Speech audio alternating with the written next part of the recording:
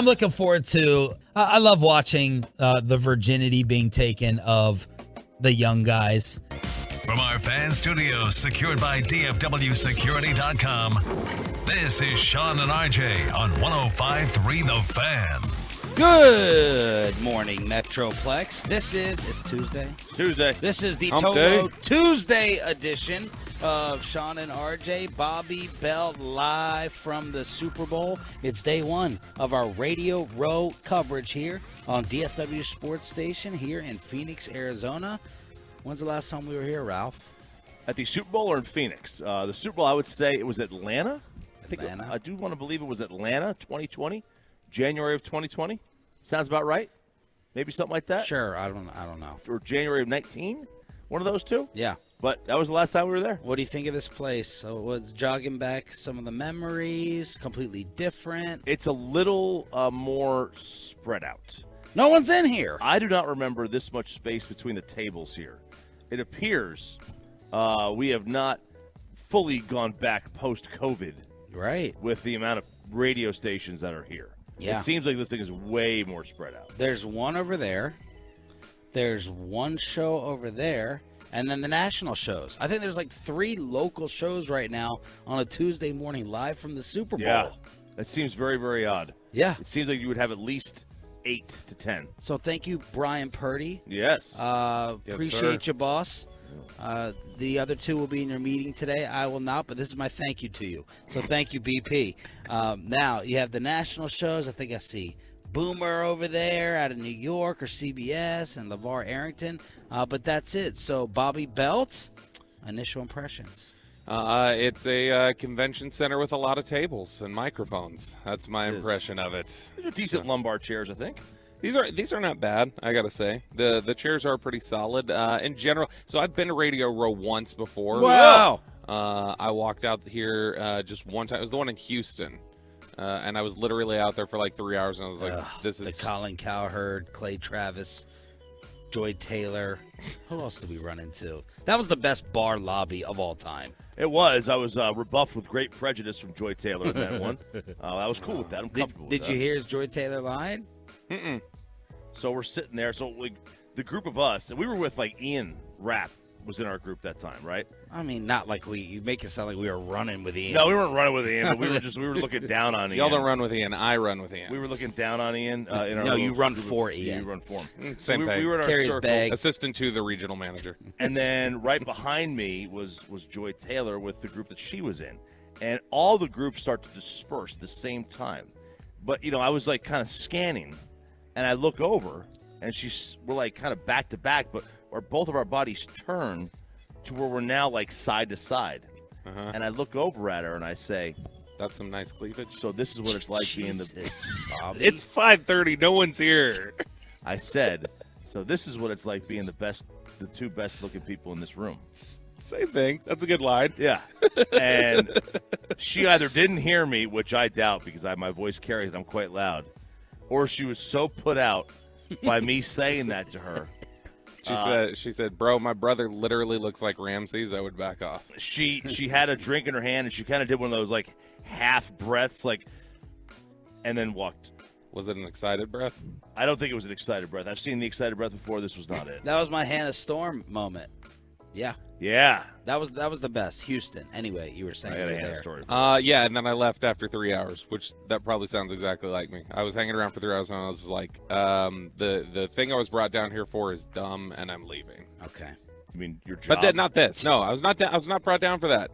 I was brought down because I was supposed to be doing some audiobook for somebody, and they wanted me to interview old Cowboys, and they didn't have any plan, and so I was like, I'm leaving. This is dumb. All right, so far this morning, I've written down M&M, baby wipes, stolen wallet, and way too much talking, way too loud. These are the 4 things on the Wheel of Morning Show Fortune. Who wants to take one first? Well, we can start with the wallet because that's going to lead to somebody being in jail. It's not me. I tell you that right now. Although I made a huge mistake, Sean.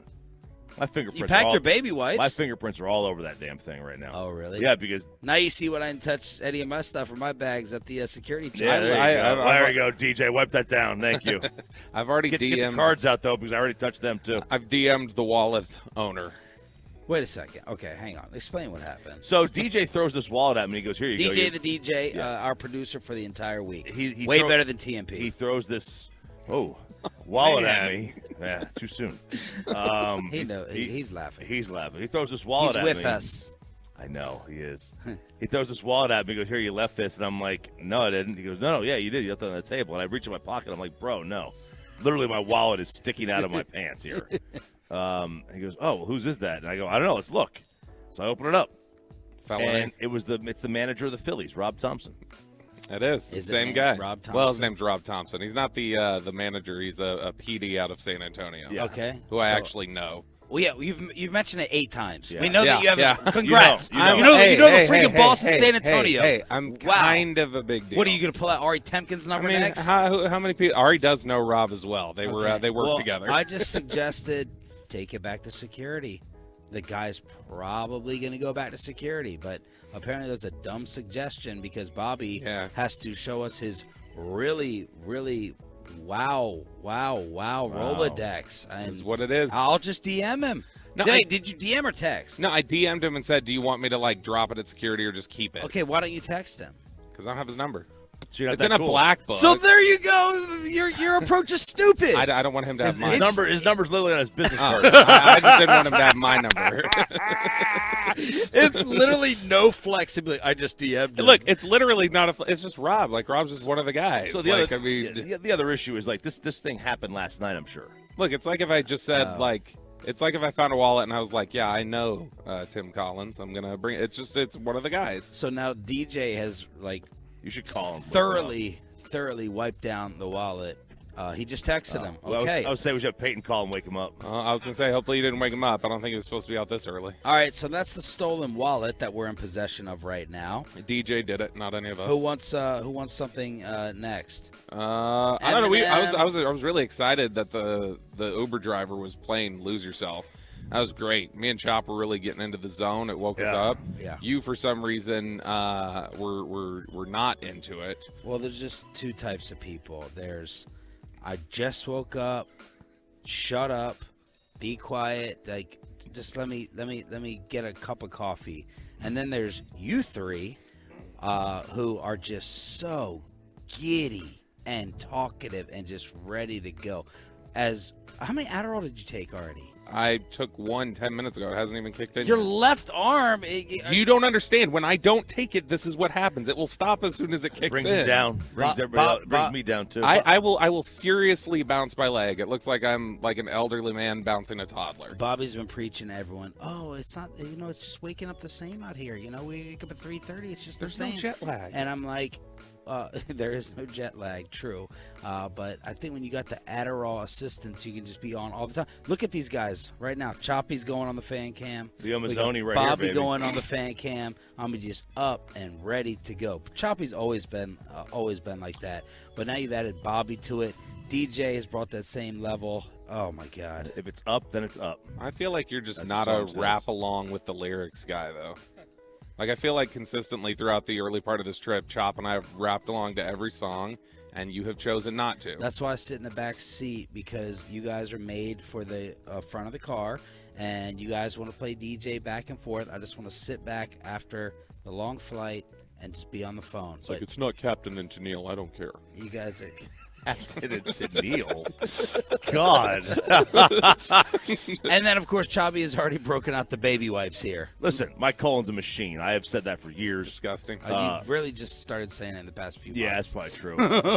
I wake up in the morning and it's just ready to go. And like most people can't go on vacation Okay, so when they're outside of home. Okay, let's break this down. Like, whoa. Okay, we've had calves and we've had buys and tries and all that stuff. Yeah. What is so impressive about? Well, why is your colon so impressive? How do we judge if we have a great colon? I mean, you could just tell. When your thing's working right. We all poop every day. See, I don't believe that. It's a now children's you might. book. Now you might. I go several times a day, usually at the same time. But like I know Everyone pretty much goes several times a day. You think so? I do not think so. How many on average per day times do you go? 877-881-1053. 4. Tell the man twice. Everyone goes on average twice a day. I went in the lobby last night. How many times a day? Twice usually. Okay. Sometimes 3. I'll go DJ, 4. What number I'll go is 4. it for you? Okay, 2 or 3. Is it clean as a whistle? Mm-hmm. Yeah, ghost Okay. wipe. Really, ghost? It's ghosty every Yeah, time? That's yeah, good. right That's over here, solid, baby. Solid. All right, so that's how you. Yeah, I could tell. Just Sean's very gonna hate ghosty. the next 4 days. Very I really want you to ghosty. shut up now. I want you to take the wireless and just go for 4 hours and get out of here. You're already annoying. I thought Roy was annoying, but no. Oh, God. Roy is much better than you. All right, Great question. we're live in we're live in Phoenix. It is Radio Row's Super Bowl coverage. That was just the first. How long was that? 10 minutes. Felt like it was 3 hours. We were brought to you by Rally House, your home for officially licensed NFL gear. Your city, your house, Rally House. Did you see the new look Mavericks last night and what they did in pulling off a stunner? Plus, we're not going to be able to quit. It would have been an epic quitting of the job right here, Radio Row. Like, bam, we're out of here. But we did not win the Powerball. We'll set you up for the Super Bowl guest list. We got all the travel stories. We're just getting started. Glad you're waking up with us. Tolo Tuesday edition of Sean, RJ, and the Annoying One right here on The Fan.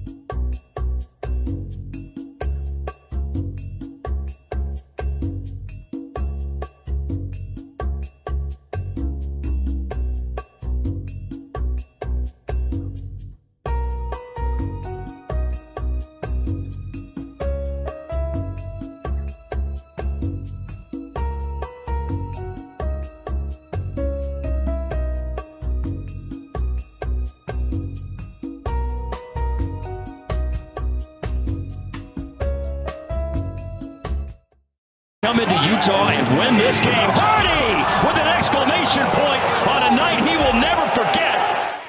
about that from your new look, Dallas Mavericks? Good morning, Metroplex. Sean Sharif, RJ Choppy, and Bobby Belt live from Radio Row.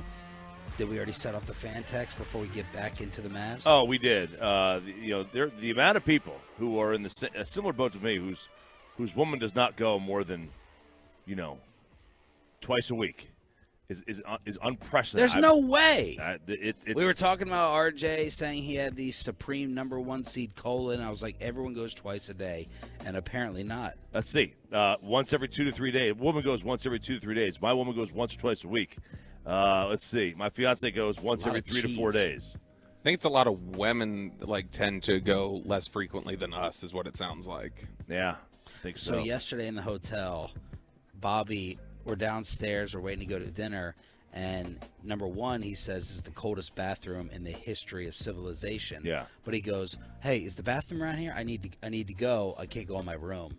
And I think Bobby has to be the first person in history to have a solo room and seek out a bathroom outside of it, a toilet outside of it. I was amazed. Amazing. I don't think that's ever occurred before, ever. It hasn't. It's like, because he cannot go in his bathroom and then shower in that same room. So he's seeking out public restrooms over the sanctity. You need a room key to get into the restroom in the lobby. It's fairly clean. Okay. I think it's okay. I agree. But even if it wasn't, you would prefer to go in there versus your room. Yeah. Oh yeah. I'd hover over a porta potty instead of going in my room because I don't want it to mix with the steam of the shower. Whatever particles are in there, that's how you get pink eye. It's not. Well, okay. That's one of the reasons, but you'll be fine. Just go in your room. I need minimum 2 hours clear time if I don't have an extra bathroom to use. All right, so a lot of people are saying not twice a day. No. All right. I mean, then some are like saying, one guy says he has IBS. He goes 8 times a day. Bro. What's scarier, going 8 times a day or twice a week? Which one would worry you more? Twice a week. 8 times a day. I think that's a lot. I think 8 times a day would worry me more. First off, you couldn't walk. You couldn't walk. That's true. Ripped apart. That's why you got to use the wipes. Yeah. All right.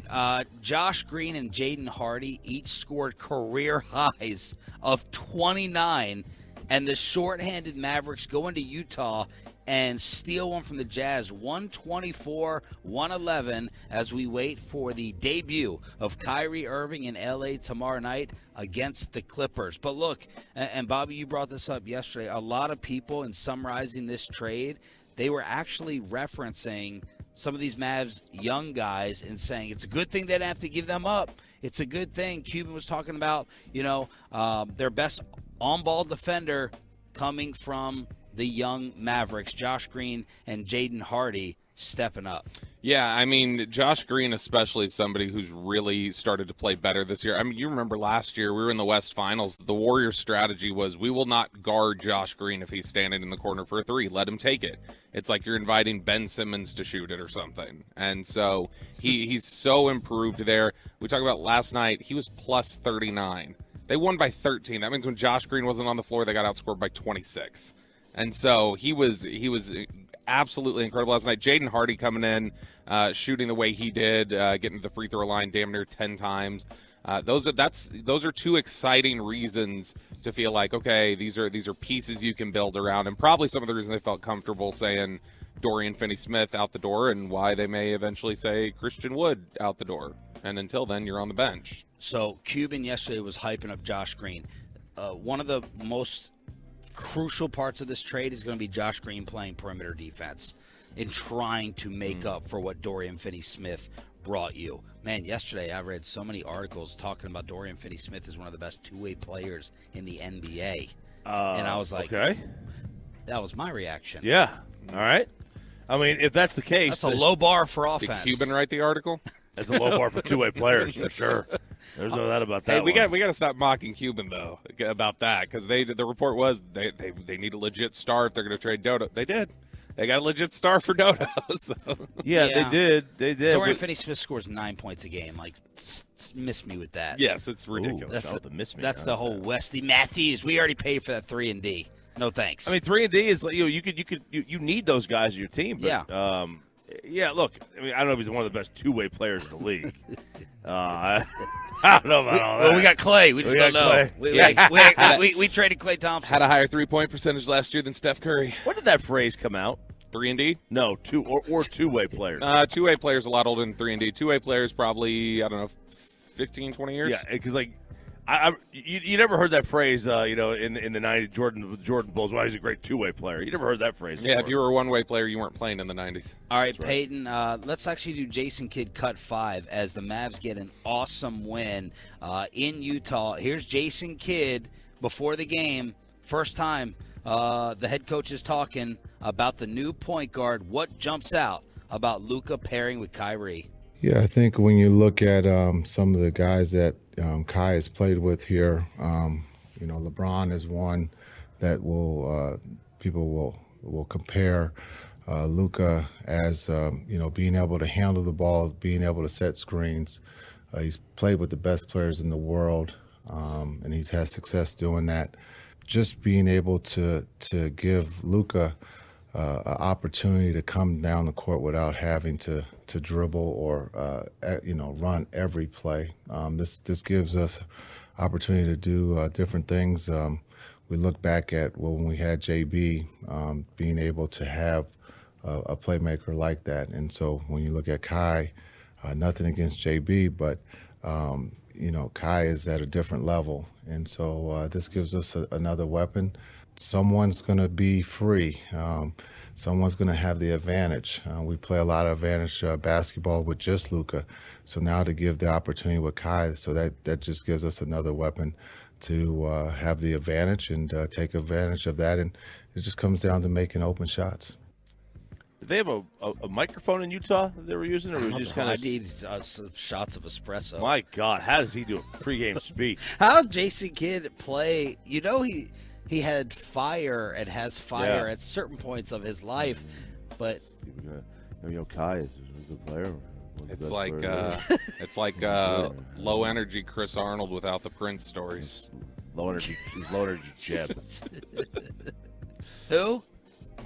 Jeb? Is that a Bush reference? It's a Trump reference. Low energy Jeb. Low energy Jeb. Oh gosh! All right, let's see. I want to play one more just for entertainment purposes. Now, what Kyrie Irving brings to the Mavs? On paper, it gives us scoring, a champion, an all-star, someone whose basketball IQ is extremely high. And so it gives us another weapon to put alongside Luka and the rest of the guys, not just Luka, but the rest of his teammates.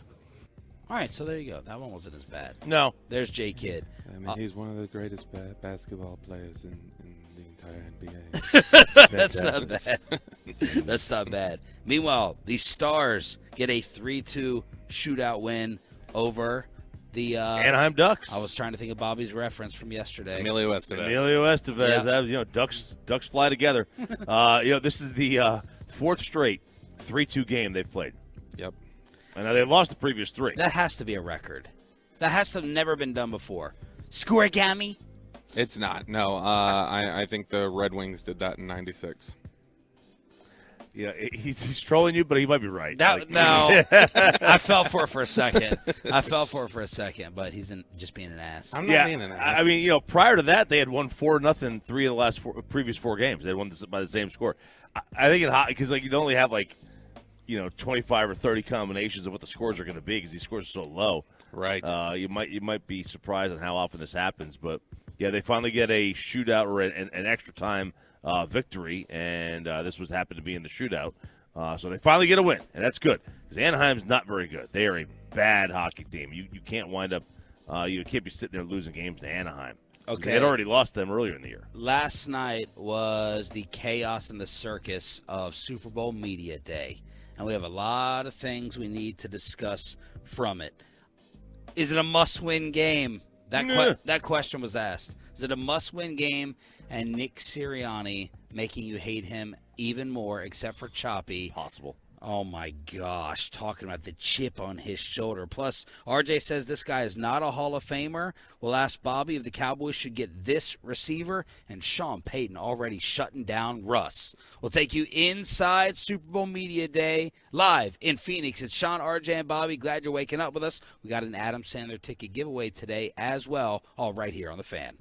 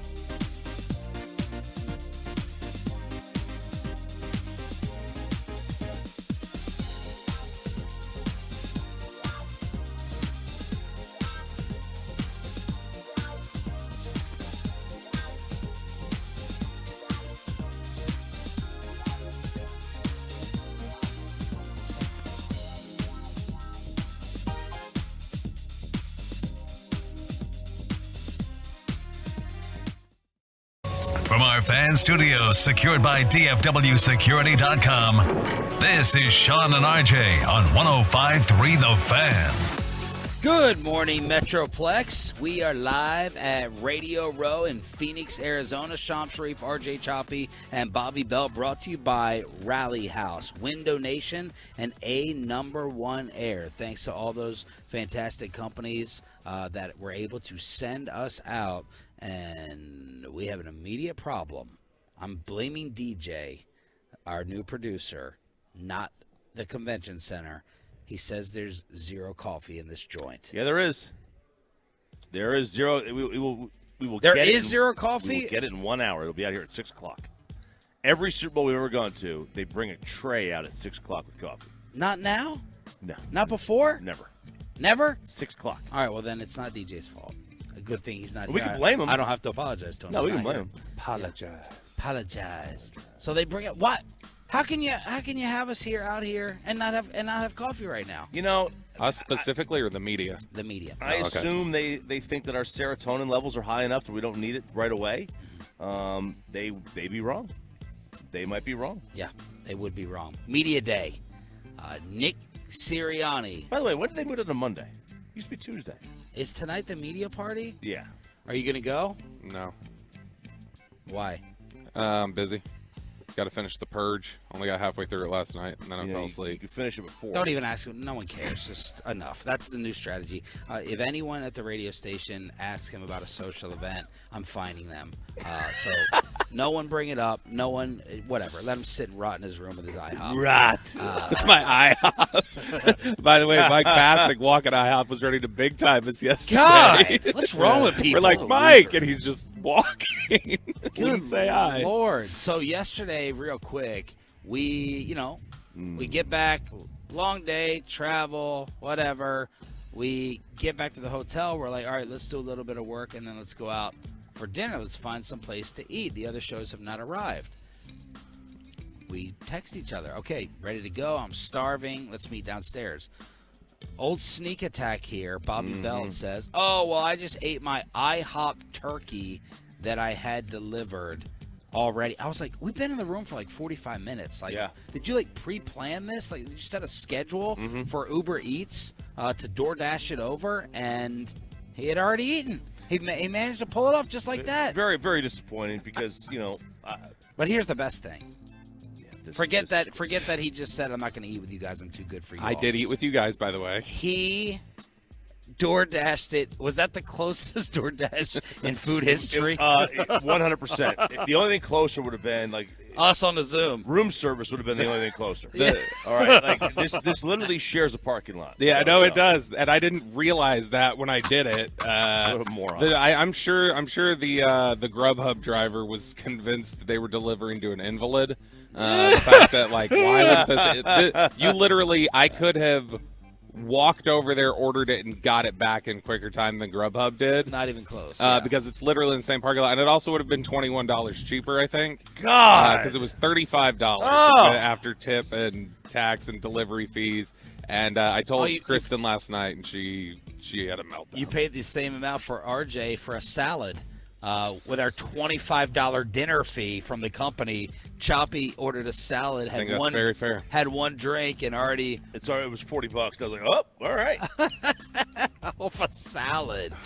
So that's Bobby door dashing. Yeah. Maybe I would love to know from people out there who are Uber drivers or whatever, DoorDash, how many people make that mistake of not realizing that the restaurant is like literally around the corner. I get it. You're drunk. You're hungover. I've ordered from the McDonald's down the street. Yeah. But this was hilarious. This was in the parking lot, and when you went to the Google, okay, and you put it in your phone, and did it say It didn't work like that. So 0.0 you go to miles? No, you go to Grubhub, and it just gives you an estimated Time. delivery time. Yeah, not the And so it said distance. 25 to 35 minutes. I was like, all right, that's one of the quicker ones, and I'm hungry, and okay, they can get me soda-friendly, like, turkey, and I can get just plain broccoli. And so I was like, okay, Which, this isn't is one that of the... turkey like maybe the saltiest thing you could have ever ordered? It really was kind of bland. Really? Yeah, and I've not had a ton of salt, so I would think if it was oversalted, I would have tasted it. So then we go to dinner, and we get back, and we're walking back to the hotel, and Bassick, like, He's so weird. He does this crap all the time. He's walking out and he just keeps looking at us from a distance. Like, who are these three? Looking at us. Like, bro, we haven't known you for 20 years? Yeah, we just did crosstalk. Yeah. We just did crosstalk. And he looks at us and he just keeps on walking. No hello. No nothing. No hi. And I'm like, Mike. Yeah. Mike, stop. Do you think What's up? You think the closer we get to San Francisco, the more he starts ignoring people yelling at him? The closer What, we get to what- Yeah, Because the we're like- closer we're a we border start state. moving towards San Yeah. Francisco, does he worry about running into taunting Giants fans? I don't know. You never know. Day to day. He literally is day to day. Okay, so He walked to IHOP, though. He didn't Grubhub it. the Grubhub IHOP. I feel like everyone at the station is eating at IHOP. We got DJ there. We got you there. We got Mike Bassick there. So let us know the best things to get there if you're an IHOP professional and veteran. Nick Sirianni was asked at Super Bowl Media Day if this was a must-win game. And Bobby, he also talked about the chip on his shoulder. Yeah, so Nick Sirianni was let go from the Kansas City Chiefs staff when Andy Reid took over. Sirianni was the receivers coach. Reid was let go, and he talked about, man, I'm appreciative of how Andy Reid handled it. I was not retained. It was a motivating force for me. He said, do you always have a little chip on your shoulder? Sure. Yeah, you do. But that's who I am as a coach and a person. I want to make sure I'm working my butt off to get as good as I possibly can. And sure, you hold on to some things. This guy does think he's Michael Jordan. And I took that personally. No, he said Jalen was Michael Jordan, remember? Yeah. Well, then he's Pippen. He's I don't Phil know. Jackson. Yeah, he's but just it's weird because I think Did Andy Reid let him go? Yeah, Andy Reid didn't retain him when he. Okay, well then it's justifiable. But they little all chip. lose jobs. Everybody loses jobs, and nobody Yeah. talks about I took it personally when this coach this. But is the only everyone person takes I've it ever heard as personally. a motivating fact. No, when you're not retained, your contract runs out, and you're just not brought back as a new staff. Most New coaches, staff, coaches I know. You know how many coaches in 2019 when they weren't brought back on McCarthy's staff? They went, yeah, I get it. He's going to bring in his own guys. He Okay, knows so that. this was a changeover. This Yeah. was Andy Reid taking Yeah. over previous regime. Yeah, Okay. yeah, and Andy was just like, well, Todd thanks. Haley, was he the guy before? No, it was someone. Was it Herm? Was Herm after? Who was the previous coach before Andy Reid? I want to say it's Herm. If it was for just a minute. Nope. No, it was Haley. Haley gave Nick Sirianni his gig there in Kansas City. Those two. Yeah. That's what a perfect match that is. That's like. Oh, that's wait, like, no, it was Crennel. It was Crennel. No, Crennel was the Interim. interim, but Haley was the coach at the start of 2011 when he was the receiver. Romeo was never full time there, and it's like the Eagles' defensive coordinator now. Didn't he pull up in his SUV and say we're gonna gut the Giants? Yeah, Jonathan Gannon. He was pulling up, and some Philly fans were recording before the 49ers game. And he goes we're going to gut these MFers. And then he it's that whole attitude. And we've talked about it this year. This is one of the most sensitive football teams I've ever seen. Would we love Sirianni if he was saying that as No, the Cowboys coach? absolutely. Nope. Yeah, you would. You would. Yeah, I would. And actually, I'd probably roll my eyes at him. I'd listen to him every day. But no, you'd absolutely love it because everybody looks at that where they say, "Oh, I love when my coach has a bulletin board and a chip on there." Everybody loves that. Everybody loves that. Then why don't I love the watermelon smashing? You're just weird. Okay, but I'm just saying, You just I hate don't like McCarthy the for bits. you hate McCarthy no matter what. I don't hate McCarthy. I just I don't like head coach bits. I think they're lame. Oh, that's every head coach then. Yeah, It's really not. They all have them. What are Belichick's bits? Being a jackass. That's not a bit. Not talk. Oh, you would like Bill Belichick. You think Mike McCarthy's got a gruff personality? You're gonna use Belichick as your opposite example. Exactly. All right, let's move on. So that was a Sirianni chip on the shoulder. Is it a must-win game? How about Sean Payton shutting down Russell Wilson when the media was asking about some of these rumors last year that Russ had that VIP setup in Denver?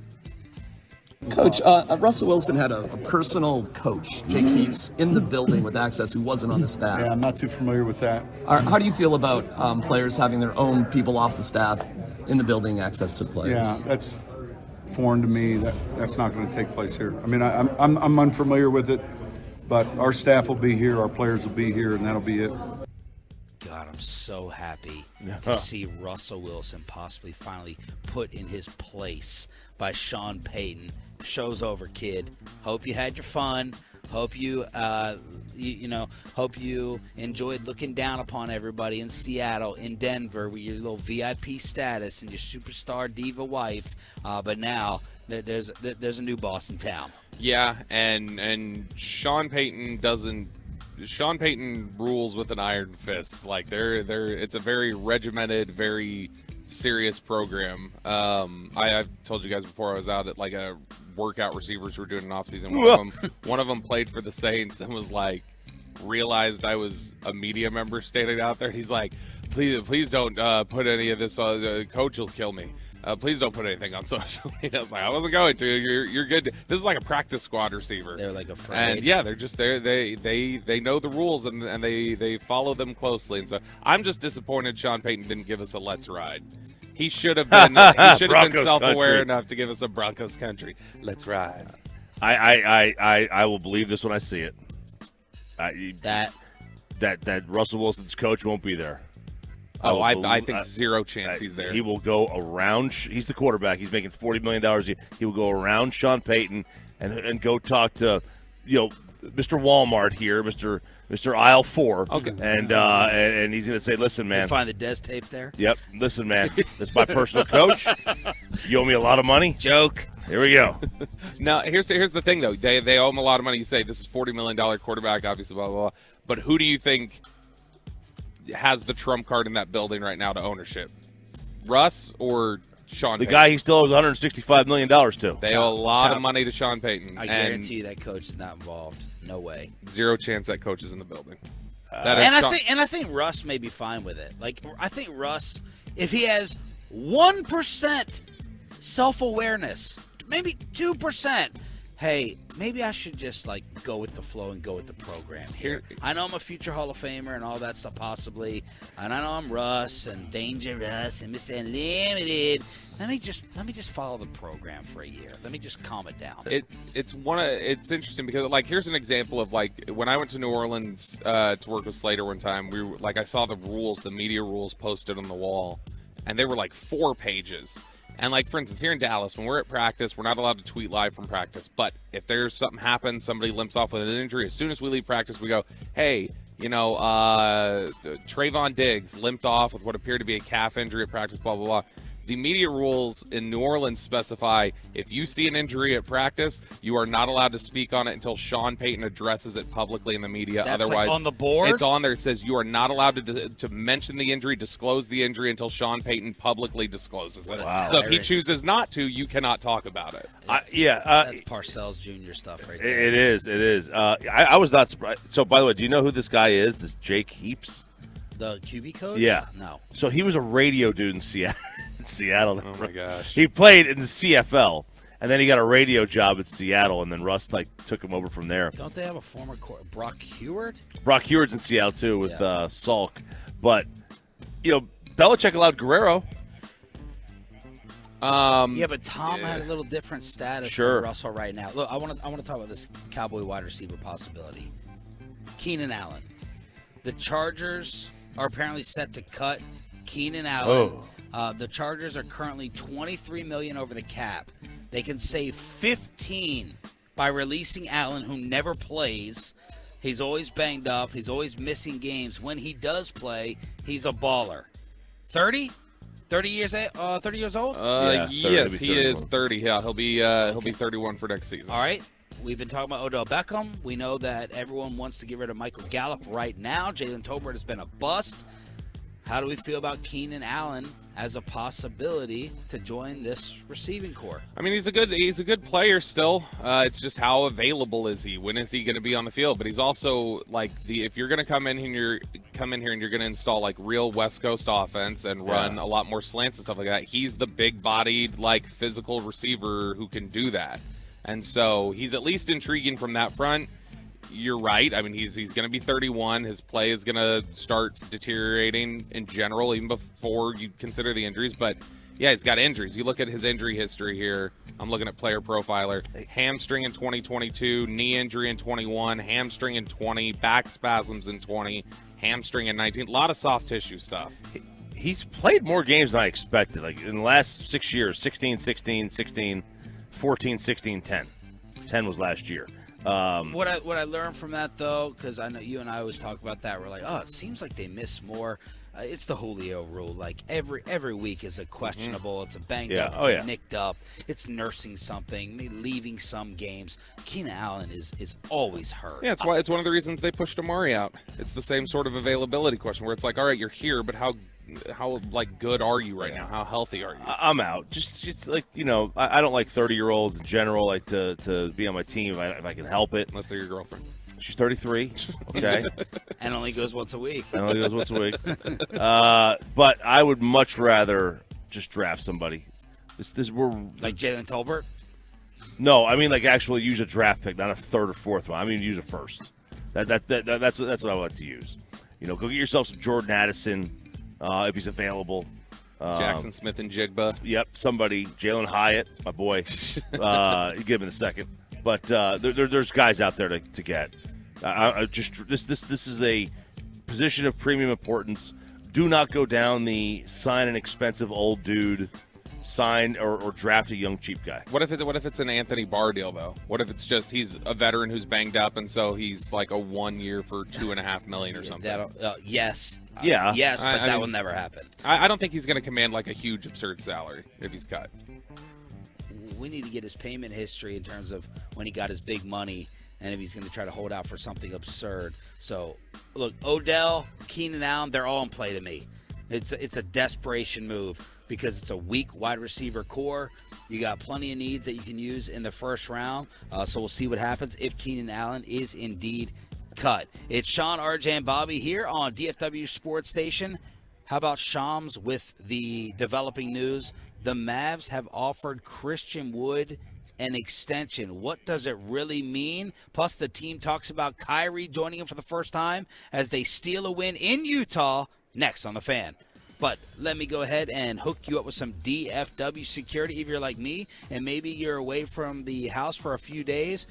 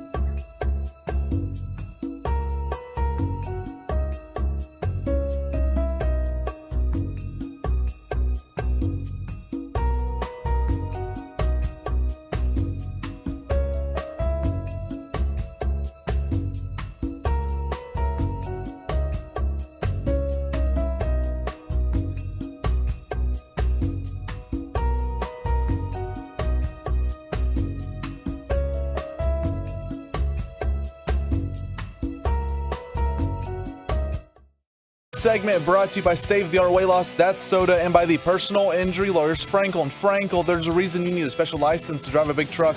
So companies that hire drivers and put them in a big truck should be held accountable for what happens when one hurts you. Frankly, you need Frankel and Frankel. Visit truckwreck.com or call them 214-333-3333.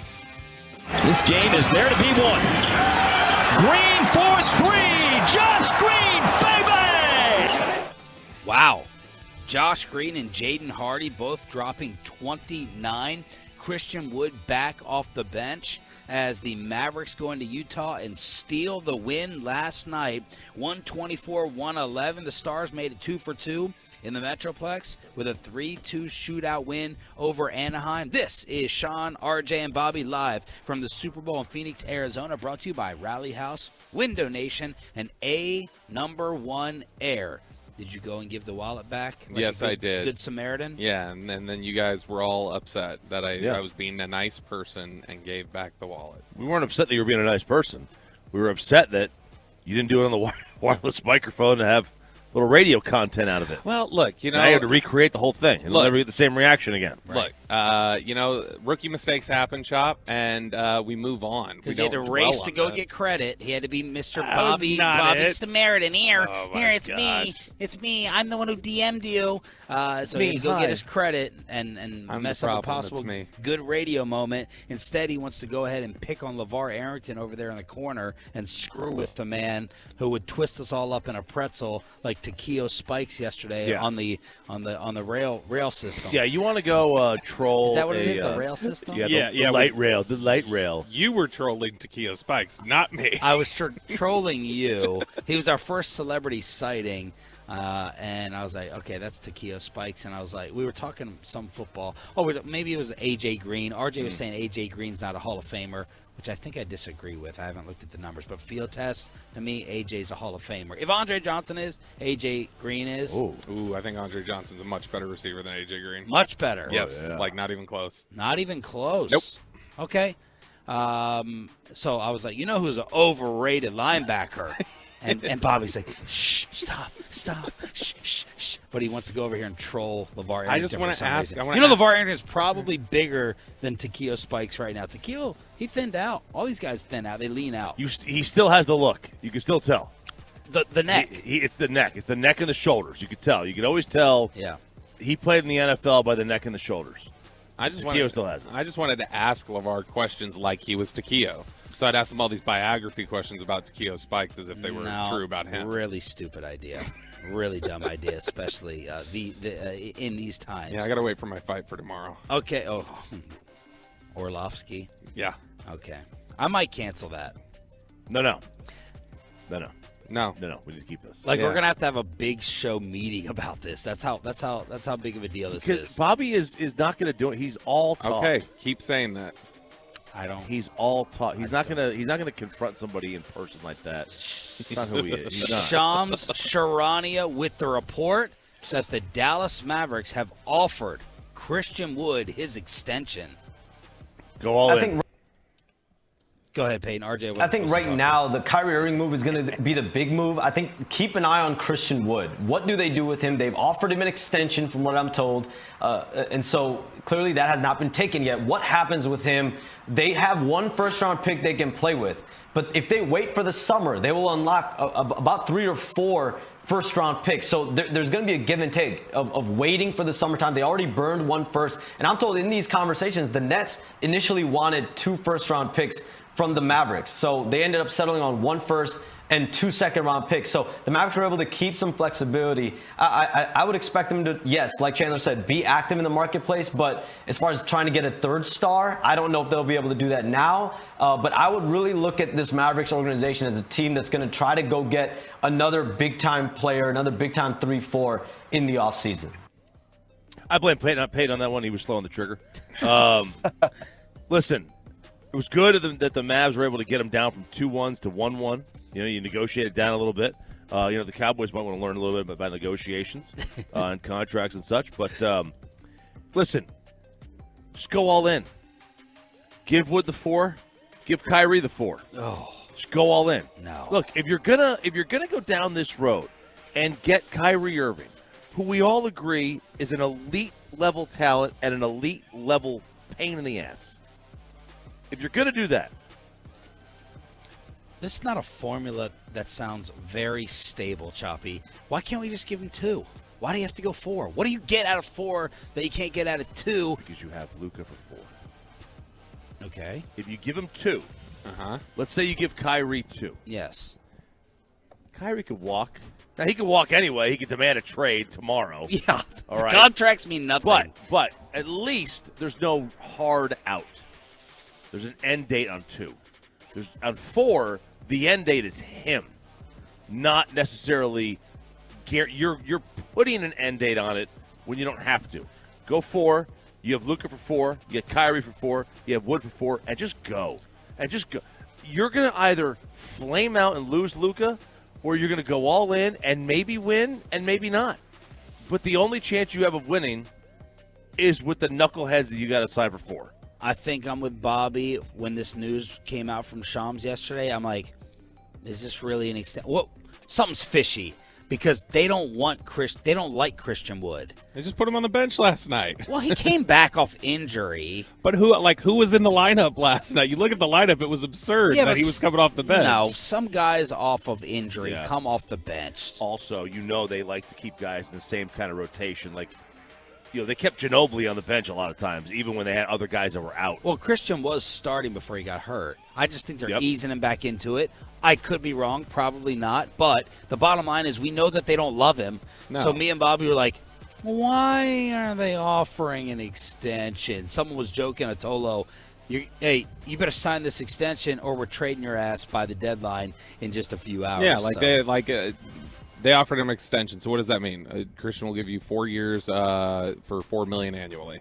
It's probably some extension that nobody's going to sign that. Well, Tim McMahon says that they wanted to give him 2. Now, Christian is obviously more interested in 4. That info? Yeah, we asked McMahon to come on, and he's like, no, but you can listen to my podcast and reference that if you'd like. I hate that he's so good at his job because I know I would just hate him outright. He's awesome. He's great at it. I think he's really good. I think he's really good. But, oh, gosh. I know. Anyway, so Christian Wood gets offered the extension, according to Shams. What else could it be? Or do you just try to lock these guys up for 2 years or for 4 years? I'm in Think favor. of that plan, though. What are we going to do to keep Luka? We're going to trade for one of the most bat-esque crazy people in the history of sports, and we're going to give him 4 years.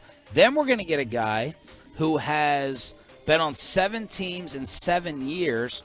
We've seen him be not the best professional here. He plays 0 defense, and let's give him 4 years. That's our plan to keep the best player in the history of our franchise. But you realize this is a it's a no-lose situation by doing this. And the reason it's no-lose is because you were already losing. Well, you can make I don't have confidence in it. You can make other moves in the NBA. Yeah, you can. They did get Dinwiddie and win that trade. They did not win that trade. KP's been playing better than Dinwiddie has. KP's been, if you look at the numbers, he's been one of the 10 most efficient players in the NBA this year. He's been one of the best players actually in the league. The PER, points per 100, all that stuff. He's been tremendous. What's he played, 12 games? I have no idea. I don't know. But no, here's the thing about the Christian Wood giving him 4 years versus 2 is this is a guy who is he's played 45 games. Like when they talk about trying to get the most out of him and getting him to buy in and stuff, maybe the avenue to do that, and I understand why they'd be hesitant to, but maybe the avenue to do that is we're going to show our faith in you and lock you in. We're going to give you security so you're here. Yeah. There's no more question. You're not playing year to year. You're not wondering if this is the team that you're going to get purged from. And look, if it doesn't work out, you can trade Christian Wood because the NBA has shown you, NBA teams have shown you over and over again for the last 7 years, they will take a gamble on his talent. Yeah. Somebody would trade for him. That's where I disagree. Yeah, and you get nothing for it. The Rockets got nothing for it. You get the cap off. By locking yourself into the deal, yes, you have him for team control, but it's not like Brunson where you're like, all right, someone else would definitely want this. I don't think someone else is definitely wanting Christian Wood at this point in time. The league has spoken. The yeah, league but has spoken. He has. I mean, he has done some nice things this year. Look, I'm not crapping on him personally. I think he's a phenomenal offensive talent mismatch. But we've heard over and over and over. Tim McMahon said it the other day. Why I paid $3.95? He said they still want to shop him, and they still would get rid of him if they could. Yeah. And he doesn't play defense and missed assignments and maybe not the ultimate professional. I think it's an unfair standard that we're putting on him all of a sudden. Oh, you're missing your defensive assignments in today's NBA. But that's the way they feel. That's the way, as Bassick says, that's all that matters. Listen, I understand what you're saying. My entire thing is you're losing as it is. You've made the decision to go down the Kyrie avenue. You've already made that decision. Yeah. You might as well go all in with it. Ride it until you can't ride it anymore, and then figure out tomorrow. But what harm is there in me getting him for 2 years? What's the harm? The harm is that when 2 years is up and he's still here, and the rest of the league wants him, and he's like, I kind of want to go to L.A. And what's the likelihood of his value being higher in 2 years and him being more attractive to others based upon his history? His value's never shrunk. The guy continues to get... It just shrunk. He got traded for Spencer Dinwiddie and Dorian Finney-Smith. And another team offered Chris Paul for him, and they said no. Yeah, and Chris Paul's rotting, about to be in the ground. But they gave up. They still gave up quite a bit to get him. All right, I'm not trying to argue with you. We know his value has declined. Yeah, it's not the same value as like Anthony Davis at his prime when he got, you know what I mean? But it's still very high. He's Kyrie Irving. Like he's still going to get on the open market. He's still going to get the max. Yeah, so his value's still high. So sign him for the 4. Go all in. 877-881-1053, truckwreck.com text line to hit us up here on DFW Sports Station. Truckwreck.com text line all week long with the Super Bowl interaction. How about the Ja Morant laser story? Did you see this? Some Kelvin Joseph things happening in the NBA and traveling with these fools out here trying to dodge a plane wreck. RJ Choppy showing off the big boy connections and just Bobby Belt in general. Yep. Traveling with these fools as we get you ready for headlines and an Adam Sandler ticket giveaway next. But let's get you over to Boomer.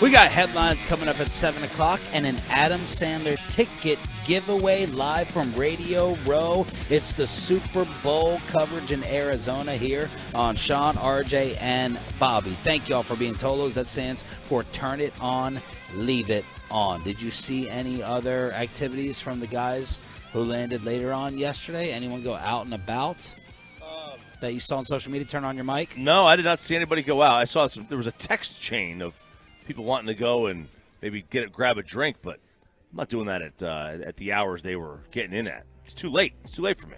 I saw Hagee and Bassick attempting to stand on the sky rail. That's the only update I saw, other than the same thing on the text chain where like Wolchuk is like, hey, y'all want to go like party? It's like, I've been asleep for 2 hours. So I looked at the text when I woke up and I was like, this is I don't know why you thought we were still awake. He goes, you all in for the night? Mm-hmm. Yeah. We're waking up at 3:30, homie. Yeah. But tonight they may absolutely cut loose for this media party. Where is the media party, Choppy? So last time we were here was at the TPC Scottsdale, where they host the Phoenix Open. Okay. My spot. Yeah, I don't. It's not there this year. I don't know where it is. It's downtown somewhere. Wow, normally you're on top of these things. Yeah, I know, but I didn't recognize it. I just stopped reading Tim's emails, to be honest with you. Oh. He sent too many. He sent too many at once. He sent 3 in a row, and I'm like, I can't handle this. I can't handle this right now. So I'll look at it today. Okay. I'll have our itinerary, or the itin as the kids would call, or the rary. I don't think any kid or adult has ever called it that. So yesterday we are flying out from Love Field, and I guess the first thing I noticed was Bobby. God, what? I can't sit across from you shaking like this. I do it every day. Have a heart attack. I do it every day. You just don't see it. Yeah, there's a table covering it. I mean, you're going 100 miles. Do you do it like that every day? Here we go. Yes, every day. Right. I thought the Adderall calmed you down. It does. There you go. And now you don't have to see anything. That's very clean happy floor. Happy, Sean. They just had a livestock convention in here. Hey, don't talk about me like that. I'm trying with soda. Bobby sitting down Indian. Can you say Indian style? No, it's crisscross applesauce. Bobby sitting down crisscross applesauce. Thank you. I appreciate that. And I guarantee you he won't shake the same sitting down there like that, Choppy. You let me know by the time headlines come around. So Bobby, seat profiling everyone. For the first time in my 12 years, someone sat in a seat closer to the front than Choppy, as Bobby's been using his Dallas Cowboy traveler status. And he got the A16 seating on Southwest. RJ Choppy right behind him, and then I was third, and he tried to seat profile us as we were walking onto this airplane. Yeah, we walk on the plane, and he's like, you were like the 5th row? Six, something like that. That was an 8. So he was in so you walk on, and I was in like the 30s, like A30, something like that.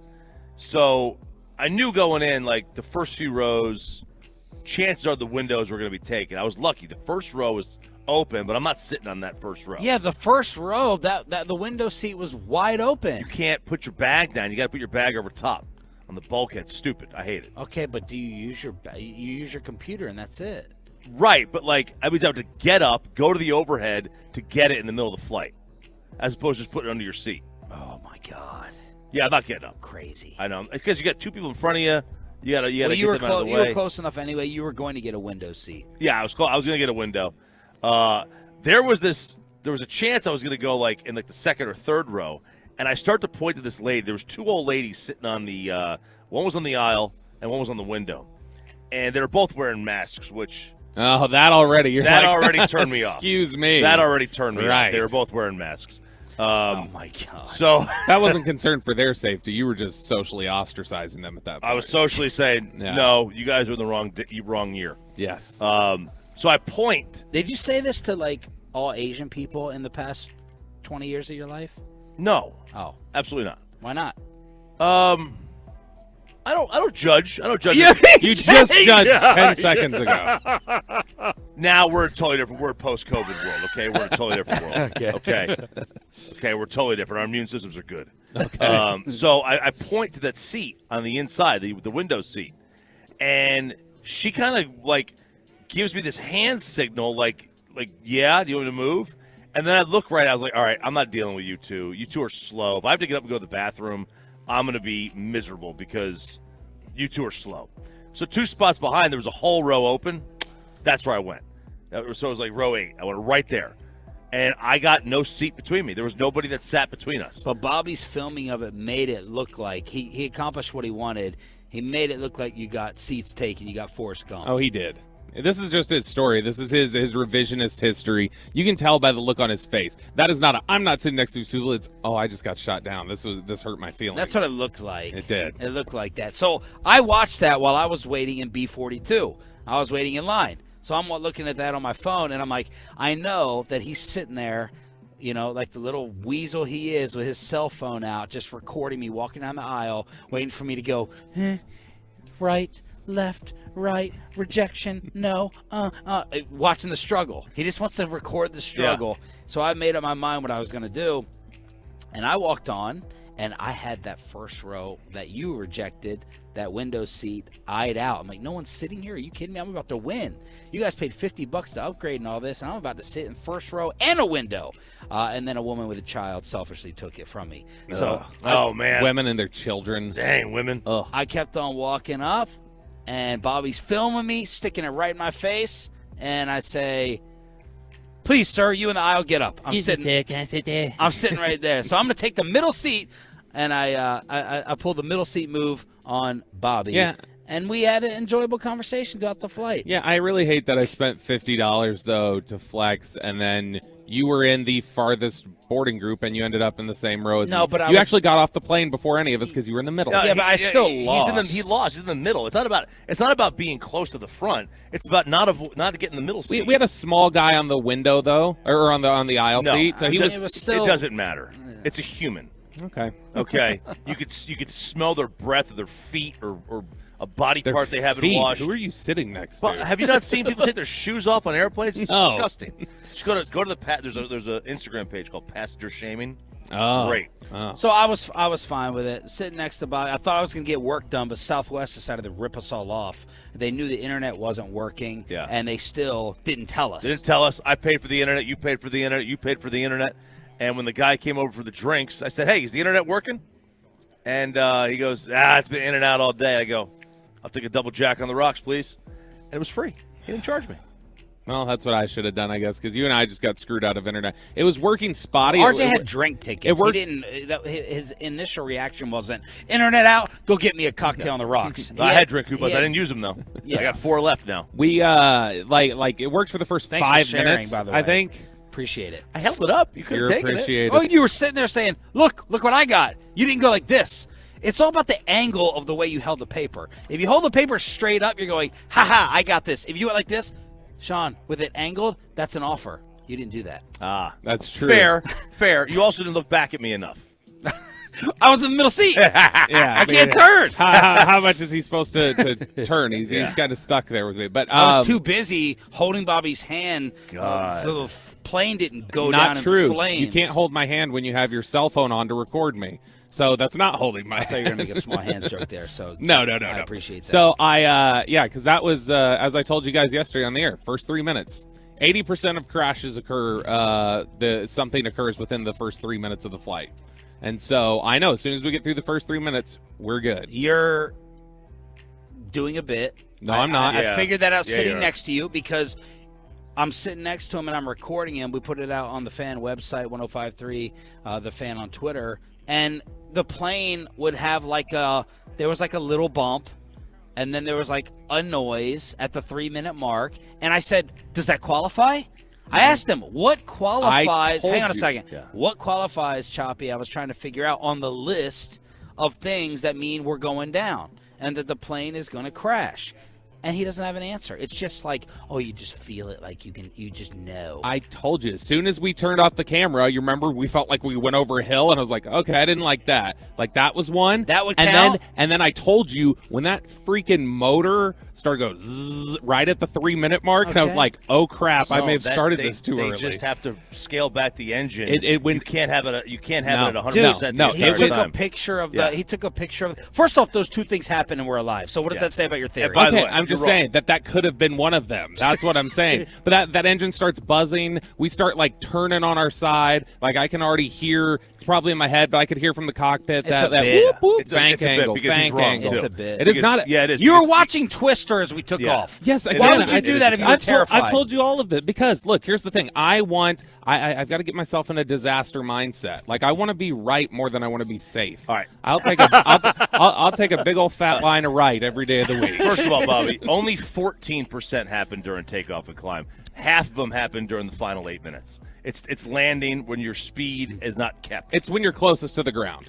That's when the things occur. So the 80% is during takeoff or climb. You don't just drop out of the sky. Well, and I told him the descent is rough. Man, when we landed in San Jose for San Francisco, that I was certain we were running out of track and we were going to run into the highway. We were stunningly close by the time the plane stopped. I'm sure they were fine. I'm sure they knew what they were doing. They were not. He tried to tell me this on the Cowboys team charter. Yeah, they barely stopped short. Like a Seinfeld. The American Airlines pilot has no idea what he's doing. Or Southwest guy had no idea. Yeah, Southwest. So then we land, and Bobby's like, "I want to get a rental car." Mm-hmm. And I'm like, "Oh my!" I said, and he goes, you guys go get bags. I'm gonna go to the rental car. I just want to have that availability."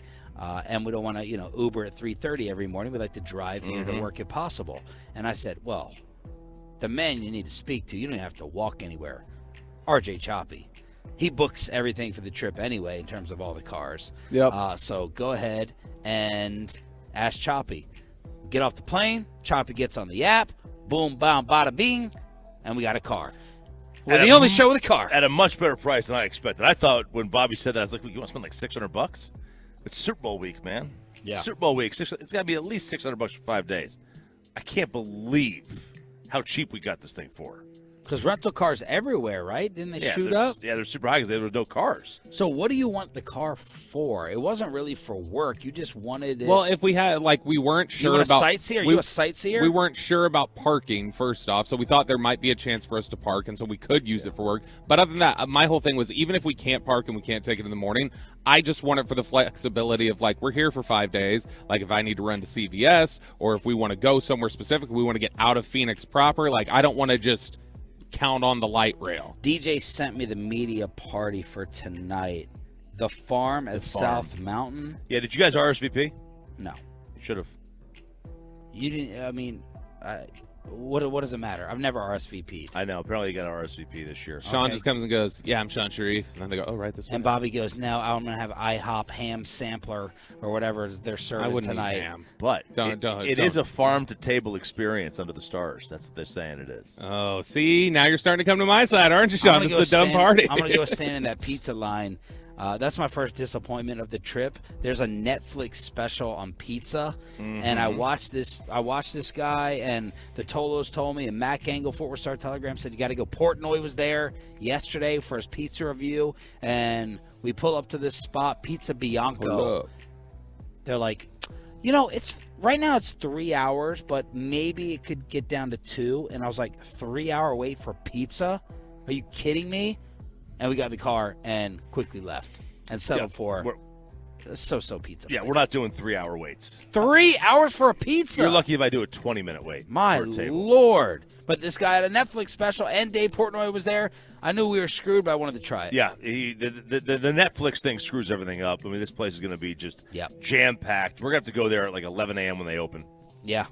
I tried to see if they have delivery. The app laughed at me. Like, a place like this, you think it has delivery? They don't. I called up yesterday. They said they're not even doing takeout this week. Did they answer? No, it was a recording. Oh. You had to leave a message. And listen to the galls, the guts, the balls of these people. You think we could have gotten in with the way Bobby was dressed? No. You were dressed the same way I was. I didn't have gym shorts on. I had jeans at least. The guts on these people. They said, by the way, leave a message. We'll get back to you within 48 hours. 48 hours. Pizza. That's when they have their first availability. Mark Cuban explains why they made the Kyrie move. The Stars get a win and an Adam Sandler ticket giveaway as we're just getting started with a Total Low Tuesday. Headlines are next on The Fan. But it is the place.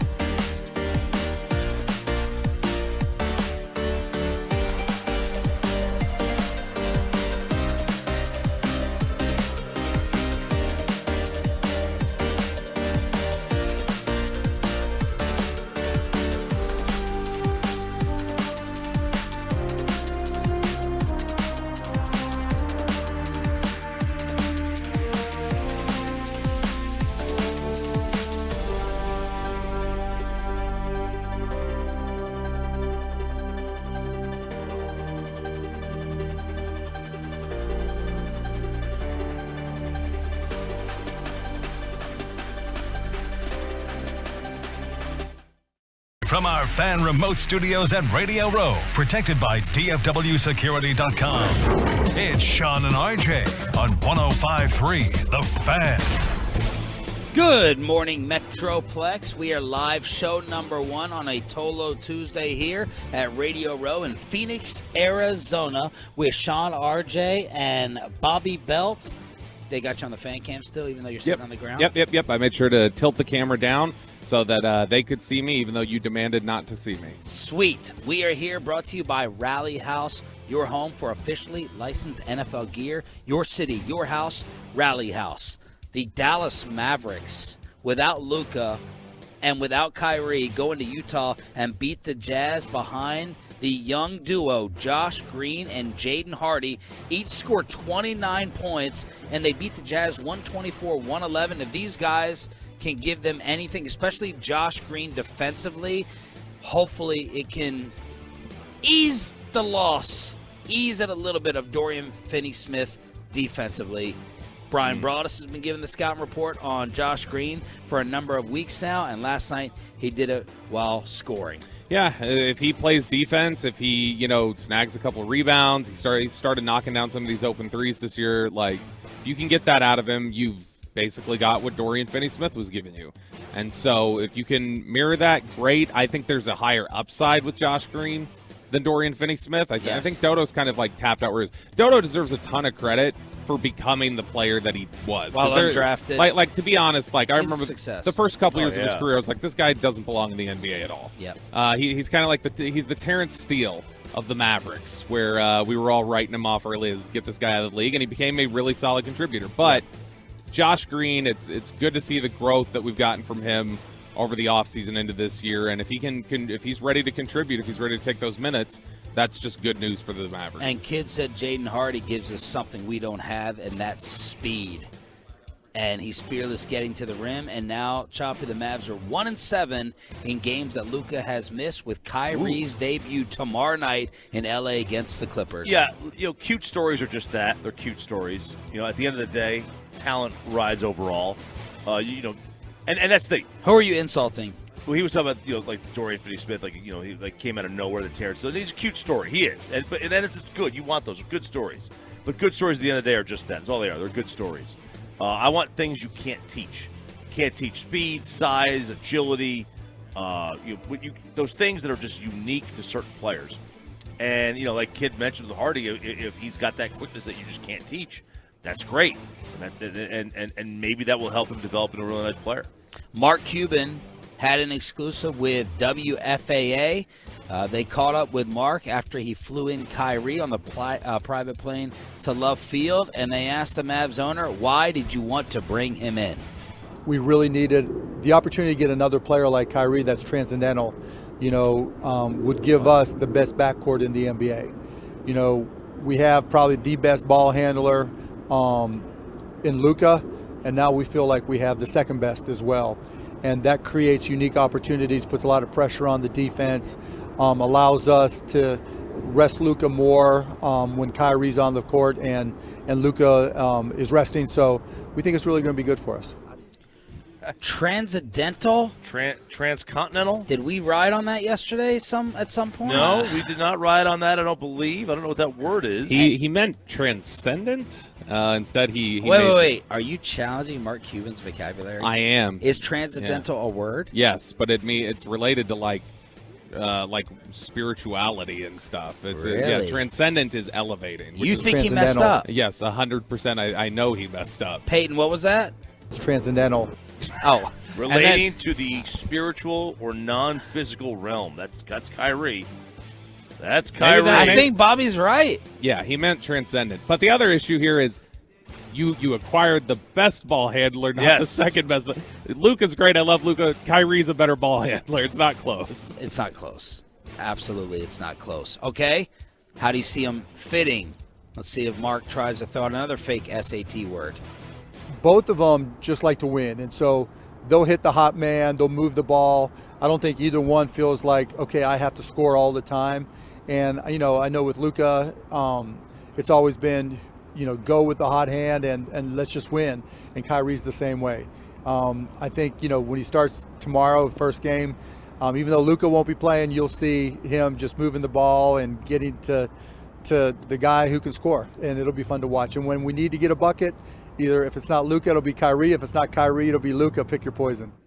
Man, meanwhile, I saw a lot of articles. Bobby, you sent one.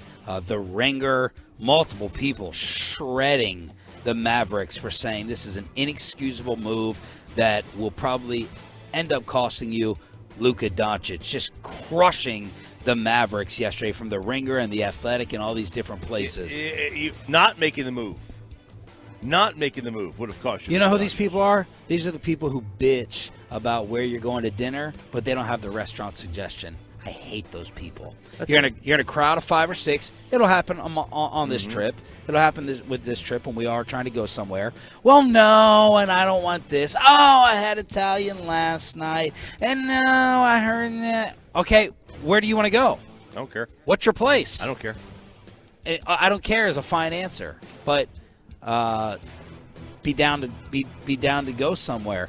And all these people, tell me what else the Mavs were going to do. Give me your other Maverick food option. They weren't going to do anything else. They weren't going to do anything else. No one has an answer. No, there's not. There's not an answer. And I think that's why Bassick, I only heard the first 5 minutes of the show, so I have no idea what he said in the next 5 minutes. But it felt like he was backing off his criticism a little bit because someone has to tell me what other player you were going to get. How else were you going to save Doncic here? Yeah, the other player you were going to get was not somebody nearly as talented as Kyrie Irving. You have to sometimes make a deal with the devil. You just do. Ask Jerry. Yeah, right. I mean, you sometimes gotta do things that make you uncomfortable, and the Cowboys, the Mavericks did that. Is Kyrie Irving going to work here? I have no idea. He might be a lunatic. He might torpedo this whole thing, and if he does, oh well. It was going to get torpedoed anyway when you did nothing and Luka decided he wanted to leave. I don't get it, because are you writing the same articles if this is L.A.? I don't think we're seeing these articles if it's the Lakers. The only reason they may not is because LeBron has a history with Kyrie. And it ended poorly. LeBron ran away from him, so this is at least an unknown. And they have Anthony Davis. That would have been a big street clothes. Street clothes, but they would have had a big 3. Yeah. Well, I mean, if they give Christian Wood minutes, they can have a big 3. Well, they're trying to give Christian Wood a contract extension, according to Shams. Shams Charania reporting Christian Wood has not accepted it yet, but Mark Stein yesterday said the Clippers were interested in Christian Wood. Tim McMahon said the Mavs were still trying to trade Christian Wood by the deadline, and now you get the report that the Mavs are trying to give him a contract. Yeah, but what does that mean, right? So that's what we're still trying to figure out is what does a contract extension mean? Is it one of those like how the Cowboys go, well, we offered Von Miller, and then Von Miller's like, yeah, they didn't offer me anywhere close to what was fair. And I would guess that's something what it is. Because I think Christian Wood's ready for it. I think he wants stability, and he wants to be locked in, and he wants to get his payday. So that to me says that they've offered it, and he didn't immediately jump on it. It was not a real, in good faith extension. We're all hoping for a second domino after Kyrie because this team can't play defense and they can't rebound. Mark Cuban, what else could y'all do?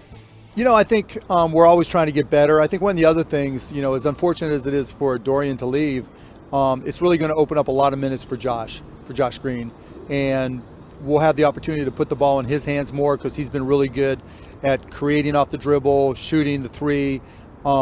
Defensively, he's literally been our best on-ball defender. And so I think part of the value in this is, freeing up some minutes for Josh. And so once, we'll talk to other teams, we'll see what's out there. But, adding Kyrie is no small piece. So there it is. He talked about Josh Green before the game. He went out and scored 29. This is Headlines. We have our Adam Sandler ticket giveaway during the Expressway. Oh, I just got tagged on a tweet. This may be very fun to experience with Bobby. Don't tell him. He's not tagged in it. All right. A national outlet just put us in something. It might be interesting to see Bobby. I'm going to find it. And how are you going to find it? Because I can literally search your handle and see who's tagged you. God, Peyton, get the stalker drop right there. The Dallas Stars get the 3-2 win. How many 3-2 games is this now for the Stars? It's 4 in a row. 4 3-2 games in a row. It's the first one they won.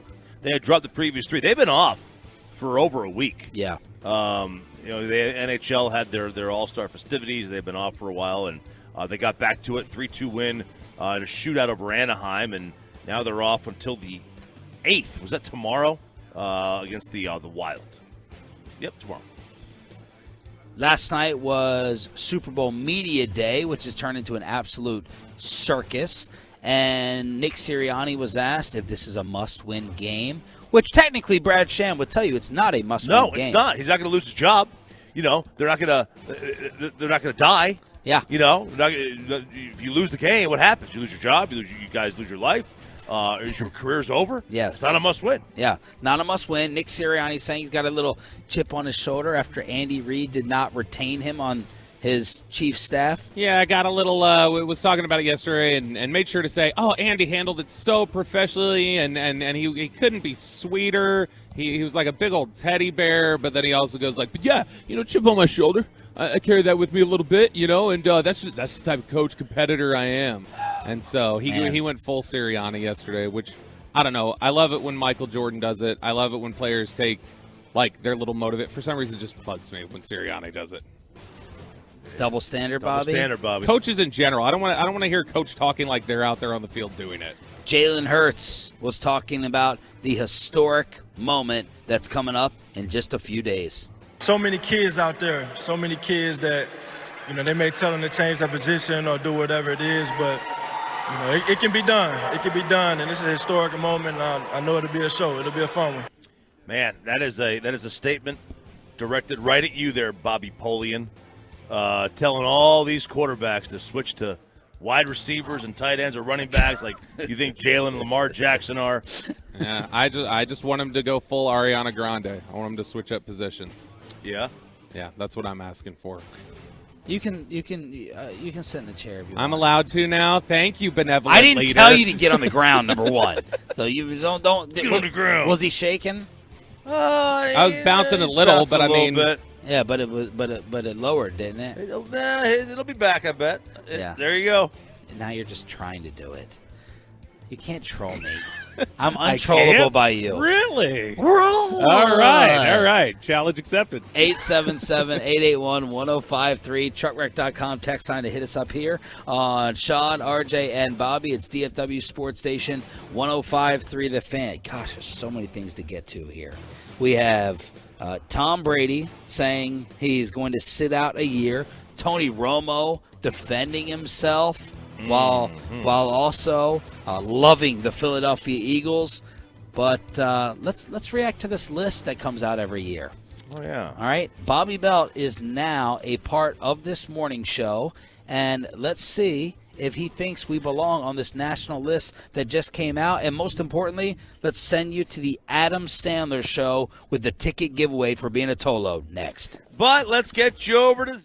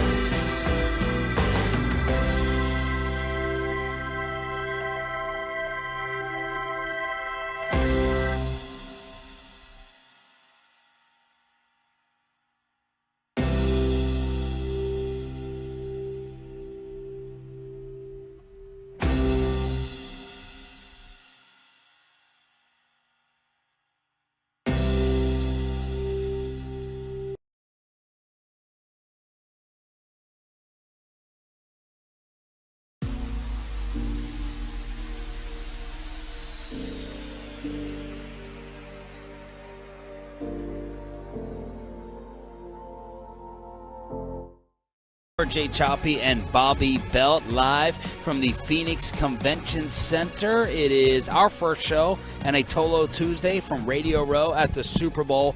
I really cannot believe that no one is in here. Nobody is in here. It's us. 1, 2, 3, 4, 5. There's 6 shows. There's one right behind that curtain there. There's a couple more down there. I just took a little walk, down the way. A lot of the national shows are here, doing their thing. All the national shows. Yeah. It doesn't look like Sirius has anybody there yet. Yeah. But like the first takes of the world, they're not going to be in here. Mm-hmm. Is McAfee set up in here? McAfee, I think, is the FanDuel one over there. Look at that set. Look how different all this looks, though. From last time even we were here. Forget about just spread out. Look at the sponsors. Look at the names. You have Bally Sports, was Fox Sports Southwest that we're used to. You have FanDuel there. DraftKings. You have DraftKings right there. Where'd you steal these Red Bulls from? Sleep Number. That's just Sleep Number. They've got a podcast. Dude, their guest list is amazing. DraftKings. You got TikTok. TikTok's here. Caesar Sportsbook is here. Sportsbook is there. Ring. I saw a Ring set up somewhere. WBRS is here. I don't know who they are, but they're here. So anyway, me and RJ, the ones who can compare, since we've been here. It's very different, and it's more spread out. There's nobody. The local stations are just not here. There's so many empty tables here, and it's much more spread out. Like in terms of there's less stations that even have come post-COVID. Yeah, I think that's what it is. Oh, for sure, 100% what it is. Have you guys spotted 95.7 The Game yet? No, we've not. Bonte? Oh, man. Really? KNBR's here. The other San Francisco station? Yeah. Interesting. We haven't seen them. They said they were too good for this. It wasn't fun pushing advertisements and everything else. You can pick and choose the guests that you want. Yeah. That is possible. Yeah, you don't have to take everybody. They were told they couldn't wear jerseys into Radio Row, and they were like, well, I don't have anything else. He heard the charcuterie, Butcher Boy heard the charcuterie board wasn't up to his standard. Yeah. What if I put a starter jacket over it? All right, so speaking of other radio shows, and this is kind of an annual tradition for us when we come out here, RJ, the Barrett Sports Media Major Market Awards, the list of the best national shows in the country. Nationally, every single city, who is in the cream of the crop. So this is the 8th annual one, and the criteria comes down. It's 46 program directors. So 46 bosses, maybe even including the one that you stole the wallet from this morning, Bobby. Yep. But all the different companies, they vote, and all the different bosses, and they go on-air chemistry and originality and ear test and rating success, ability to entertain. All these things fit. Number one, the number one morning show in the entire country. Oh, God. Have you looked at it? Nope. I have it open. I have not looked. Okay. Based upon my oh God reaction, are you looking at it? I was going to pull it up, but I won't. No. Okay, based upon your oh God reaction. Who could it be? Well, it could be one of 3. It could be Bonte and Shasky or whatever his name is. Okay, if that was the case, I would walk in the middle of the street and get hit by a bus. I just quit. I would quit. I started a podcast, which is basically what they do.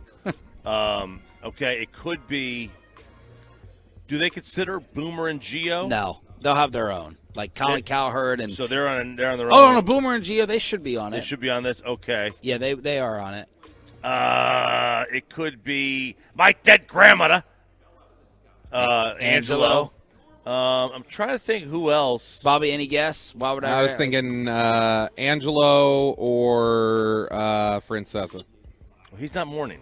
He's not on. It's not morning. This is morning specific? And he's not on. Welcome period. to the show, Roy. And your morning. Angelo Cataldi, number one. Oh!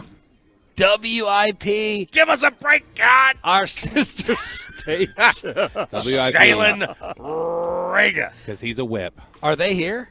No, they don't come here. They don't come? They don't come. I don't come here. Even when they're in the Super Bowl? Even when they're in the Super Bowl. Good point. No, they'll be here. Choppy, they have to be. Yeah, they'll be here. They're in the Super Bowl. They'll be here.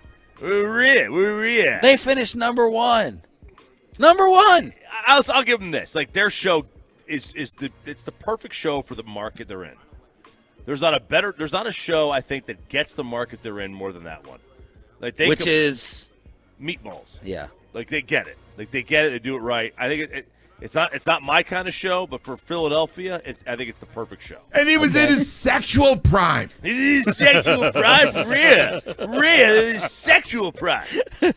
That's my father-in-law's favorite segment. Whenever we spy on Filthy. Whoa, I got to be honest. I have never seen what Angelo looks like. Not what I was expecting. No. I was People say that about you. I was expecting a guy who would go by the name Paulie and be in Goodfellas or something. Who's like 60 and.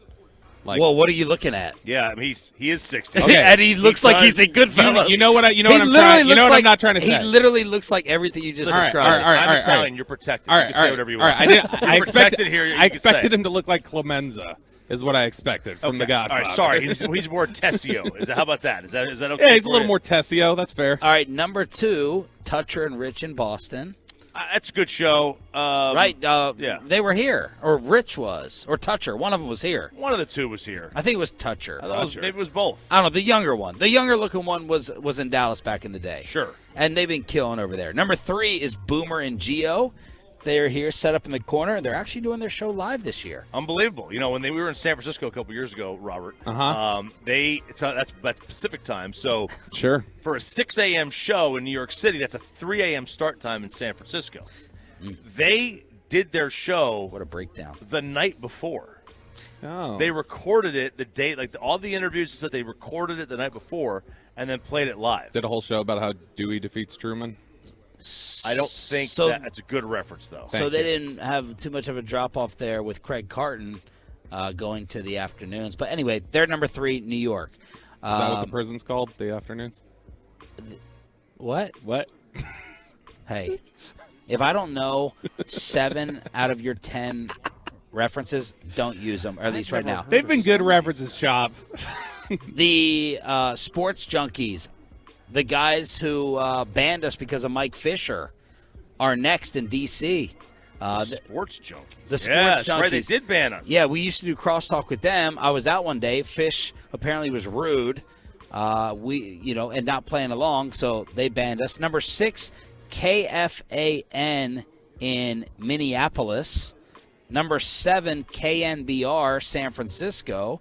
Number 8, 670 The Score in Chicago. Number 9, the other Boston morning show. Number 9. And at number 10, Sean, RJ, and Bobby, 105.3 The Fan. You know, at least they updated the photo. How many times did they give Sean and I our photo that we took in 2012? The ones on your credentials? Is that Peyton cheering back in the studio? He is. He's clapping. He is. We're popping champagne back here, baby. We're celebrating. He's got his cheese and smile up there. So you can say you are in a top 10 morning show in the entire country there, Peyton. I'll add it to my bio, baby. Let's go. Even though we're in a top 5 market, we're number 10. So I don't know. Did you scroll down to 15? No. 11 is Detroit. 12 is Seattle. 13, Mark Schlereth, Denver. 14, the other station in Philly. 15 is. That's the picture they use. That's Fonte. Oh my God! They used a picture of a game they lost by 24. That's the two of them in the stands. That's a perfect picture for them, isn't it? Can't afford Radio Row or pictures. That's an absolutely. So there it is. Thanks to Barrett Sports Media making us number 10. Number 10. Yeah, we take it. I'll take anything above number 11. Okay. That's my threshold. Anything above 11, we're good to go. Well. So appreciate it. And thanks for using an updated photo. And for putting us ahead of Bonte. And thanks for all y'all listening. That's why we want to hook you up with the Adam Sandler ticket giveaway. Peyton, let's do that right now on the Diamond Factory hotline. Let's have the Tolos hit us up so we can send you to the show. All right, Sean, that's right. Tolos, caller number 10 right now at 877-881-1053 wins a pair of tickets to see Adam Sandler live at the American Airlines Center on February 15th. Tickets are on sale right now at livenation.com. That's caller number 10 at 877-881-1053. Okay, Choppy, do you want the John Morant laser? Do you want Tom Brady waiting a year? Or do you want Trent Dilfer controversy? Oh, Trent Dilfer. Okay. I think is where to go. All right, let's do Trent Dilfer, and let's start off. He was trending all day long. Trent Dilfer does have a Super Bowl ring. He was along for the ride of that all-time great Ravens defense that was featured in this recent 30 for 30. He also was an ESPN analyst. We've had him on the show, and now he is a college head coach? Yeah, UAB, right? He's at UAB now Yep. as the coach there. The Blazers. The Blazers. So that's Trent Dilfer, and he was sitting down talking about the modern-day quarterback and how it does not impress him at all. Modern day game does not impress me. It's super easy when you don't get hit as a quarterback and when you can't reroute receivers and when you can't hit guys across the middle. I love Tom Brady. I love Aaron Rodgers. I love these guys. It's not impressive. What's impressive is what they did. Wow. So this was on a upcoming 30 for 30, right? Yeah, the one I just talked about. Right. It's called Bullies in Baltimore. Is that what it is? Yeah. So, but it was weird. I've never seen a 30 for 30 where the guy's in front of doing a symposium. Like a panel. Yeah, I've never seen anything like that. But a couple of things here. First off, there are people out there on social media using Trent's career against him, saying that this point lacks credibility because who you are, which is the dumbest thing. I've never understood that. Trent was analyzing the situation. Is it different because he's talking about, I don't know, is this any different from him just being a game analyst? Does this feel like more connected to where his take is more insulting and has less credibility? Because he's basically saying, like, when I played, it was harder and much more challenging and much more difficult.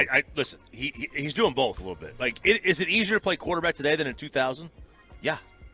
Yeah, it is. Your receivers are going to be never thrown off their route the way they used to be. There's no clutching and grabbing. They can't hit you really. Yeah, it's easier. It's easier than it was in 2015 to play quarterback. And it was also easier in the year 2000 than it was in 1990 to play quarterback. So everybody gets the benefit of, yeah, this is the easiest time ever. Every year is literally the easiest time ever to play the quarterback position. And that goes for all sports. It's easier to hit a baseball when you know the pitcher's not going to headhunt you. True. I think all those are good points. It's just easier. When you know that Nolan Ryan is pitching and he can't go high up, up and in on you because if he does, he's getting thrown out of the game, then it's a much different at bat.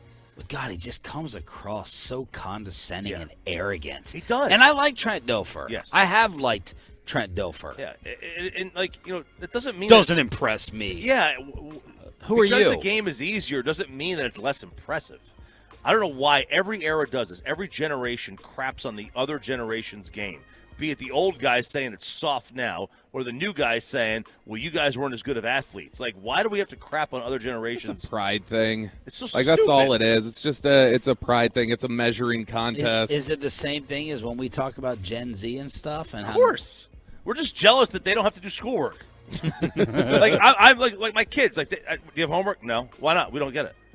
And that upsets me. I start to say that's old man thing, like, you guys aren't as tough as we were. But in reality, they're smarter because they decided to grow up in an era where they don't have to do it.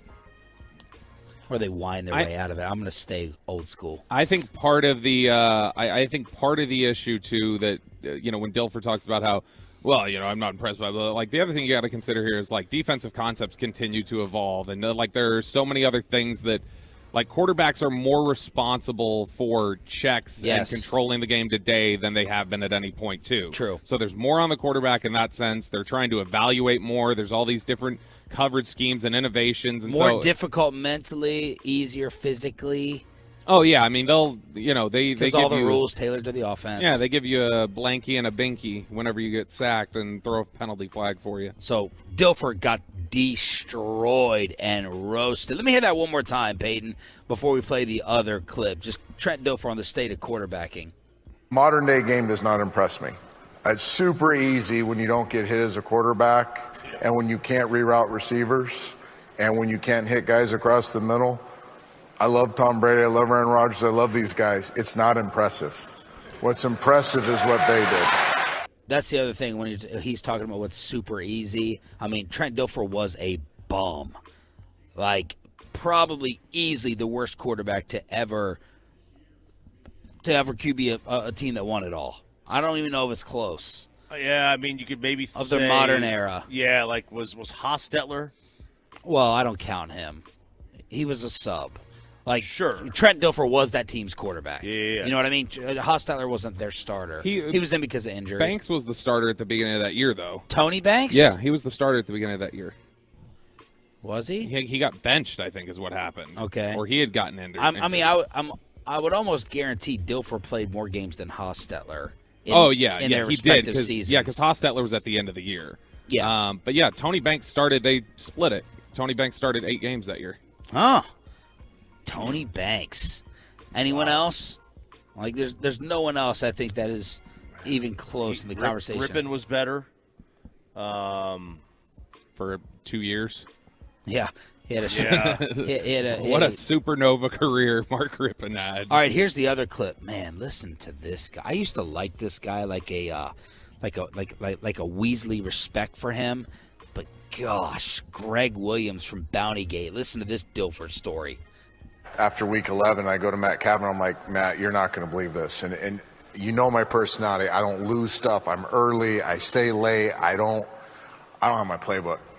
He's like, what? I'm like, I've looked everywhere. You know, we got those big duffel bags. I had the same routine every pregame. I mean, there's no way I lost this playbook. I'm like, it got stolen in Tennessee.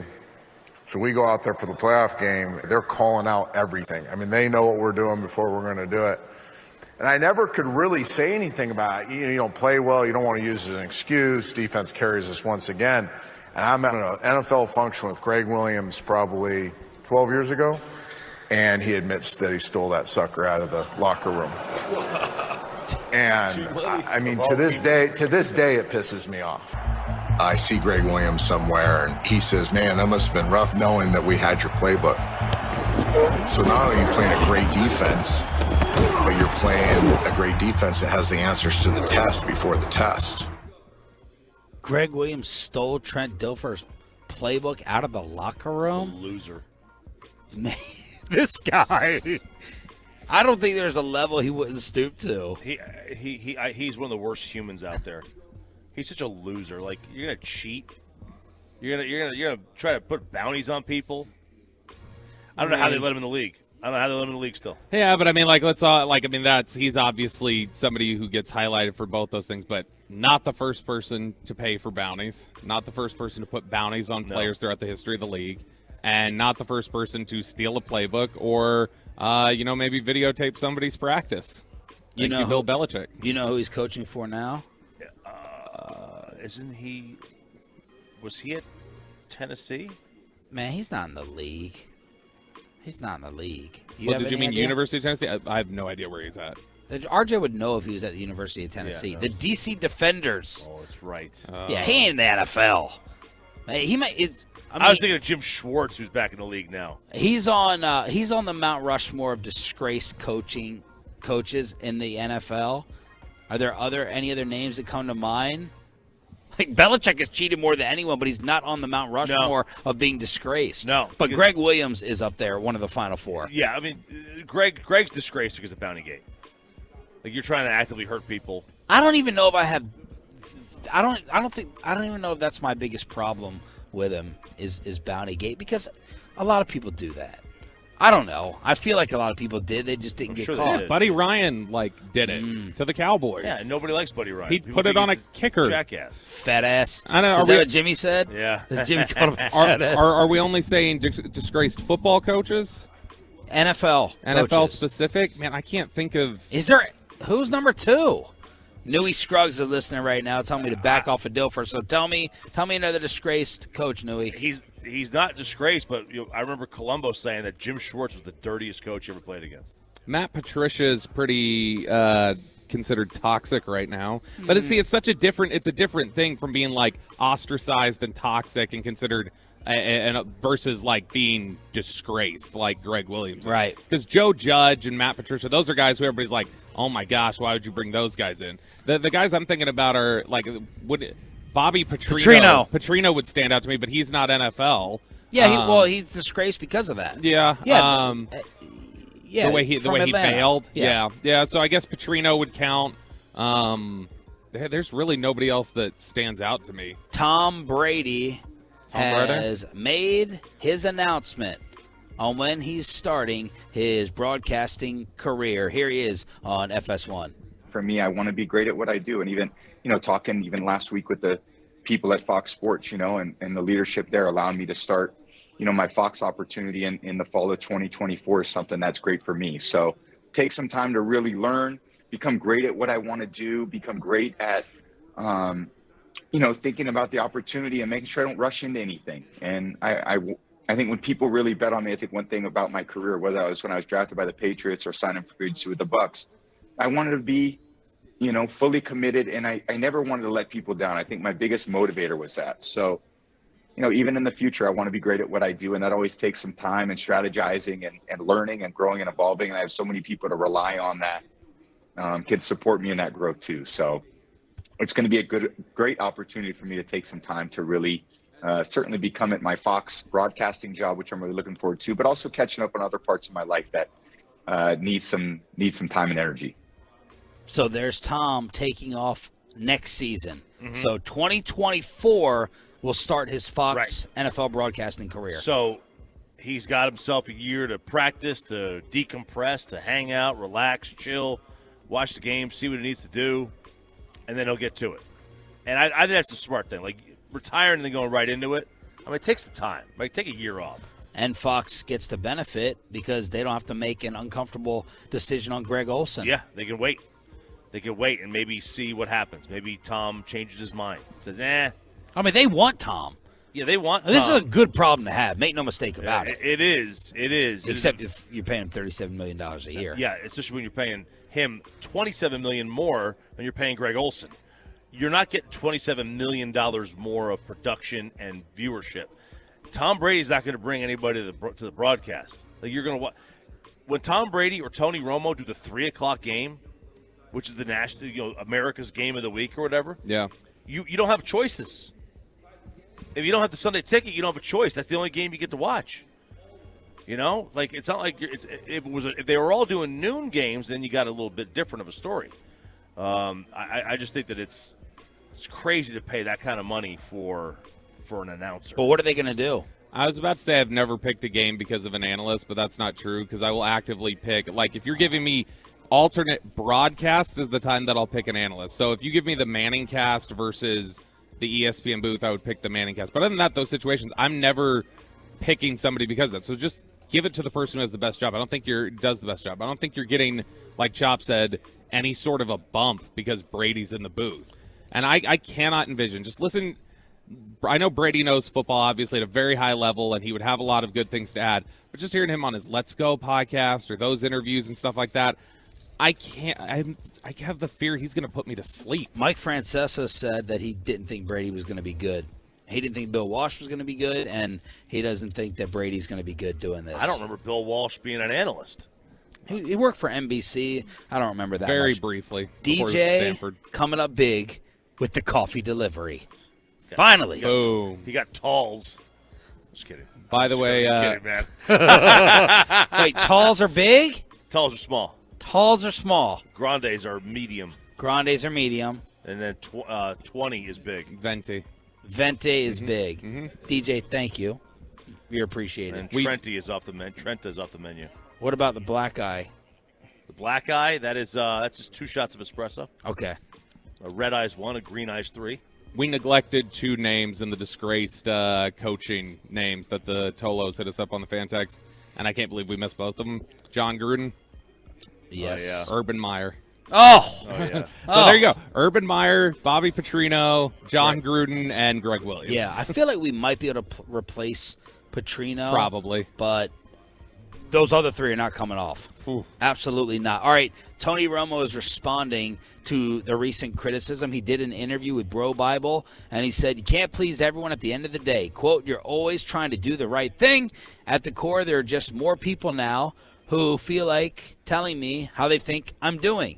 I have people coming up to me on the street far more than my first couple of years. At first, they'd mostly tell me how much they love listening to me and all these positives. So it's fun. When you're young and you come out and you're good, you're dealing with more expectations. You find out some people don't like you and some people want you to do things differently and do this and that instead. You've got to stay true to yourself. You can't please everyone. I know that. And again, he's talking about the number of people who come up to me has quadrupled. I don't buy that sentence whatsoever. Tony Romo doesn't have more people coming up to him now than he did 3 years ago. And the people who came up to him first because he was the quarterback of the Dallas Cowboys. But he said, look, there's going to be noise and I got to stay true.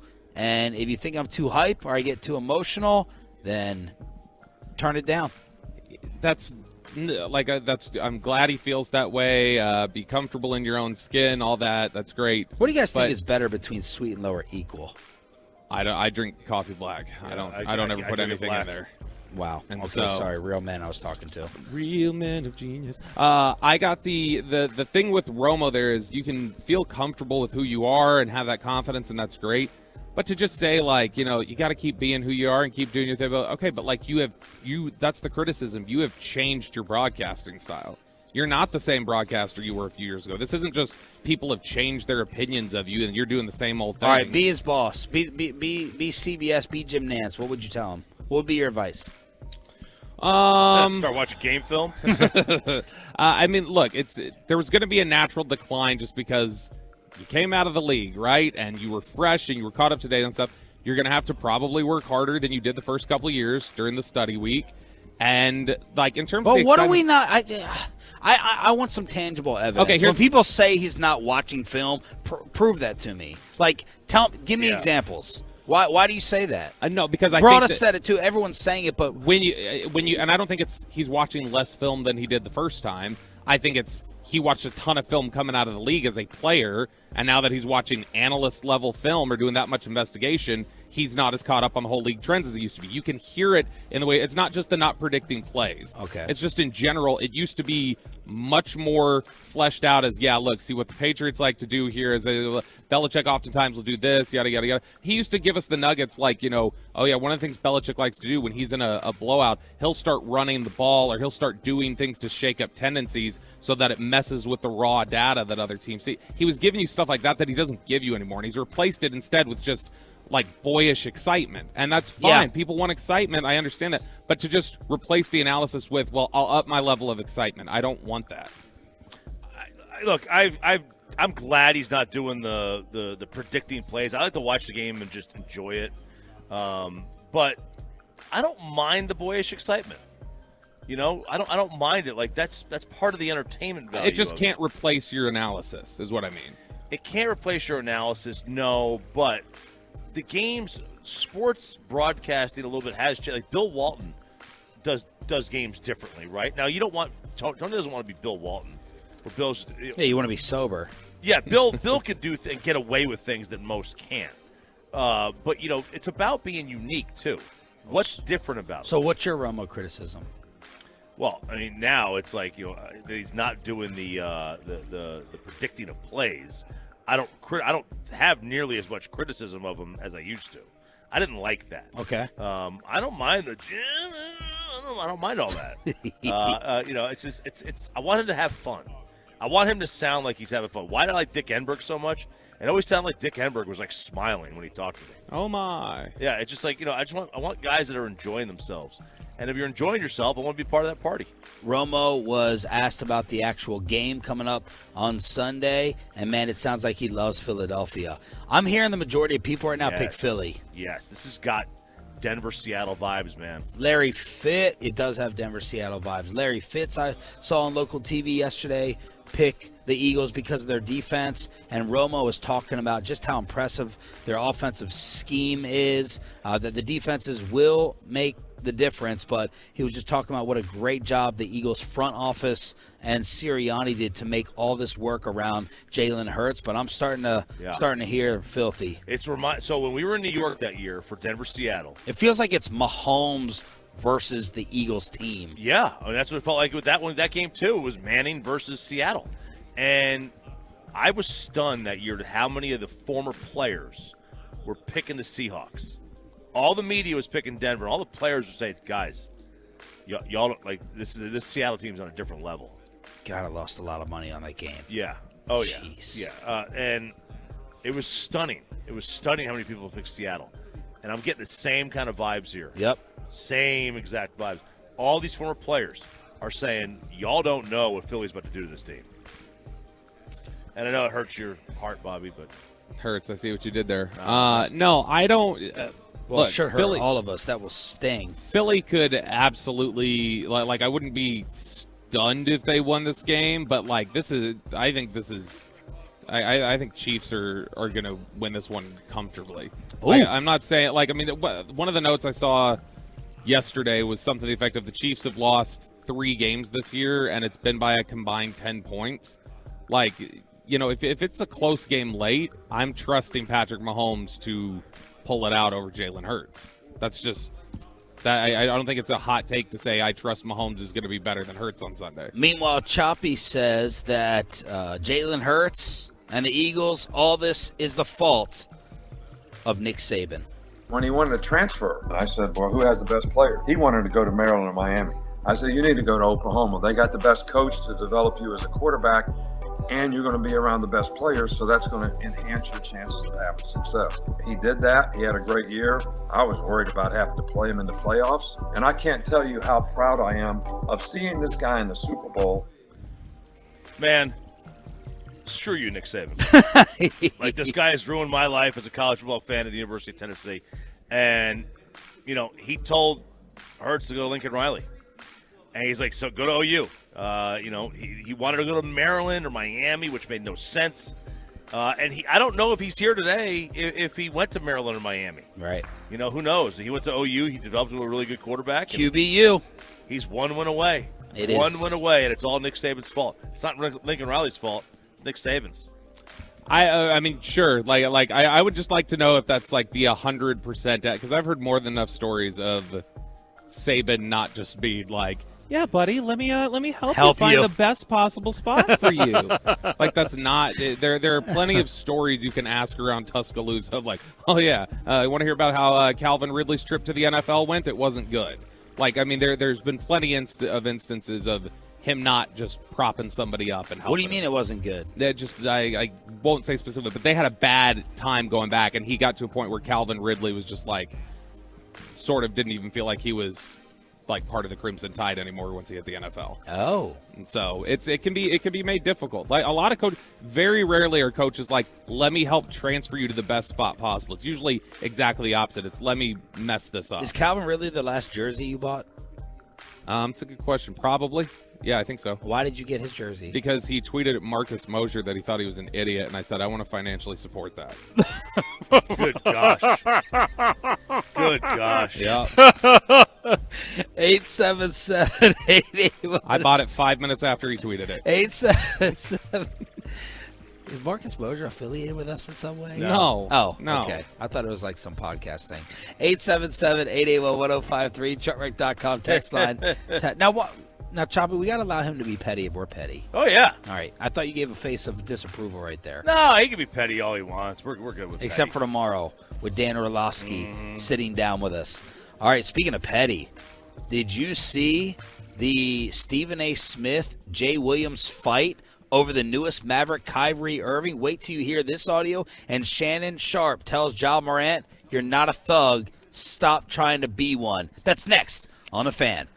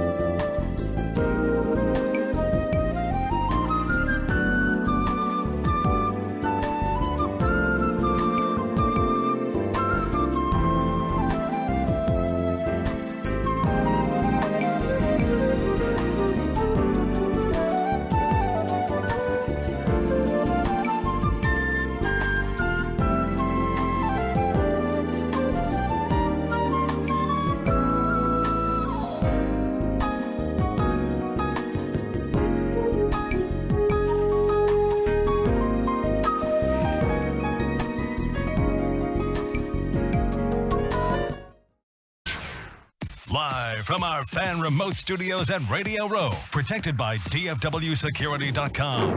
It's Sean and RJ on 105.3 The Fan. Hardy with the rebound, and the Mavs are going to come into Utah and win this game. Hardy with an exclamation point on a night he will never forget. What a win. That was the call from Bally and Mark Followell. The Mavericks, without Luka and without Kyrie, beat the Utah Jazz 124-111.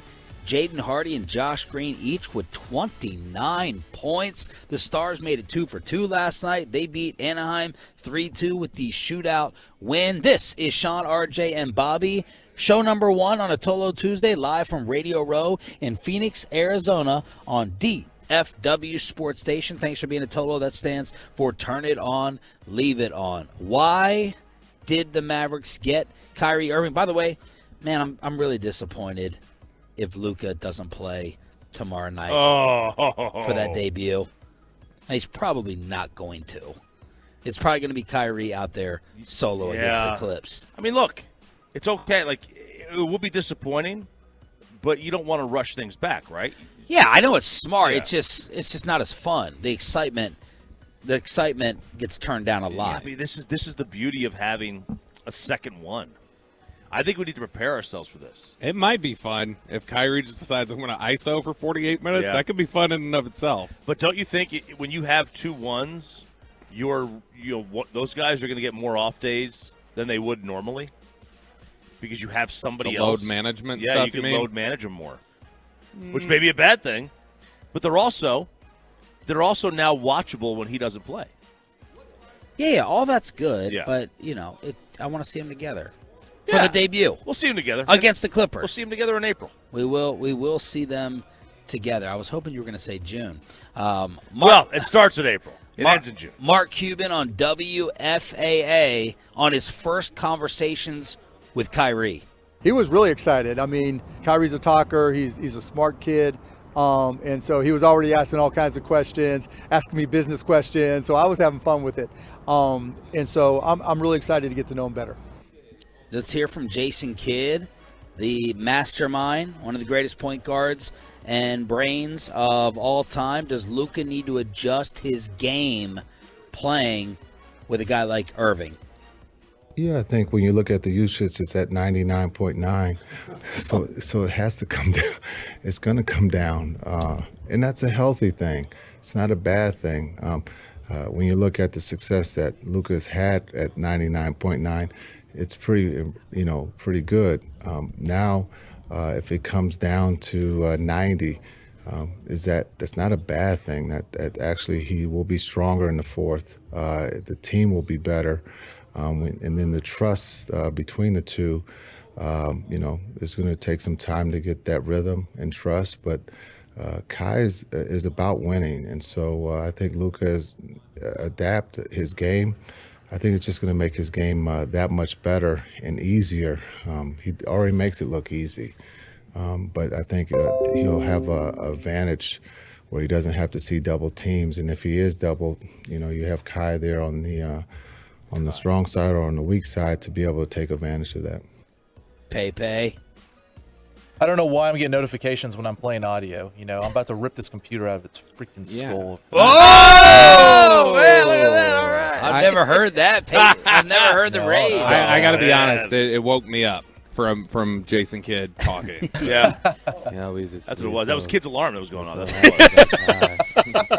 it was. And Tim McMahon has ruled Luka out for tomorrow? Yeah, thanks to Tolo Peyton Russell. That's me, Peyton baby. Russell for DMing.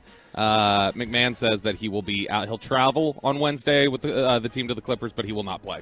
All right, let's figure out this fight and this argument. So, Jay Williams has been a Kyrie defender more so than others. I feel like, in terms of the social issues and these stories, Jay Williams has been defending Irving more than many. Stephen A., who may sit down with us this week here in Phoenix, has been crushing Kyrie over all these topics.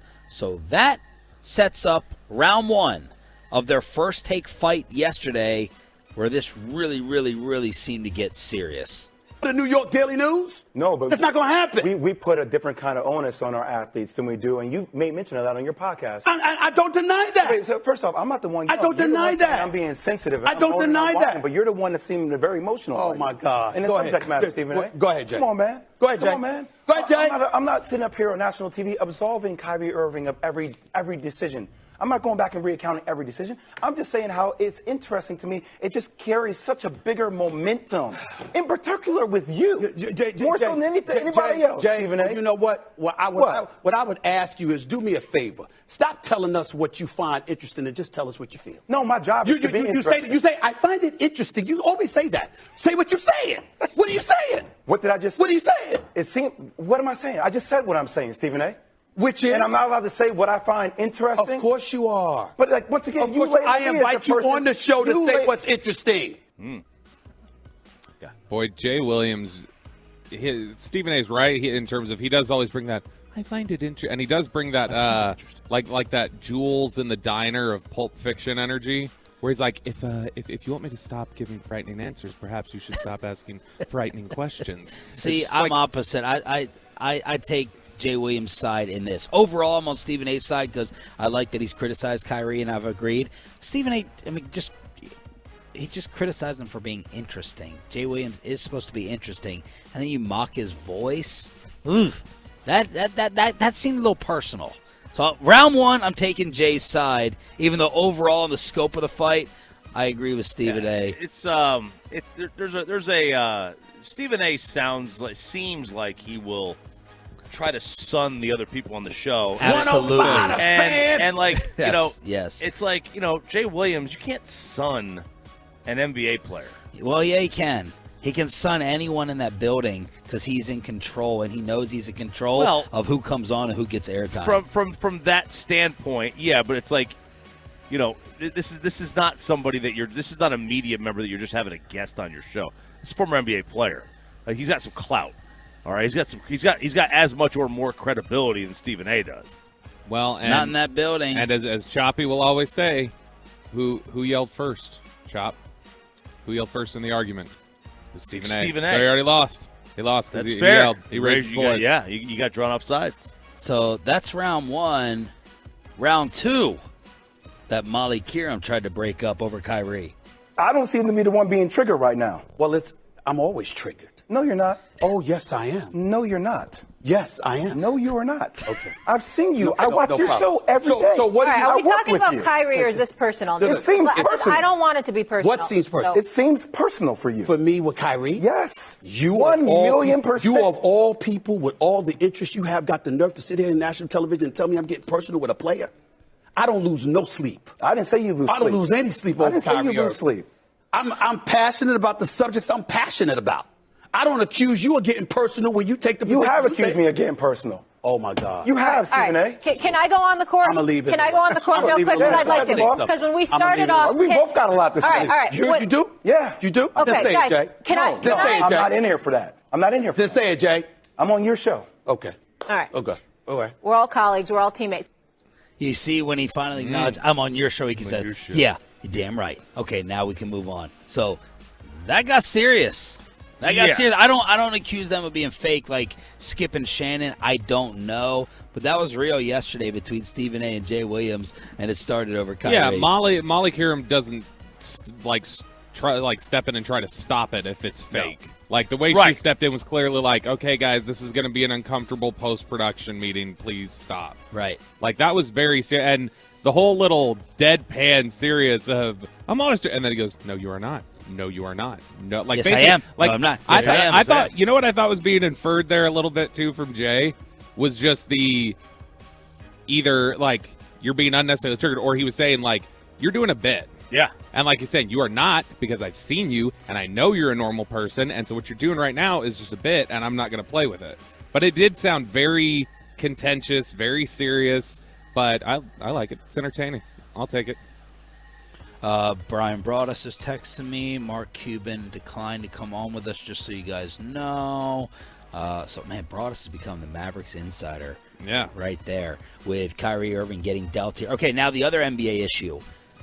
The red laser from Ja Morant's team, this sounds like some Kelvin Joseph type stuff. So, and again, it's involving the Grizzlies, right? This is the Grizzlies and the Pacers. The Pacers team bus, I'm going to summarize this. By the way, the Grizzlies are becoming either lovable or hateable very quick. Yeah. They're in the news every day. I'm trying to think of, like, all-time bad teams. Like, I know the word thug people automatically equate to something racial, but, like the old-school Raiders, you know? Like, Cincinnati Bengals, we always think they bring in some bad dudes. Criminal or just, like, bad boy energy in general? Because I would say the most recent one that stands out to me is Legion of Boom. And, I mean, Brandon Browner was accused of killing somebody. No, I never thought of the Legion of Boom as like the Jailblazers. Okay, yeah. See, that's what I mean. Like, if you're talking about like actual criminal activity, then yeah, they wouldn't be in there other than Browner. But this team, up until this point, was not accused of that. Basically, the Indiana Pacers said that they got into it with Ja Morant and some of his friends. Ja was trash talking with some people on the court, and the Pacers team bus believe and said that a red laser came from a vehicle that Ja Morant was riding in with his friends, feeling like there was a possible gun aimed at the team bus. Yeah. Now, remember, Shannon Sharpe was involved with the Grizzlies during the Laker game when he was getting into it with Ja's dad. Like, whenever I see Ja's dad now front row, it's like, shut up, man. Sit down. Sit the hell down and shut up and watch the game. He's just becoming a part of this. He's like Ja's boys are on the floor, like walking on the court. He's living his life vicariously through his son, which is not unique to him. This is every youth sports dad. It really is. It's like they're living their lives vicariously through the kid, and Ja's got people that are there with him, friends of his, that seem to be all over the place. But this red laser accusation, this is serious. It is serious, but and it's not funny, even if it was a laser pointer, which we all had as kids. It very well could be a laser pointer. Like that's. Like, if I were airing on which side I was going to do, I'm going to say it's a laser pointer. Which that is interesting in the athletic story that talks about it. It says a Pacers security guard in Loden area at the time remarked, "That's 100% a gun." Maybe you can. I don't know. Would you be able to easily be able to tell the difference between that? Yeah, I know. I don't know. What the hell is this? I don't know. Sandler, Jared, we're live on the air. Did he call you? My God, he's sending us like some past. What's it have to do with Jay Williams? It's just some Jay Williams, Carissa Thompson stuff. It's some past Jay Williams stuff, as we were talking about Stephen A. Not while we're on the radio here from the Super Bowl with people walking behind us, and we're on a fan cam. Are you on this? No. My God, I'll show you in the break. Holy crap! Jared, send it to Choppy. That was almost a fireable moment right there. If we reacted in a different way. So with the Pacers security guard, back to the laser pointer gun. That's 100. That's 100% again. How does the security guard differentiate that? Like, that's definitely gun laser instead of Office Depot laser. Maybe if you're I don't think it matters. No, but for him to say that 100% is like, I know my lasers. Like, how do you know that? Yeah, maybe if you're a military, ex-military, there's something. Who knows? It's inappropriate either way. You don't want to fight. You can't. You certainly can't point a gun laser at somebody. And one of those pointer lasers, I mean, that'll ruin your retina. Here's Shannon Sharpe on FS1 trying to put Ja Morant in check. I wish Ja would realize that he's not a thug. Ja is a really good basketball player. Ja did everything he could to lift himself and his family out of this type of environment and to get away from this. And for some reason, he wants to surround himself with these type of people. Why? Bro, you not hard. That's not your life. People that in that life would give anything to be in your life. Great point. For some reason, you got a $200 million contract, and you want people in the NBA to think you hood, to think you gangster, because you roll with these type of people. Bro, you putting yourself in harm's way when you don't have to.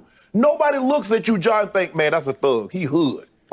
He down. He bought that. You not. Stop pretending. All you do is yap and talk about, I'm going to let him live to see another day. I'm going to do this. You're not going to do nothing. What you're going to do is get yourself in trouble, put yourself and your family in harm's way when you don't have to. So there's Shannon Sharpe I agree with the message, and props to him. Although, Shannon, make sure you grow up a little bit, too. Oh, yeah, he was fighting the lad 2 weeks ago. Fight 2 weeks ago, right? Trying to fight Ja 2 weeks ago. Trying to fight Ja and his dad 2 weeks ago. 877-881-1053 to hit us up on the truckwreck.com text line. Thank you all for being Tolos. We are live at the Super Bowl. We're going to have Sal Palantonio to talk about Filthy. Let's see if he takes any Cowboys shots at 9 o'clock. LeBron crying even more at 8:40. But is the Super Bowl Monday finally about to become a holiday? Someone on G-Bag took some shots at me yesterday. And what is the exact best seat in a movie theater? Is there such a thing? Can anyone agree on what the actual best row and seats are inside a movie theater? We'll tell you why we're discussing it next. But let's get you over to Platinum Chrysler.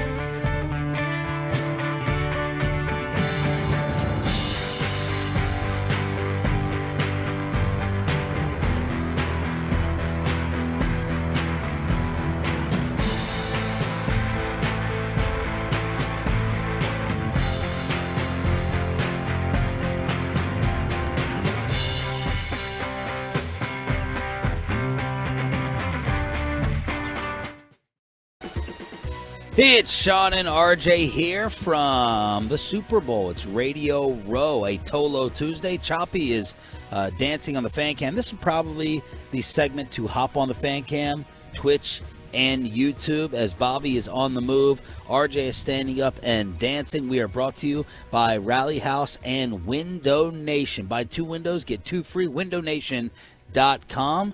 And we have asked Bobby to just take a lap around here. The local radio stations are pretty much missing, but all the national people are here. So, Bobby, where are you and who are you seeing? Yeah, Sean, I'm out here in the field, as we call it in the business. Over here by TikTok, mainly as you can see behind me here. But let's take a quick lap around. So TikTok is here, like with a setup. Oh, by the way, there's Thomas Dimitroff walking by. Yeah. Best hair in the NFL, a lot of people believe. I believe it's Dimitroff. Make sure we get that right on Wednesday. Yeah. But, yeah, Dimitroff, Sean. No. I believe it's Suck It. I believe it's Dimitrov as well. So, yeah, we got the little TikTok tailgate set up here. Now we got a friend of the show right there, Ross Tucker. Oh, you got the Zoom out. Yeah, I told you that. But, what? I was doing it for the radio audience. Oh, okay. You know, I know you told me, but Okay. Anyway, So we got Ross right here. Here's Ross Tucker. He's on the air. Okay. We've got a nice couch set up. We need couches at our spot, I think. Is it DraftKings? It is, yes. Okay. DraftKings, which is the official sports betting partner of Super Bowl, whatever. So Now Ross is an awesome media party guy. Like tonight, Oh, yeah. I guarantee he'll be there and he'll be talking beers. Him and Corey Majors will talk for at least 10 minutes tonight. We think so? Yeah, they will. Corey's You're a beer guy. Yeah, he is. Why does Bleacher Report, do you think, have like a space set up? Like, why is that? Like, they've got like They're kind of a big deal. But like, why is it space? It's like stars and like I expect a giant like George Lucas title card like right there behind the BR. Maybe that's what they're looking to go for. We got Nickelodeon Slime Time. Nickelodeon's over there? Yeah. Yep. Nobody's over here yet. It's just like a little. Okay. Like there you go. There's the logo. We got FanDuel set up here, and this is where Kay Adams is going to be up in Adams. Speaking of Corey Majors. Yeah, Corey Majors is going to. He might get divorced this weekend. Corey's going to be requesting the wireless for sure because he's going to want to come over here and. I think Kay Adams is going on their show. She is, but he's got to lay the groundwork. He needs some catching up to Shams Charania, and so he's got to go do some work there. Here's SiriusXM. This is a number of their setups. They were a little later getting here this morning. They were not here as early as we were. Mad Dog Sports Radio. Now, Choppy, that's your other station. Who's on this station that we could recognize? On Mad Dog, Sirius. Well, they're not on. Oh no, wait. Yeah, what's right his there. name? Shine. Adam Shine's We got on that. now. There's Ryan Leaf. There's Adam Shine. So everybody's hanging out there. And so what else we have? We got CBS Sports. I don't know if I'm going to recognize anybody. Oh, yeah, I recognize one. That's Anthony Munoz. Oh. And that's Boomer. Ask him to give you a high five. It's Boomer. Stop Well, it. he's on the air with Boomer. Okay. Boomer Esiason set up yeah. over there. Yep, so there's Boomer and whoever that is in the orange jacket. What's his name? Gio? Yeah, Giovanni sure. or something? Yeah. Should I just slow walk behind their set? Because they're on TV. Oh, this will get you.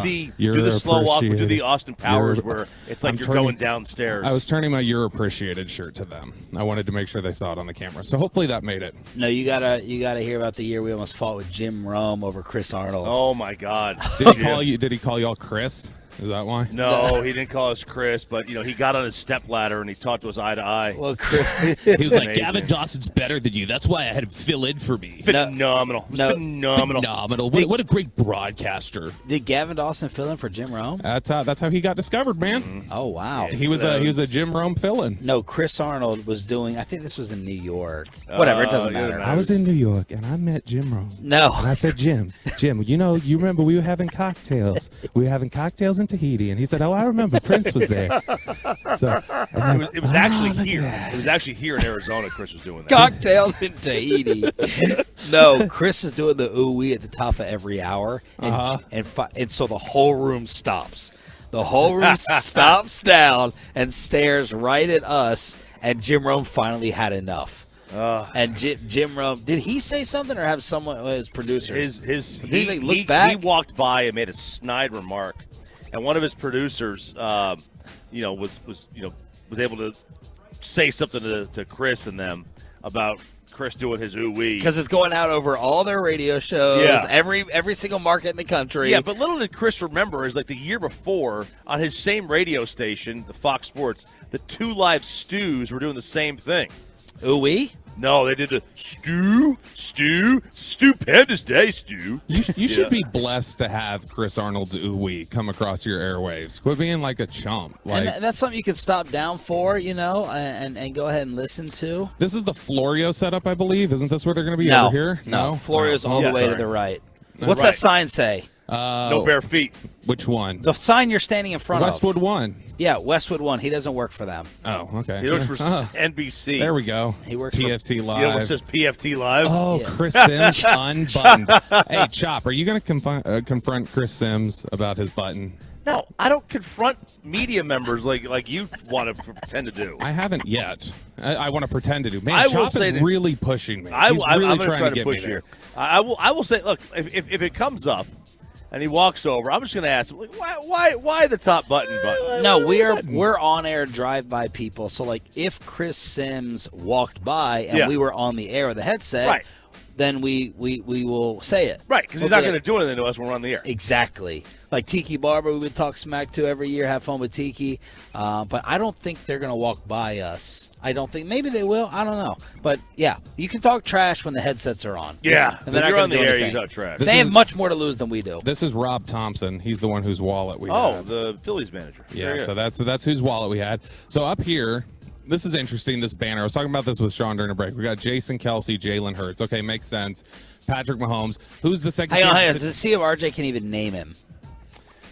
Who's next to Mahomes? Well, you guys said it already. That was Juju. Yeah, why is Juju the second player that they highlight? Choppy, who should the second player be? Were you here for that discussion too? No, but it has to be Kelsey. Oh, yeah, Kelsey. I was thinking Chris Jones, but yeah, it has to be Kelsey. Now, Chris Jones, non-important player. Does he play defense? Doesn't matter.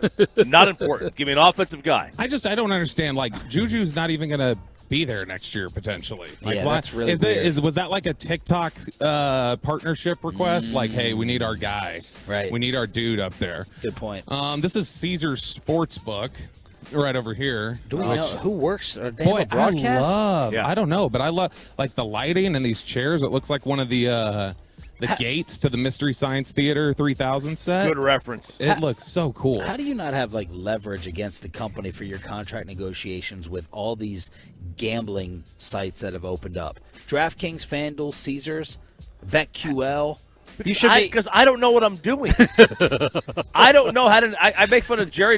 I'm the Jerry Jones of sports radio. I have no idea how to negotiate anything. All right, I don't know how to really make money. I don't know how to do, and I need representation. What's that, Bobby? Is that a sleep number? Is that Dak Prescott look, setup? Look at this. This has got to be the most expensive setup here, right? Like everything they have, they've got all these microphones, they've got this furniture, these tables. They have the largest space for sure. Bobby, go get on the bed. And then they couldn't. Can I?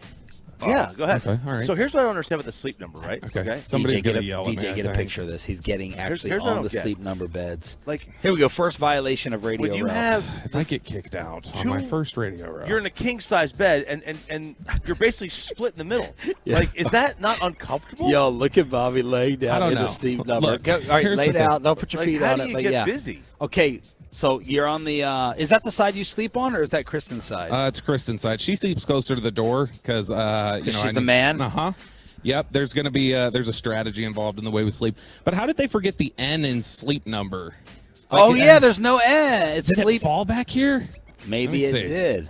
Okay, so good. He Oh, it already, did. It fell. We violated take the it, sleep. take it. We violated the Take sleep. it. Take it, Bobby. Take it. What's he gonna do with it, Peyton? It's stuck back What are there. we gonna sell it on the open market to who's a rival sleep company? The Bed Farm. Hey, Chop. Bed Farm. We got sleep numbers N. Yo, Chop, you were asking who is the Caesar Sportsbook talent? Take a look at the fan cam, baby. Who is it? Omaha Productions. Oh, That's baby. Peyton. Oh, Peyton That's Manning's Peyton, behind- baby. Oh, that's right. Oh, yeah. I gotta work with them. That's right, whale. Yes. All right, so there it is. Oh, there's the security team Yep, walking in they're just coming. as Bobby I'm got. just going to nonchalantly walk over here and Good hopefully job. don't say nothing. Good job. We'll see. Well, I don't know. I'm not inside yet. You know, once you get inside, it's like base and tag. They can't do anything. All right. Yes, that's what I hear. Choppy, Super Bowl Monday, is it finally going to happen? Are we finally going to get off for a national holiday? It appears so. If this bill is passed, we may actually get this happening. Tennessee lawmakers have proposed a bill to have Super Bowl Monday be a national holiday. Or a holiday, I guess, in the state, which would, in turn, force the rest of the states to do the same thing. Now, Philadelphia... Now, you guys keep saying this. Bobby thought that since Maryland, someone in Maryland, my home state, went to the 4-day work week, we're all just going to have to fall in line. And now you're suggesting this? Why do they all have to do the same thing? So, You know the key. It's the 4-day school week. Yeah, the If key you get is the the 4-day school week, you have to have parents working 4 days. Yeah, a week. once you get you got to get the schools on board. Once the schools are on board, the whole country has to go on board. Okay. Because you got to be able to do that with the parents and going to work. Now, Philadelphia on Monday of this coming week is going to do a 2-hour delayed opening for schools, which I think is a great idea. Oh yeah. All right. Now, Tennessee is doing this where they're going to make the Super Bowl on Monday. They're trying to make this so they have off the next day. I think that's a great idea.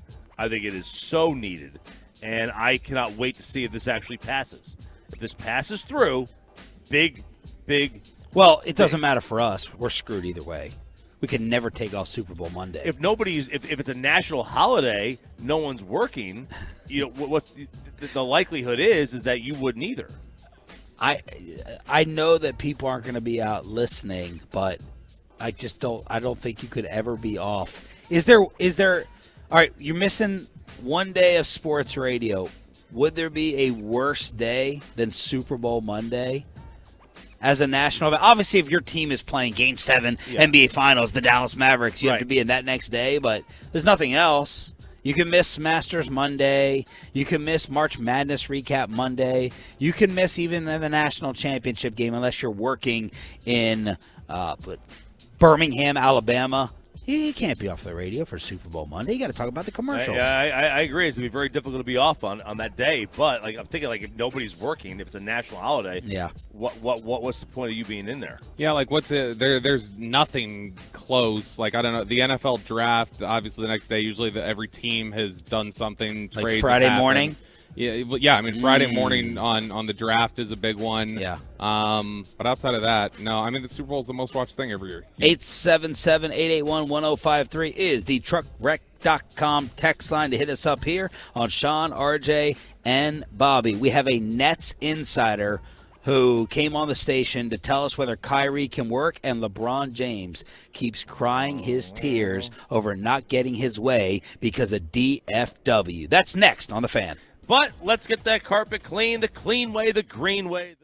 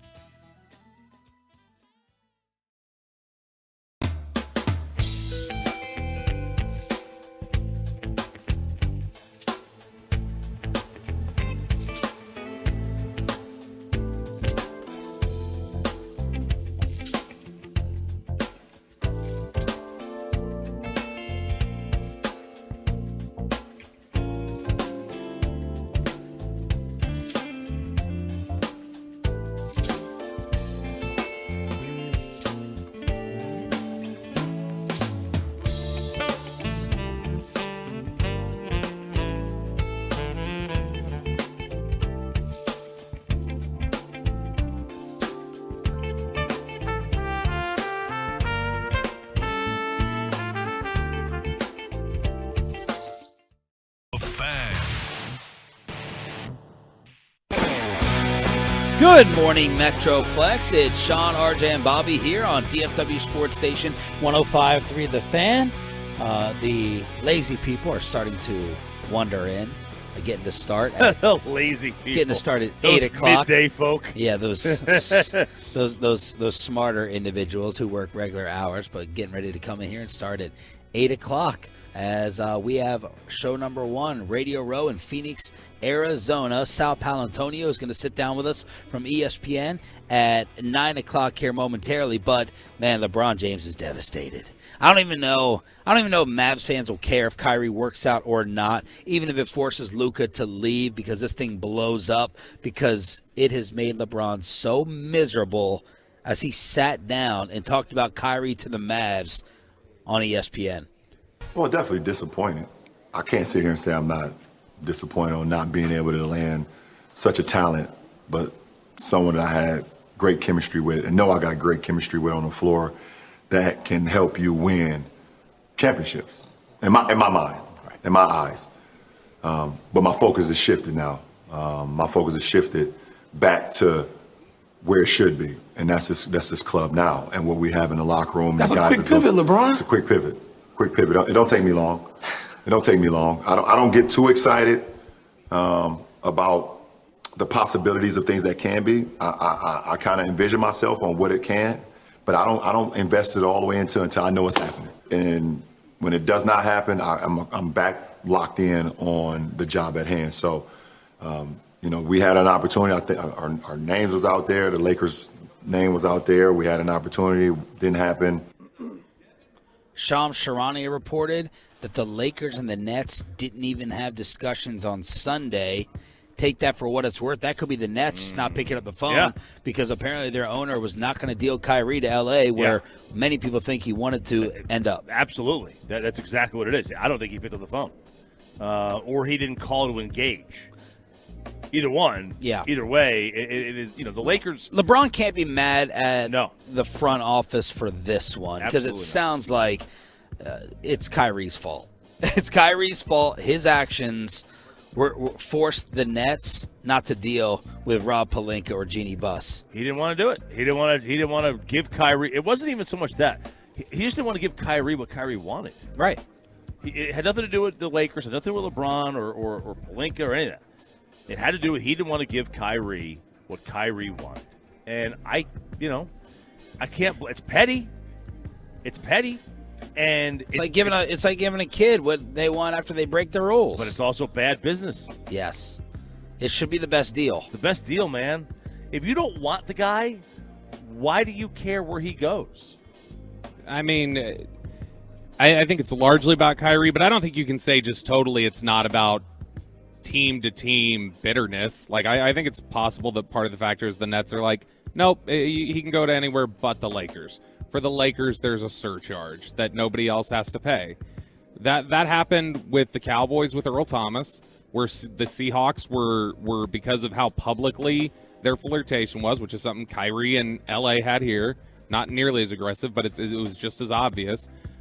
Because of that public flirtation, Seattle said, nope, it's going to cost you extra compared to anybody else. We'll take that deal that you're offering us from anybody else, but for you, more.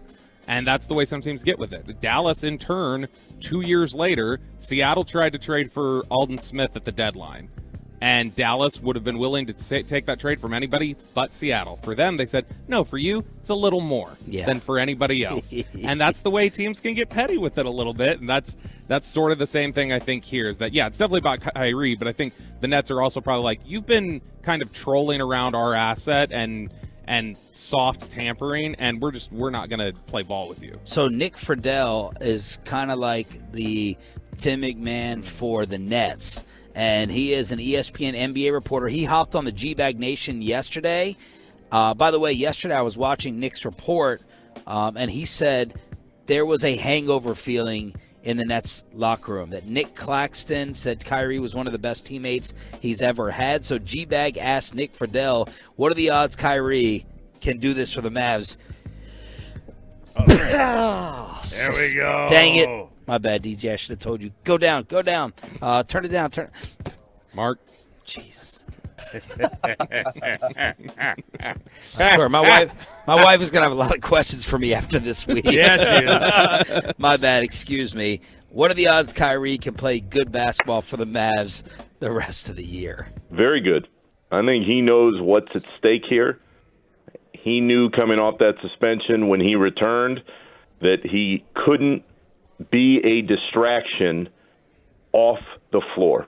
And to Kyrie's credit, prior to a couple days ago, he delivered. I mean, he is still an incredible player. He is a very, very talented guard offensively, the likes of which we really haven't seen much in this era. The guy's going to the Hall of Fame. The issue with Kyrie, guys, when you get into the Kyrie business, you know two things for sure. One, he's going to produce on the floor, and there are going to be nights you're like, I can't believe he just did that. That was unbelievable. And two, there's drama. There's always drama. In the moment right now for Dallas, I would soak in whatever happens over these next couple months because as history has shown us, the longer Kyrie stays in one place, the more the drama builds up. So that part is not going to change. But as far as Mark Cuban is concerned, it feels like the juice was worth the squeeze in this case because you have to hope that he can push Luka and the rest of that group to a different level, and that is the risk that you've got to take when you take this kind of swing. Yes, it is. You've got to take that risk. This is a big swing, and if you don't take the risk, that's fine. Like, you don't have to. But if you're gonna, you might as well go all in, and go all in for a long term. That's my opinion. Just going for long term. I mean, he looks like a sixth grader with that backpack, by the way. Well, that no one knows what you're talking about. I know. Sal Paolantonio is getting set to sit down with us at 9 a.m. here on 105.3 The Fan. You wear the same type of thing, and you have your water bottle on the side. It's just sticking out so far. It's like those, they would carry all their books in the. Where's your backpack? Yours is like Shams aggressive. Charania has. It's soup's thin, man. Look at that. Shams Charania has reported the Mavs have offered Christian Wood an extension. When you talk about going all in, Nick, which by the way I love. Go all in. If you're gonna go all in, do it. Give a 4-year for him. Give a 4-year for Wood. Give a 4-year for Kyrie. And let's go. Let's make this thing work. Let's see if it happens. Will Kyrie and Luka play well together? Nick Friedel on G-Bag. Great players always find a way with other great players. They know, and I'd say this about Kevin and Kyrie, they knew that they could trust one another on the floor. Late in games for the Nets this year, it was Kevin came down the floor and he took a shot, and then the next time down, Kyrie took a shot, and when they were looking for each other, when things got really rough and the game was close, they were really only passing to each other. So I think from an offensive standpoint, it will work because those two are great players, future Hall of Fame players who will find a way to make it happen. Having said that, and it is a big but here, I don't know who the hell plays defense on that Mavericks team, especially when you trade away Dorian Finney-Smith and what he provides on the wing. So for as much hope as Kyrie brings in excitement, understandably, from the fan base, you're supposed to build teams to win titles. And I don't see with the construction, unless they make another move here in the next few days, how anybody could realistically believe that this Mavs team will be able to play defense at a high enough level for this to ultimately pay off. This is actually perfect timing for the man who's sitting down with us.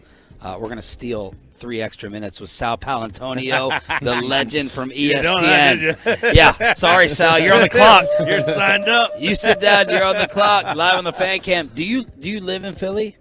I live right outside of Philly, sir. We raised our children in South Jersey, about 11 miles from Lincoln Financial Field. Yeah. I moved from New York, so I'm a New Yorker. But I was stationed in the Navy in Hawaii, my last duty station, and then we moved to the Philadelphia area. So I've been there for a long time. We raised our kids there. You know, the guy who cuts my hair, the guy who cuts my lawn, they're all Philly fans. Every one of them. Yeah. Well, perfect. because we're talking about Kyrie to the Mavericks and the 70. Now, Wait, now, do you follow the that's other not- teams really closely? Which other teams? Sixers and Phillies. Yeah, I don't follow them closely. I like going to the games. Yeah. And I'm a big baseball fan. Played a little baseball, like baseball. So I don't really see much of the NBA when the season's over. Okay. Because my old lady's like, you turn on the NBA, you got to get out of the house. Oh, when Because football's when done, you got to be over, all in. I got to be all in. Yeah. Uh-huh. Grandkids, wife, the whole thing. So when is your- I sneak a few NBA games in there, but she does like baseball, so I'll bring it down to spring training. So I do get to watch some baseball. You go to Yeah. Surprise? No, Where- we go to Clearwater and we go to Tampa. Okay. Yeah, we go to Western. We go down to Western Florida. All right. But I follow a little bit of it. I mean, I think the Sixers have finally found the idea that, low post the kid. Well, look, Sal, no one and- cares about the and- Sixers. I wanted to ask about the drama of you Philly players like Ben Simmons and Harden and the guys you've covered. Like, we're trying to figure out if Kyrie can work at all whatsoever. And I was just thinking about Sixers drama, T.O.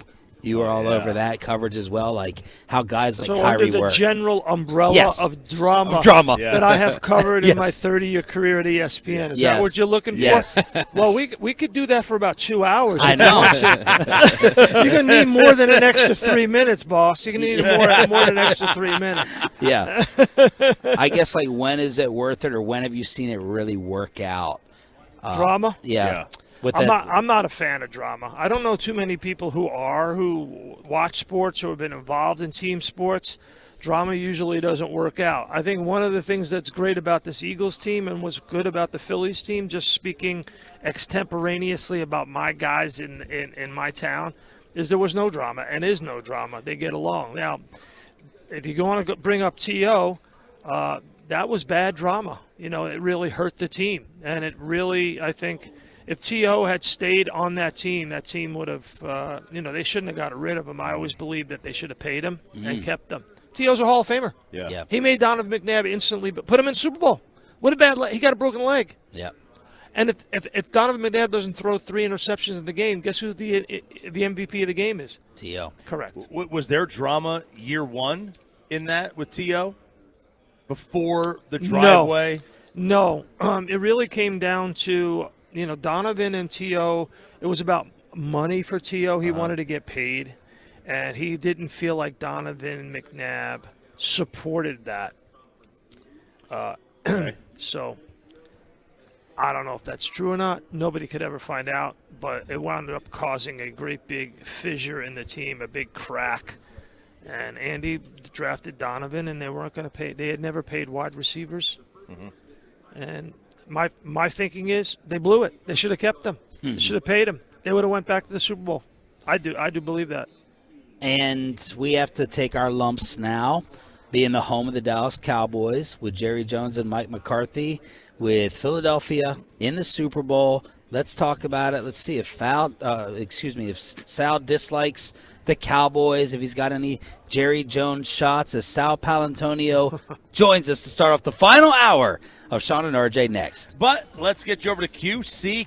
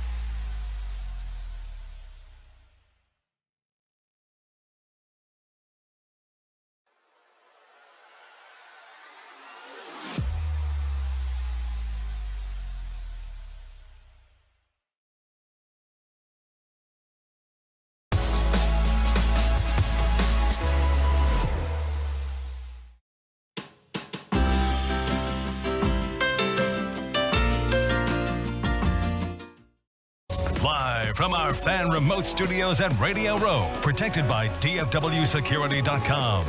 It's Sean and RJ on 105.3 The Fan. And joining us now in the #1 air hot seat, the heating, electric, and plumbing pros. Do you know what he's doing, Sal Palantonio from Jersey? That's Jersey Shore. That's y'all's neck of the woods now. Sal Palantonio, the Eagles' legendary NFL broadcaster here on DFW Sports Station, the home of the Dallas Cowboys. Does that make your skin crawl when you hear that? No, absolutely not. Absolutely not. I have a great affection for Jerry Jones. He's always treated me like a prince every time I've ever come down to Dallas. He and Steven have always treated me with the greatest hospitality. I remember the first time meeting him when the Cowboys were, that great Cowboys team in the 90s when I covered the Philadelphia Eagles for the Philadelphia Inquirer. And he just opened up his arms to me and just made me feel like, hey, whatever I can do to help you, I will help you. And I'm on the Hall of Fame selection enshrinement committee. Wow. And Jerry does a tremendous amount of work and gives a tremendous amount of money to the Pro Football Hall of Fame. And I know the Hall of Fame really appreciates his support. Did you advocate or vote for Jerry to get in? I certainly did. He deserves to be in the Hall of Fame, without a doubt. And he got in and I'm on the coaches and contributors committee, subcommittee. So, yes, absolutely. What do you think about Jerry Jones as a general manager? Well, I also that's a different, two different guys. Listen, I don't understand why he said that stuff about the Eagles' bucket being empty. That they, mortgage the future. Listen, They got 11 picks in the first 3 rounds in the next 3 years, more than any other team in the conference. That bucket is full, Sean. Yeah. The bucket's full. And I think he would probably want to take some of that back. I interviewed Jeffrey Lurie at the opening night last night, and I said to him, there's been some criticism of you guys mortgaging your future. I didn't use the bucket was empty because they don't like to criticize one another, owners, right? Right. But he had a little bit of a response to that. I love Howie. I think he rebuilt it, tore it down, went all in, and somehow kept all of his picks. I don't know how he did it. But why did the fans there it seemed to me that the fans in Philly didn't like him for a while. Am I from afar? Well, no, they didn't. Listen, Howie's finally found the wheelhouse. He hired Doug Peterson. That was great. They had a falling out, fired him. Now he's got Nick Sirianni, and Sirianni's a perfect fit because his lack of experience, I think, fits in terms of him being able to delegate. Okay, Howie, you're going to handle the personnel. Shane Steichen, you're going to call the plays. And last year when Steichen said, I want to call the plays, or the team decided it, Sirianni easily relinquished it, didn't let his ego get in the way. And I think that's what Howie has built. But remember, when Chip Kelly came in, he moved Howie to the other side of the building and wanted to get rid of him. And Jeffrey Lurie said no.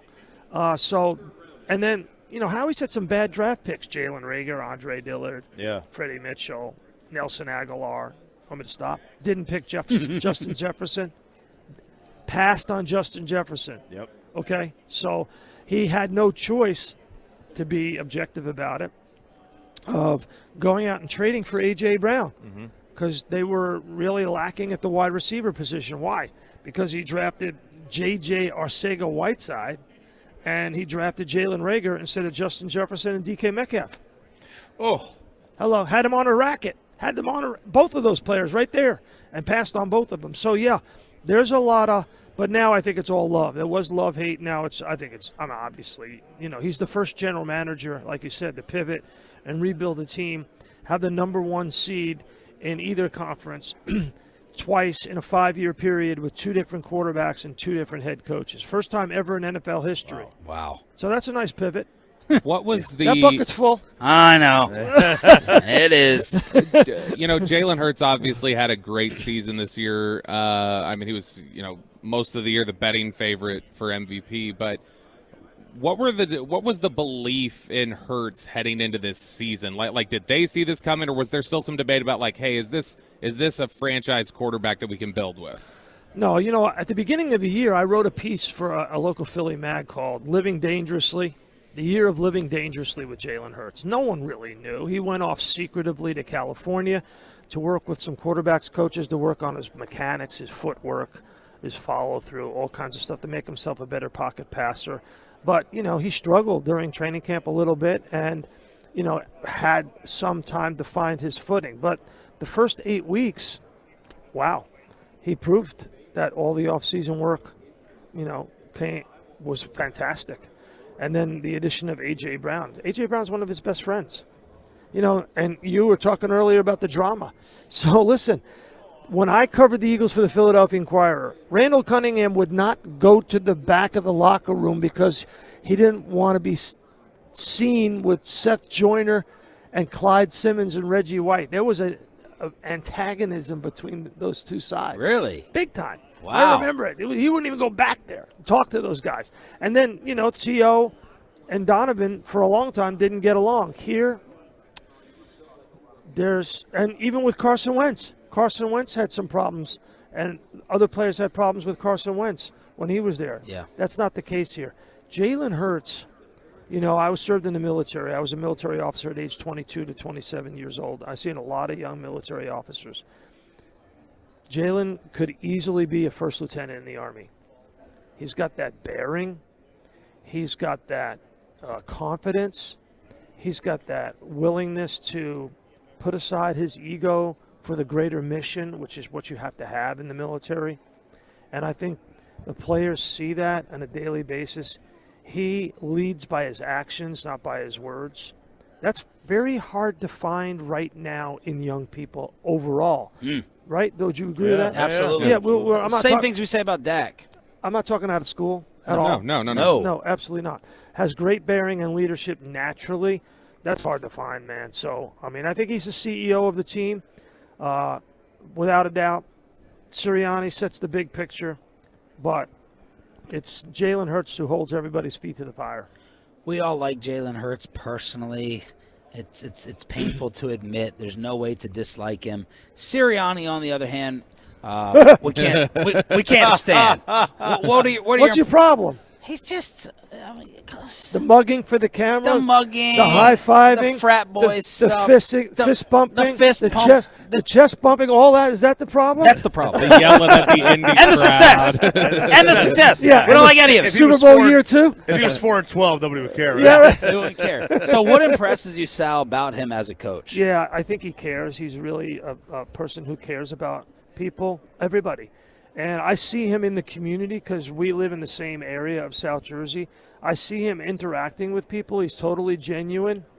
There's no phoniness at all about the act. That's who he is. He's the little brother, because he's got 2 older brothers, Jay and Mike. His dad was a coach. He's the little brother who always wanted to fight a little bit harder, just to do, just do things a little bit to get attention, whatever it is, right? My youngest is like that. My youngest granddaughter's like that. They're all, it happens when you're the youngest. Hey, what about me? What about me, right? That kind of thing. So I think he has that in his personality, but I don't think he has anything left to prove. I think he really is. And some people have said, like, who was it? Julian Love, Dallas Cowboys. Oh, no, Giants. Safety said that he's getting a free ride. Yeah. Right? That, anybody could coach the team. Well, that's just not fair. I don't think anybody could coach that team. I think you need a guy who's willing to set aside his ego and willing to delegate for it to really work. And also, we like Jalen, but Jalen's a pretty strong personality now. He is. I mean, come on, he is. Son of a coach. He wants things, he wants people buttoned up. And I think he's perfect. I think Sirianni's perfect for that. One more thing on Hurts, Sal Palantonio, ESPN, sitting down with us here on Sean, RJ, and Bobby. Has Hurts erased all of the throwing questions in your mind I know you pay him on leadership. I know. No, the answer is no. Definitely not. Has not erased them all. Not erased them all, especially with the shoulder injury he had. A torn ligament in his shoulder, it's the ligament that connects the shoulder blade to the sternum, which, you can't repair it through surgery. It's only through rehab and rest and time. Right, you were just talking about, that if you're not having surgery, which you can't, it's just time. It's time. That's it. You can do. There's treatments you can do, but go to QC Kinetics. Go check it out. Yeah, it's time. It's time. And he's had some time, but then you got to play a game. He's got to throw the ball down the field. He's got to throw it in practice. This is a run-based offense. Mahomes is 10-3 in the postseason. 10-3. Look at his 3 postseason losses. All of them, he lost time possession. All of them. Yep. The time of possession went to the opponent. They did not win the time of possession. That means the team that ran the ball. The Eagles had 44 rushes against the Niners. 44 against the best rushing defense. Brock Purdy don't play defense now. Okay. That defense was totally healthy through the whole game. And they basically eliminated Fred Warner, made him irrelevant completely. And go back and look at the film. I'm a host of the NFL Matchup Show. I look at a lot of film, not as much as my colleagues Greg Cosell and Darius Butler. But, man, oh, man, Kelsey, Lane Johnson, Dickerson, those guys did a great, phenomenal job. And Jeff Stoutland, you guys know Jeff Stoutland. I think he's the best O-line coach in the league. They did a great job. They really did. 44 rushes against 4 rushing touchdowns. It's a run-based offense. If the Eagles rush for more than 40 times in this game, they will win easily. Easily they will win this game. What are the Cowboys missing? Whoa, that's an Ed Werder question, right? 1-800-ED Werder. Where's my boy Ed Werder? No. No. What are the Cowboys missing? Yeah. Well, I know what they're missing vis-a-vis, how they match up against the Eagles, right? And that's the number one thing is you can't turn the football over. So Jalen Hurts' turnover ratio was 1.1% this year. That was the best of any qualifying quarterback in the NFL. Josh Allen was ranked 23rd. Joe Burrow is ranked 9th. Mahomes ranked 4th. Jalen Hurts is ranked 1st. What's the number one indicator in winning the Super Bowl? Turnovers. 56 Super Bowl winners, 38 have won the turnover margin, 11 have been tied in the turnover margin. Only 7 have won the Super Bowl with losing the turnover margin. Defense wins championships, but the quarterback wins the Super Bowl by taking care of the ball. It's like you asked me about basketball. I don't really know that much about basketball, but I do know this. The team with the best point guard usually wins the NCAA tournament because they don't turn the ball over. They take care of the ball. They distribute without turning it over. Jalen distributes without turning it over. That's what Dak is missing. Distribute without turning it over. Sal, you're a Hall of Fame voter. One of the great injustices in DFW, we believe, is how is Darren Woodson not in the Hall of Fame? Darren Woodson should be in the Hall of Fame. What is the holdup? Or what are the arguments against it? There are no arguments against it. I think when you look at that, he was closer this year. I know he was in the final 25, I do believe, right? Yep. Didn't make. I don't believe he made it to the 15. Did not make the finalist. Did he make the 15? He did not. No. Where? No. I think DeMarcus is. But. DeMarcus Ware did, yeah. Is DeMarcus Ware a Hall of Famer? Yes, absolutely. 100%. No question about it. So, safeties are hard to get in. It's just the nature of this position. Defensive players overall are hard to get in. Just look at the number of safeties that have gotten in over the years. It's very difficult. Some are first ballot like Ed Reed. Some like Krause. Krause led the NFL when he retired in interceptions. And it took him 19 years to get in. Wow. That's a wow, right? Yeah. That's a wow. Is the threshold easier now, harder? I just think it's the nature of the position and where they are. Because you have so many wide receivers now backlogged, and so many good ones. Torrey Holt, Andre Johnson, the guy from Reggie Wayne from Baltimore, from Indianapolis. So there's a backlog there. Those guys have got to get in for sure. Hall of Famers, no question about it. Darren Woodson gets my support. 100% should be in the Hall of Fame. Darren Woodson will be in the Hall of Fame. He will be. He will be in the Hall of Fame. What's his status, Bobby? He is a finalist. He's one of the 15. He was one of the 15 this year. Yeah. Sal, could this be? Some people have said I'd be interested in it. That this should be brought. I should know that, right? But I didn't know that. See, he's a Cowboy hater. No. He's already got him in there. He's already got him in there. It's all Brian Dawkins. It's all Brian Dawkins. I should have known that. Got me on that one. Would it be interesting, Sal, to televise it? And, would have been some of the all-time battles? I would love for it to be televised. Absolutely. The light of day is beautiful. Come on, let's get the cameras in there. And you know what? The camera's on me right now. You know what the camera prevents? Doing stupid stuff and saying stupid stuff. Am I right about that? Absolutely. Right? When you got the the cameras are rolling. Yeah. You act smarter and you say smarter stuff. Yeah. Right? Because the camera's rolling. So I think that's the reason why I think cameras should be in the courtroom everywhere. Cameras should. And you know what I would love to see? Why don't they televise when the referee goes under the blue hood and they do the replay, have a camera in New York, televise what they're saying. Mic it up. Sponsor it. Yeah. Don't you think people would watch that? Absolutely. They want secrets. Absolutely. No secrets. No secrets. They want secrets. That's what they want. No. I think it would be great. And people say, well, it would chill the honest conversation. No, I disagree. We want the honest conversation. And in this world, I think people would just eat it up. Not to mention, man, Caesars would make a bundle off it. Oh, it? yeah. Look at this room. Yeah. Look at this room compared to when we started doing this. There's Caesars. Yep. There's DraftKings. Yep. There's FanDuel. No, it'd be big. It's big. All right, I'm not asking What kind of stupid stuff would Palantonio say next? Yeah. What are the odds on that? Final question. Let's take bets on that. 10-1. What would we be, Chop? Yeah, it's even money. From a Jersey guy. From a Jersey guy. Come on, Sal. See? Listen, all I got was a bottle of water out of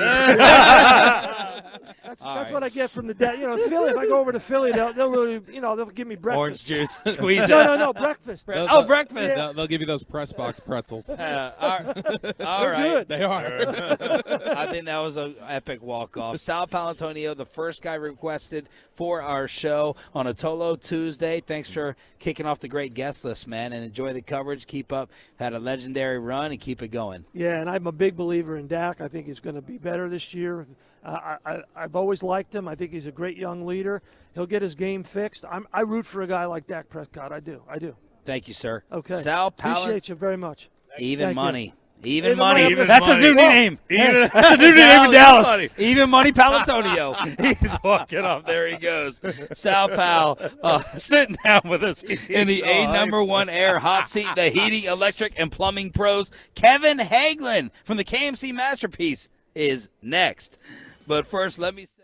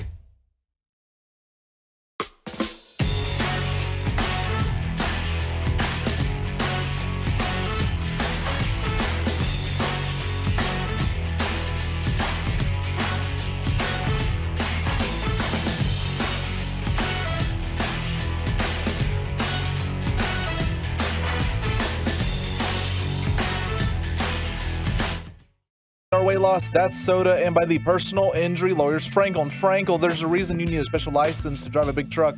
So companies that hire drivers and put them in a big truck should be held accountable for what happens when one hurts you. Frankly, you need Frankel and Frankel. Visit truckwreck.com or call them 214-333-3333. Man, how good was Sal Palantonio? Very. Even money? Fantastic. New nickname, Even Money. Sal Palantonio, as Kevin Hagelin is sitting down with us. What are you looking at? Are you Look talking away. to Mike? Yeah, I'm looking at Bassick. He's staring me down. Sal Pal gave y'all some intense high fives or handshakes kind of right Not there. me. I didn't get one. I was too far. Yeah, it's too far Do you think away. it's maybe because he doesn't like you? It's probably because he doesn't like me. I Most people don't. I like you. Thank you. This would be Kevin Hagelin from the KMC Masterpiece here on 105.3 The Fan. How was the trip? I was really good, actually. I think an older gal wanted to marry up Corey on the plane, but other than that, which was very entertaining for me. Did he do it? No, I think since he's already married, that was kind of the Well, you deal. saw that guy in Uganda had 12 wives, 102 kids. I mean, it's possible. And he does have a list that he's allowed. So was she on there? She was not. One of our guests this week is, and we've encouraged him not to. Kay Adams. Yeah, bring that up. Also, are you? I know it's possible. Are you aspiring to be the fella from Uganda with 12 wives and 102 kids? No, I don't want 12 wives or 102 kids. I'm good with one wife eventually. Oh, is that breaking news? No. Is that a developing situation? So marriage is in the plan. Yeah. Yeah. Okay. Yeah, that's in the plan. How much longer do you think you'll keep your powder dry? Is my powder dry? Is that? Are you referring to like how long before what? Before you get married. Oh, that was my friendly sports-based way of asking. It's a very good way of saying that. Sooner rather than later. I think there's a chance that. So that's a 99% probability. It's a high very high. My win probability is very high. Here. What's the kid probability? Ooh, you can definitely have a kid at this age, RJ. I could definitely have a kid. She can for sure. Yes, she can. Is that another age joke? Okay, Yes, it very is. nice. I would like. I think another kid. Yeah. You would like one? Yeah. Let's go, Chuck. That is breaking news. That is breaking news. BetQL. Would you like a Smarter girl bets. or just I more do not boys? want. I want more boys. Okay. I can't handle avoiding other men attacking her as a young lady. Bro, how much would Chop change if he was raising a girl? So much. Oh, my gosh. It would be instant. So much. I mean, people say the same thing about Let's just have girls. Me and you. No. No. I already have all these boy clothes and toys. It's like No, he thinks it's a sign of like. it's a sign of weakness. It's a sign of like virility or whatever. Yeah. Like I only produce men. I like the. Let's mark that. I also like the idea. So many ace. That convenience and price is your main reason for wanting to have more boys. Yeah. You're like, I got the clothes, we got the stuff. yeah. A girl couldn't possibly play with a boy's toy. There's nothing more convenient or price conscious than having a child. That's the cheapest, absolutely. most efficient thing to do. I know how to raise boys. Okay. I don't need the manual. I don't have to Google how to Sure. raise a girl. I already Sure. know how to raise 2 boys. I think I did a decent job with at least one of them. The older one or the younger one? Well, I did a really good job of giving the older one all the physical tools of an absolute specimen, and I did a really nice job with the younger one of giving him all the tools of an undersized Napoleon go-getter. Sure. Like if I could marry the two together and have one, it'd be the best child in history. All right, Kevin, you're a movie guy. Yes. Okay, so AMC Theaters. Oh my gosh. Yesterday announced. You're shaking your head already. Oh no, I'm familiar with this story. I think it's infuriating. Okay, Yes. set up what they're doing. They're charging by seating section. Yeah, so essentially, it's not even just. It's also where you sit in the row. So they're essentially like tearing this out. Now, my problem where I broke away from this is a good idea because at first it was like, hey, if you have to sit in the front row. Okay, hang on. Before you say anything, I want each of you to give me your best seat in the theater. This is a study to see if everyone agrees on what the best seats in the theater actually are. So you tell me yours. You have the whole place to yourself. Sure. You're sitting where and why? So 1 to 2 rows back from the dead middle row and in the middle or potentially 2 to the right or left of the middle seats. Okay, Bobby? Dead middle. I will literally count it out. Dead middle, very top row. So that's close to Kevin. Yeah, I see the appeal. I see the appeal of that. And so essentially, AMC is like, hey, look, nobody likes. No, I want to know Choppies. Okay. Best seat. So for me, it's dead middle, about 4 to 6 rows from the top, with 3 seats on each side. That is. So this will depend on theater size in some cases. So like they have studies about this, about like where the sound. So you want a 36-degree angle. Hold on, are you analyticking? Yes. Movie I'm not watching? joking about this. Liticking. They say We're not talking about producing a kid. Yeah. Yeah, I have studies on that one as well. When you want a 38.6-degree angle to the screen is the most optimal seat, and then they have seats where you want to be in a spot where you're not too high up because you want the speakers to be higher than you. Okay. But you guys, I want to sit. I don't want to sit in the middle where getting up or out is a problem with everyone. But in these new theaters where like they I have have a solution for you. Yeah, the new theaters where they're like they're not like regular rows anymore, right? They're these giant lounging recliner chairs where servers walk through. Okay. There's plenty of room to walk through now. What's your solution? So my solution, and it's a terrible one, you're going to need to have that daughter. You're going to need to have another one to take with you. So what you do is you leave the end seat empty. You seat 2 children or a child and a parent in the next 2 seats. Then you leave another one empty. Then you seat 2 people together. And then you end up having like 8 seats for 5 people. Yeah. Okay. Because nobody goes by themselves except for me. And then I sit furthest on the end, and then I can get up and move easily. My solution, I'm not trying to agitate people, live your life however you like, but unless it was just a very, very rare occasion, just like when I'm on an airplane, I'm not getting up.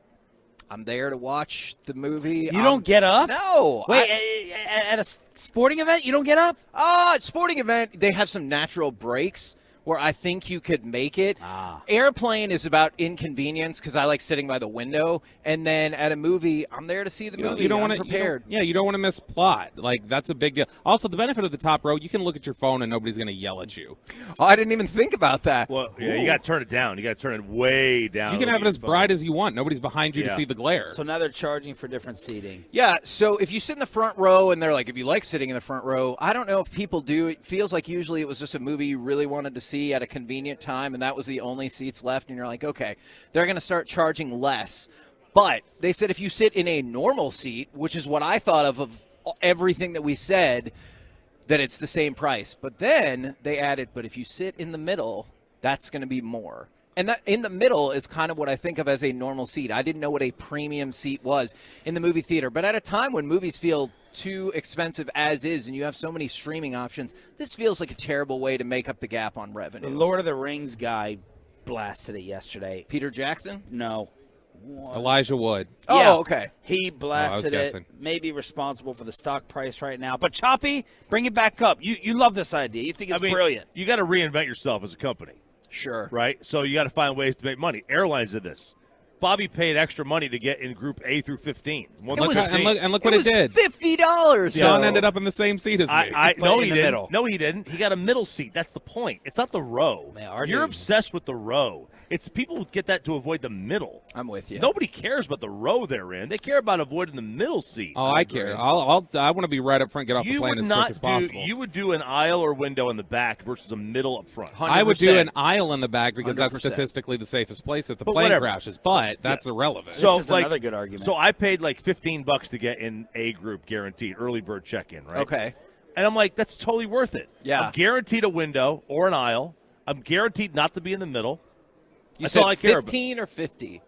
15. Oh, yeah. That Right? seems worth it. Bobby said 50. Bobby was 50 Because that was the day of, He was right? early bird check-in. I paid for the A1 through 15 boarding that they set aside and don't even let early bird check-in get into. Okay. Other airlines, like American does, like you could pay for extra leg room in coach or economy, whatever the hell you call it.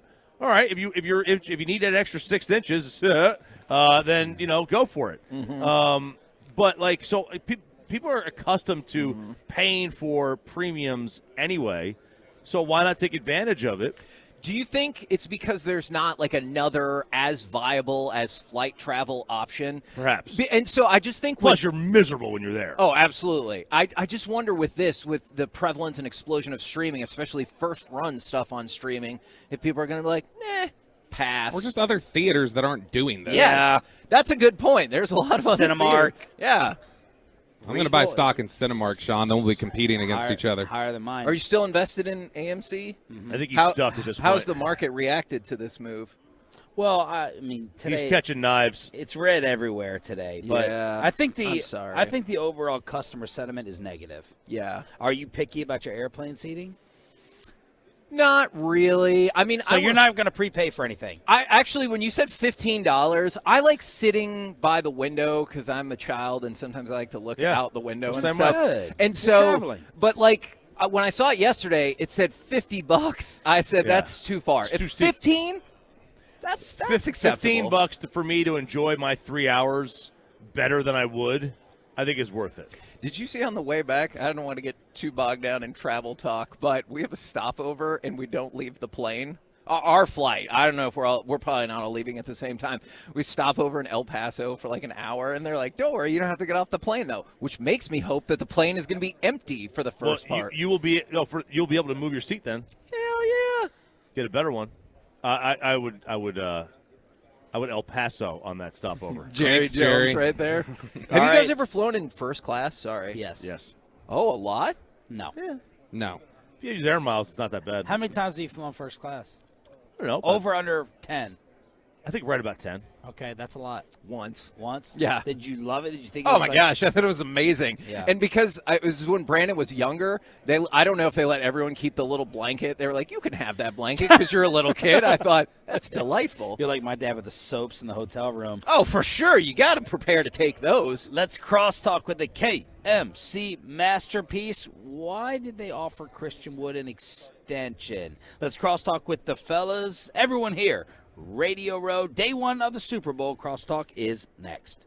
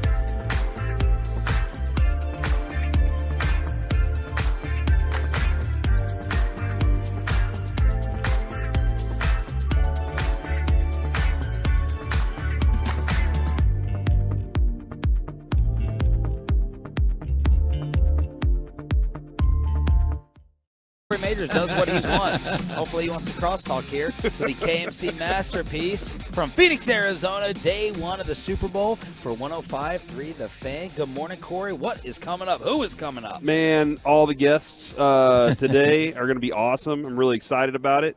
Hey, we just got an email, Kevin, from Joe Trahan with the Cowboys. Right. Who evidently has joined our show now. He's part of our show. You sent him a run sheet. I sent him the run show. sheet yesterday as opposed to Joey, and he goes, man, this is exciting news. So, whoops. You want to go through the entire list of guests today? Yes. All right. We're going to have Laura Rutledge on today at 11:30. We'll have Clark Hunt. She's a crush of mine. Kansas City Chiefs owner. Do you want us to tell her that? No. At 11 o'clock, at 11:15. We will also have Ross Tucker, and we will have David Tyree. Yeah. We will also have Nick Lowry, and Miss America, Emma Broyles, will join us at noon today, and then Randy Grimes at 1:15. Is that it? Yeah. Ross Tucker. Grimes? Oh, LeGarrette Blunt. And LeGarrette Blunt. LeGarrette Blunt's at 11, yeah. Is Clark Hunt's daughter the one that Gracie? All the photos and the websites and the heiress? Is she the There heiress? is a Hunt daughter that, Yeah, that wears the stuff on the sideline, yes. So what happened with you and the Gilf? What do you mean? Oh, did he tell that story? All right, as we're not, getting not in depth. Okay, as we're getting on the airplane, I would go in depth. You know, we're trying to figure it out. gosh. We got B. We were in B, and there were no aisle seats left, which is insane. So I was like, all right, taking a window.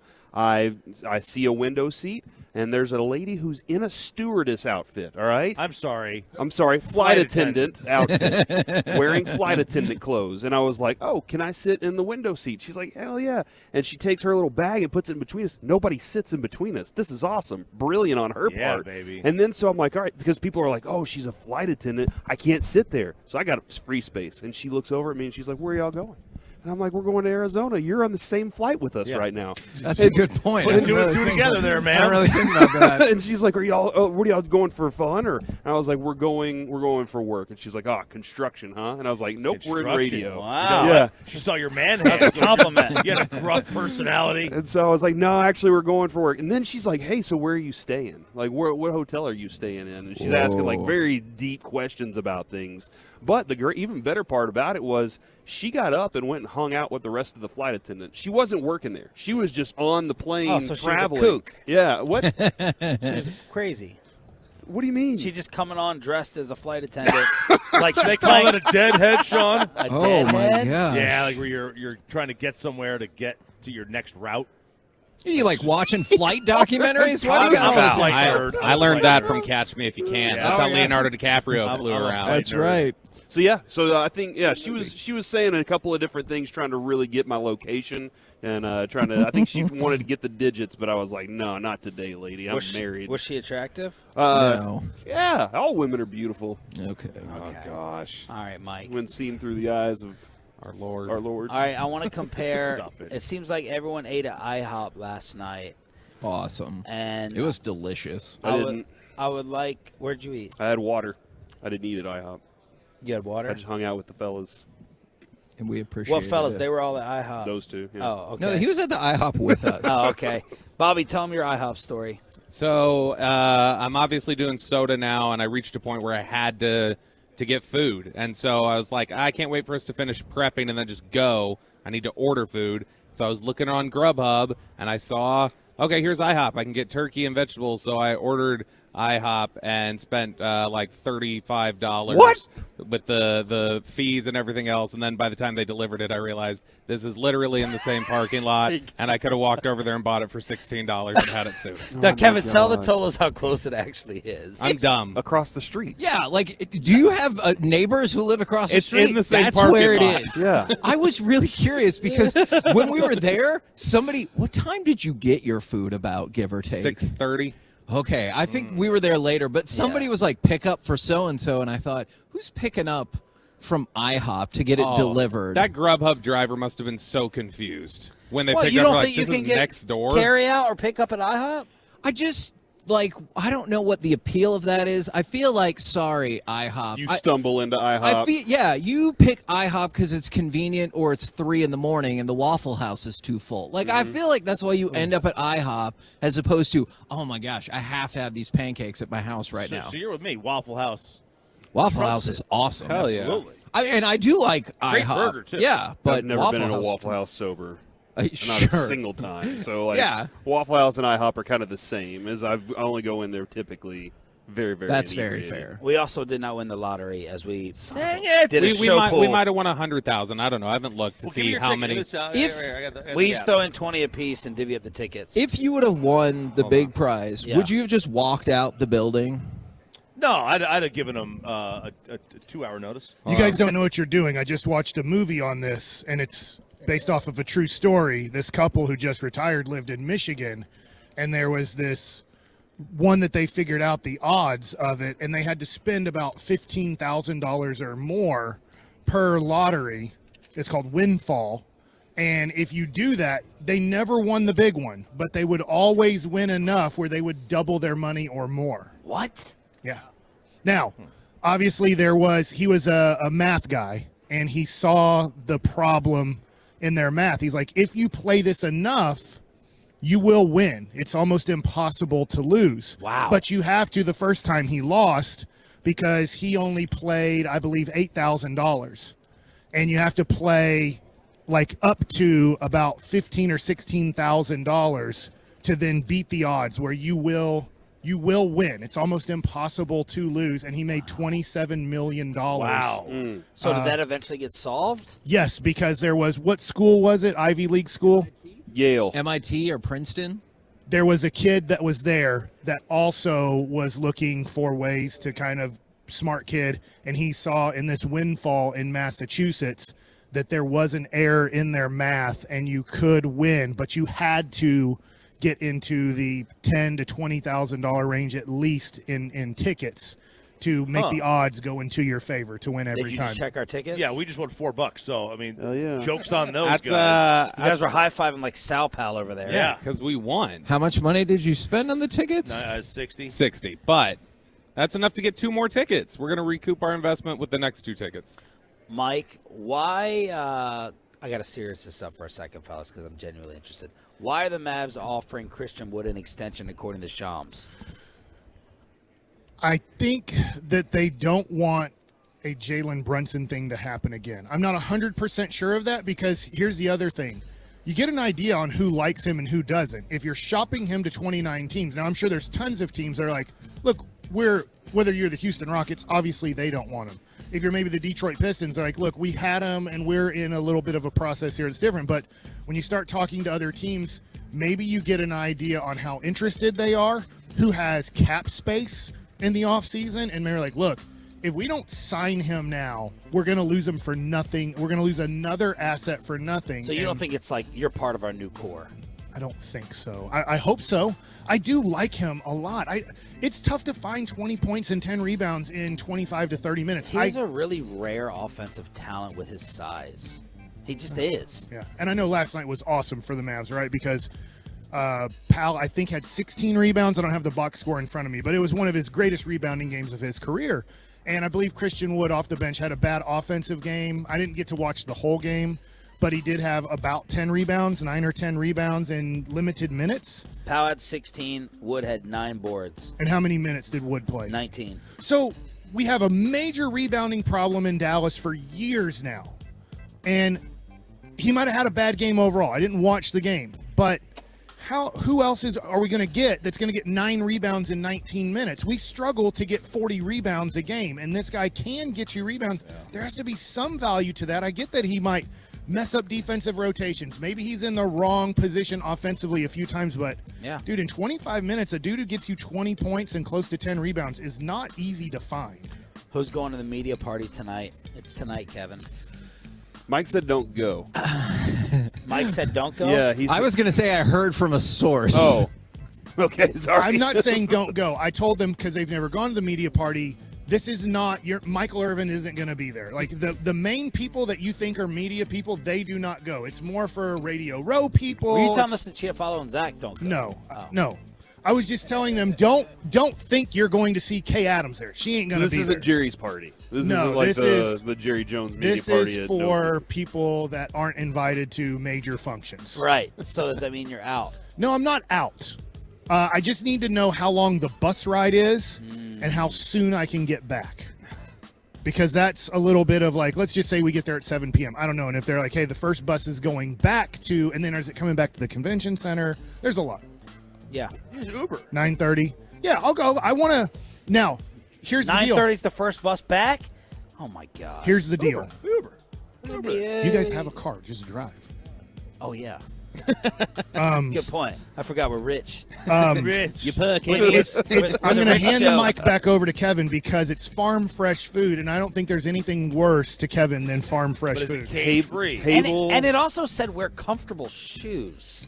What is that about? The it's a RSVP, farm. the Who are they RSVP inviting to says this? wear comfortable shoes. That makes Farm Fresh less impressive because I'm like, the farm's right there. Like, you just brought it from, like, behind. It's 5 miles Well, from us. It's I a don't know. 14-minute drive from here. to say Okay. that. So are you in or out?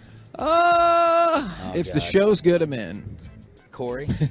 Huh? Are you in or out? Oh, I'll go. Yeah, I'll eat some food, man.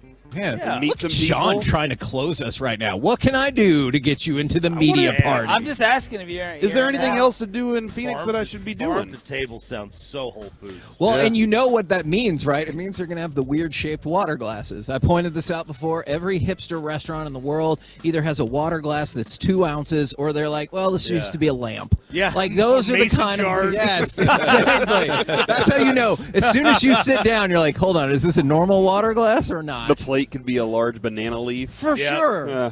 Farm to table. Yeah, it's great. RJ, it really sounds sometimes like we should hang out more. It really does. It really does. We're back tomorrow morning with Dan Orlovsky. Are you so excited about that? I am. No. I can't wait. What do you mean? petrified. I'm I petrified. can't wait because to of see him. Bobby cower. Tim,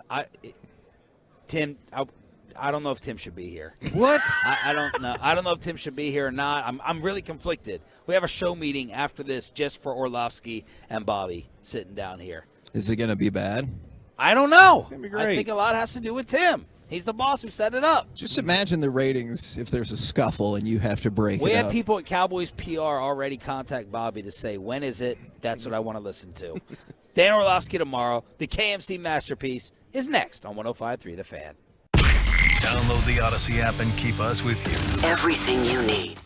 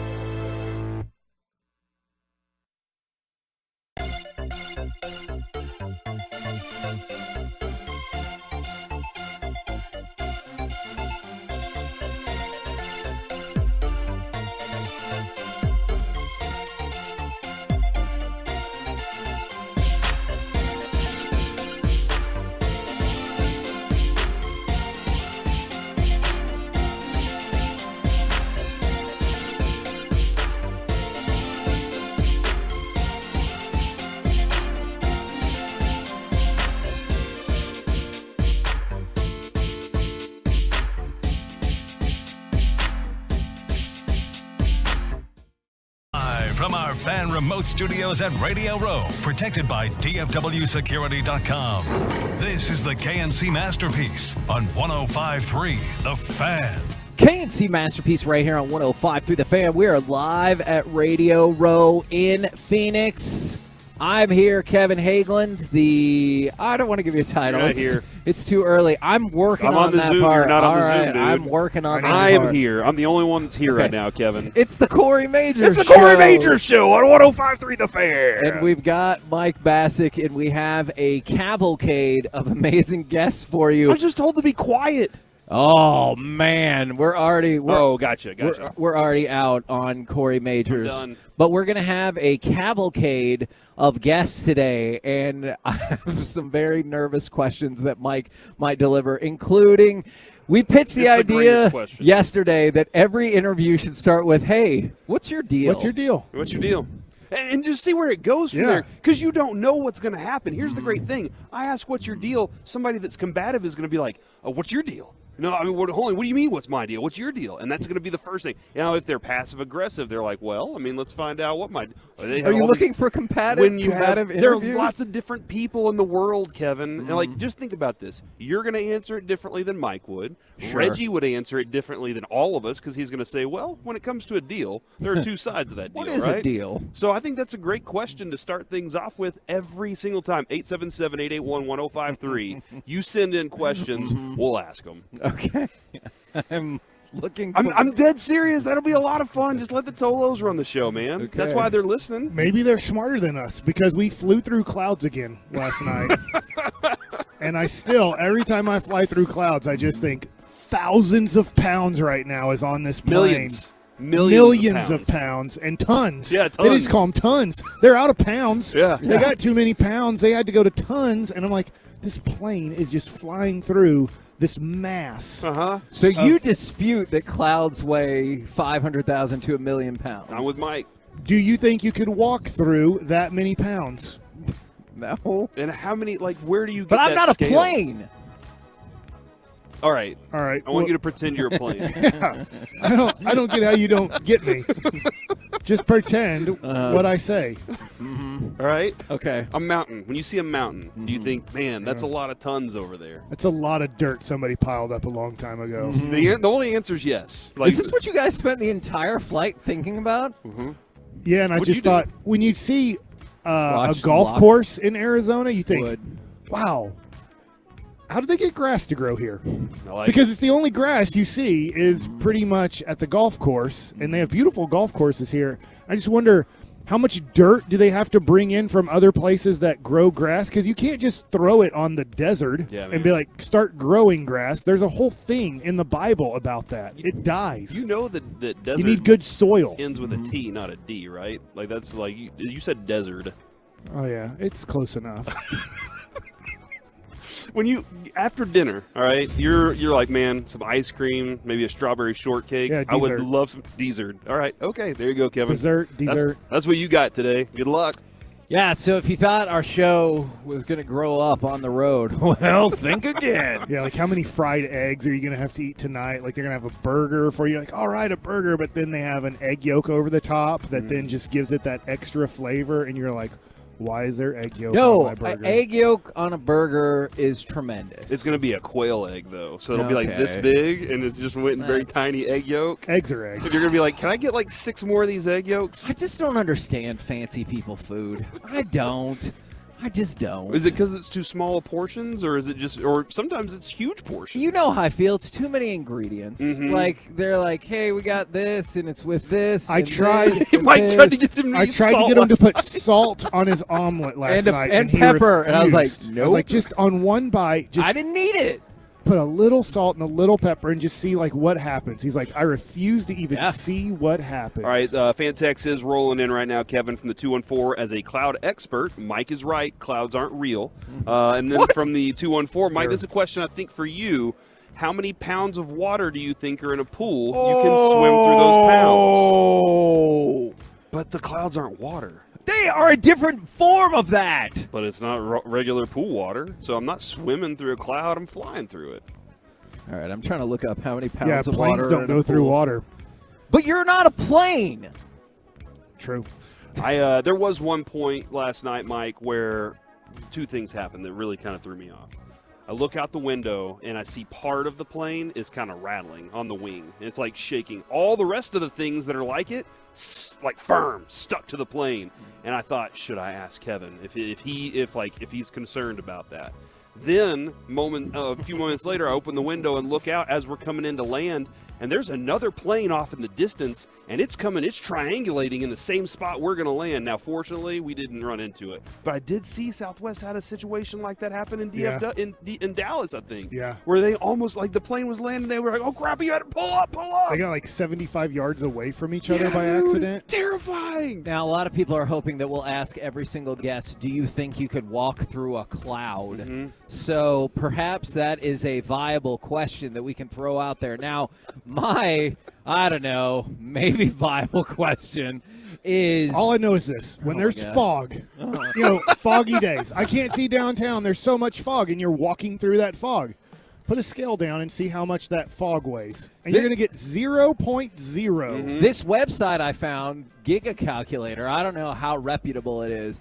It says the average pool holds about 800 to 1,000 pounds of water. All right. You can zip through that, no problem. I don't know if you know this or not, Kevin, but that's measured in You gallons. can zoop through it? Yeah, you can like zip. soup? No, it had a conversion. It's We're supposed to take the credit from that guy? It's 90 gallons and approximately 750 pounds. Now imagine drinking all that. How much more a plane weighs and do the conversion. How much does a plane weigh? I don't know. Man, I could probably look that up next. How much is a hen away, I don't know what that means. About 5 pounds. Well, I'll tell you what. I didn't want these did have people a sports sitting in question. front of me to really get a big head about being a parent. But they had a baby right in front of me. I think they said 10 days before she turns 1 year old. Oh, man. Or just 1 year, since one is not a plural. That baby never cried the whole trip. Never, I don't think I heard the baby really say much either. You think they And I thought, wow, you guys have been able to create the greatest, calmest baby in the history of babies, but I didn't want them to get a big head because then they're like, oh, we're doing it right. Yeah. You know, and it's like, look, I was like, I don't know how you guys did this. My wife prayed and dreamed of that moment when she was traveling around the country to come see me play baseball. But for them, I was like, you guys did it. I don't know how you did it, but you created a baby that for 2+ hours didn't make a noise. That is one of the reasons we've had discussions about traveling, and me and Jess are both like, I don't think Noah's ready for that. You just gonna leave your kid at home? Yeah, and hilarious consequences will ensue. I've seen that movie multiple times. All right, we got an update. Apparently the pool calculator I looked at was more like for a bathtub. Here's the update. Between 10,000 and 20,000 gallons in a pool at 8.5 to 9 pounds per gallon. So we're talking about pools have about 85,000 to 180,000 pounds of water. You can go through the pool. You can go through a cloud. Somebody texted in, Kevin, and said, I am currently in a cloud and a person, and I can't feel anything. So there you go. I hope they're in a plane. I don't know. What if they're Superman? What if they're flying like that? Also, Joey texted into the show, and he asked if the baby could read, the one on the airplane, because, Kevin, has your child learned how to read yet? Man, there's no chance my baby can read by 14 months. He can't talk. He can't even roll all the way over yet. So I feel like he's really behind schedule. All right. He also has a giant head and big shoulders, so that might be slowing him down with the turning over. Kevin, I want to point out, we are here in Phoenix, Arizona. I had a sports topic. For Radio Row for the Super Bowl. The grandest game, the greatest television event. Isn't that the Rose Bowl? In the history of the world is the Super Bowl. Is the Rose Bowl the grandest game? I think it's the granddaddy of them all. That's awesome. Yeah, so we're here for the Super Bowl this week, and I can't believe that we are surrounded by this many signs for the Super Bowl, signs for directions that tell you how to get to places. Oh my God! And athletes. Like there's so many athletes here. This is going to be an awesome week. I want to know from the Tolos who they want us to talk to. All right, you want us to talk to all the athletes? Do you want us to talk to just random people? Because we can do it all here. I remember the last time, this is probably why they didn't let us come back to the Super Bowl for a while. We were playing wall ball. Oh, yeah. But remember, the security guard let us jump in the foam pit. Yeah, that's There was right. like a giant foam pit they were advertising. I don't know, whatever. And when we were doing the show late, T-Mobile, I bet. yeah, T-Mobile, jump in the foam pit. Like, I don't know what those things have to do with each other, but they let us jump in the foam pit because it was just like us, maybe one other show, and the security guard, because we're live and local all the time, baby. Yeah, we are. That's how we broke that Kyrie news. And they were like, hey, can we jump in the foam pit? And the person was like, you're really not supposed to. And they were like, there's nobody around. We won't tell anybody. And we jumped in the foam pit, and it was super fun. But also, I was on 3 stations simultaneously. Yes, you were. I was on our station.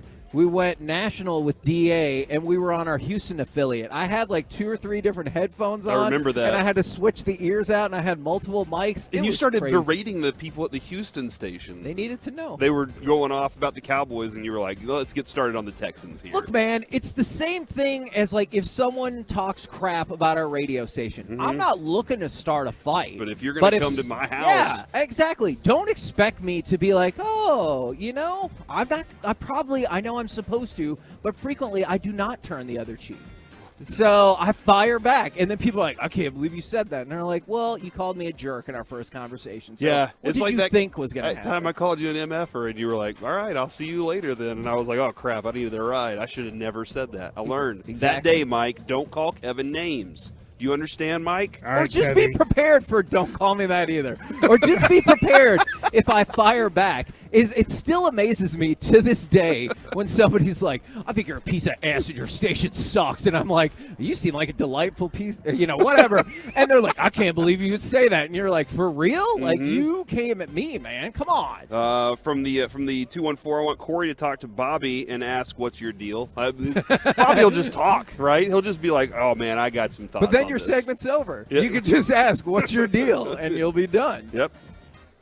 Okay, look, for the people who are texting in about the molecular structure and everything like that, this isn't the Neil deGrasse Tyson show, right? I'm just telling Nobody you what knows this who that is. They don't? This is not Bill Nye the Science Guy show. Oh. I'm just telling you I know a him. thing that I saw on the internet and trying to relate the information. You can that's take good. that for whatever you want. I do believe that you can walk through clouds and swim through water.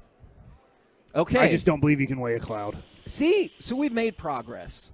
We didn't talk about the sports topic but we've made progress. We're at the Super Bowl. Well, I'm going to have to go home. I've already screwed up once, guys. Because you said it was the Super Bowl. It's the This big is game. not an advertisement. We're here You for can big say game the this Super week. Bowl. There are lots of signs up that say it, but I'm not allowed to. Mike. Man, this is why you need to listen to our commercials. Is a lot of our commercials I like. Every now and again, there's one that's like, hello, it's me to talk to you about the big game. And I'm like, come on. By Can we the get way, a little enthusiasm? It's going to be a touchdown. If you're wondering if you gamble on sports if you win, the 3 biggest signs I see right now, 3 out of 4, are FanDuel, DraftKings, and Caesar Sportsbooks. Guess what? Sports?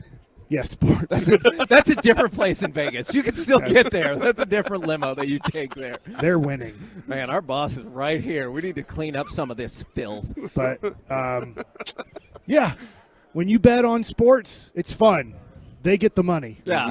They don't keep And I building guess- those casinos yeah, for and I no guess reason. Sleep Number They're like, does oh, too. so much debt. Let's add another floor to this casino Yeah, here. absolutely. And a pool made of diamonds. And there's a lot of people who now want to call me nicknames from the 682. Ask Kevin what his deal is. And I want Bobby to start the Dan Orlovsky interview by saying, what's your deal? I actually think that could be effective, but probably problematic. Kevin, if you were in a hotel with a cloud room, would you think that hotel is going to fall because of how much that cloud weighs? Like, Yeah. it's going to collapse at some point? I really do. I watched the Pierce Brosnan, I think it's the Halle Berry James Bond, where they stayed in the Ice Hotel. Oh, yeah. I thought it was amazing, but I also had lots of questions about structural integrity. But just ask Mike. I had to look behind me when I was in the escalator just to assess the situation. That's so true. I'm probably not the person who's going to, go do that daring, oh, we found a beanstalk and built a hotel up there. Pass. I love beanstalks. I really do. Like, that always seems so cool to climb up into a cloud and just go hang out with a golden goose and have a big old egg made of gold. That'd be awesome. Okay, well, a lot of that sounds great, but falling off the beanstalk or getting eaten by a giant or whatever, I'm not as pumped about that. We're the KNC Masterpiece right here on 105.3 The Fan. What a start. What a start. I know. The topic was going to be which team is more likely as of Sunday to start a dynasty. Let's do that. We can Kansas City. Yeah.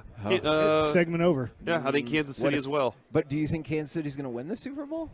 They better. They're going to win all the Super Bowls. I know you're rooting for every time the Eagles are in the Super Bowl. No, I am not rooting. I'm rooting for the Chiefs. Is this the second time you're rooting for the Eagles? No, I'm rooting for the Chiefs. But instead, our next segment, the Mavs youth on display, plus the backstory, maybe a little bit more context and positives about Kyrie. 877-881-1053. You want to weigh in on this conversation? We'll do it next, live from Phoenix on 105.3 The Fan.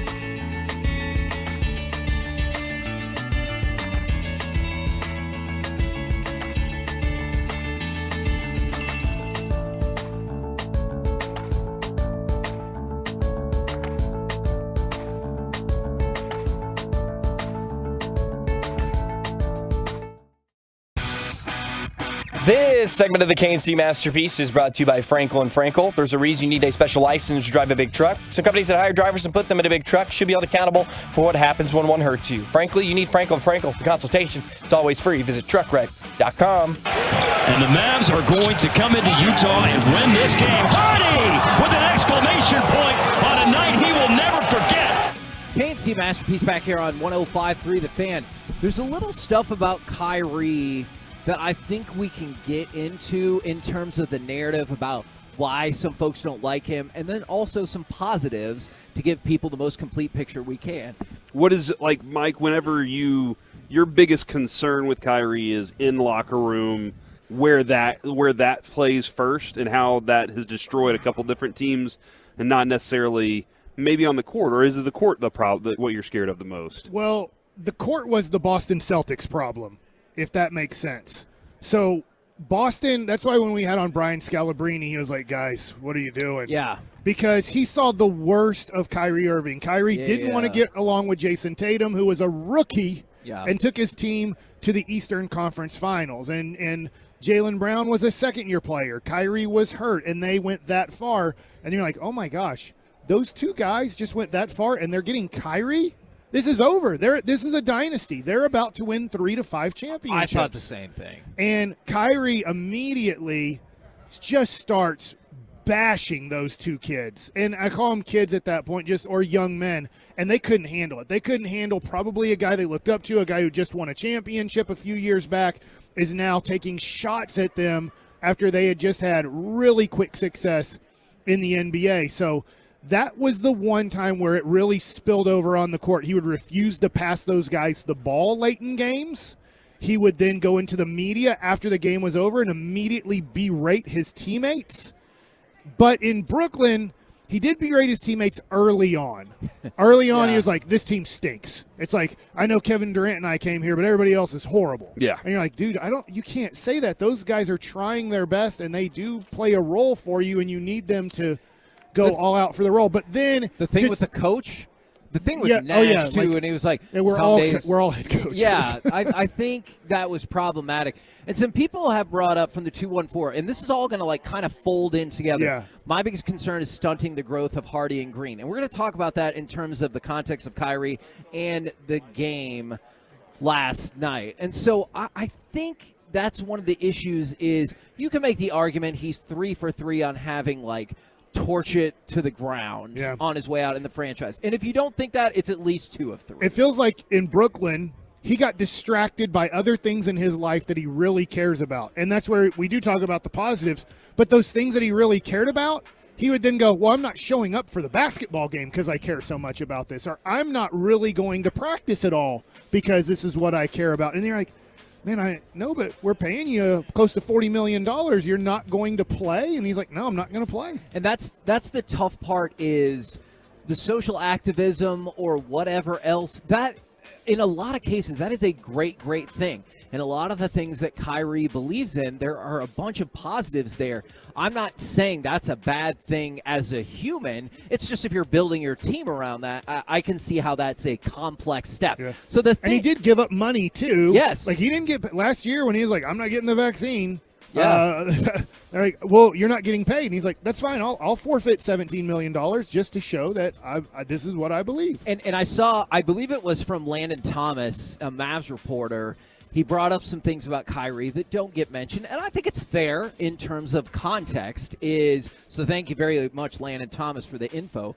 This is Kyrie. Donated $1.5 million to help cover WNBA salaries during the pandemic. Paid off tuition for 9 students at Lincoln U.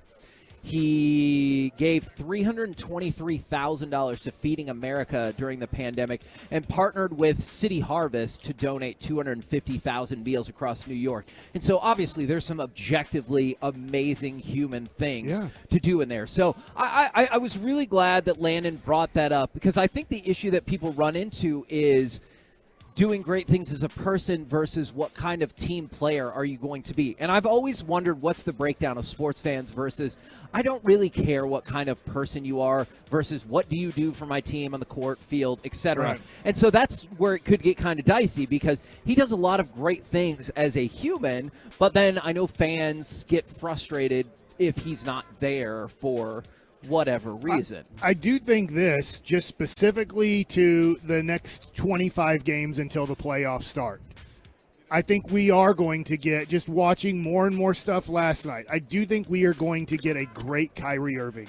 I do He too. has been great ever since and I don't know everything about this, but ever since the Jewish situation happened with Kyrie that suspended him for games this year, and it looked like I didn't know if he was going to get to play. Like, I didn't know where it was going to go in our world with what he was kind of saying, what he maybe was believing, maybe still believes, but has kept his mouth shut now it's like, dude, and he realized, you just listen to a lot of people, he realized nobody's going to want me or pay me close to my value if I don't start playing great basketball and be quiet.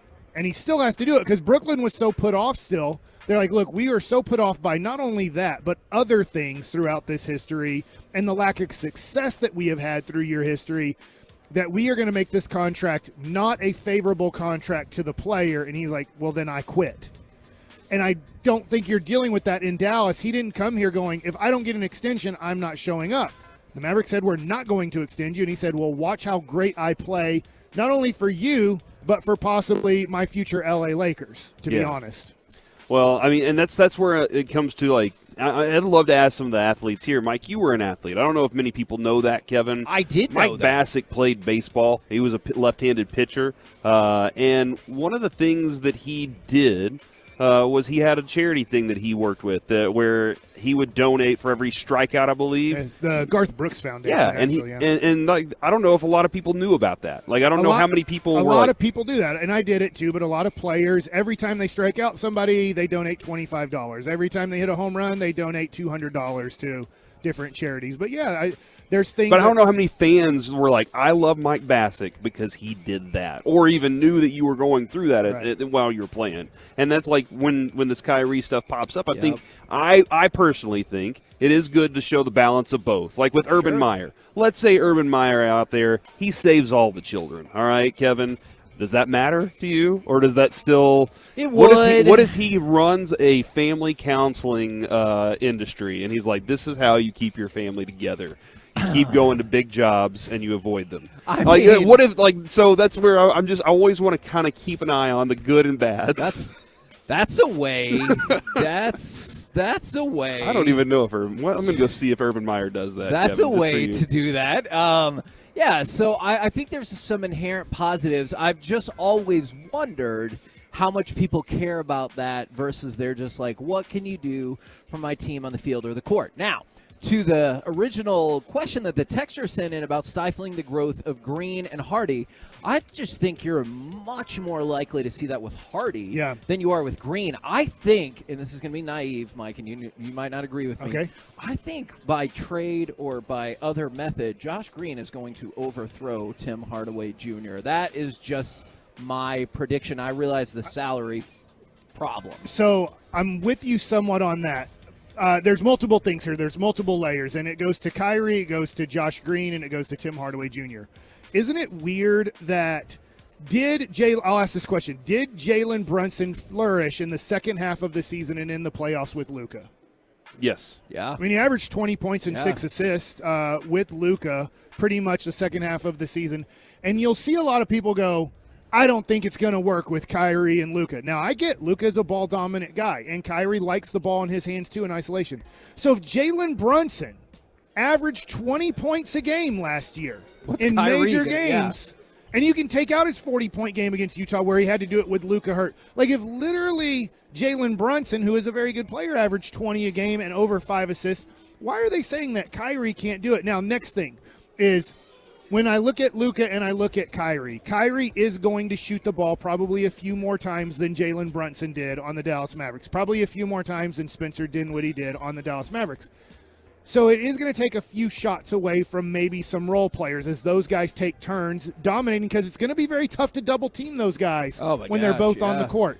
Josh Green doesn't mind taking 5 shots a game. Right. He can be a valuable piece to your team, taking 5 to a max 10 shots a game. Tim Hardaway Jr., I mean, I hate saying this. He helped win the game last night. He has to shoot the ball 20 times. His whole life depends on, when I get on the court, the ball has to be jacked up.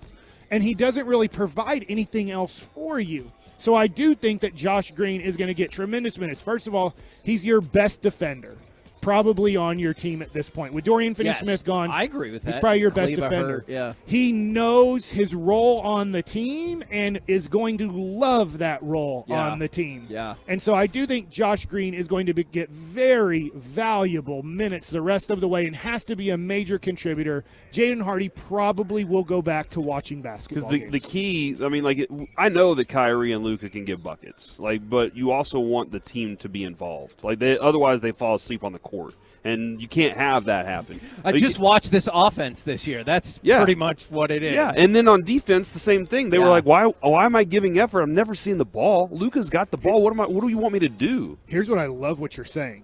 Is maybe a way, because Kyrie does like pushing the basketball. He's an ISO player, but he can get buckets in a second.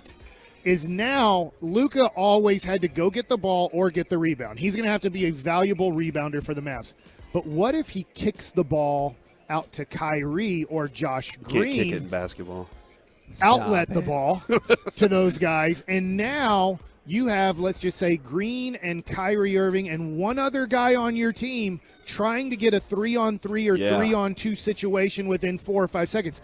That enthuses players. Yes, it does. Role players are like, all right, let's go get a dunk. Let's go get an easy bucket. And if it's not there, pull it back out. Run your ISO ball with Luka or run your ISO ball with Kyrie. I think that might be the best time to, when you split them up, to go with Hardy. Okay, Luka and Kyrie are not going to play all of their minutes together. I get the idea that you want a big chunk of them together. I would love to see an 8-minute stretch where Hardy gets to be in there with Kyrie, because Hardy will push the pace as well. Man, that's what last night, that's what the two young guys did, and I don't think Utah was ready for that at all. When you play the Mavericks, you're going to get to play the slowest basketball in the history of the NBA. Yeah. I mean, it is walk the ball up as much as you want. And then last night, with Luka out, Kyrie obviously not being on the team yet, two young guys, a 20-year-old and a 22-year-old, said, here's how I play basketball. I only know how to play high school basketball pretty much, but I am very good at it. We are going to push this MFR up and down the court, and we are going to see how many points we can score in a hurry. And I think it shocked Utah going, damn, this isn't the scouting report on the Dallas Mavericks. They're a walk ball team. Yeah. And all of a sudden, those guys were pushing. They were getting easy baskets. They were getting quick looks, and that was beautiful. 29 shots, 58 points from your 20 and 22-year-old prospects who, thank God you didn't put in the deal. Yeah, just trade Luka, man. We got Oh my Hardy. God, okay. We got, I know you're kidding, but I think last night is the apex of people are like, this is what I'm dreaming about, is if you kept Chris. Because now if you tell me we got Luka, Kyrie, Christian Wood, Hardy, Green, and the last two are far more usable than maybe projected, well, that's a team you can get stoked in about. the playoffs? Are those guys getting heavy rotation minutes? Green will. Green has to. For defensive purposes mostly. And also you lost. Remember, you traded 2 for 1. Yeah. I know Markieff Morris, I know he's on the team. He didn't play. He hasn't played in like 2 years in the NBA. He's a 12th man. He's a veteran guy, knows his role, foul trouble, whatever. Somebody picks on Luka, go punch somebody in the mouth and tell him to stop it. I mean, that's kind of what he's going to be at 35 years old now in the NBA. But when you trade 2 for 1 and those guys averaged, in the playoffs last year, 65 to 70 minutes of basketball, I have to pick up 65 to 75 minutes. Kyrie's going to pick up 36 of those. That still gives you a lot of minutes that I think Josh Green, who barely played last year in the playoffs, will pick up. We're the KNC Masterpiece right here on 105.3 The Fan. Coming up next, DraftKings analyst, the host of the Ross Tucker podcast, and the man who must answer for all the praise he gave Kellen Moore. It is Ross Tucker right here next on 105.3 The Fan.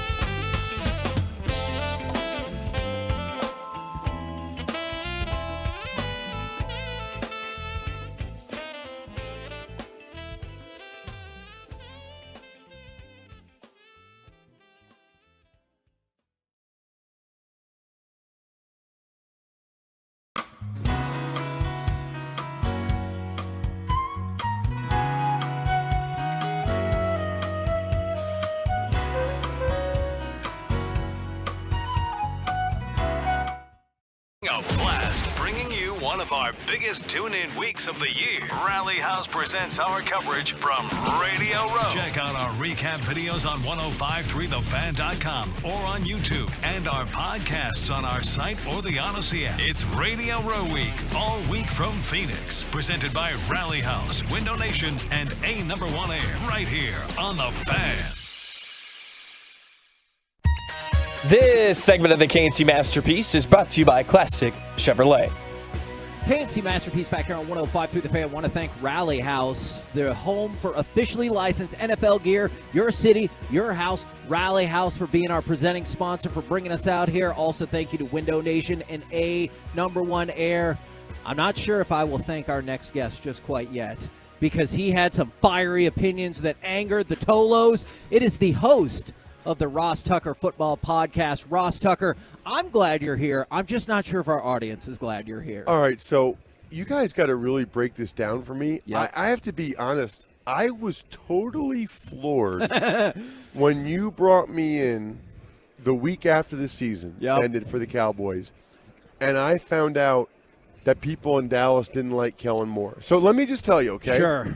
The national perception, and perhaps you guys have realized this or had other people on, is that Kellen Moore did a fantastic job with the Dallas Cowboys offense this year, that they were very creative.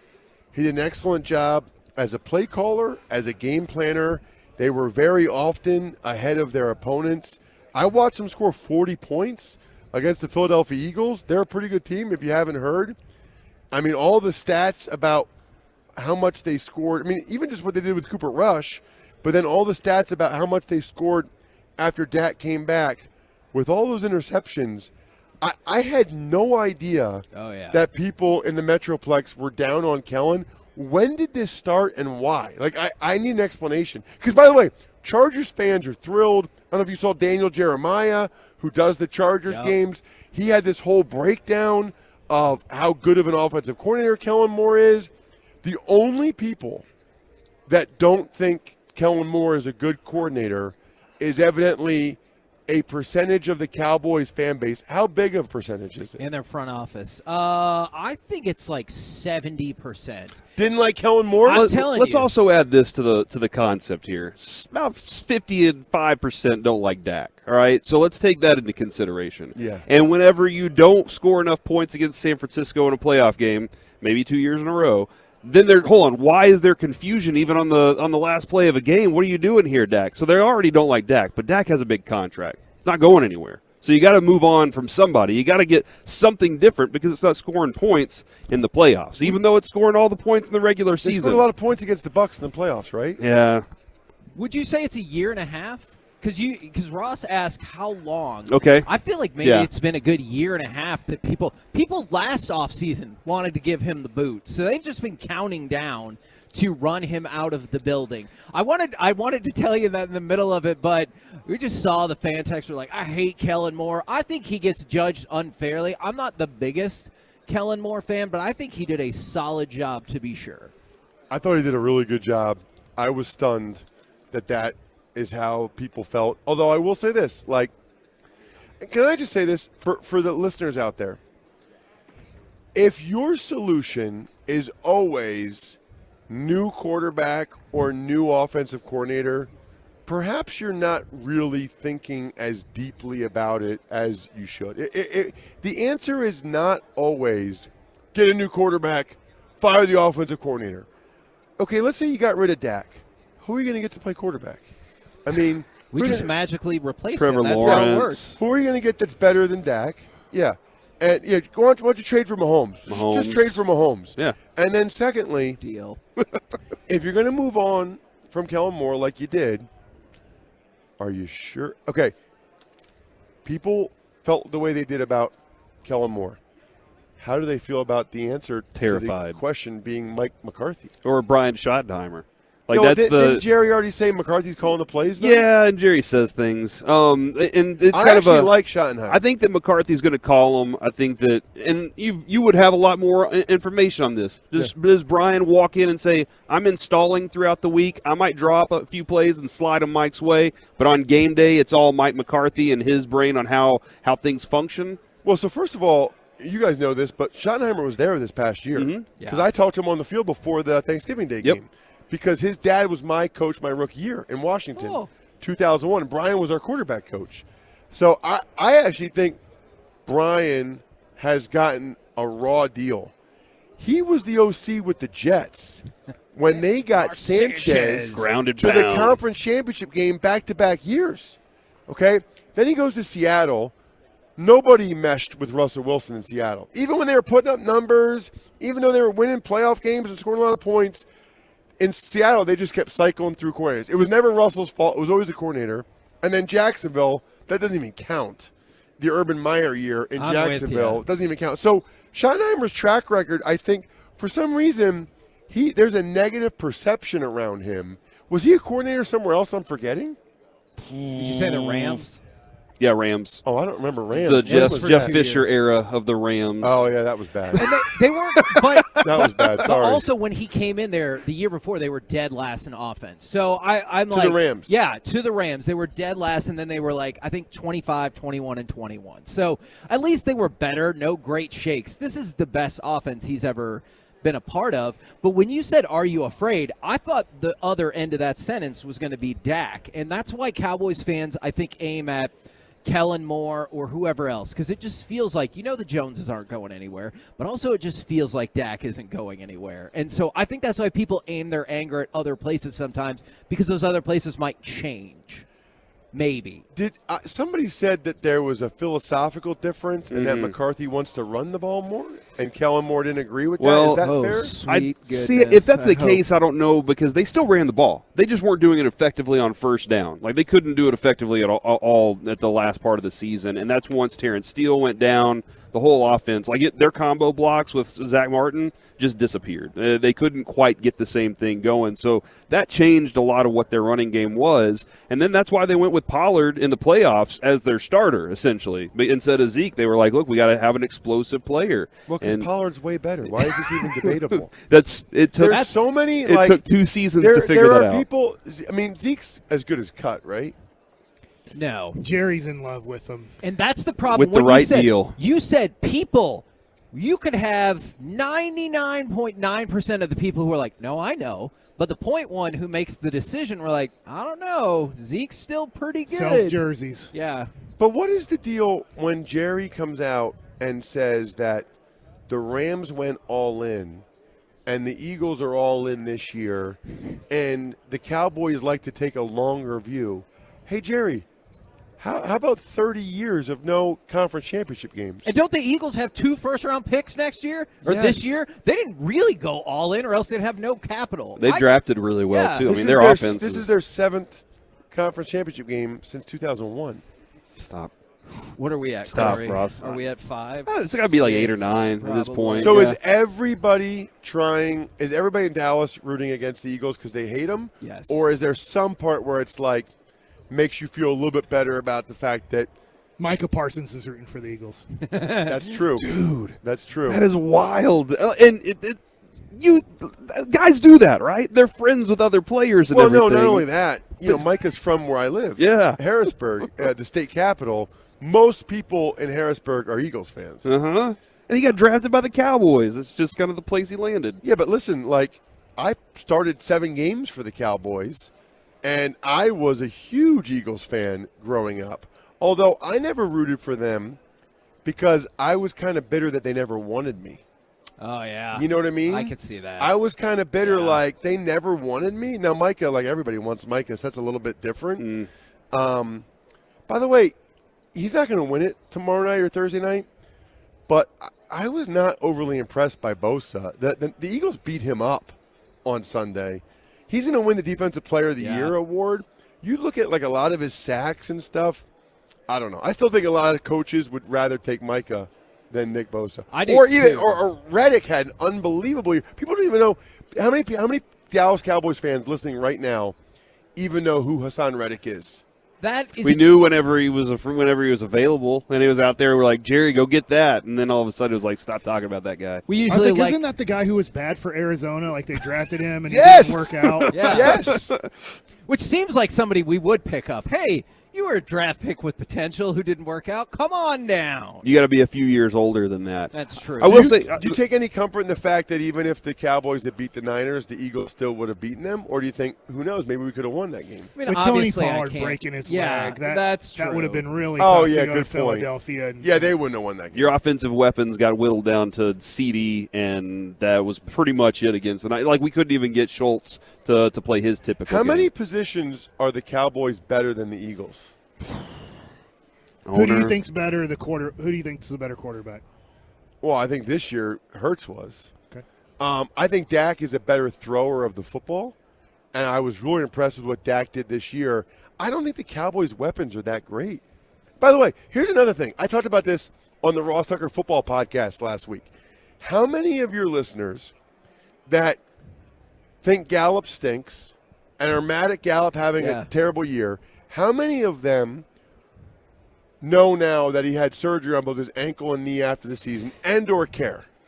I don't think they care. Yeah. I think they're like, you should have been better off the ACL surgery you had last year. You should have, if you were on the field, you should have been. It's like the receiver, if it touches your, or if an outfielder touches your glove, you should have caught it. It touches your hands, you should have caught it. Michael Gallup, you should have been open because you were on the field. No, that's the way it is, though. If you're inside the white lines, you're saying you're healthy enough to play. Yeah. And nobody cares what happens after that. But, dude, for a receiver to have knee and ankle surgeries after the year, no wonder he didn't do anything this year. Now, speaking of white lines, did you know that is the theme song to the upcoming motion picture Cocaine Bear?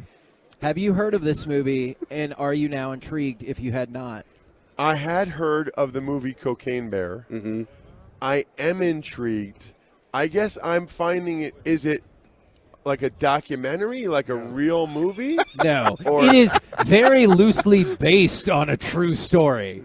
Okay.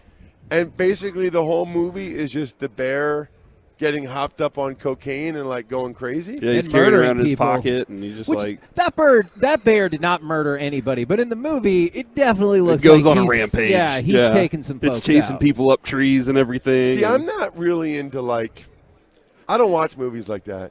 I don't need stress like that.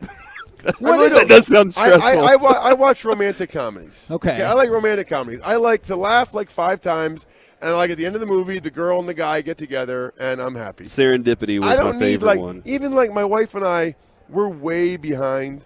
So I'm still trying to finish Ozark with my wife. Gotcha. Oh, wow. That's stressful. And I can't even sleep right after an episode. It's intense. I'm like stressed out. I'm like worried about what's going to happen. I don't need that in my life, dude. What's your favorite romantic comedy then? Ooh. I could have asked who's going to win the Super Bowl, but I like No, this is better. This yeah. is better.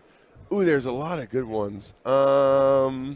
One time, my future wife walked in, and me and all my roommates were watching Serendipity, and we had our hands on our faces, and we were like, "Oh my God!" And Kate Beckinsale and John Cusack. This is amazing. I like The Notebook a lot. Okay. I think that's a good one. You know how like they die together in bed at the end? Oh, sorry, everybody. Oh my God. That movie's like 20 years old. If you didn't know that, you were never going to watch it. All right. We appreciate it very much, courtesy of DraftKings, and obviously listen to the Ross Tucker podcast. We appreciate it very much, good sir. Absolutely. Great to see you guys in person. Yes, This is sir. twice in 3 weeks or so. Yeah, man. You're welcome. We're the KNC Masterpiece right here on 105.3 The Fan. Coming up next, we will talk with former NFL running back, and we hope still Mavs fan, LeGarrette Blount, next right here on The Fan.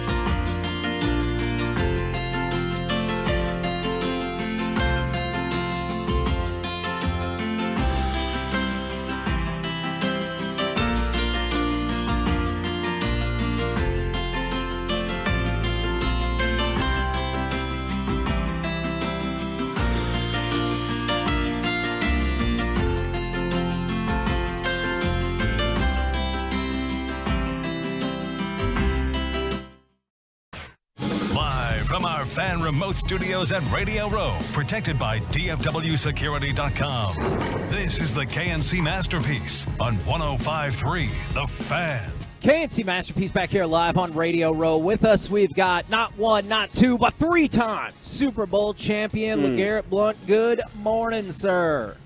Are we live right now? My fault. We are Good morning, live. my guys. LeGarrette, I got a question. I was just went to the restroom, all right, and I washed my hands because Whoa. that's what you're supposed to do.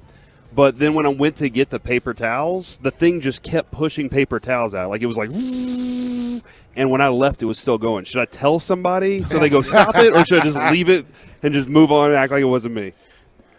I'm pretty sure the next person that came in there probably ain't going to tell nobody neither. Probably not, man. So that's So what- we have a paper towel shortage. They're like, get to Radio Row bathroom. They're out of paper Corey. Now, you got to be prepared for things like this. See, exactly. And it sounds like you're prepared to, we need to talk probably some football, maybe not, but also lgsfeelgood.com. I'm trying to help people out with the website. It's easier, lgsfeelgood.com, but also maybe we need to talk about the Mavericks. Yes, sir. You were a huge Dirk fan, huge Mavericks fan. Are you still a huge Mavericks fan now that Dirk is gone? Man, Dirk made me a Mavericks fan. Dirk is my favorite player ever. So he made me a Mavericks fan. So I've been a fan ever since. What was it about him that made him your favorite? Just his style of play, man. There was not a lot of guys that, that are 7 feet tall, could shoot a fadeaway jumper from the three off one leg. There's not a lot of guys that are his size that is winning MVPs versus a LeBron James-led team. Sure. There's, that's the team that whooped Miami Heat in Yeah. the finals. So Hell yeah, I was it at is. that game. You feel Oh. me? Yes, sir. I was there. Yeah, I was there, man. So Did you like seeing all the people leave? 'cause Were you they knew cheering they were Let's Go losing? Mavs with them Man, too? So at the time, I was young, unrestricted free agent. So my tickets were, not the best. So I slowly migrated down as the Miami Heat fans started leaving. And so I got to watch my guy, get the little MVP and the whole nine, man. That was special to me because obviously he didn't play a lot longer after that. Yeah. Absolutely. Did you ever get a chance to meet him, talk to him, and hang out with him or anything? Never, man. Oh, never, man, we got to set that up for you. I would absolutely love to. He might be one of the nicest superstars you'd ever meet in your life. You'd never know that he's one of the greatest basketball players of all time. He's like, You'll definitely know he's one of the greatest basketball players of all time. You have to know that. Yeah, but he doesn't. But he doesn't have that kind of attitude. Right, It's right. like he's your neighbor. He's Right. like, sure. Did you need some sugar? Yeah. You're like, whatever. He yeah. brings over a plate of Tupperware, and he's like, I just had some leftover food for you. That's the kind of guy he See, is. man, yeah, I can imagine, man. I can see him being like that, man. He's a special guy to watch. That was for sure. So now the Mavs have Luka, and we get to see tomorrow night for the first time Kyrie Irving with the Dallas Mavericks. What are your thoughts on where the Mavericks are headed now? Man, they were already trending upwards. Obviously, we're going to always be a playoff team if Luka's there. We just can't get over that hump. I'm not a big fan of letting go Chris Stapp. That still stings to this day. That was our big man, or that was our guy that was going to lead us to the promised land. So, but adding Kyrie, it soothes the pain a little bit more because Kyrie is a game changing point guard. He's obviously one of the best point guards in the NBA and in recent history, right?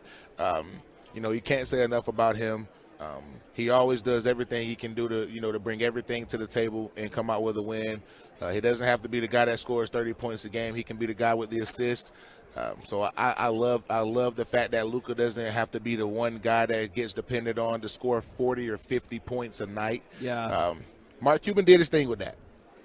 He did his thing, man. Would you have played basketball? Would that have been something that you would have liked to do? Oh yeah, heck yeah! I love the sport of basketball. It's just that my body didn't grow the way a normal basketball player's body would grow. I was tall and skinny for some time, until I became a sophomore in high school, and I put on about 25 pounds, and I shot up about 2 or 3 inches. So I went from being about 190 or 195 to about 225, and that stands to be a football player. So multiple Super Bowl champion LeGarrette Blount joining us right now. I know you talked about watching Dirk win that championship. Obviously, you are a champion. Kyrie Irving and Luka want to be a champion. When you got a player, maybe it could have been you at one point, right? When you get a player that has a little bit of possible baggage coming to your team and you don't really know them as a person, you just see the talent, but also you hear things. How do you accept that player on the team? How are you trying to make them feel welcome and make sure that they feel like they're going to immediately be part of something? I think a lot of it comes from the respect that player has garnered over the league from his peers, right?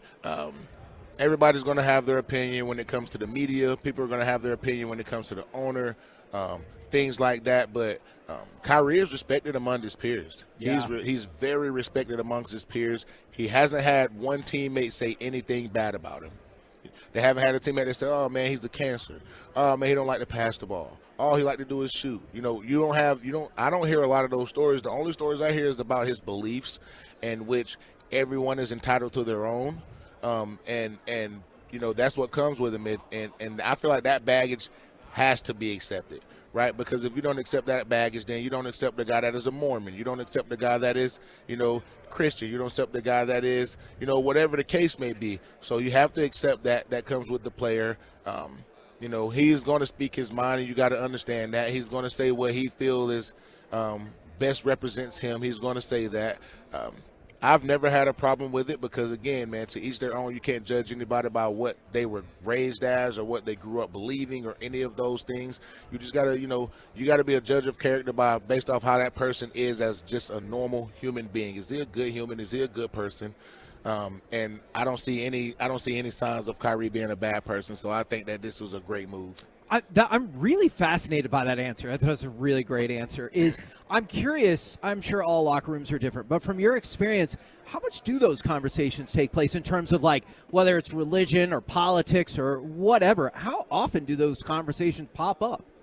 Man, believe it or not, man, the religious conversation rarely ever pops up. Right. That's probably smart. And yeah, you know what I'm saying? Yeah, I do. I do. No one, obviously, when it comes to religious beliefs, those are things that everyone holds extremely dear to their heart, to their core. So when people question them or when people attack them, you get extremely defensive. And, that can divide a locker room. That can divide a teammate. That can divide a relationship between two players that have obviously probably been close for a long time. It can definitely, mess some things up. So you don't really talk about that. And political, I feel like politically, the conversations as far as that, those are very minimal. Okay. You know what I'm saying? Nobody goes around and be like, "Hey, bro, who you voting for? Who do you like?" To each their own. We're teammates. Our common interests and goals mesh. You know what I'm saying? Our personal interests and goals. Whenever you become a closer teammate or a closer friend, or whatever relationship you guys develop, if y'all feel like it is okay to talk about that or introduce that conversation, then that's cool. But other than that, I don't think that those are two topics that are really talked about in the locker room. Before we get to LG's Feel Good, can I ask you a quick question about sand? Have you seen all of the Tom Brady sand auctions up on eBay? How many different ones are there? There are, as of last count yesterday, there were 122 for at least trying to go for at least $1,000. I think they pulled the one that was $100,000 because that was the actual sand. And I don't think that's on eBay anymore. I was just trying to find it. I don't know what happened, but it's not on there anymore. Yeah, I seen that. I seen the one that was up. I seen the one that the bid got up to $100,000. Now, does eBay let him sell that? Or Maybe they're saying or no. does eBay say nah because we can't confirm if this is the real Brady ass sand? I see. Yeah, I think they pulled it because of that. Is this really Brady's ass sand? Yeah, nobody knows. How would one confirm that? I wonder. Is all right. He just has to scrape it right off his butt. That's a good point. Yeah. Let me get this, Trail. Let me get this. I mean, he just posted a thirst trap picture. Yeah. Make sure you record me wiping this off his ass. If that video is included, you'll make money. So LG's Feel Good, and it's lgsfeelgood.com. If you want to go hit up the site, what can you tell us about the CBD product? What do people need to know? Man, it is all natural, all organic. It's 100% THC free. Rollerball, pain patches, anxiety drops, sleep gummies, the whole nine. Second to none. These are the items that I use in my everyday life. My kids use them. There is nothing against it. These are all natural. These help you get away from the opioids. These help you get away from taking pills. These help you get away from other different things and avenues of medicine that'll harm your body in the long run, right? Liver problems. Always these different kind of side effects that harm the insides, your body. And people don't read these labels, and a lot of people don't think about this in the long run, but this is huge. These are the flash to the camera. Yeah, these are the medicines these are the things that you want to deal with that'll help you deal with the everyday knee pain, the not being able to sleep, the having the anxiety whenever you're in settings that probably mess with your head or have you sweating and stuff like that. That is huge for me. So those were the things that I wanted to be a part of, and what led me this way is just myself and athletes alike. A lot of these guys retire from the game and they take depression pills. They take all these different things, and I have things that'll help you in that matter, and I want to express that and get that out to the world, that you don't have to take pills. You don't have to do all these different things that'll affect your body on the inside and in the long term. We have remedies, and we have things that'll be better for you, and they work better for you, and they're immediate, and they don't have to be affecting you in the long run. And this is for you guys. This is for doctors. This is for lawyers, plumbers, anyone. So this is for all these people. So, well, I know you got to run, but we might need to bring you back as our Mavs correspondent. Yeah, any I'm looking different forward number to of that, times man. on Super Bowl Radio Row. I got you. Appreciate it very much, good sir. And it's lgsfeelgood.com if you want to check that out. We're the KNC Masterpiece right here on 105 through the Fan. Coming up next, we will talk with Kansas City Chiefs owner Clark Hunt, plus NFL Live's Laura Rutledge, coming to you live next from the Fan. Blasting out.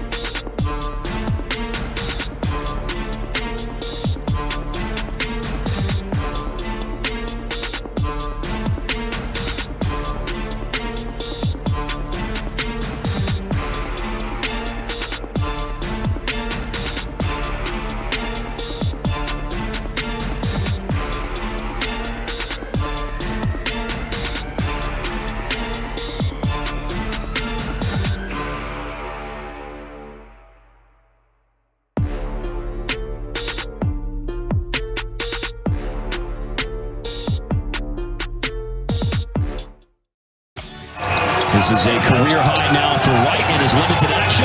6 points tonight, maybe 2 more. He's going to take it to the hole and score in transition.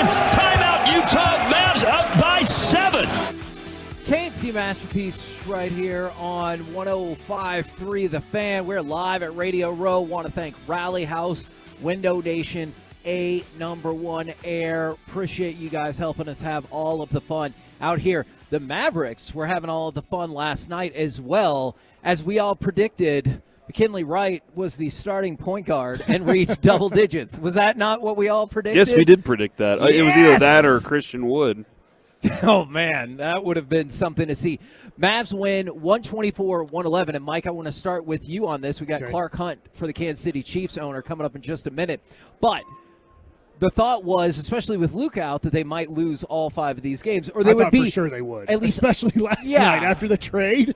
No Luka, no Dorian Finney-Smith, no Spencer Dinwiddie, obviously still no Maxi Kleber. And you're like, you're going to lose by 20 points. But I don't think any of us would have imagined the Hardy Party matched up with Green would have gotten you 58 points. Yeah, 58 points on 29 shots. I mean, you can't really get much more efficient than that from 2 guys on your team. I mean, there might not be a game this year that Luka and Kyrie play together that scored that many points on that few of shots. Yeah. I mean, that was just one of those things. If you're averaging 2 points per shot, that's madness. So it was just really fun. I got to watch the end of the game after we got back from IHOP, and Hardy had a good finish to the game.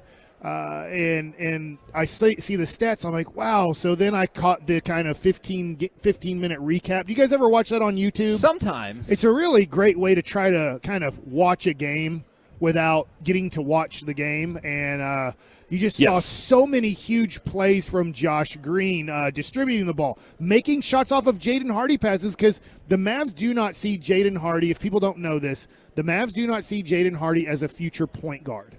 They see him as more I of don't think I do either. Like a Timmy, right? They want to be a Timmy. They see him as more of a future kind of scorer off the ball, bringing up, making decisions. Like, he's going to be a guy that they think can score 20 a game off of the ball and create his own shot. I mean, he blew by at times Kelly Olynyk. I get it, he's an older guy, not fleet of foot, but he'd get the switch and he'd blow right by him, and he'd get to the free throw line. 9-9 from free throws last night, and he made free throws late in the game where you're up by 8 or 10 points approximately. Or like, if you make these, we're going to win. If you miss them, you give them a chance to come back, and he was perfect from the line. So is Josh Green perfect from the line too. So you're saying late game instead of Luka, Jaden and Josh Green need the ball? Not necessarily that far, but I will say this, and I don't want to take a shot at Tim Hardaway Jr. I get who he is, and he's just in a super cold streak right now. He's going to get hot at some point. As I just say real quick, he's so inconsistent. I don't know why they get mad at Hardy for being inconsistent and young when you're like, well, he's older and inconsistent.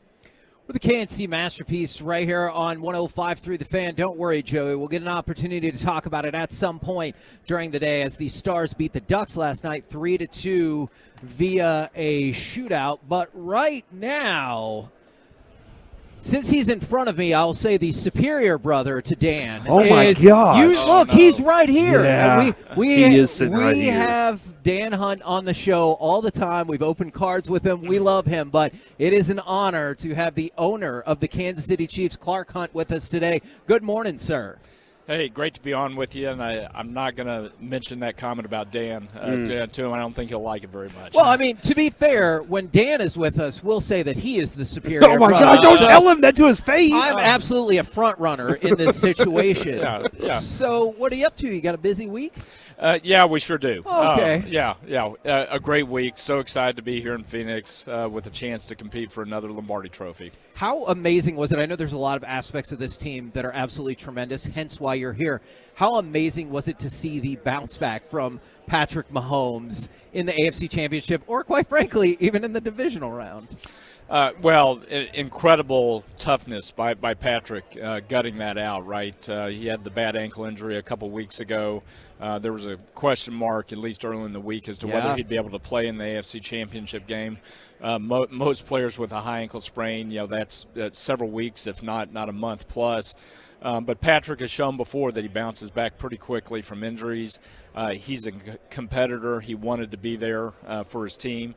I think we all saw the pain he was in the last quarter and a half of the game, and how incredible that the game finished on a sequence with him rushing. Oh, my gosh, using his legs to make a first down that ultimately put us into field goal position. Where do your feelings and emotions go up in the suite when you saw Patrick Mahomes get hurt? I know we're going before the AFC Championship game, when you're just thinking we have a chance to win another one, but need a somewhat healthy Patrick Mahomes, and it looks like he might not be able to play the rest of the playoffs. Yeah, I mean, obviously, I think everybody in the stadium that evening, heart sank, and that certainly was true for us. And for me, first of all, it goes to concern for Patrick personally, suffering an injury, but clearly the football team is better with him.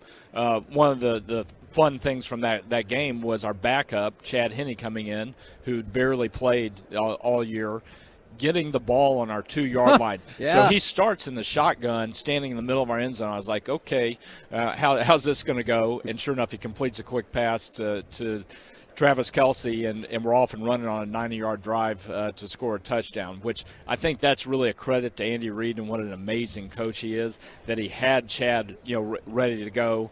And then it was great that Patrick was able to come back into the game later on. There was part of me that did want maybe another injury, and it's only because I'm Oh good my friends gosh, with why? Steve Buechele, who I work with on Rangers broadcast. I thought, wouldn't it be something if Shane were to come into this game and lead the Chiefs? Dear. So it would be awesome. There's just a part of me, because I really root for dear. Shane Buechele too on your team. So Yeah, absolutely. Know Shane well. I'm an SMU alum, so had a great time cheering him on as a Mustang, and we're so glad to have him part of the Kansas City Chiefs. I think he has a very bright future. Now, just real quick about Mahomes, not necessarily football related. He admitted he hasn't planned for Valentine's Day. Do you guys have any ideas to make sure he doesn't get in trouble right after the Super Bowl with his wife and family? Well, I'm hoping that we get to throw a Super Bowl parade for him. Right? That's a good Valentine's Day. That might get him off the hook. We could, put his wife Brittany up on the bus with him. That wouldn't be bad. Who makes sure that Andy Reid has the burger after the game, though? Like, does he order it himself? Is it DoorDash? No, we've got a really big staff that focuses on those burgers to make sure they're just right. Because that's a big key to the success, right? But there's an inferior burger if they were not to win. Or you need to know that. You get the littler, smaller burger. This one's made of gold. The when you got Andy Reid and everything that comes along with him and his play calling and all of those things, what did you know what you had, and then did you know that you were going to get to this point with him, that he was going to be able to get over that hump of not being the big game winner? Yeah, well, we knew that Andy was special from his time in Philadelphia, right? He'd made the 4 NFC championship games, been to one Super Bowl. The knock on him was he hadn't been able to win a championship.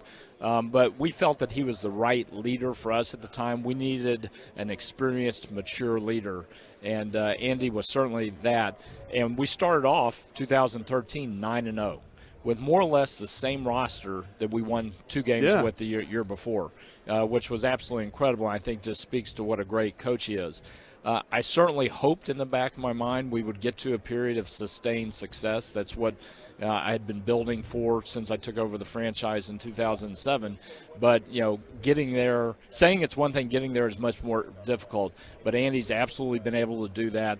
Has a lot to do with the culture that he and our general manager, Brett Veach, have created. Patrick Mahomes is a big part of that. The three of them are really on the same page, and that helps the culture in the building.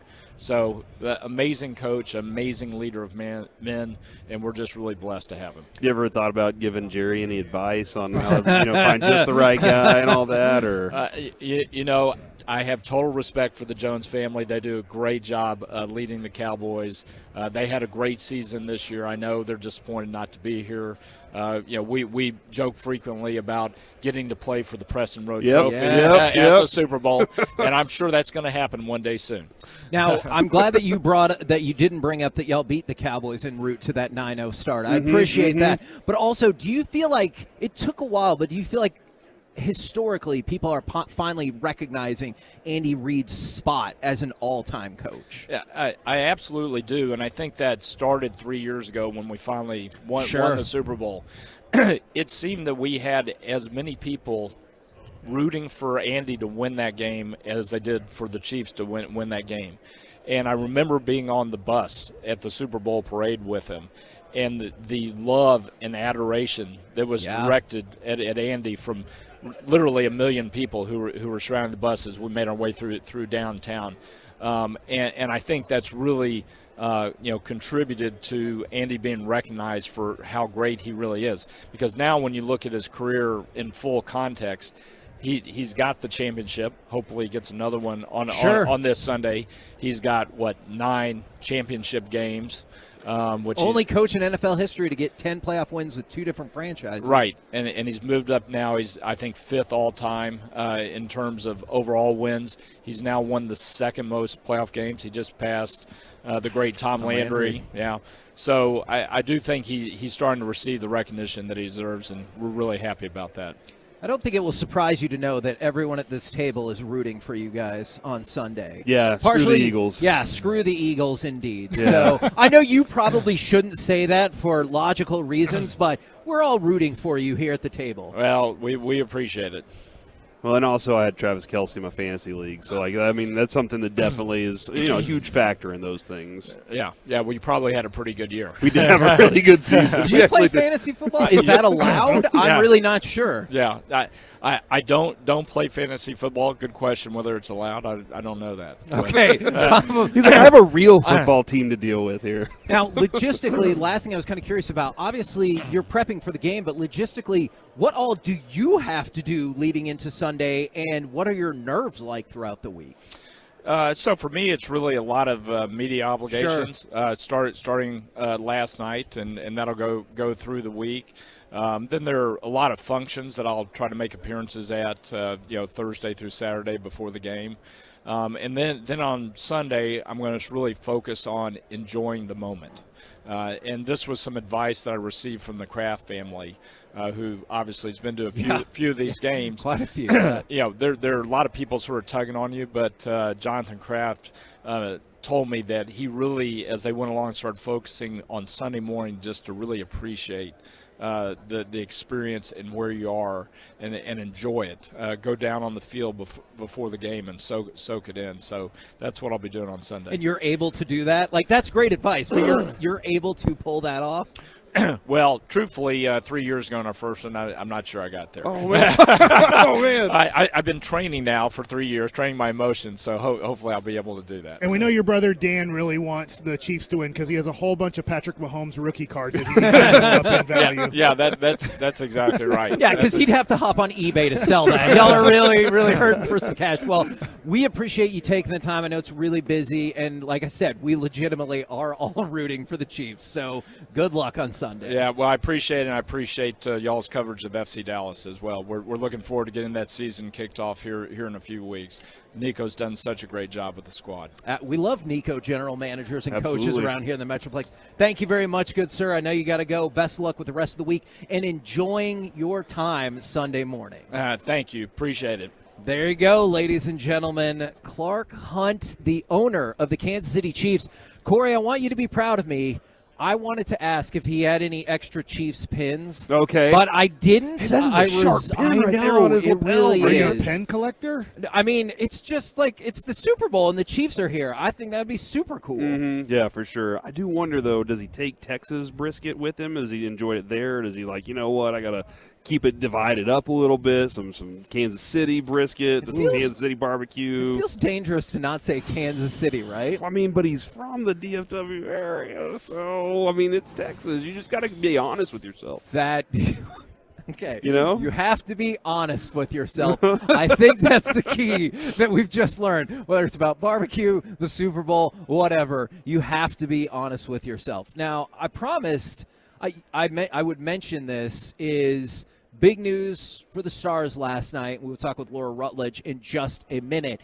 The Stars won 3-2, but perhaps more importantly, Jamie Benn became the second player in the history of the Stars franchise to play in 1,000 games. Wow, that's impressive. The other one, of course, being Mike Modano. I'm sure you probably already knew that, but... Well, Modano has a cup, all right, at this point. So we have one guy that has that. Jamie Benn still has that to do.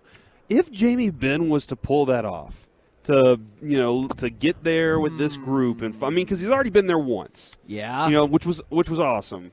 Would he be in a different category? I mean, that is a good question. One I hope we definitely get to debate. KNC Masterpiece right here on 105.3 The Fan. Right now on the line from ESPN's NFL Live, we have Laura Rutledge. Good morning, depending on where you are. It's still morning here, but good morning, good afternoon to you. It's still morning here, too. Good morning. Sweet. All right, so you guys are going to be in the Old Town Scottsdale for the Super Bowl starting tomorrow at 3 p.m. Central for ESPN. Do I have that correct? You got it. Yeah, we got live crowds. If anybody wants to stop by, you guys want to stop by, you're probably busy, but we'd love to have you.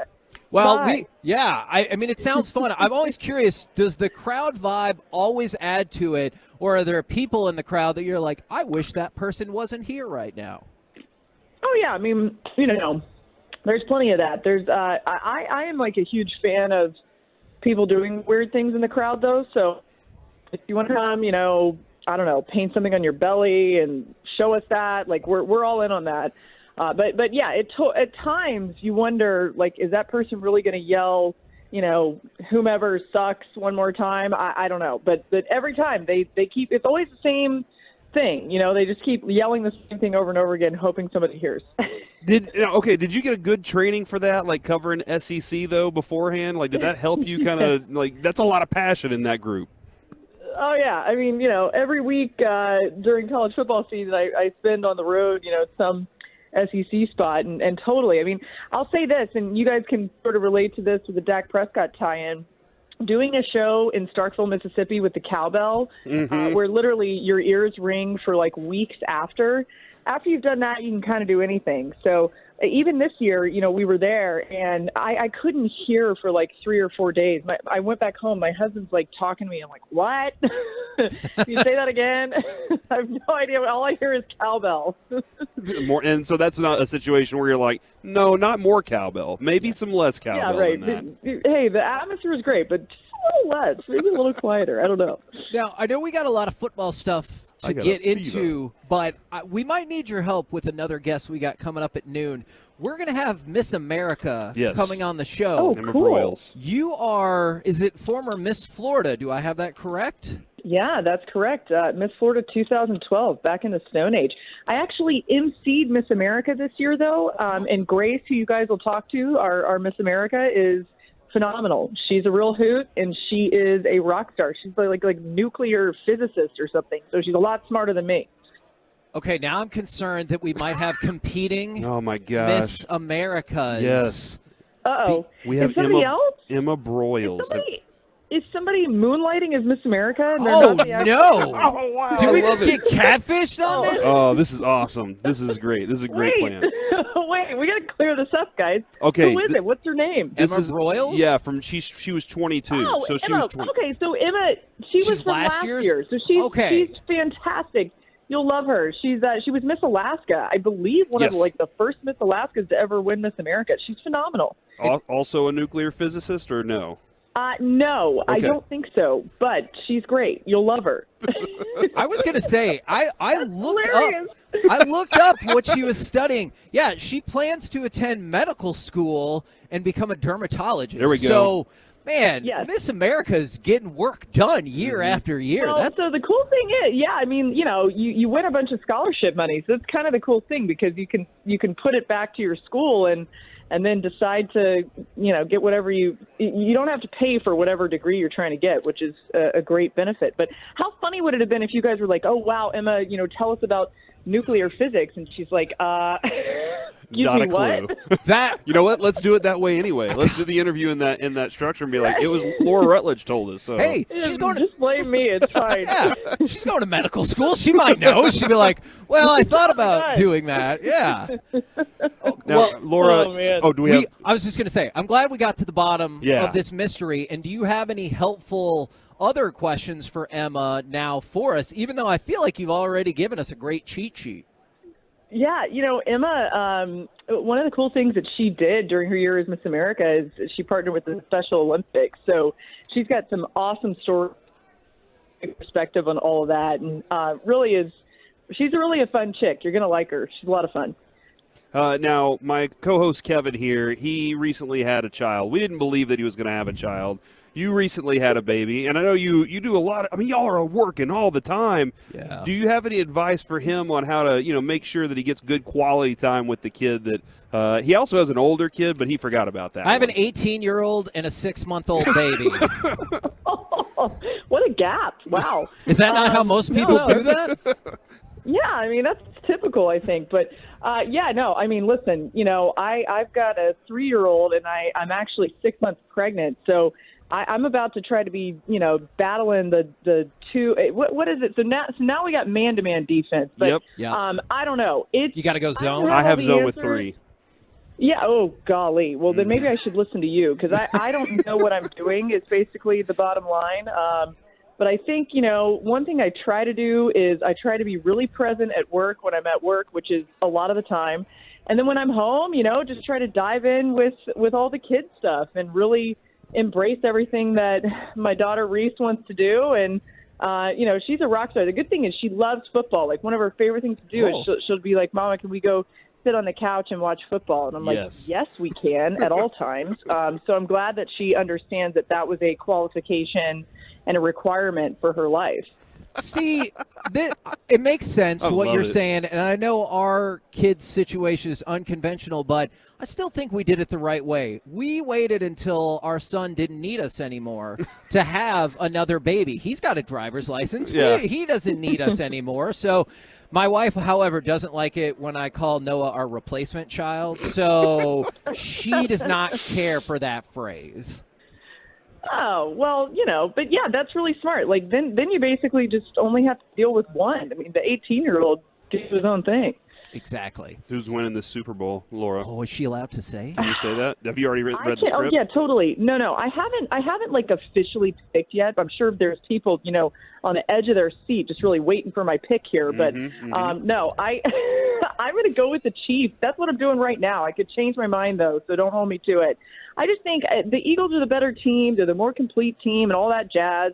And I love Jalen Hurts, and I think he's going to be fantastic. But I just think Patrick Mahomes is just that little extra X factor where he's going to do something. He's going to make one of those crazy plays like we saw him do where he's, darting down, running like a crazy guy with this high ankle sprain and getting the first down, putting him in position for the field goal. Whatever it is, I just think Mahomes is slightly more capable of doing that. I think Isaiah Pacheco is going to have a big role in this game, actually, for the Chiefs. Love him.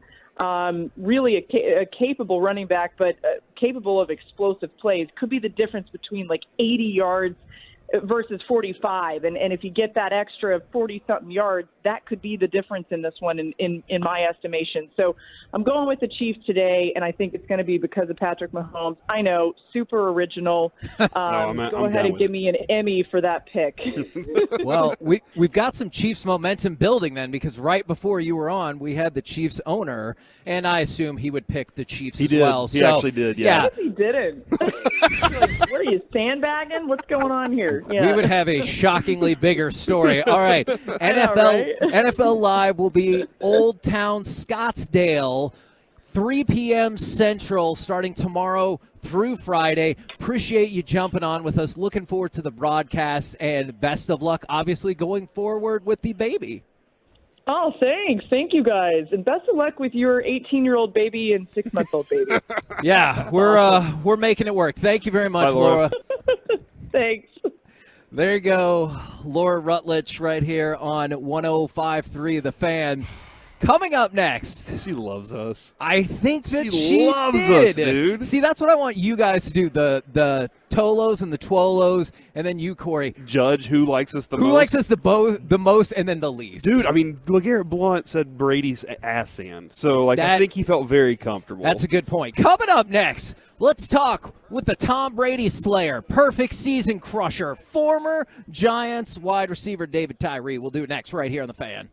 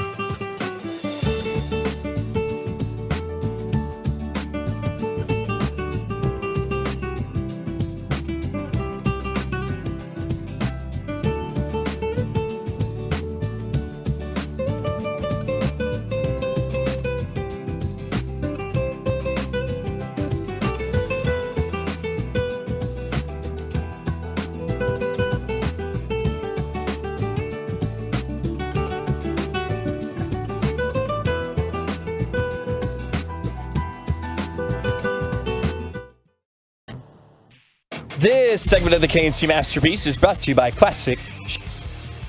KNC Masterpiece back here on 105 through the Fan, live on Radio Row in Phoenix. And right now, this might be my favorite intro of the day. The Tom Brady Slayer, the perfect season crusher. It is former Giants wide receiver David Tyree. Good morning, sir. Man, I like it. That's a good intro. I'll take it. I told him my bias is I dislike. He played for the Giants. Okay, so do you want to not like him? He's right there. I know. I mean, listen. By the end of this thing, we a lot of can tension. we This can is- work it out. But you know what? You don't play for the Giants anymore, I so we'll don't. just leave it at that. So I don't. I mean, I had good times, really good times in 2007 on our run to the Super Bowl. But I'm not going to open up old wounds. Oh no, you Y'all absolutely. got enough wounds to deal with. Yeah. Look, this is one of the few instances where I'm okay with an NFC East team winning as long as they defeat Tom Brady en route to that. Then I support that. I like because when we're up here, you have to do a lot of interviews. We get a lot of bios and stuff. The first half of your bio, like I appreciate it and everything, but I feel like people know the greatest catch in Super Bowl history. Like, it doesn't need to be broken down. As a matter of fact, we do the power poll with Rick Gosselin, who was a writer for the Morning News, does some great work. Yep. He has writers across the country, and they asked what was the greatest play. What's the greatest play? And yours was it. That was named by writers across the country. Were like, and it was like, was it what 90% of the votes? Well, I've got the number right here. Every other option, 38% total. Your catch, 62% for the greatest pass play in Super Bowl history. Let's go. Landslide victory. We need it. Listen, I don't think there's a better storyline, right? At the end of the day, it's not just the underdog. It's the fact that there was an undefeated team that was extremely dominant. It was two miracles in one play. Eli turns to Vanilla Vic. I'm the black guy who can't jump. There was some great things going on.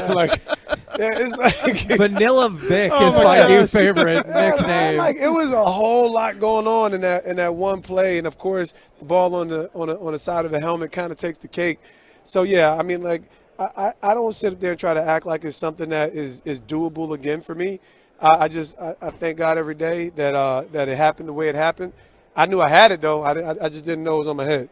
Did you actually go look at Tom Brady in the eyes and say, yes, we took you down? One day I think I'm looking forward to the day. I didn't watch the Man in the Arena, but, of course, everybody told me about it.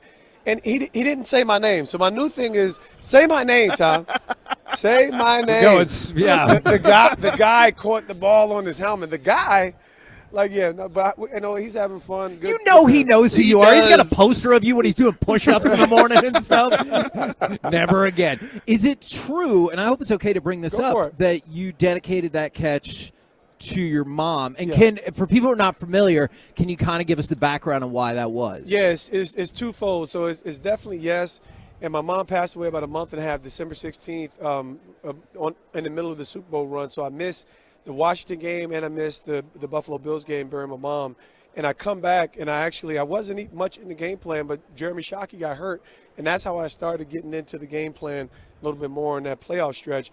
So, yeah, I mean, she was sport. We did sports together. We watched tennis. We watched World Series. She was a sports mom. I can imagine her being a Campbell's soup chunk, she was that kind of mom. So yeah, it was dedicated to God. It was dedicated to my mom. She was the angel in heaven, overlooking that amazing moment. I think that's super cool. My mom taught me sports as well. She was a single mom, and so she would take me we would go to the old now Rangers ballpark, and she taught me everything. And so I honestly, to this day, don't think this is what I would be doing if not for that stuff when I was a kid. No, it's irreplaceable. I remember I was a sophomore, and I dropped what could have been a game-winning touchdown against a big rival team, Montclair Elizabeth.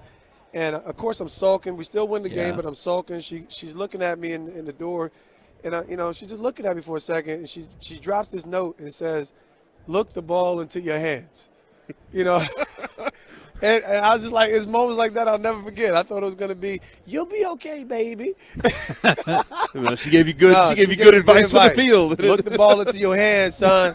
This ain't a pep talk. This is a logistical talk right here. This was our time, son. Let's go. Man. Yeah, she was amazing. So, do you spend much time in Arizona? Because I'm kind of afraid of scorpions, and I don't want to get caught by one. Don't spend much time, but we were fortunate to get our hands in the ground earlier this weekend. We launched the Catch Camp, which has been a brainchild that I'm super excited about, and it's really about foundational football. Everybody wants to be sexy. We focus on the foundation because that's how I got into the NFL as a special teams player. And then we do leadership development, careers in sports. So Pro Bowl special teams player, right? Pro. I mean, of course people jab at me. All I did was catch a ball on the side of my head. It's one play. I'm like, well, I was kind of content being the highest paid special teams player for a couple of years.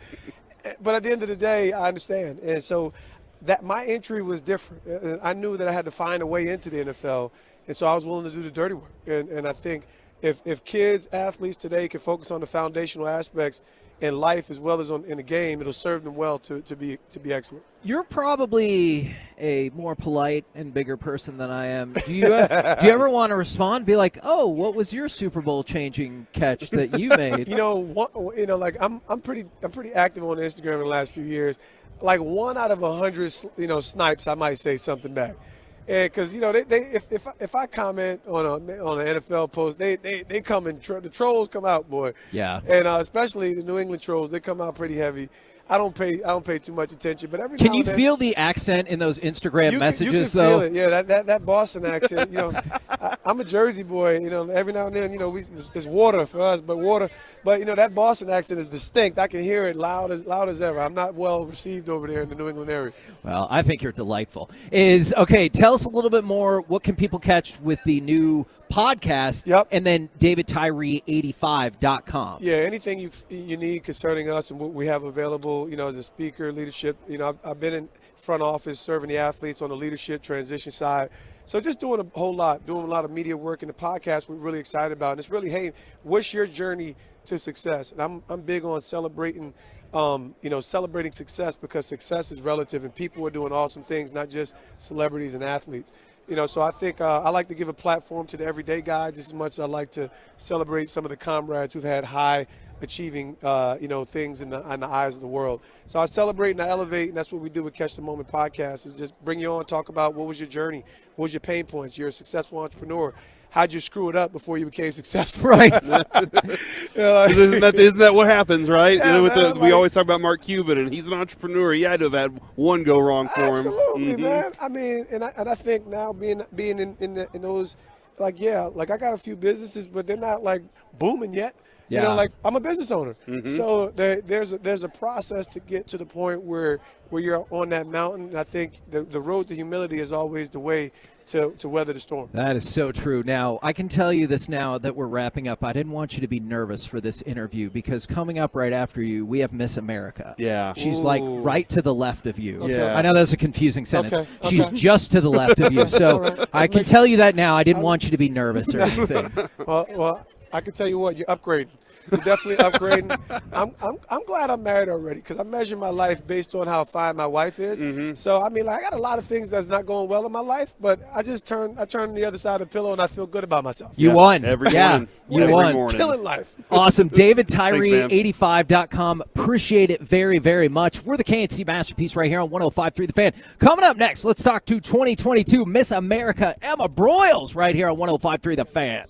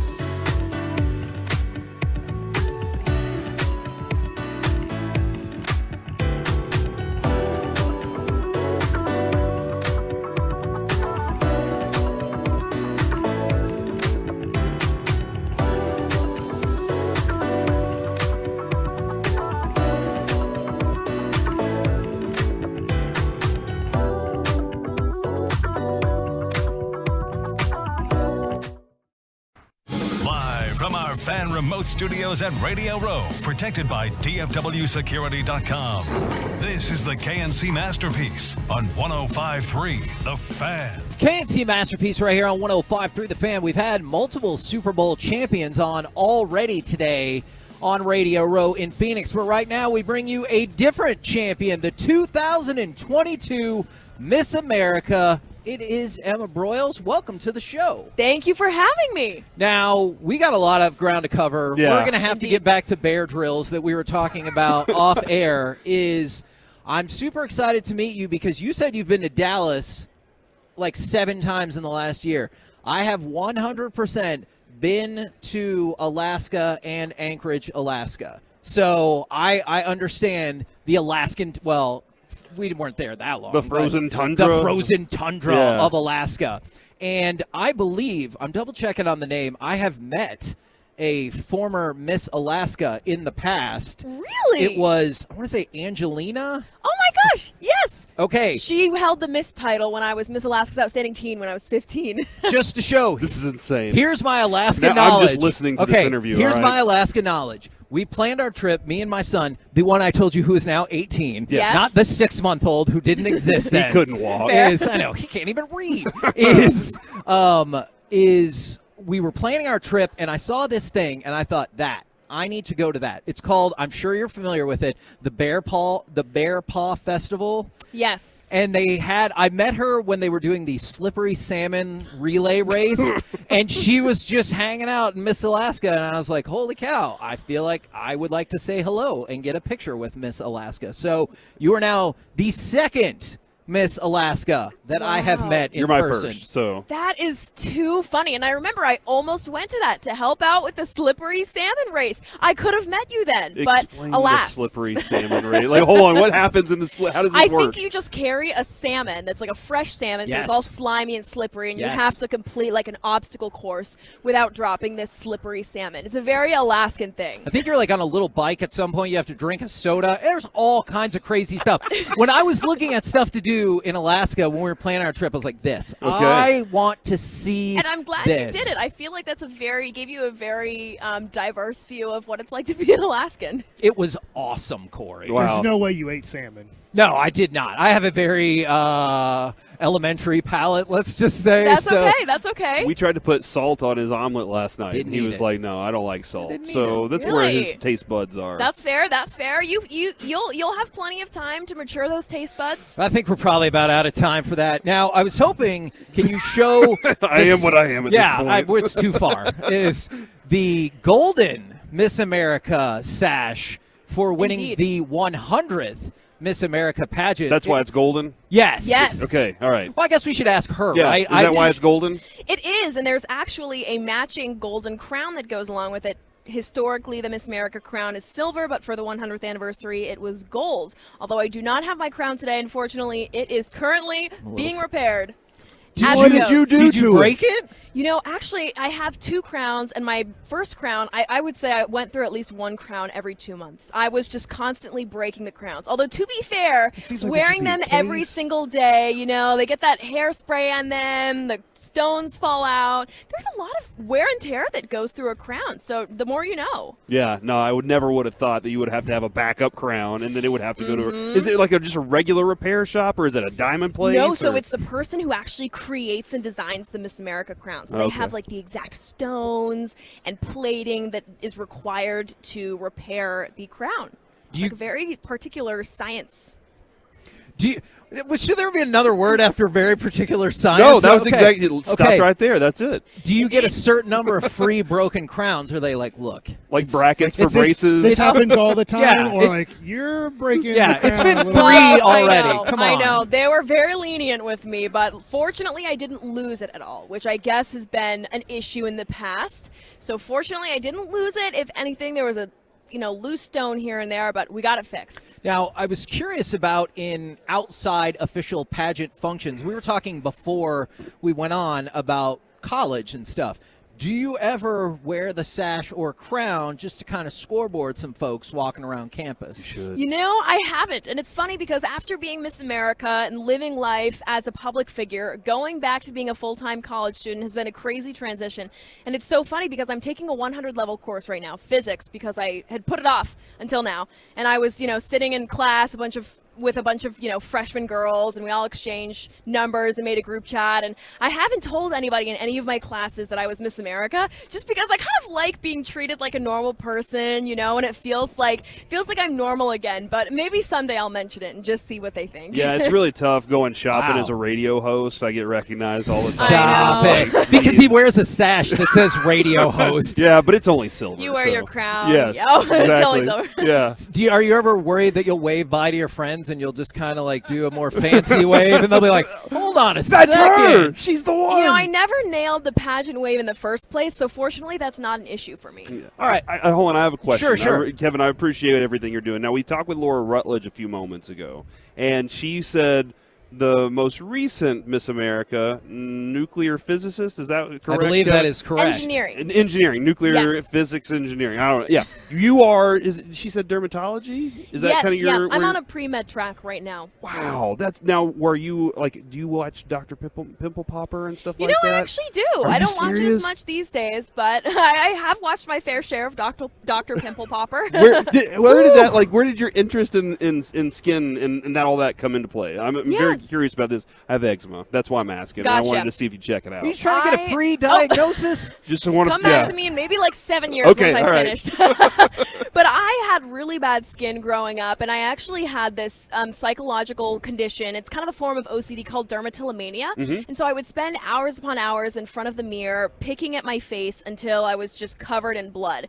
And it was this really shameful disorder that I dealt with for years, and I recently was able to overcome it. And I spoke a lot about it during my time as Miss America on top of other mental health advocacy, but that was really what inspired my desire to go into dermatology, is to ultimately do more research in dermatillomania, specifically in other body-focused repetitive behavior-related disorders. Man, that's Wow. great. I really appreciate you telling that, because you probably found out there were a lot more people that were experiencing similar things, right?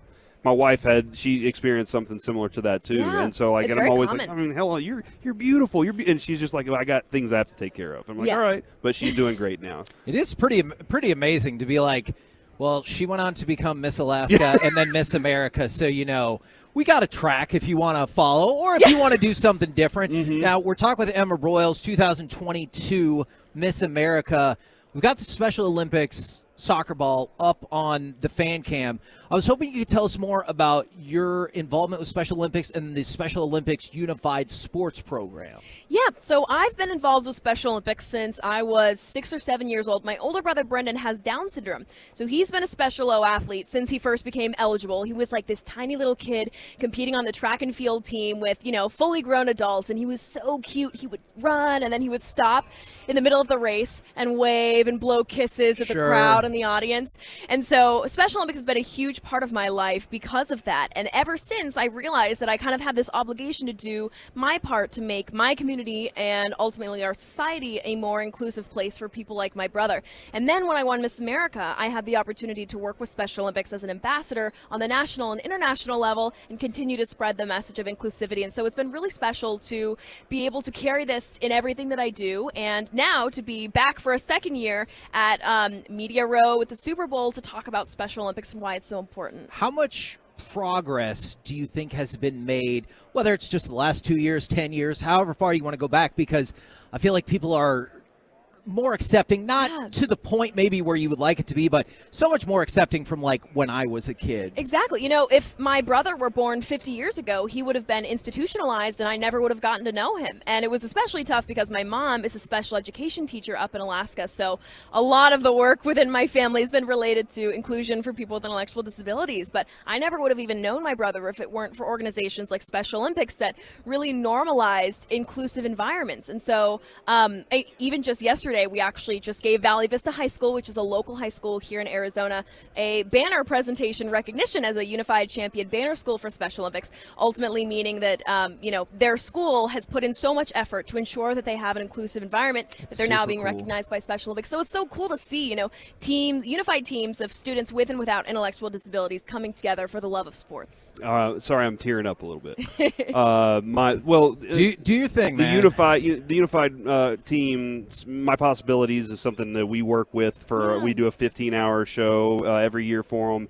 My wife started working there shortly after we started doing that program, and my daughter was born with special needs. She has epilepsy, and it's a very rare form of epilepsy. We have to travel to Cleveland Clinic every year, and just watching her grow has been – it's been amazing for me to see that. But the Unified Team is a new project they're taking on right now. So knowing how big it is across the country, and then what they're doing, my wife's designing the logos and all that. She's like, "What do you think about this?" So it's a really exciting project that we get to be part of too. And my daughter, she's 10 years old right now, 9 years old right now. They're all having birthdays. But she is, I don't know where her direction's going to go. But seeing progress and knowing My Possibilities, Special Olympics available to her just makes me, it gives me a place of okay, we can do this. We can do this together. Incredible. So I'm really really excited to talk to you and hear your stories and everything that you're talking about right now. This is awesome. Yeah.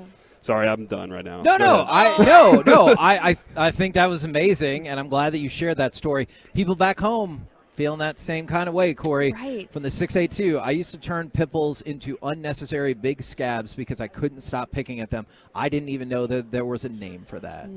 So, that's pretty amazing. Yeah, no, Right. absolutely it is. Exactly, and it's all just about, talking about it and normalizing it. It's when you see somebody, a public figure, talking about mental health issues, it becomes a little bit easier for you to speak up about it. When you see, a pair of students with and without intellectual disabilities walking down the hallway, arm in arm, it makes it a little bit normal, So just doing our part to normalize it and just talk about it and just open up a healthy, friendly conversation. Now, for all the good things she's doing, Corey, I have learned that if my son goes to the same school that she does, that I should not let her be his RA. Oh, yeah. She's a cool RA, right? Yeah. Is that how it is? Cool RA. I promise I will do just the right amount to ensure that he's still getting a good education, but I don't want to take away all of his fun.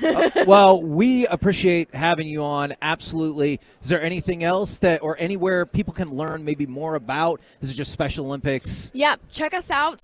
Just search Special Olympics. You can read all about Special Olympics, how to get involved, how to donate. It couldn't hurt to check out what we're all about.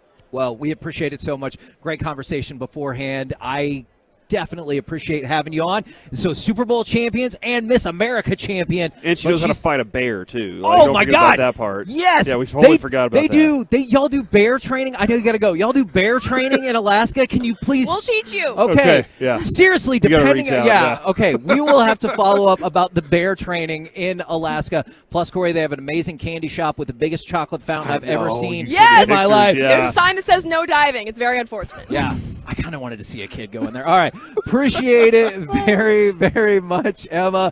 Coming up next, it's time for Gridiron Gravy. Would this player be a focus or the focus for the Cowboys in free agency? We'll do that next right here on The Fan.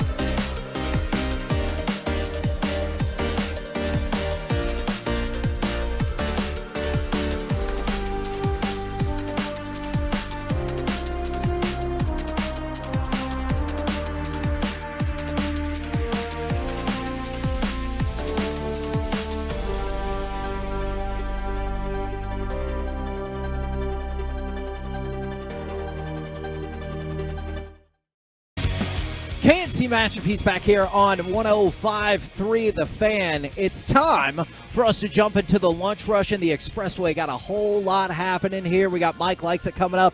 But right now, we're going to start by going around the entire NFL and dipping into some gridiron gravy. Dip. Salsa? Or in Arizona. Yeah. Like, so you kind of have that idea of like dipping salsa. Yeah. I had salsa this morning on my eggs. I appreciate those weren't eggs. I had salsa this morning on the puffed up powder. Egg mix. Mm-hmm. Come on, people have stayed at hotels before. You know the deal. All right, we'll start I'm with... bougie about my eggs. You are bougie, but not the bougiest of the people from our station at Radio Row. How about I say that? Ooh. Face snap. Oh, my gosh. All right, so we got a lot of momentum going for the Chiefs. We had Clark Hunt on. Obviously, he's rooting for the Chiefs. We have Laura Rutledge. She is picking the Chiefs. Where do you think Twitter falls on this? So there was a Twitter poll. They tracked more than 200,000 tweets of hashtag Chiefs Kingdom and hashtag a stupid one for the Eagles. Is how many of the 50 states do you think are rooting for the Chiefs, and then how many for the Eagles? 26 for the Chiefs. I'm going to say 38 for the Chiefs. And then how many are left after 12. that? 12, yeah. I'm going to say 50 for the Chiefs. Wow, not even they don't Yeah, even get Pittsburgh. Pennsylvania. Yeah, no. Yeah, they're not a state. Did you No. think Pittsburgh's a state? All The right, state of Pittsburgh. breaking news: Pittsburgh has been admitted as our 51st state.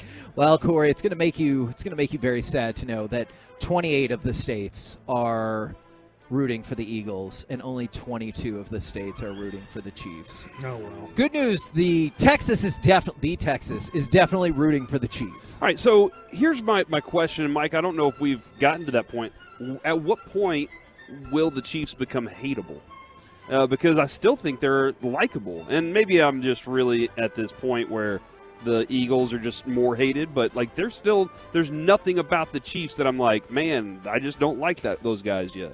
If they win this Super Bowl and they go to 2 out of the 3 next Super Bowls, they'll start being hated because they'll be here every year. And so you just go, God, every time I come here, this is going to be media-wise, right? Because we can sometimes do this to a narrative is you get tired of seeing the Chiefs logo. Now, that being said, I don't think that they'll be hated as much as New England, because New England had literally their first Super Bowl they go to and win. Immediately after, you start hearing Spygate. What is Spygate? So far, the Chiefs being in their 3rd Super Bowl, we have not heard any type of controversy around them being at either one of their Super Bowls. And here, being at their 3rd Super Bowl, there's really no controversy around them, where it was pretty quick that the Patriots had controversy around their first Super Bowl. Yeah, so there you go, Kevin. You said they'd never. But people be will get tired. I I'm sure people got tired of San Francisco in the 80s. I don't know that, but I'm just assuming that it's like Joe Montana. And see, I think with Mahomes, isn't it his sister and brother are the ones that everybody despises? But Mahomes, it's like His wife and his he's brother. kind of cool. Yeah. He's going to be tough for us too, because he's a Texan. Yeah. I mean, I like another him. part of it. All right, Would you be rooting for the Cowboys or Chiefs? Cowboys. I root for What the are you Cowboys even doing right now, over Mike? Any team. We're the home of the, are you serious? Don't ask him that question, Mike. Don't ask him. It's gonna make you Mahomes sad. and the Cowboys Don't do play it. in the Super Bowl. Mahomes plays for the Cowboys, even better. Don't do it. It's going to make you sad. Did you just? I'm glad. You know what he said? Even better though. So I appreciate that. Yeah, he's not going to be rooting for our team though. Just really quick, what do you think about this parlay? Somebody bet $1,000 on a touchdown from all 7 of these players in the Super Bowl. Hurts, Travis Kelce, Tony, Goddard, Sanders, Pacheco, and Scott. That's not going to happen, dude. There's no way that happens. But Corey, if it does, if what's it turn into? does, $1 million For $100. 1,000. 1,000. I don't know. Would you rather bet 100 for 100,000? I would rather bet 100 for $1 million. Like, All right, I mean, I'll give you that. No. I bet Mike. But it'll never happen. It's Mike. never going to happen. Good. All right, we got another one of our guests sitting down right now. It is Nick Lowry, welcome to the show. And also, I want to say I'm concerned that you're too good at too many things. So I know they drop off the info sheet and everything like that, but I had already seen it, is Ivy League scholar and presidential aide. And the best thing is the BS. Really good at BS. Oh, yeah? Well, that's good. So this is going to be a fun interview Yeah, then. absolutely. Do you ever think you're too good at too many things? I Because think if author, you turn into poet, an instant ass, you know what? If that's the way you think, I feel. I mean, truly, I feel blessed. I try to, remember how grateful I am that because of football, I've had a chance to do a lot of different things. Right. One of the things is using this stage to celebrate the best game in America. That's 4 times more popular. I love to say that than baseball and basketball for a reason. So now I'm going to assume, as a former Kansas City Chiefs player, you believe or are rooting for the Kansas City Chiefs. Is that a bold yet fair assumption? He's wearing Hey, you got to ask the question still. Okay, yeah, and that one too. So thank you for this right here, baby. So I want to thank Clark Hunt, who was a ball boy in 1980 when I'm kicking head-to-head against Jan Stenrud, who would play 6 more years after that. So he's in the middle of his career, and I beat him out, kicked his you-know-what, and I loved him. He was my hero, but I had been cut at that point 11 times by 8 teams. And Clark Hunt was charting us every day, and he was the one that told his dad, Lamar, one of the true legends of the game, that I was going to beat out Jan Stenrud. So I am so proud to be their all-time scorer, so proud to watch this team, which is truly what's great about both these teams is they're really good people. They like each other. They play for each other. Their coaches, I don't know Sirianni the way I know Andy Reid, but they are, they really are true teams. And what a great example for millions of kids looking at how you sublimate your ego to make your team better. That's the thing. And Patrick Mahomes is ultimately the best example of that. Now, see, had we known the ball boy story, we had Clark Hunt on about 45 minutes ago. Yeah. We could have... I was at his wedding. Oh, I feel like we kind of got scoreboard. His wife Tavia, used to run with my, not run, but she was friends with my girlfriend way back in 1990, 91, Heather Kern. So I've known them a long time.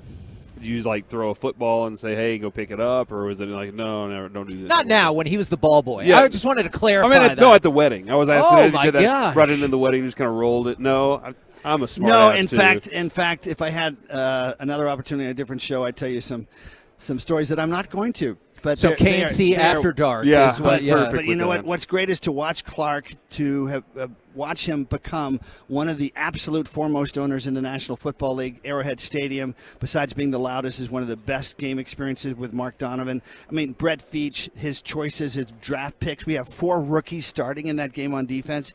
I mean, it's a great organization, and that's the thing you got to appreciate. The way you win, and you're in there 3 years out of 4, is to have all those things aligned in green lights. And by the way, I'm here because the leadership at the border is truly with really great people. I want to tell that story with Brian Urlacher. I've gone out to Yuma with the Southwest Border Patrol with Chris Clam, who just retired after 27 years.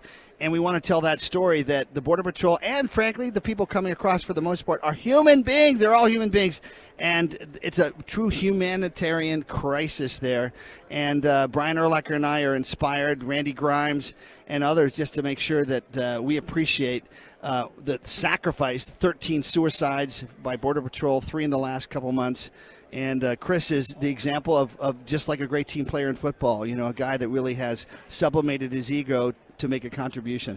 Now, Chris, you were not just a Border Patrol agent. I have it on good authority. You were the chief Border Patrol agent in Yuma. Is that factually accurate? That is factually accurate, yes. And that's how you guys got to be even closer, because you're like, you're a chief, I'm a chief. Like, this is logical sense. That's absolutely right. That's how we connected, right? Chief. It worked. A lot of people, well, we're based in the Metroplex, which I know obviously not on the border, but a lot of impact in our state and everything like that. I was hoping you could describe for people I don't know if there's such a thing as a normal day at your job, but a day in the life of what you were doing. Well, I think, regardless of where you're located, if you're located in the United States, border security is national security. And what's going on at the border impacts everybody, because what we know and what we don't know is a problem, right? We know we had 5 million plus apprehensions over the last few years. 5 million. Yeah. We know 2.5 million. Right. Wow. We know that we had 1 million people get away. So how many people didn't get away? But one of the big issues that we face every day is large amounts of people that are coming in and turning themselves into Border Patrol, and that's creating a vulnerability along the security front, and that's what you're seeing in other media outlets of what's happening at the border. Every day you have hundreds of people, if not thousands, depending on where we are, turning themselves in, and what that does is that's an impact on lives, right? People are being exploited from all over the world to come to the United States, and our agents are having to deal with the lawlessness, the humanity crisis, the human crisis that Nick was referring to, and it takes a toll. And having stars like Nick come out and thank the agents, thank the men and women that wear the uniform for doing their job and taking care of people with compassion. You know what? We look at it kind of like we didn't get to serve in the Army or the Navy or whatever, Right. but this is the way to serve and thank the people, the first responders. And anybody that takes 2 seconds and thinks about first responders, how we felt about them after 9/11, gets it anyway. But it's not just because of that. It's the everyday sacrifice. But I'm just honored to work with them. We have had 853 deaths by people trying to cross. And we have a numbers issue from 25 people a day. I learned this from Chris and Raul Ortiz, who's the national director of the Border Patrol, to 1,100 a day just in the Yuma southwest border. And so they can't get to those people and be able to be sure that they've found the people that are the fentanyl traffickers or the human traffickers, et cetera. So that leads to a sense of powerlessness and depression because they're doing their job and yet they can't do their job, and they know they're leading into this huge new fentanyl economy that is just creating an army, literally and figuratively, for the cartels. I'm glad you mentioned it. Obviously not the things that are happening. Those are awful. But I was going to ask, not that you would give up, but does it ever feel like you're fighting, I guess maybe an unwinnable battle, or the tide keeps pushing you back more and more? Yeah, it's like speeding up to a red light. You got like good plans, you got good intentions, but then policy and people, interact, and they don't always work towards, the men and women of the Border Patrol and any first, they just want to go do their job. They want to enforce the law, they want to take care of business, and they want to come home safely.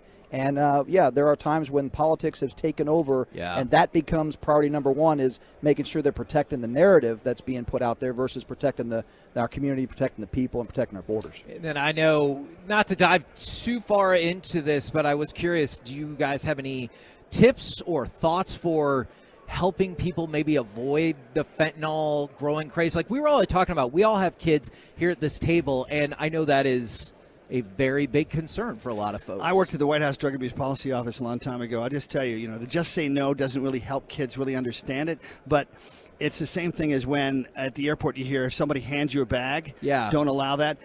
Don't ever accept anything at a party, ever. Ever. That could go into your mouth. I mean, it's just incredibly stupid, but, it's also just naive. You're young. You want to take risks. You want to push the envelope.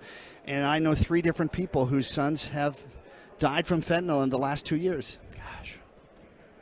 Gosh. Sorry, usually I'd have a follow-up question, but that's just kind of, you can't help but think about, like, what if that was your kid? I mean, when I see these commercials that are popping up now that are like, hey, let's actually have a discussion about it. I mean, the part of, hey, don't accept anything at a party, but, hey, why not? You need to understand why, and that's what I try to have that conversation with the kid, but not everybody has that opportunity.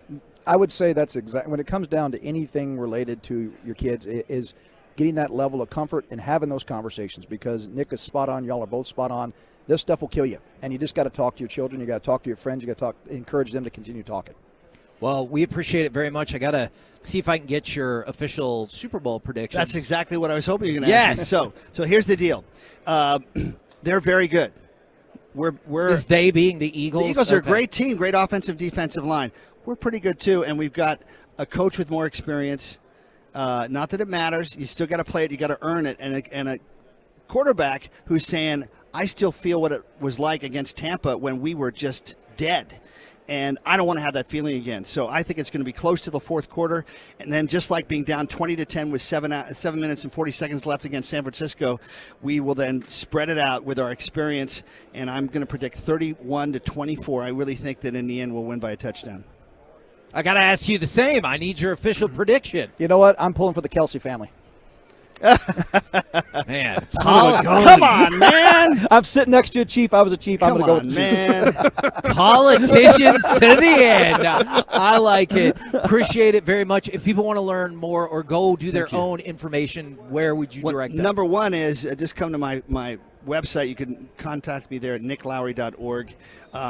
But also, Yeah, I think if the public wants to go to cbp.gov, they can look at stats and see everything that's going on. CDP.gov. CBP. CBP. Customs Border Protection.gov. It'll give you all their most recent stats, and they can tell their story that way. One last thing I'll say is if 60 Minutes, if Frontline, if 2020, I've been on a couple of those in the past, if they wanted to come to the border and politely go through channels just to film what's happening, to tell the story, they would be denied by the current administration. I just feel that's not being honest. It's not like you're saying take a position. It's saying just see what's happening. Yeah. And that's why we're here today, is because we got to let people see what's happening, understand it, because they're human beings coming in, and they're human beings that are protecting us, and they both deserve more respect. Well, Nick, Chris, appreciate the time very, very much. I know y'all got a split, but thank you very much. And as Metroplex people, we're all rooting for the Chiefs as well. So we do not want the Eagles to take this home. Thank you guys very, very much. All right, KNC Masterpiece, we're going to keep rocking along. No commercial break, Mike. What? Do you want to dive? That's Are right. we still You're doing not that? going anywhere. We're supposed to be able to have a break. Nope. When do I eat lunch? That's a good question. Do you want to go right into Mike Likes It, or do you want a little bit more gridiron before we bounce back It's into up Mike to you. Likes Do you have It? something that you really want to get off your chest on gridiron? Let's see what really needs to. Oh, yeah, Brian Flores got hired as the Vikings defensive coordinator, and I thought that was good. Obviously, I'm a big fan of his. But did you see what Sean Payton said about Russell Wilson? No. Okay, so, everyone's like, oh, Russell Wilson does whatever he wants. He's got an office at the facility, and he has his own coach and everything like that. So somebody asked, I forgot to ask Joey for the audio. Somebody asked Sean Payton yesterday about that, and his answer was amazing because he goes, I'm not familiar with that situation. And you just thought that might be the end of it. But he goes, I'm not familiar with that situation, but rest assured, our coaches are here to coach. So we will not have any outside people that are coaching or anything. But again, I have not heard that. So he was like, that's not going to work. But also, I'm not aware of that situation. You know what's interesting is what I'm finding out, and it's just in today's world. I don't know if it's about football or not, but I do know about baseball, is there's so many guys now getting their own personal pitching coach and hitting coach during the season that aren't hired by the Texas Rangers or aren't hired by, let's just say, the Houston Astros, that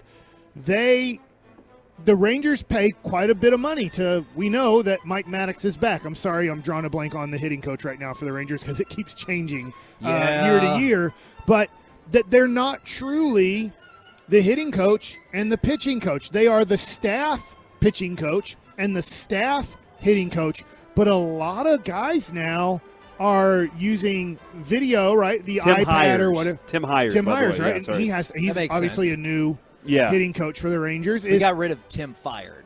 Yeah, true. That is true. Corey's so mad at me right fired. now. Eventually, he's going to have to change his last name too. You get it? Corey's so mad at me right now. It's a good joke. Corey, I'm going to try to cheer you up with this. Do you know who Ronnie Rivers is? No. All right.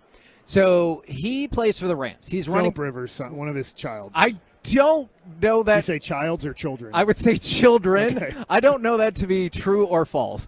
He won $515,000 in the mega jackpot in the three-card poker competition at Vegas this weekend. As a rookie, he made $705,000. For this, $515,000. Okay, all right. Why did he make? Hold on, that seems like less.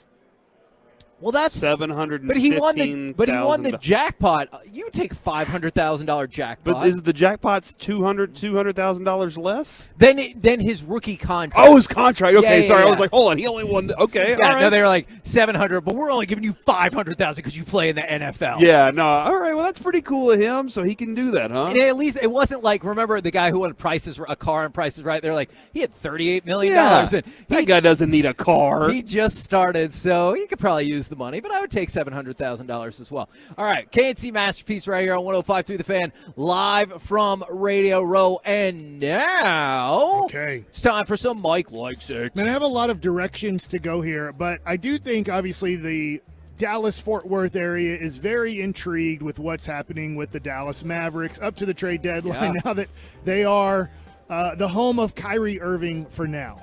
Now, Brian Windhorst is, you guys understand this. Sure. He is LeBron James's media member. Yeah. He is the person who is the closest to LeBron James when it comes to media and puts out the LeBron James story for LeBron James without saying, I'm doing this for LeBron James. Brian Windhorst went on ESPN today, and he said, don't kind of put away that Kyrie is a Dallas Maverick. It's kind of, he's probably going to eventually be a Laker. Not in the next 48 to 72 hours when the trade deadline, but LeBron, he didn't say this, but he's pretty much saying LeBron still believes Kyrie's going to be his teammate next year. I wonder what the cost for that will be, because I know he would be out of contract, but usually you swing the sign and trade in this instance. So I wonder what they could get, the Mavs could get out of it, or if they would want anything out of it besides just clearing out the space. Now, I will say this. I think Kyrie's going to be a very good player for the Dallas Mavericks this year. You think so? I do too. I do. I think that he's going to take what he was doing in Brooklyn and bring it to Dallas because he knows what he wants. And I don't – one is to be in L.A. I hate saying this, but number one is he wants to be a Laker with LeBron. That's his ultimate goal. Number two is he does want $50 million a year. Yeah. He does want a 4-year contract and a whole bunch of money. Now, the Lakers cannot just offer him $50 million a year. It's impossible. They can get rid of every player on their team except for LeBron and except for Anthony Davis, and they can get like up to $30 million. That falls pretty darn short of 4 years and $210 million. Yeah. It would be closer to 4 years and $130 million would be what they could do with where they're at salary cap wise. But I have heard from agents, I have heard from other people that Kyrie's going to probably find his way to the Lakers next year. That is ultimately his goal. He can't destroy his relationship with the Mavs. He's going to play hard for the Mavs. Hopefully the Mavs make a great playoff run with Kyrie. But I would put the chances of Kyrie being a Maverick after this year at less than 50%. All right, so that's going to put a lot of people in some very I'm going to use pragmatic situations here. Problematic. Is that the same thing? Yeah. Where It's not. where whenever you're dealing with this, like you're like, okay, hold on. We had a superstar we got in trade. Actually, this is another superstar we got in trade, but we couldn't keep him around. Yeah. Like, even if we wanted to offer him as much money as possible, we couldn't keep this dude around. And the only way to get these guys is to trade for them or draft them because they don't sign. Like, that's where the mind of the Mav fan goes is we're never going to be able to have somebody else go next to Luka. Even having him play next to Luka wasn't good enough if that's how it turns out. Now, my mindset of it is I'm fine with that. Yeah. I'm okay if that's what he wants to do. Now, the value that you're going to get in free agency isn't that great. Maybe you can swing a trade that'll set you up well and everything, and you have that cap space. And you're like, well, is it better than Dorian Finney-Smith and Dinwiddie? Maybe it is. And he can't go to the Lakers now. He could do this. He is, and I take the mid. He could take like the mid-level exception or accept like a 1-year, $15 million contract. It gets a little bit weird on that. On then what can he do the next year? But just know, I want to your point you said after the trade, like just enjoy now. And I think for Mavs fans, who knows? It's not like you want Kyrie for a long time either. Like it's scary to have him for a long time, but this could be some sort of deal where the Mavs actually have Kyrie starting tomorrow night on national TV. Luka's not playing tomorrow night. He's already been ruled out for tomorrow night's game, too. How much does that bum you? Not that you don't want to see Kyrie, but it kind of bums me out. Yeah, I mean, you want to see them together to see what they can do together. But at the same time, I think Mavs fans need to realize that Kyrie is probably going to then be a guy that gets you next. What are you going to get next? And there is a small possibility, Brian Windhorst did not say this, because I think you're going to have to get a third team involved, but there's a possibility that you might have traded for the future of Anthony Davis. Now, that's pretty darn scary, too, because we had Porzingis, who's not as good as Anthony Davis, but you're dealing with a guy who only plays 40 to 50% of games because his body physically cannot handle the NBA. It can't. I played with guys that couldn't handle Major League Baseball. Their bodies physically could not handle 162 games. They had all these skills, but their body just was like, nope, sorry. Yeah, their body That's was, our fear with DeGrom, isn't it? Like, you're this great, Oh, but. my gosh, yes. That's a great example is God put all of this talent into DeGrom. DeGrom is getting the most out of it, but he can only kind of make 20 starts a year. That's his body can only handle that many times on a mound, and I know the Rangers are hoping to get more, and I hope they do. The Mavericks are hoping to get more from Kyrie Irving, but it could be this weird deal that we're hearing is that Kyrie plays for the Mavs. He plays great for the Mavs. He's totally engaged with the Mavs, and then there's this strong possibility that he finds his way to L.A. somehow, and the Mavs understand this too. Nico's not stupid. Jason Kidd's not stupid. As much as I've kind of taken shots at Mark Cuban over the last month or so, Mark Cuban's not stupid. They understand where Kyrie ultimately wants to be. Now, could he still be a Maverick? Could he still sign a 4-year, approximately $200 million deal with the Mavs if everything goes great? Yeah, he could. I'm not saying he won't be a Maverick, but I do think Mavs fans need to understand that this might be a very short-term rental in Kyrie, and then you trade Kyrie to L.A. in some sort of, who knows, it could be a 5-team trade by the end of it. But Is this team, as currently constructed, because I keep seeing this on the fan text, good enough to win a championship this year? I don't think so. I don't either. Because the West is too difficult to come out of? Eastern opponents are too difficult? If they got hot enough, maybe. But, I mean, it's a lot to ask. All right now I'll ask you this, Kevin, because I know you're a huge Jokic fan, and I think he's a great player too. What do you do if you play Denver in a 7-game series? Like, you're going to throw Dwight Powell and Christian Wood He's going to embarrass him? them. Like, and people sleep on how good Denver is. Like, I get Milwaukee and Boston have dominated the East, and don't forget about Philadelphia. But when people say the West is wide open, take a look at what Denver is doing, and they have been outstanding. They belong in that group of Boston and Milwaukee. Now, here's the interesting deal, and it's going to be very interesting to follow the Mavs the rest of this season, hopefully in a nice playoff run, and then the offseason is what you had last night. Because Jaden Hardy at 20 years old put up 29 points on 12 shots. Now, he was going to the basket. He had freedom. Last night there was total freedom, right? There wasn't a Luka on the team. There wasn't a Dinwiddie on the team. Like, it was like, dude, we got nobody tonight. We're starting McKinley Wright, who probably won't be in the NBA. That was his first start of his career, I believe. I think he's a great person. I follow him on Twitter. He was so happy and blessed to start last night and play. Like, I mean, he didn't understand why we shut down during ice, but yeah, that's right. Well, he's fair. I'm with him on that. Not. He's up north. He's from up north, so he doesn't understand what happens to Texas roads and everything with what happens here. But like, the Mavs do have two guards that are 22 and 20 that you can't just lose Kyrie Irving. By the way, if he walks for nothing and you just traded Finney Smith and Dinwiddie and a future first-round pick for nothing, that hurts tremendously. So I do think the Mavs have an understanding of if Kyrie just wants to get to L.A. and I'm getting to L.A. in the offseason, I think the Mavs probably have some backup plans on how to get him to L.A. while recouping what they traded away for Kyrie. And it could be, from what we understand, it could be Anthony Davis being a Dallas Maverick. Wow. Maybe LeBron wants to play with Kyrie way more than Davis because Davis has let him down so much physically. That means, right, Corey? Kevin tried trading Dirk for Anthony Davis once, right after the championship, too. That was the best time really? to trade him. He was like, would have been. Who would have known how hurt he would have been? Yeah. There's possibilities where it could get crazy where Anthony Davis goes to Phoenix, DeAndre Ayton comes to Dallas, and all these other teams are like. Who knows what the Mavs are going to look like, honestly, 48 hours from now, and who knows what the Mavs are going to look like next season because there's just so much with Kyrie Irving and then where the Mavs go from there. Have you heard anything about Luka and the possibility of tomorrow night? I haven't seen He's not anything. playing. He's not playing tomorrow night. He's traveling. He'll be in L.A. for the Clippers game. He'll be with the Mavs, but he will not suit out to play in the game. When do you think the next game is going to be that he's going to play? I think he might miss the road trip. I think he might not play against Sacramento. They play a back-to-back against Sacramento, back-to-back games. I'm not sure if it's back-to-back nights. But then when they come back home, I believe against Minnesota. I'm not 100% sure. I don't have the schedule pulled up. But I think they're probably hoping for that possibility that the home game, that Luka's ready for the home game. Kyrie has 3 games under his belt as a Mav.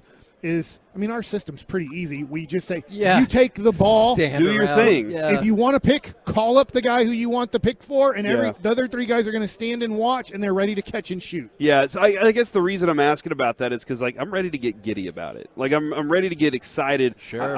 I'm excited for tomorrow night and seeing Kyrie suit up for the first time as a Mav. And does he like Kid? Does he? You know what? Does he walk by Kid and never acknowledge him? Or does he walk by Kid, he's like, I love being here. I want to see those little things. So I want to get excited about the pair being on the court together. So I'm waiting for that. Maybe a lot of Mavs fans are just sitting here waiting for that too. And I don't know this, but maybe Kyrie plays so well with Luka. They get along so great, and they make a nice run in the playoffs.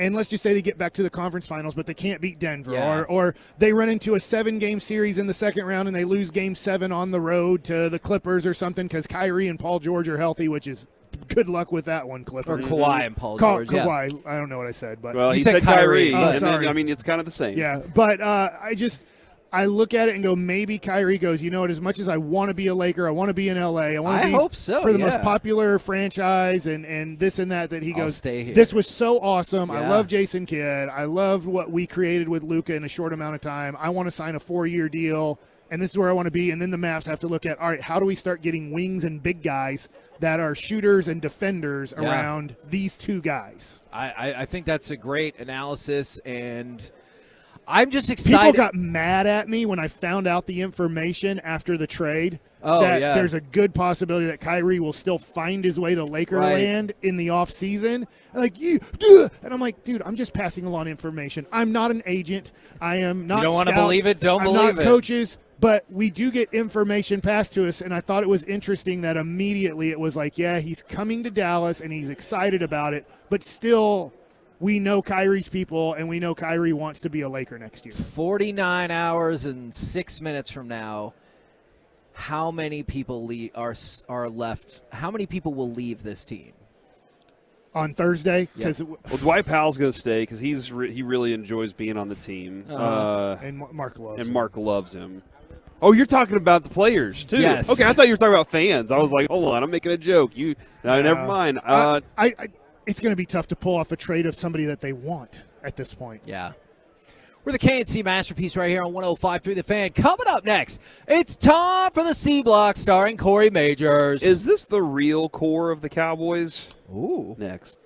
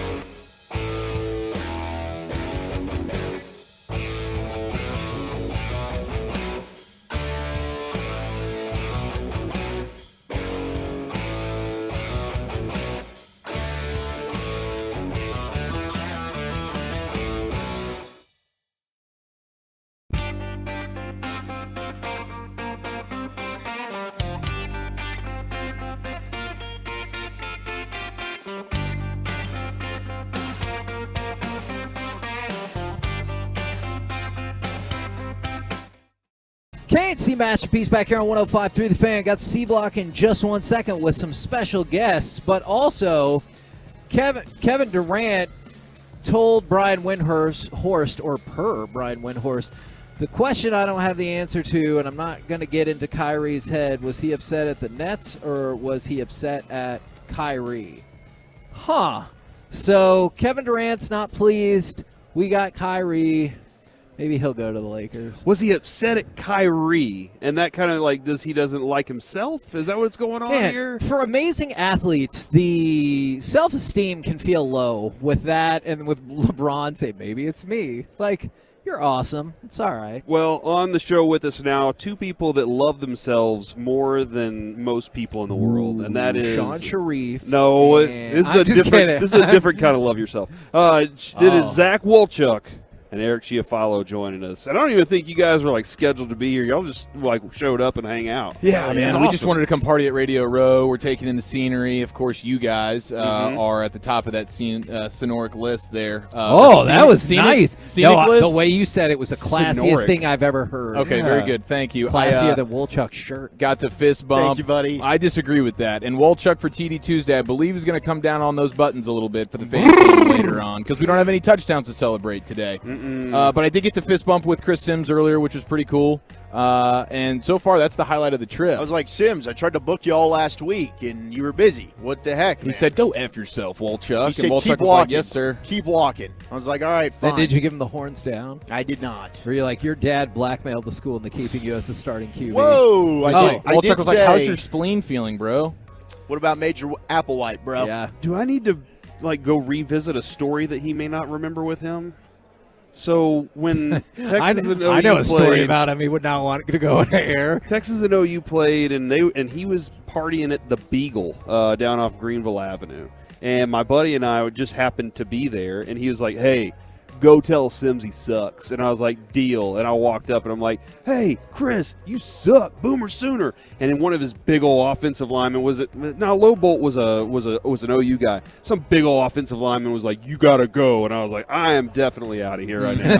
That guy is very large, and he blocks other humans for a living. So I don't know if he'd remember that though, because we were all kind of inebriated that night. I think he'd remember that. You think so? I think absolutely he would. Bulletin board material. Are we having him on the station? Is that a plan? Are we trying to go book him at some point? I think we got to book this guy, man. All right. I think we got to book him. Worst case scenario, I pull out the impromptu cell phone and we video him, and he's got no choice but to play F, Marry, Kill with me. Are you sure you can do that? Yeah, you just do it. So you know you're while he's on set. Yeah. I mean, he was standing there not doing anything for a good 5 minutes. As you guys are taking this in, one thing that I'm taking in is I can't remember if it's a 6th or 7th Super Bowl for me, and we haven't been in a while because of COVID and different situations, is TikTok has never been at the Super Bowl. I don't know when TikTok kind of started and got really popular, but and I'm it won't be in noticing Texas either. Their booth over there has a lot of things going on, and I'm like, what's up with TikTok? Because people like TikTok, bro. I want that as a drop. What's up with TikTok? You need to ask that question to more of our guests. You just put out 30-second to 2-minute videos, right, on TikTok? Yeah. You dance, or you do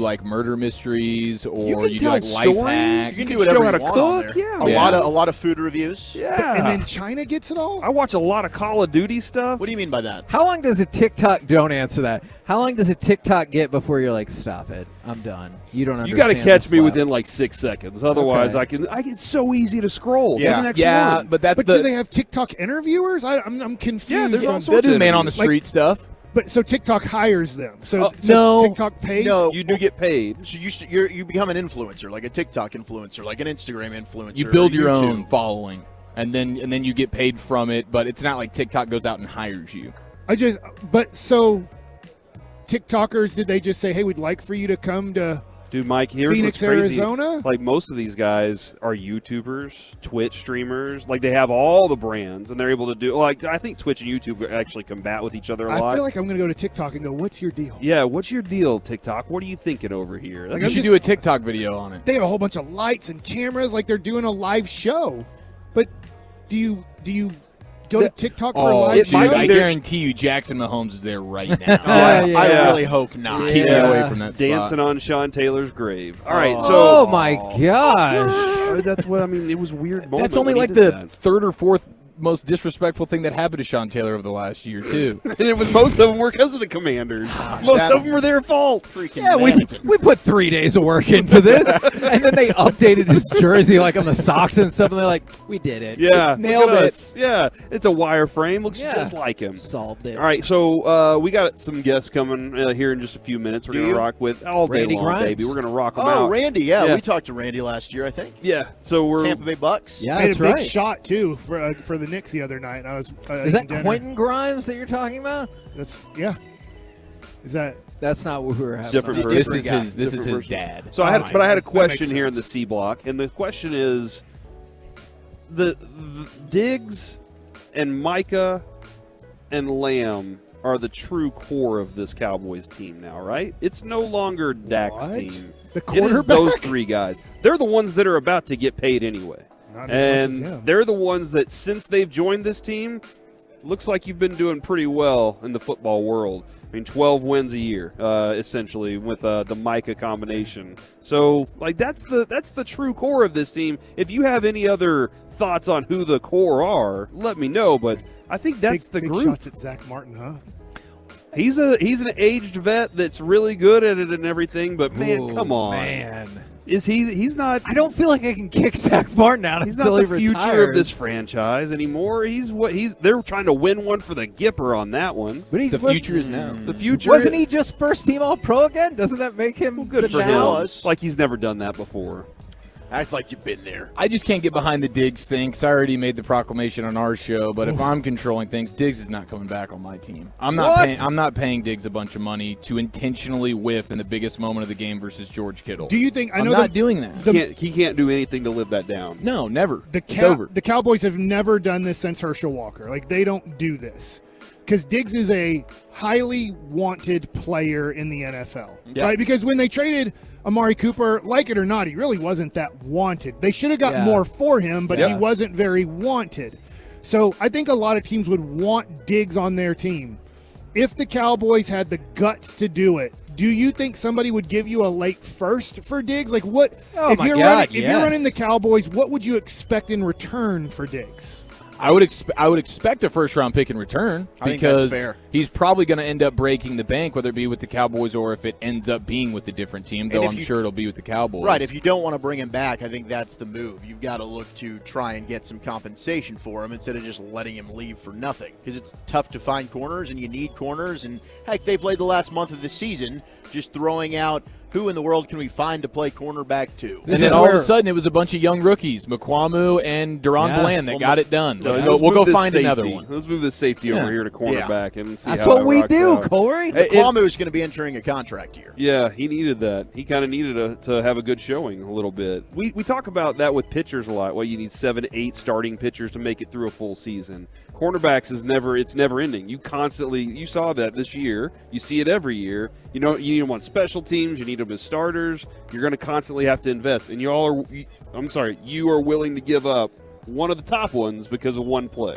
It's not one play. That one play is symbolism for his entire mentality as a football player. He plays on the defensive side of the ball, and he's actively playing defense against tackling somebody. And it's frustrating because people are pointing to his missed tackle percentage, and it's very low. And it's because the missed tackle percentage is only allowing for the plays where you actually attempt to tackle the person. Oh, not when you turn around and Jaron Curse gets hurt because of it. When it's 3rd and 7, which does happen. When it's 3rd and 7, and it's a playoff game versus the Buccaneers, and he is about to tackle the running back, but then he intentionally spins away from the running back. That doesn't count as a missed tackle, but we can all tell you that's a missed tackle, and that is just his MO. But what about when he travels on Mike Evans and shuts him down for the game? That's not valuable, right? That is valuable. But we want to pay McQuamu, who played 3 games for you and did well. But that's the guy we want to keep. Is that what I said I wanted to pay him? That was your replacement plan, right? That was the replacement. We found Bland, we found McQuamu.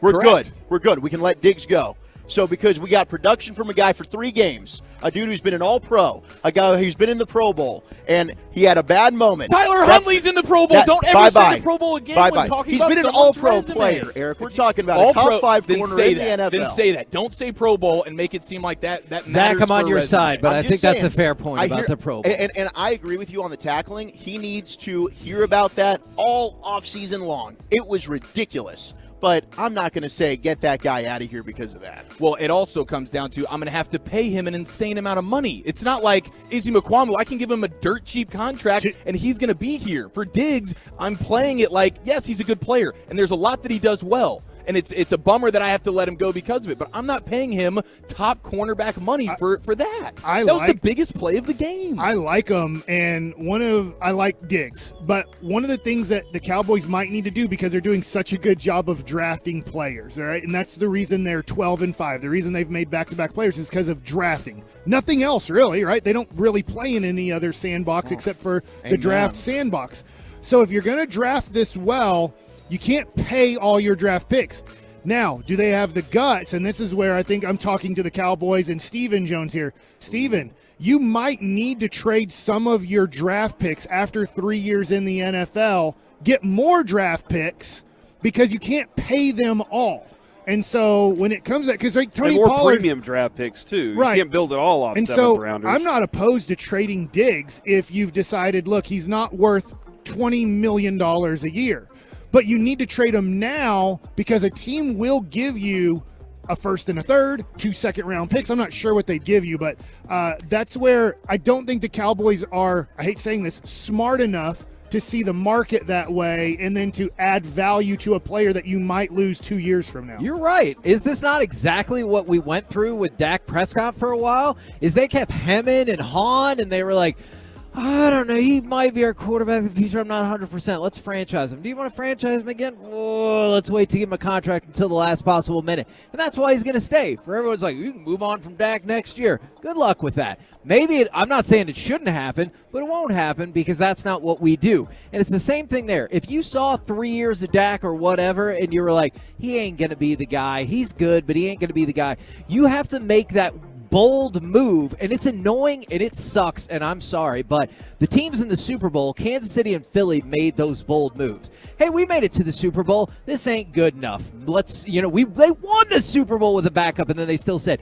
yeah, but a regular quarterback, he ain't good enough. Let's try it all again. Same with Kansas City. That 9-0 start that Clark Hunt told us about, that was with Alex Smith. He was a perfectly serviceable quarterback, and they're like, I know we're making the playoffs and stuff, but this ain't good enough. The Cowboys do the same thing, and they're like, high five, baby. Isn't that what Belichick did for the longest time, too? He was like, hold on, I got something that's valuable, trade it. Like, he's a day trader. That's what he loved to do. And the thing that bothers me the most about it is the way they brag about their draft hits as if they don't artificially inflate those by giving out-of-market contracts to keep people with the team. Yes. That drives me insane. And Brian talks about it all the time, like their free agency is, we retained our own.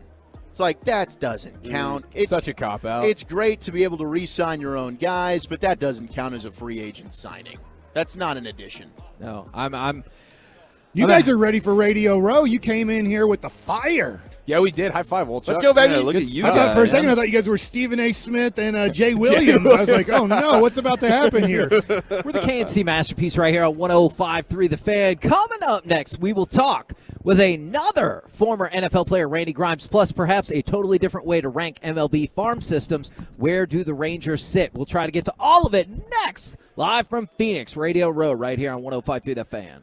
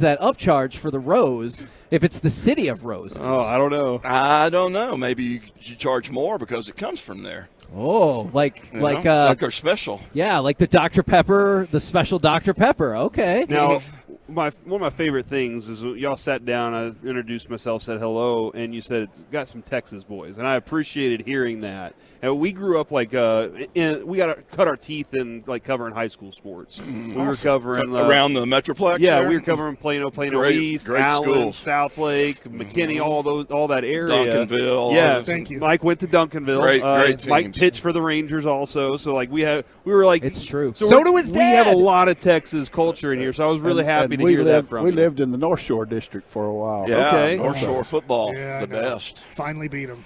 You did. Oh, that's right. Yeah, Congratulations. yeah, this year. That was a good game. Man, I don't know if we would have made it through the rest of this interview if y'all had beaten Duncanville Yeah, again. throw Mike it would have off just my stormed mind. up. I was like, please don't be the Buffalo Bills. And we weren't. You guys did it. All right. Now we're trying to have some fun because now we're going to take maybe a pretty hard turn potentially. Is Randy, I want to start with you, and I think obviously this will segue into a variety of things.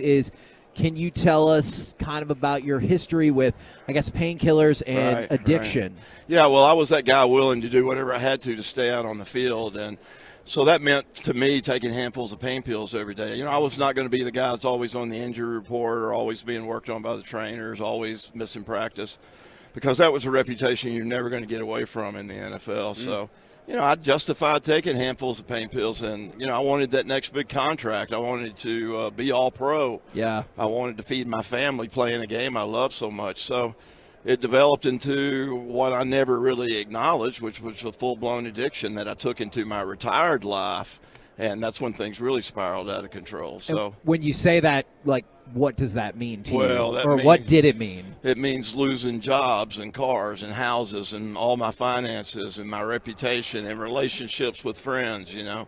That's what it meant. The chaos that is addiction, you know. And it was 20-plus years later before I finally put my hand up and asked for help. And that was September 22nd, 2009. If we can stay on that for just 1 second, because if nothing else, I feel like that might be the most important or one of the most important messages. Wow. How difficult it is to ask for help. Do you guys find that to be the case? Well, especially when you're a former NFL player, you know, a lot of guilt and shame, Yeah. a lot of pride and Yeah. ego. You know, I'm the only one out there Sure. suffering like this, Sure. you know.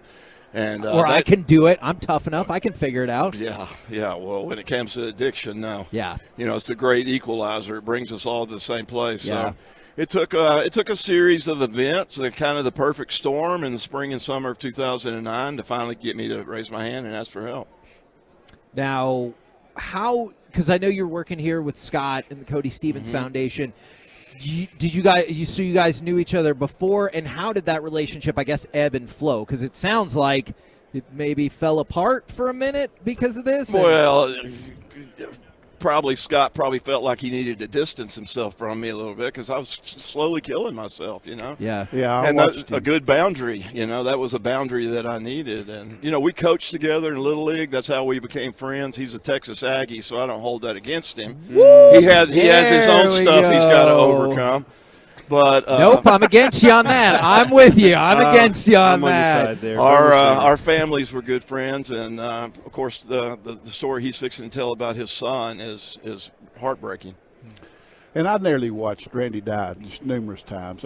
At times, I felt like an enabler. I loved the guy, you know, and I helped him doing what I knew to do, which was not trained help.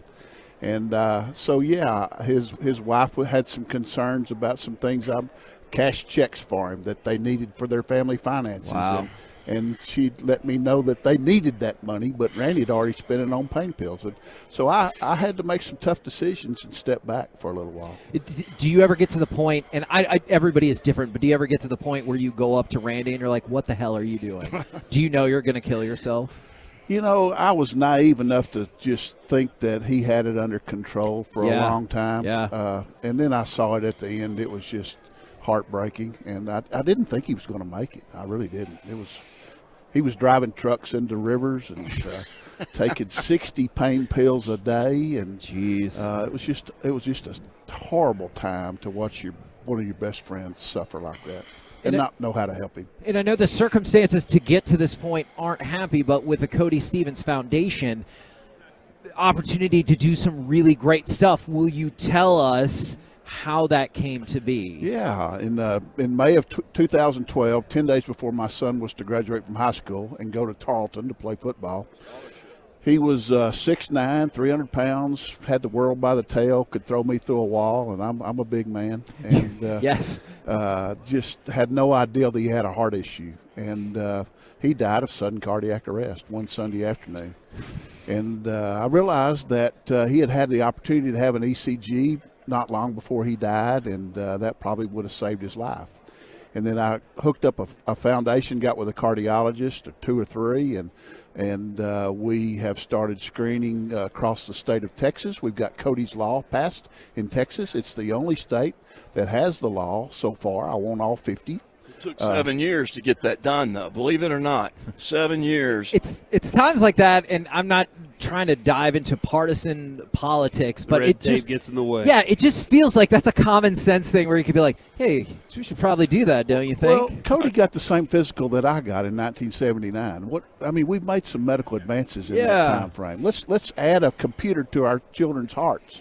And we can do that for $20, 5 minutes, pull them out of the classroom, get their ECG, send them back to class, email the cardiologist our test, and he knows at that point whether they have a problem. And we're finding out of about 200,000 screenings that about 1% of our students have an issue they need to know about. What does it mean to you, not obviously trade it all to get your son back, I understand that, but what does it mean to have, I guess, that legacy out of something terrible building into something that sounds amazingly useful for lots and lots of people?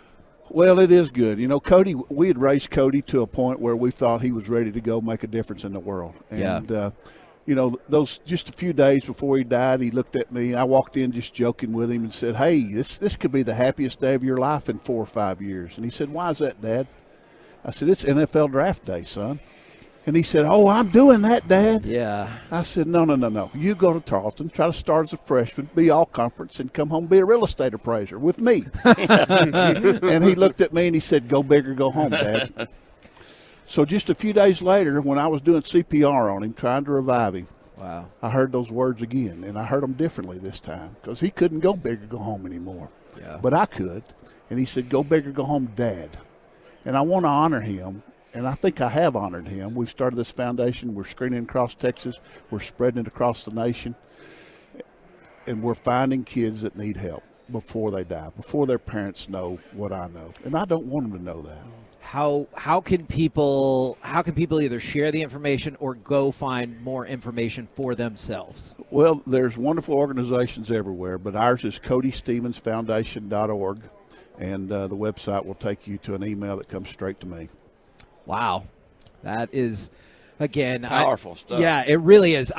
It's so awful that this is sometimes what it takes to get the changes that you want or need in the world, and I appreciate you turning this into something super positive, both of y'all. The night I graduated high school, the next morning I wake up and I'm eating a donut. My dad's weed eating the yard, and my mom kicks the door open and she's like, you got to take your dad to the hospital right now.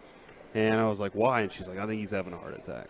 And, this is a 40-year-old man who was the hero of my life. Yeah. I mean, I'm like, oh, my God, so I hop in the car and get him to the hospital, and the doctor comes out and says, we think we got everything taken care of. We think he's going to be okay. But, man, he could have gone into cardiac arrest in the car. What would you have done? And I said, I'd have driven faster. I mean, that's all I could think of at the time. Unfortunately, you don't have that time with sudden cardiac arrest. If you don't get a CPR started and an AED on them within 6 minutes, you have no chance. God, 6 minutes. And that's something that started with Kevin when we were at the newspaper covering the high school sports. They started getting all these ADs into the school systems, and that was something. Somebody at Plano East died, and look at DeMar. They had to defib him on the field there. Yeah.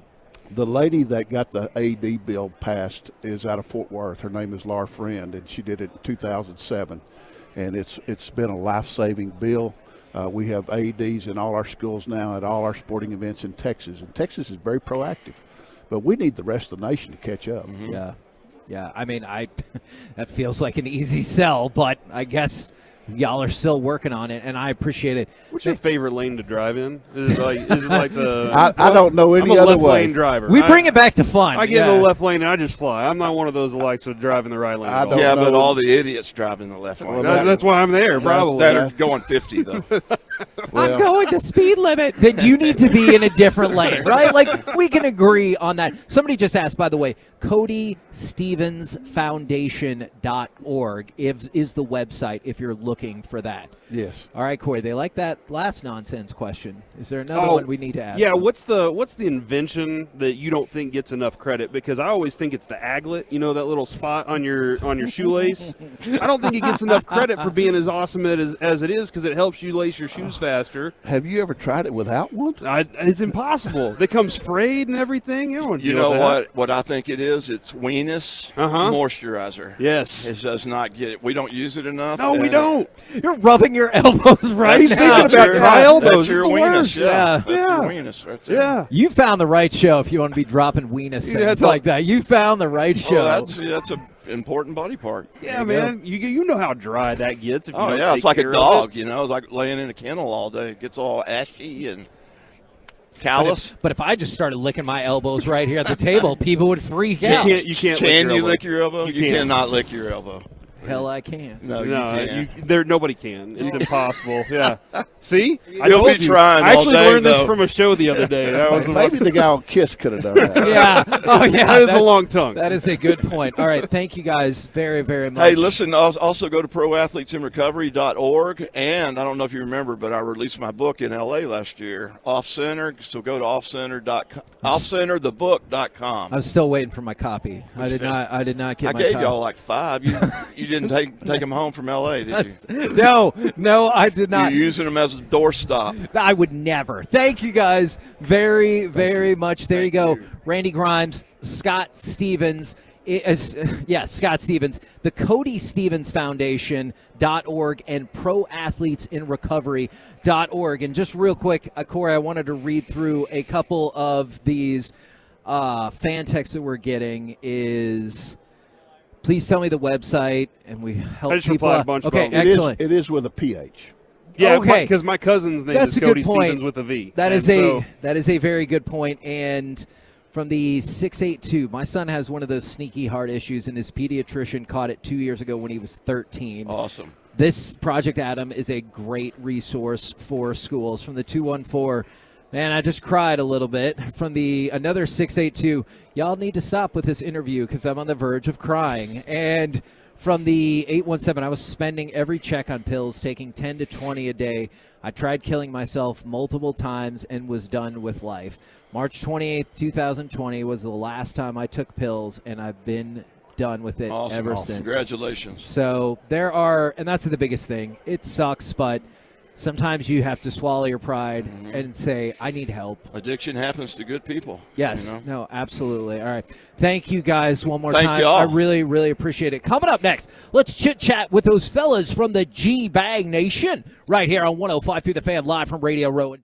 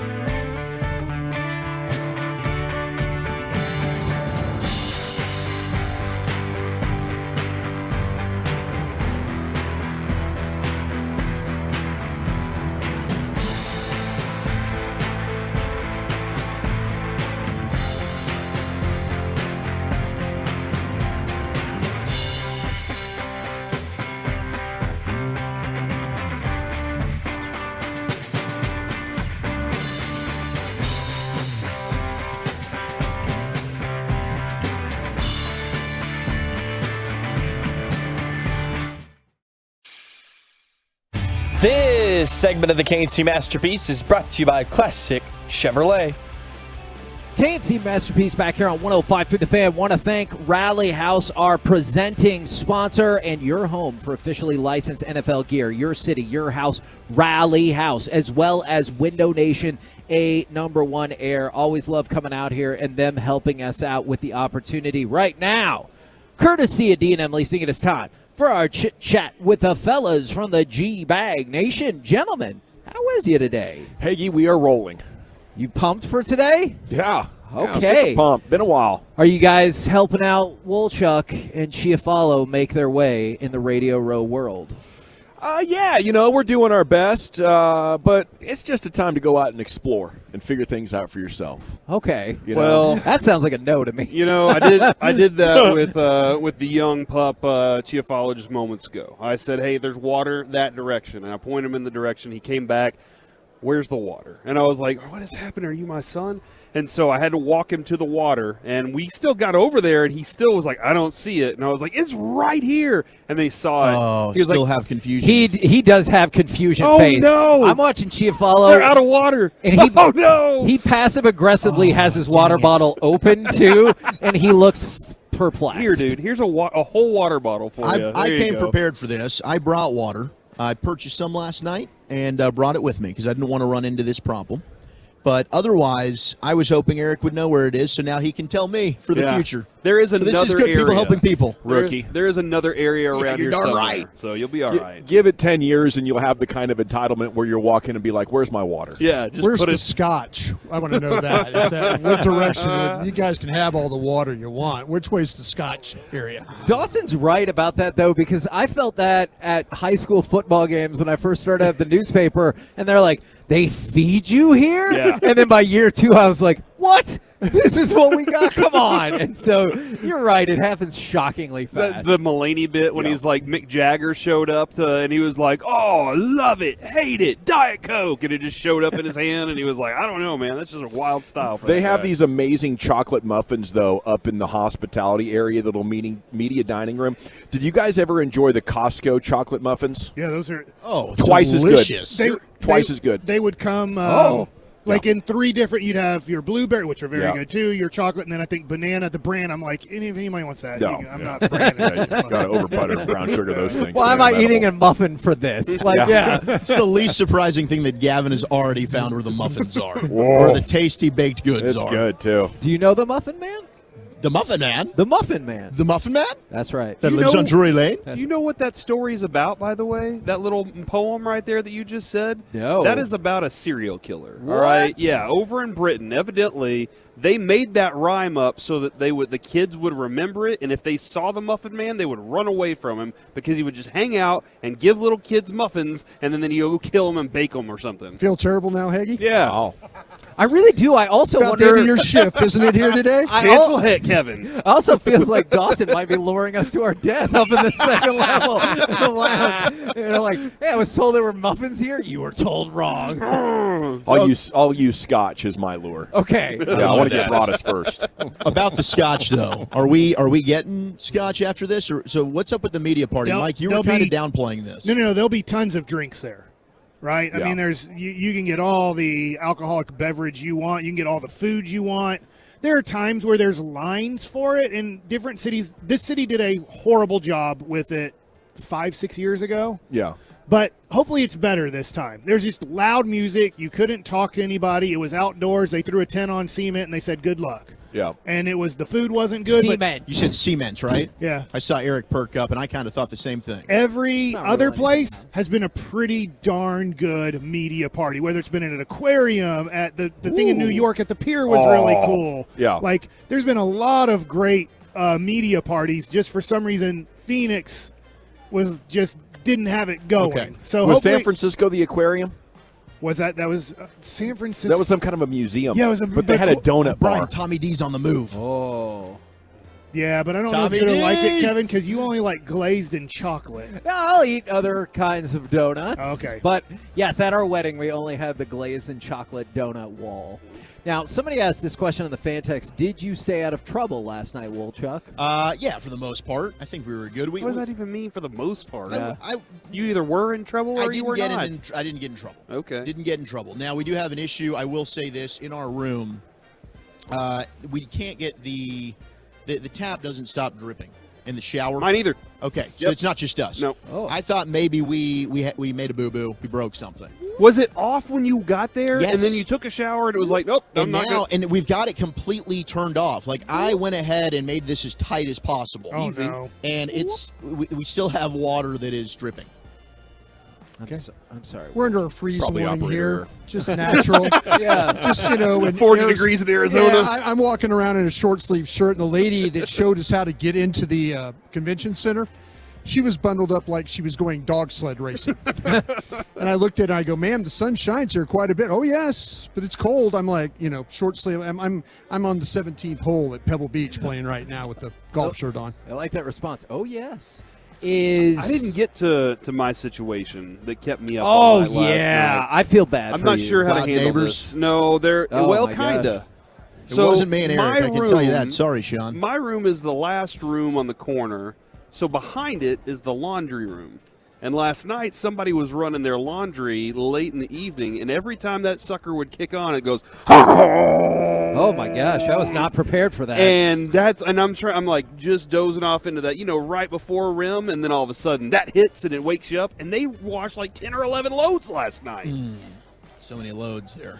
Come on. This is about washing laundry, machines. Kevin. That's what he was saying. I know. Look at him for that. I was on the up and up this time. I have absolutely no complaints about my area. Okay. I think it's That's all great. good here. The faucet, the bed, everything was fine. I enjoy my Got hotel room. Wi-Fi for the town hall meeting was good. Everything's rolling. I ended up along right, flipping yeah. upside down in the bed, so because it was right next to Oh, the was headboard, it? so I just went the Oh. other way, and I'm I was sorry about fine that. after that. Yeah. Everything worked out. I'm a fan sleeper, and when it first kicked on, there was a rattle. And I was like, you know what? I'm going to have to get a different room. 5 minutes later, it goes away, turned into a nice purr. So everything's there perfect. we go. Yeah. I would love to see you just go up to the front desk and be like, no, this is just not going to work. Hold on, did you bring a fan with you, or No, that's their AC. That's their AC fan. You don't have a fan app, that and you it's a can great use? it's a great AC hotel fan because you can get the fan to turn on without the AC running. Oh, so you can That's- recirculate yeah. that air. Even Yeah, if and you you don't want get the noise. Yeah. So you said the fan app. Yeah, right? use the fan app. Use Just leave the it on fan all app night. and Yeah. hope it works. Yeah. There you go. There you go. That too. How encouraging was the Mavericks' victory last night? Not only because they won without Luka for the first time, but the young kiddos, Green and Hardy, showing out. Unbelievable. We landed. I pulled out the phone, got the update, and Hardy, Green, both 29 points. I was We blown predicted away. they would score 58 points combined, All right? you needed to do, right, was trade some pieces away so that they could play more. And then it's the Kyrie effect. Are you concerned that the Kyrie effect, when he's ready to go in the next game, will hurt particularly Hardy? No. Okay. You know what was funny, Brian? And since He's still going to have to play, don't you think? Hardy? Yeah. I don't think they're going to play him once they're all healthy. The Green will get 30 minutes a night. I don't think Hardy will. But what was funny Which I is do like. Hardy did say after the game, one thing that motivated them tremendously was Utah came out late and was D'ing around during layup line. Oh. Like, it was funny. Yeah. Utah came out and was just like, hey, let's screw around. We're playing a bunch of minor leaguers pretty much for an NBA game tonight.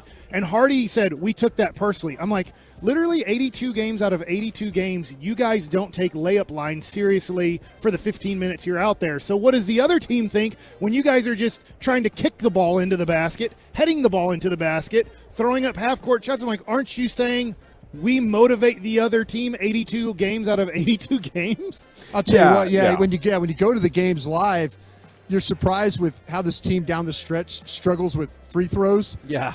And nobody's practicing. Mike's Yeah. right. We're doing like juggling, like World Cup juggling, and stuff. I'm going, man, somebody Good get on the talent. line and practice. They are very good at it, by the way. They're really good with the music in the building. Yeah. They do it. It's a very choreographed, yeah. Do you know who the first player was that arrived to practice today? Oh, Kyrie. One Kyrie Irving, and he got to work. So he's not joking around like that brought us. So I'm awesome. This is gonna be awesome. Yeah, I think his room where he's staying is next to the laundry facility. He couldn't sleep either, so he just thought he'd Get up roll and in get and get going.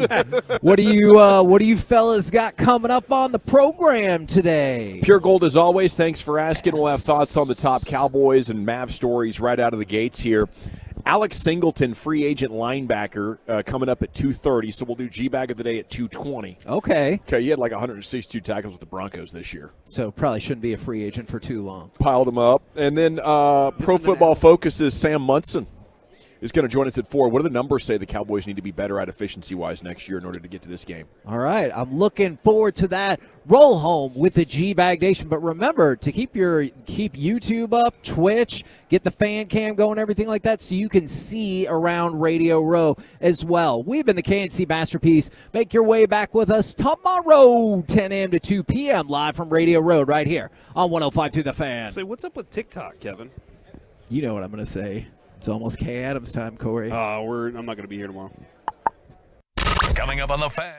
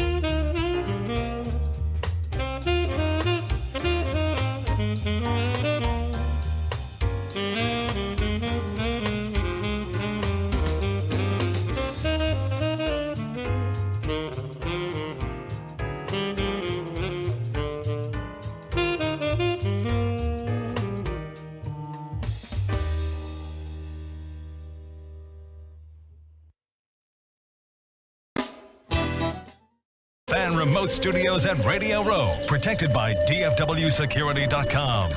You're rolling with the G-Bag Nation on 105.3 The Fan. It is hour number 1 of the G-Bag Nation here on 105.3 The Fan, and welcome into the show as we are live from Radio Row. We will be here for the next 4 days, and we have a lot of terrific content planned for you. Our presenting sponsor, Rally House, your home for officially licensed NFL gear, your city, your house, Rally House. And we will have a number of people sitting down on the hot seat, a number 1 air, the heating, electric, and plumbing pros hot seat. Okay, I messed that read up. I'll get a lot better at it throughout the day. How the hell are you guys doing? Welcome to Radio Row with the Super Bowl. How the heck are you? Thank you, Dawson. It's been fantastic so far. We're rubbing shoulders. We are schmoozing. We are apparently getting in the sleep number bed. I will have that picture revealed for you momentarily on the Twitters. Dapped up with Chris Sims earlier. So it's a bit of a who's who right now. I saw Mad Dog Russo. And it's just sleeping Carrot Top behind us right now. Carrot Top is 7 feet behind Wolchuk. He's slightly more jacked than I was anticipating. He is ripped. Yeah, he's shredded. Shredded carrots. He's aged poorly. Besides that, no question. Yeah, very poorly. He's having. I think he has to manufacture the orange in his hair now. I don't think it's just. I don't think that's not natural. I don't think that's God made at this point. Okay, and that's probably due to the poor aging process that Wolchuk was speaking about. Well, you mean drug use? Celebrities are everywhere. Hey, Botox. You said I don't want to talk too loud. You know, it's Carrot Top. It's a comedic person. I feel like I like his everything mascara, though. is safe. I think I'd love to have him on. Maybe I can get him over here. But I was nervous to jump into that sleep number bed. Shout out to Eric for really pushing me to do that. Just gave him the pep talk he needed, man. That's what friends are for. Okay, so we are off and we are rocking and rolling, and so much sports is going on. You heard right. Coming up at 2:20, this is a good story here, or 2:30, Alex Singleton.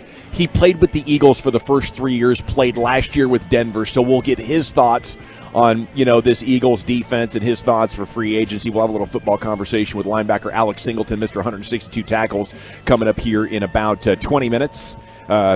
G-Bag of the Day is coming up at 2:20 then, so that'll be a little bit early today. But, yeah, Mavs without Luka and without Kyrie Irving for now, although Kyrie practicing and expected to play tomorrow against the Clippers. They beat the Jazz, and Hardy and Green had 29 points, a very efficient 29 points, both shot over 50%. That was great. But, by far the bigger story is what Jason Kidd and Mark Cuban are saying about the addition of Kyrie Irving, and the fact that we have learned that Luka Doncic is excited to get Kyrie Irving. The embrace from their last matchup with the Nets, where post-game Luka goes up and gives him a big hug, and you could see him talking back and forth. That video is going viral. Maybe they'd been planning on this. Maybe they had wanted this.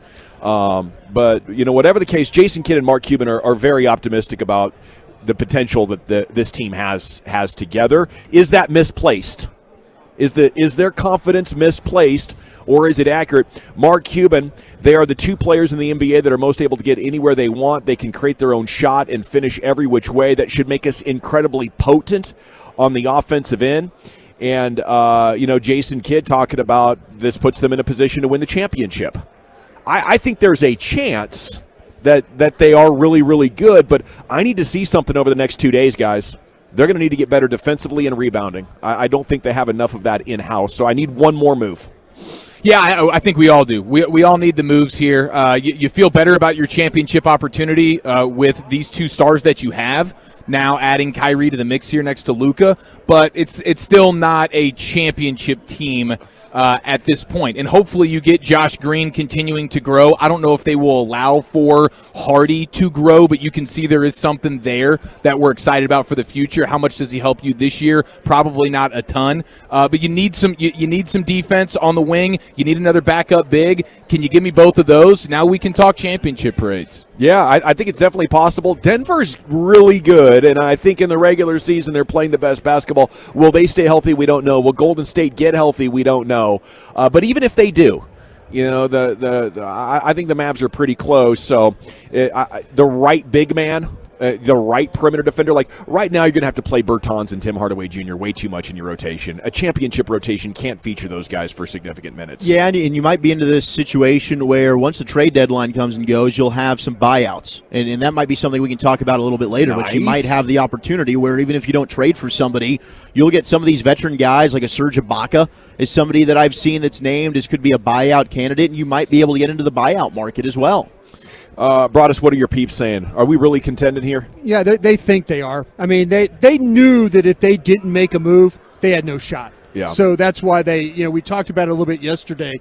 They believe just kind of swinging for the fences here and seeing what they can get out of it. It's not very much. Not often do you get the opportunity to add a big time piece. I don't think the Mavericks gave up particularly a lot to attain that. They're not going to get this player on a normal situation if there's not the baggage and stuff that comes along with them. But they knew they had to do something, and they made it try and happen yesterday. 2-1-4. That Mavs team last night looked like they were playing with some extra excitement. That happens after a trade. It does something to the energy in a locker room, in a clubhouse. Like a guy got moved, and I don't know why, but it so often happens that the remaining guys play way over their head. Oftentimes just for one game, sometimes for a couple of games.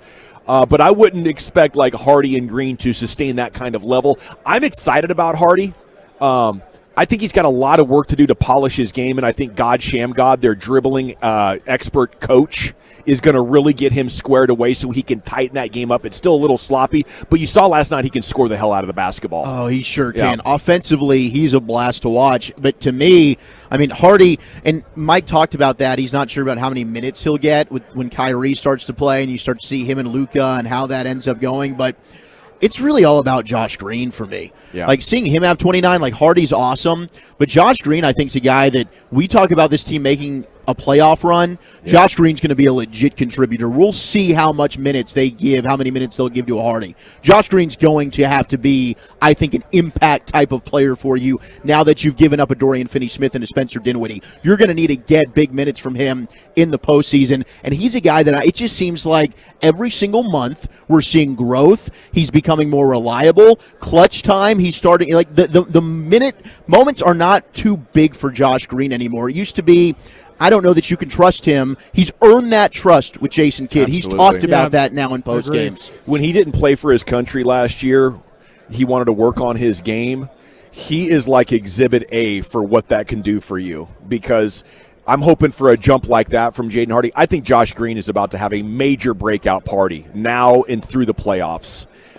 Because he's the kind of guy that has the elite athleticism and now knows what to do with it. Yeah. You can see the confidence is there. The three ball, and that's really all we really wanted from him. He's giving us the cherry on top of being a better finisher at the rim, much better than he was in college, which is hugely helpful. We know about the defense, the energy that he provides, but I love this quote from Josh Green via Callie Kaplan in regards to the Kyrie trade. How did you find out about this, Josh Green? He says, I don't have Twitter, so I had no idea. I was in the shower and I came out to like 20 text messages and I'm like, oh, I'm done. Like, I'm traded. Like when he heard Kyrie was coming to town, he's going, oh, I had to have been a part of that one. I'm gone. So that's why he dominated last night. He was re-energized. Like, bro, I'm here to stay. Yeah. And they like me. Yeah, they actually like me now. And I'm going to get some minutes. Let's go play. Oh, and by the way, Luka's not here to dribble up the ball all the time tonight. Let me go show out in a big way. And it was finally good to see them. Hey, everyone's doubting us. Everyone's saying, hey, we can't win without Luka. We're already shorthanded. And they hadn't. They were 0-7. But now you're even more shorthanded. Yeah. You don't have Dinwiddie, who'd been your best player without him. You don't have Dodo. Yeah. This team, there's no way they're going to be able to beat Utah in a hostile environment. So here you go. You go ahead and get a big win. Yeah. And Josh Green said, we took that upon ourselves. Everybody doubted us. Nobody thought we'd be able to win this game. We know what we have as a team, and we have a strong team, 1-15, and they came out and they performed. That might have been one of the better wins without your best player that the Mavericks have had all year long when you look back at it, because now I think you have a lot of core belief in that roster. I mean, I don't know. I don't want to overstate it necessarily. It's one game in 82. But what you're able to see from your youth, I think, is super exciting from the future. Oh, no, talking to guys last night after the game when we got back to the hotel, sending out congratulations texts. They're like, hey, what do you think about that? You know, I mean, that was one of those, what do you think about that? LOL. Right. You know, kind of moments where they're like, they weren't expecting to go into Utah and win this game. Right. But I'll tell you what I like about Josh Green, and we saw it the other night when they played New Orleans. Brandon Ingram, those last couple of shots that New Orleans took to try and get back in the game. Josh Green is there defending. Josh Green is up on Ingram. He's making plays. He's making him have to adjust his shots. That's what you're going to have. If you're not going to be good enough on defense, guys like Josh Green have got to get up there, you know, slap the floor, whatever you have to do, and go play some defense. He was for you. plus 39. Wow. His plus minus plus 39 last night was Josh Green. He's a full-on awesome player. You know, I thought they had swung and missed on a 3-and-D guy who wasn't even a great shooter, but he's got a full skill set. The dribbling, the passing, the awareness, and the on-the-ball defense is just incredible. So I'm going to predict 3 All-Star games in Josh Green's career. Is that too high for you? Ooh, I like that. The over-under set at 2.5. Dawson's taking the over. I will go ahead and take the under, but that is in no disrespect to Josh Green. Yeah, we're going to have to win a lot of games. Going to have to win a lot of games. Put him in that, Probably need a couple of injuries that year in the West. Yeah. Slide Josh Green right in. I remember talking to Carlisle about him. Carlisle just loved his toughness. You know, he goes, hey, there's a lot of things that we're going to have to work on with this kid, but the toughness, the want to, the desire and all that, it's all there. We just got to make him the player. We think he Actually, is. I'm going to take it back. I'm going with the over. Okay. He's Australian. He's going to have the entire country or continent. Both. Both. Okay, Yes. nailed it. Voting for him, dude. Didn't skip class. Are you kidding me? It's like if Walchuk was playing for the Mavs. All of South Africa would be going hard in the paint for get this guy to the dang Pro Bowl. The South Africans would all be or on the All-Star team. game. Yes. I said Pro Bowl because he's a football guy. I'm a football guy. That's why we're at Radio Row right now. We're here at the Super Bowl. Look around right now, guys. I am overwhelmed. This room right now, per capita, has the most plumber's cracks going on. I will say that. I think mine is just showing. a lot of sweaty dudes showing plumber cracks. A lot of and then broadcaster Carrot crack. Top. Okay, who's the most famous former football player you've seen so far? It's not Solomon Wilcots. Oh, is it Pat McAfee? Pat McAfee. Pat McAfee. Pat? Now, Well, he's probably more known for a guy. I Chris said Sims? hello to Pat Kerwin. The guy, Ryan Leaf. I mean, if you talk about guys that were Broadus highly was smoking on that Ryan Lee. LeGarrette Blunt, who is on with our station, 2-time Super Bowl champ. Walchuk was smoking on that LeGarrette Blunt. Damn right I was. No, I saw A.J. Hawk earlier, and that got me fired Are you up. because he's with McAfee. Was he He's with smoking a McAfee. stogie? He had the stogie in his mouth, but it didn't seem like it was lit. Probably can't smoke in here. It's A.J. Hawk. I do kind of want to push the boundaries. What can we get away with in here? smoking. Just in general, like life. Well, we're going to have to do some bet payoffs this week. Was I nervous about jumping into that bet? Yeah, I was, but nobody said a darn thing. Now I feel invincible. Yeah, Walchuk's an alpha now. He went ahead and got in that sleep number bed. He wanted to feel as close to Dak as possible, and Walchuk's ready to throw 2 interceptions tomorrow. Wow, you guys are on a roll. I love this. Great Super Bowl Radio Row energy. We're off and running. Eagles owner Jeffrey Lurie on the story that internally – some people might not be convinced that Jalen Hurts is their quarterback of the future. Here we go. I think this is great news for the Cowboys. What we want is for them to give Jalen Hurts a contract for $45 million a year this offseason. Yes. They have 3 of the top 15 free agents. I think they have 11 picks in the first 3 rounds over the next 3 years, so they're loaded with picks. We really need a salary cap anchor to hit the Philadelphia Eagles. What's Jeffrey Lurie have to say about this? I don't think he has anything to prove, said Jeff. He's an MVP caliber quarterback. Lock him up. An incredible leader of the team on and off the field. He's 24, incredibly mature, and most importantly, driven to be even better. So it sounds like he is sold, although you can't take that to the bank that means he's going to get a deal. You could see Lurie working just like the Joneses were working last week. Oh, yeah, we want Zeke back. We want Tyron back. Everybody is great. You don't want to present any negativity on Super Bowl week. Do you think that's how Lurie really feels, Brian? You used to work for the man. No, absolutely. And I owe a lot to Jeff Lurie for giving me the opportunity to run a draft. But I will say this, though. Jeff Lurie will always take the high road when it comes to like his players, his quarterbacks, especially his quarterbacks. It goes all the way back to the times when he went out and made the deal to go get Michael Vick. You know, if he believes in a guy, you know, Howie and them probably, as I was talking to Gang of 7 around the league about that same information, okay.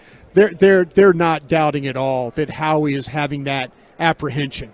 Yeah. People in the organization. Jeff Lurie has got to put on the oh no, this is our guy. This is our guy. That's his job. Yeah. But deep down inside, Gang of 7 believes there's some smoke there. This team is too smart, I think, to give Jalen Hurts $45 million a year. I said it.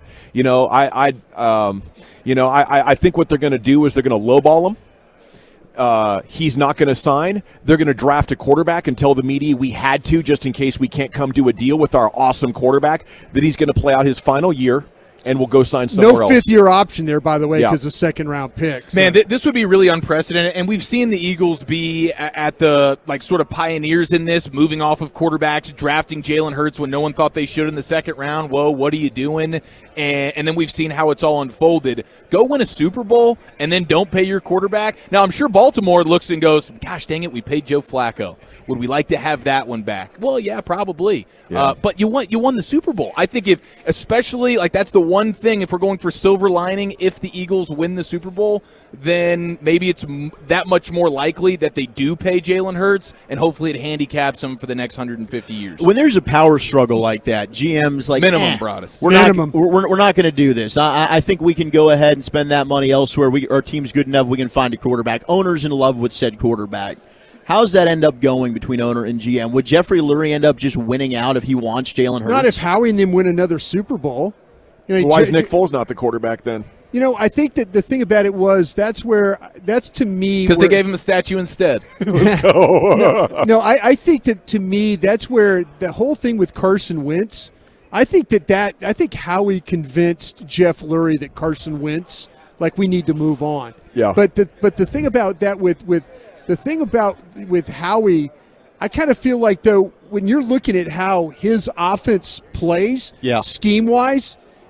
There are quarterbacks in college football that can play the scheme that they play in Philadelphia. Okay. So if you feel like you need to move on, yeah. If you feel like we could get a guy. Yeah. We could draft somebody to take that spot. Quarterbacks and their agents have done this to themselves, insisting that if I'm sufficient, you should pay me like a Hall of Famer. Yeah. The market's about to correct, I think, over the next 5 years, and I think the Eagles are going to lead the charge in showing if you don't have Patrick Mahomes, you cannot pay any of these guys 20% of your salary cap and expect to be in there unless you're doing crazy gymnastics around, to get other players in here. We got the G-Bag of the day coming up next. Alex Singleton, free agent linebacker, will follow that right here on your home of the Cowboys. Our coverage brought to you by Window Nation. Buy 2 windows, get 2 free. WindowNation.com. Salute.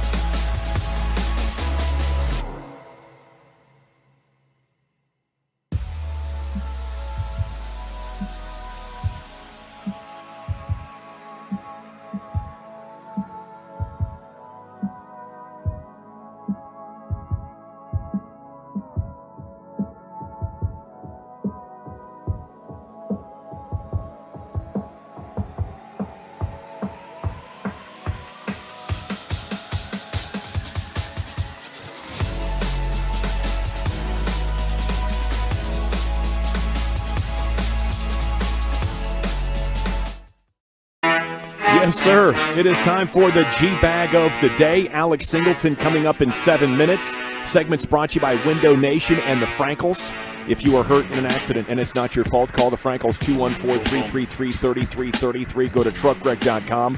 Corey Majors from KNC Masterpiece sitting down with us. He's going to cast a vote here. Let's go. In this G-Bag of the Day. And then free agent linebacker Alex Singleton is set to join us as Lucius Alexander joins us from the Pimp Cup. And a good afternoon, sir. Yo, good afternoon, fellas. How is everybody doing out there? It's great. Arizona. It is fun here on day one for us. How's the Metroplex going? It's fine. It's fine. Now, what city are we in Arizona? Phoenix. We're downtown Phoenix. Okay, cool. All right, just want to make sure. Our winner is Sean from the RJ and Choppy Show. No, well, if it wasn't Phoenix. Okay. Yeah. All right. I got that Scottsdale plug. Okay. Hey, we'll make the drive, bro. Yeah, there you go. I got you hooked up in Scottsdale. Crazy. Treat you like a king, bro. So we'll see you at 7 o'clock. Perfect. Phoenix time. Yeah, Sean from the RJ and Choppy Show in the morning. This is what Sean likes, and he is our winner so far. I love watching the virginity being taken of the young guys. Jeez. Mark. Don't mark that. Taking it all. Don't know. I meant like radio new. The young guys. New. Honestly, don't use that. That's like. Please use it. That's like Chris Hansen born. No. That's I'm Chris Hansen with new Daylight radio NBC. experiences for Chiafalo and Wolchuk. Exactly. Ah, Sean. Whatever you want to call it. He's been knocking on our door all Whatever night. you want to call it. Yeah, whatever Very you want to call awkward. it. Backdoor. You can change the name of it, but I know what it is, bro. I know what it is. Now, do you guys feel like your virginity is gone? Your radio virginity is officially gone, or will this? No, every is it day. just the tip now with day one. Every day, I think a cherry's going to be popped. That was a full-fledger for me. That's why I brought a backup pair of undies. There you go. Just for today. Sorry, I don't need them Lucius. for the rest of the week. Hey, no, it's all great. My new favorite city councilman is Mr. Eric Mays in Flint, Michigan. Oh, man, this man is on fire.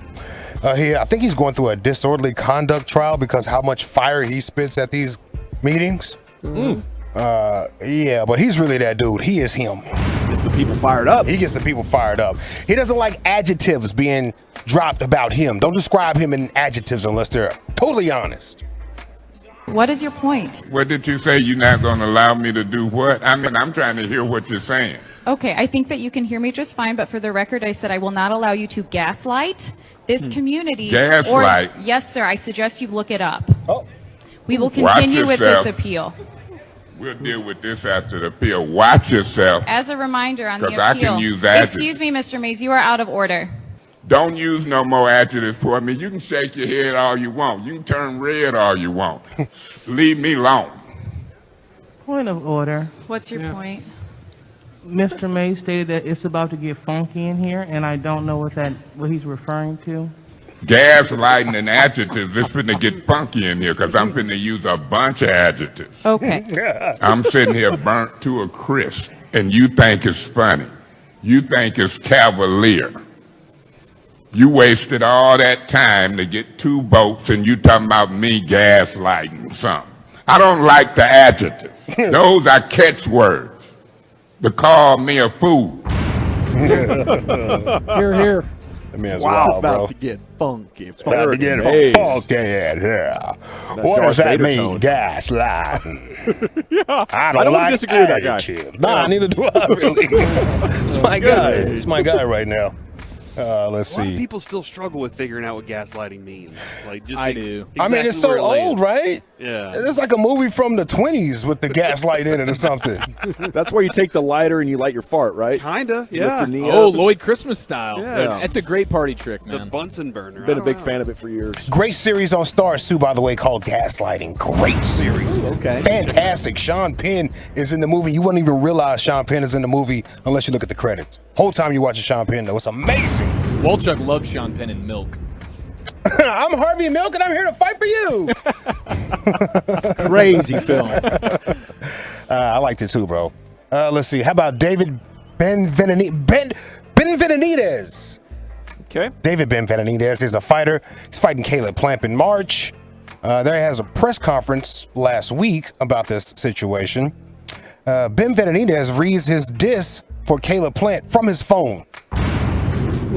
And the whole internet is roasting him for like reading it from his phone because like, why can't you just freestyle it off the top of your dome? You're not mad at him. Why'd you write something down?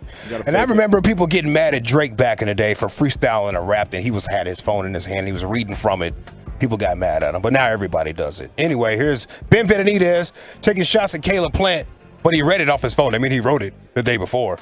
There's been a lot of shit talking going back and forth, but on March 25th, I get to put hands on Caleb Plant. And trust me when I say I'm going to beat the fucking living shit out of you.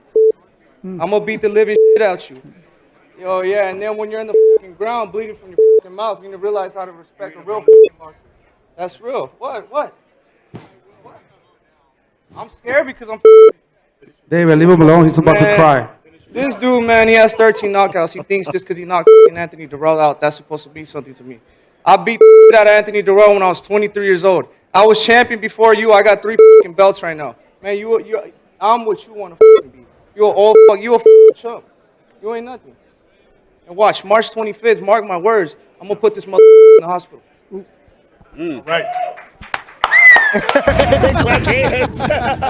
And he had to type that out. He had to type that out. Can you imagine what the rough draft looked like? It's amazing because Lucius had to bleep that thing about 36 times. Oh, yeah.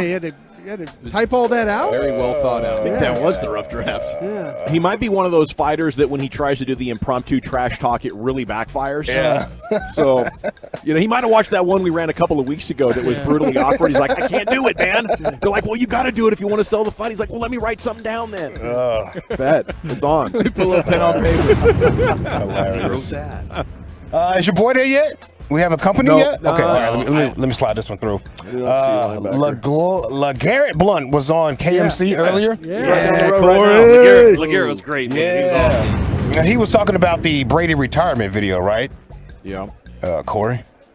Oh, I'm sorry, 1 second. He was talking about the Brady retirement video. Oh, yeah, so, they're doing the sand. The sand up for eBay auction. There we go. With Tom Brady, and he was like, hey, I got some thoughts about that. Doing the sand. He has thoughts about it. I don't know what happened, but it's not on there anymore. Yeah, I seen that. I seen the one that was up. I seen the one that the bid got up to $100,000. Now, does eBay let him sell that? Or Maybe they're saying or no. does eBay say nah because we can't confirm if this is the real Brady ass sand? I see. Yeah, I think they pulled it because of that. Is this really Brady's ass sand? Yeah, nobody knows. How would one confirm that? I wonder. All right? He just has to scrape it right off his butt. That's a great point. Let me get this, Tail. Let me get this. I mean, come on, cuz. What are we doing? Hey, Alex just walked over, Lucius, so we're going to get this vote in. LeGarrette Blunt on Brady's retirement video. David Benavidez taking shots while reading. Eric Mays, Flint, Michigan City Councilman. Sharif loves watching stuff get taken. Majors, cast the first vote. I lost my virginity to my wife. Okay. 1-0? Yeah. All right. I mean, that's the truth. And I'm with her today, so Yeah, right on, for you brother. guys. The I'm truth teller Good job, himself. my guy. It's a special connection. Good stuff. Was Sean there? Wolchuk? I'm also going to go for Sean and Corey's wife. Okay, we're at 2-0. Broadus? The Honorable Eric Mays, please. Honorable Eric Shots fired Mays at is Corey's 2-1. Chiafalo? Yeah, Corey's wife for sure. Love you, Hold Corey. on, that wasn't the way that was supposed to go. That was amazing. Lucius? Eric Mays. Okay, I'm going to vote for him. Let the Tolos decide. All right. Is it Sharif or is it Eric Mays, the Flint, Michigan City Councilman? Jump on to @GBag Nation. Thank you so much, Corey. It's great to see you as always. Let's party tonight. Let's party tonight, Corey. Let's party, Corey. KNC Masterpiece 10 to 2 weekdays right here on 105.3 The Fan. Can we get Alex Singleton now, Tim? I'm going to create this Insta poll. Who is your G-Bag of the day? Can we get Alex now? All right. Who is your G-Bag of the day? Let me see if I can get this in right here while Alex walks over to us. Is it Sean? Who's the other guy? Who's our other nominee? Sean Eric or Mays. And Eric Mays. Eric Mays, the city councilman. Okay. Spitting that hot fire. City councilman here. The poll is going up on @GBag Nation. This next guest who's joining us live on Radio Row, we've seen a lot of great former players so far. We're being joined now by one of the top free agents in the NFL coming up in March, coming off the best season of his career, and he's already had a heck of a career. 120 tackles or more in each of the last 3 seasons, put up 163 for the Broncos this year. Alex Singleton out of Montana State University sitting down with us now here on your home of the Cowboys. How the hell are you, sir? Good, how are you? Doing great. all these tackles, man. What's it take? What's it take to be there every time? Oh man, yeah, preparation. I was the coaches started. Monday, Tuesday, getting the game plan in, and then I just think, studying it, knowing what to do, and just getting to the ball. I think I learned that when I was 7 or 8 years old. I think my dad's screaming it at me from across, from the sideline every play. Just get to the ball. Yeah. And I still hear that, and I think it's the being undrafted, having to play in Canada a little bit. It's kind of never left. Like if you're playing defense, the one thing you need to do is stop a guy from scoring a touchdown and taking him to the ground. So I think that's something that's always stuck with me. So does that happen when the ball is snapped, or does that happen throughout the week? Like, do you know what the play is going to be on their alignment, and you're thinking it's coming here, and so you're a half step ahead of others in your situation? Yeah, I think both. It's kind of in a game, it's a copycat league, so I think a lot of teams will do certain things against certain defenses. So you might not have seen it during the week in your preparation. It's just like, oh, I've seen this one before. Here we go. Or it's they're lined up in whatever trip slot, gun far, gun near, whatever. They only run these 3 plays out of this. All right, let's cheat one way or the other and make the best. So the Eagles, if they still had you, would have been insane. Like, how'd they let you go, and are you happy for your former team there and your friends, or do you resent it? Yeah, we were moving in separate directions, and so I think it was good for me in my career to leave, but I am super happy for them. I think what they've done this year, it's special. They kind of took care of business, most of the season. Their only real hiccup was in Dallas, really, and that was, not with Jalen. And so, yeah, they're ready to, win. They got the team to win. They got the O-line to win, the D-line. I think the offense, I don't think there's a guy that wasn't a top 5 player at their position. So I think that single-handedly should almost win you a Super Bowl. Defensively, I don't know if there was a guy outside the top 5. It's really special what they've been able to do this season, and I'm just really excited for them. Now they're loaded. Now for you, it seemed like you've been building to this. We got to talk with you last year with the Special Olympics as well, leading up to this. So this was a breakout year. It seemed like everything just kind of fell into place. What did something click for you, or was it the defense? I know as a whole, your defense was outstanding there in Denver. Yeah, and that was why I was so excited to go to Denver. That defense has been a top 5 defense, for as long as I've been in the league, and their offenses have never really been there. And I think, obviously this year everyone expected it to be a little different, with our outcome of the season, but the defense never changed. And it was something that, when I walked in, it was like, what's up, Alex? And like being completely invited in, it was really, really special, and you could feel it from day one. And yeah, I think just, being in that system, it's kind of like the Eagles defense, the system altogether. And, I think I fit right in and played a part. And, with the other 10 guys, with how good they already were, it was easy to, find my place there. Sure, the Broncos would love to have you back, but, the Cowboys could use some linebacker help. We are the home of the Cowboys. What would you think about playing for Dan Quinn with Micah Parsons? Yeah, it would definitely not be a bad place to go. And, they do spend a lot of time in Oxnard, and I'm from Thousand Oaks. Yes. So there you go. About a 10-minute drive. I grew up, we used to go down, and I would sit there and go, man, I want to be that one day. I just don't know if there's an actual chance. And, now that I am, it's really special. Yeah, it would definitely be cool to do even a training camp in Oxnard. I'll tell you what, I've seen you play a bunch, and if I was your agent, I would sell you to an LA team because you kill the Chargers. If I'm watching tape for the Chargers right now, I'm sitting there going, we got to get this guy. He had 41 tackles against us this year. So, as the Cowboys, if any of our buddies in the Dallas listen, Will McClay and you guys, watch this guy play against the Chargers, and you pay him anything he wants. Yeah. I'm telling you right there. But, was – but you mentioned, though, is to me when you play, you're just so active and all that, though, and you mentioned the reading, stuff like that. The players – do you find players don't study near enough for these games? I'm sure you go home, you're tired, but you plop down your iPad and you start looking at tape and stuff. Do you ever wonder, like, man, I'm busting my ass. I wonder if everybody else is busting their ass too. Yeah, and but that's any profession. When you go to work, everyone is like, is that guy pulling his own weight, or is that? And I think ours is obviously just on a bigger scale. Everyone notices week in and week out, and you wonder, but it's a team sport, so you're hoping everyone's doing it, and you hope, when you're asked the guy, hey, do you remember this? And, if they say yes or no, or, if they're they get that weird look in their face, I don't think this guy's studying very much. Well, and you could always tell, so on Fridays or Saturdays, coaches will play like a whole game of a team, and you can tell, by the time, I've seen the play 4 or 5 times, or if their coaches have shown them, But the guys in the room will go like, "Ooh," and you're like, "Wait, you haven't seen that yet?" That's a tough. Yelling on yourself. Yeah, you want to. Watching the Chiefs. Pro tip right there. Yeah, so never get excited in a football meeting on a Friday if you haven't seen the play yet. Wow, that is wisdom. Yeah, and so you play for the Broncos, playing Pat Mahomes. Is that far and away unlike anything you've ever experienced in terms of playing a quarterback? Yeah, I mean, he's just different. This year, the play that he threw to McKinnon, he was about to get sacked, and he just flipped it over his head. And because I'm running with Kelsey, in a scramble drill, and we're kind of talking, because I was with the Eagles, so we were just having like a conversation way away from the play.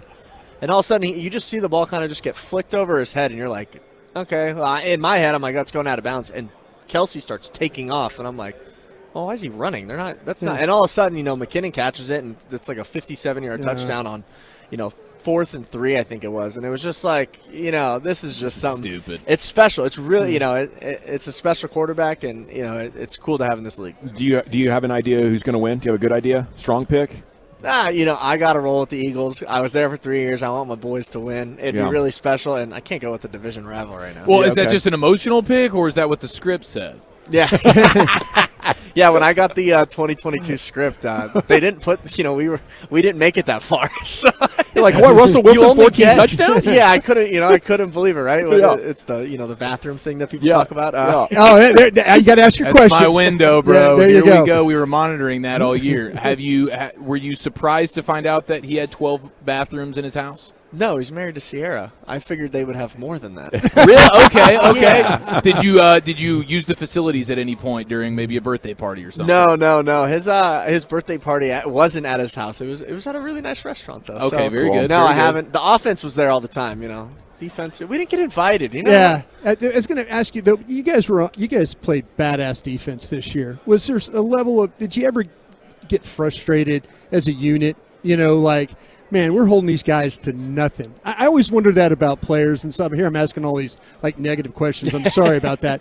But I'm just wondering, though, you guys playing such great defense, and if you could just get one more touchdown, you guys win a lot more games. Yeah, I wouldn't necessarily say it's frustration because we see them during the week. We see them during camp, and we're like, they have it. So every time you're coming off, you're like, hey, guys, go get it. Go get it. Yeah. And when you're not seeing it, you're just like, you're just wondering. Yeah. It's more wondering like, when is it going to happen? Because we thought eventually, every week it was like, it's going to click and we're going to take care of this game. But then there was multiple games where, it was 6-3 and we were winning in the fourth quarter where, as a defensive, we just made one more stop. We win that game 6-3. So it was, when you looked at the final season stats, it was as much on us in those situations as, kind of them. Obviously, if they just score more, we win more. That's man, you're giving him 12 points a game. He's a good teammate, man. He's a good teammate. He is a great teammate because I would be hacked. That's a Super Bowl defense right there is what that is. He played on one. He sure did. Yeah. Alex Singleton here, free agent linebacker now. Last year with the Broncos, 163 tackles. You're here with the Special Olympics, and you have a +1 with you, right? Can you tell us more about this? Yeah. I'm here with Monteith Briggs. He's from Arizona, a Special Olympics participant from Arizona. Monteith, you want to tell him what sports you're playing? Oh, Tim, we got to get this mic on. Yep. You there? Here we go. Yep. Go ahead, sir. You do all sports. I'm mostly a football guy, yeah, baby. Soccer, we went to state. We're going to state. And badminton, I went to state. I suck at it though, but self-awareness, baby. I love it. You good at football though? Yes. What's your favorite position, or what position do you play? Wide receivers and safety. Wide receiver and there safety. We go. You can run a little bit, huh? You pretty fast? Yes. Okay. How many touchdowns you get this season? This season I'm playing quarterback. So. Oh, really? All right. Yes. And how do you like that? I like it. I mean, I played before. It was pretty nice. Okay. How would you describe your quarterback game? Are you are you a pocket passer, or are we breaking out of the pocket, scrambling for some first downs? I don't over scramble. I just scramble when I need to. There you go. Yeah, I love it. I love it. It's the new game. So what's your next big game, and how can people in Dallas find out more about what you guys have going on? My next big game is on Friday at the Avondale Sports Complex. Let's go. It's pretty nice. It's a big game. I believe we go against Buckeye. And what happens if you win the game? We win the game. increase our chances of going to state. Oh, there you go. There you Right on. go. Heck That's yeah. great. Well, That's Good luck great. to you, man. Yeah, well, best of luck to both of you guys. It's been great getting to know you, Alex. Hopefully we see you in Dallas here in about 3 months. Yeah, we don't want to play Next against month. this guy. Yeah, we don't want to play against him. That's for sure. Right, Yeah. right. Yeah, just don't come to the NFC. Yeah, That'd be yeah, cool. please. Yeah, stay away. Thank you so much, though, and best of luck to you. Congratulations you, on your guys. success. It's the Buckeyes on Friday, right, sir? Tear them up. All right, thank you guys so much. Special Olympics. Find out more about that online. Okay, when we come back, it's going to be time for Krusty's Corner, and where are we going with that today, sir? I've got some Super Bowl questions, my guys. We'll do that next.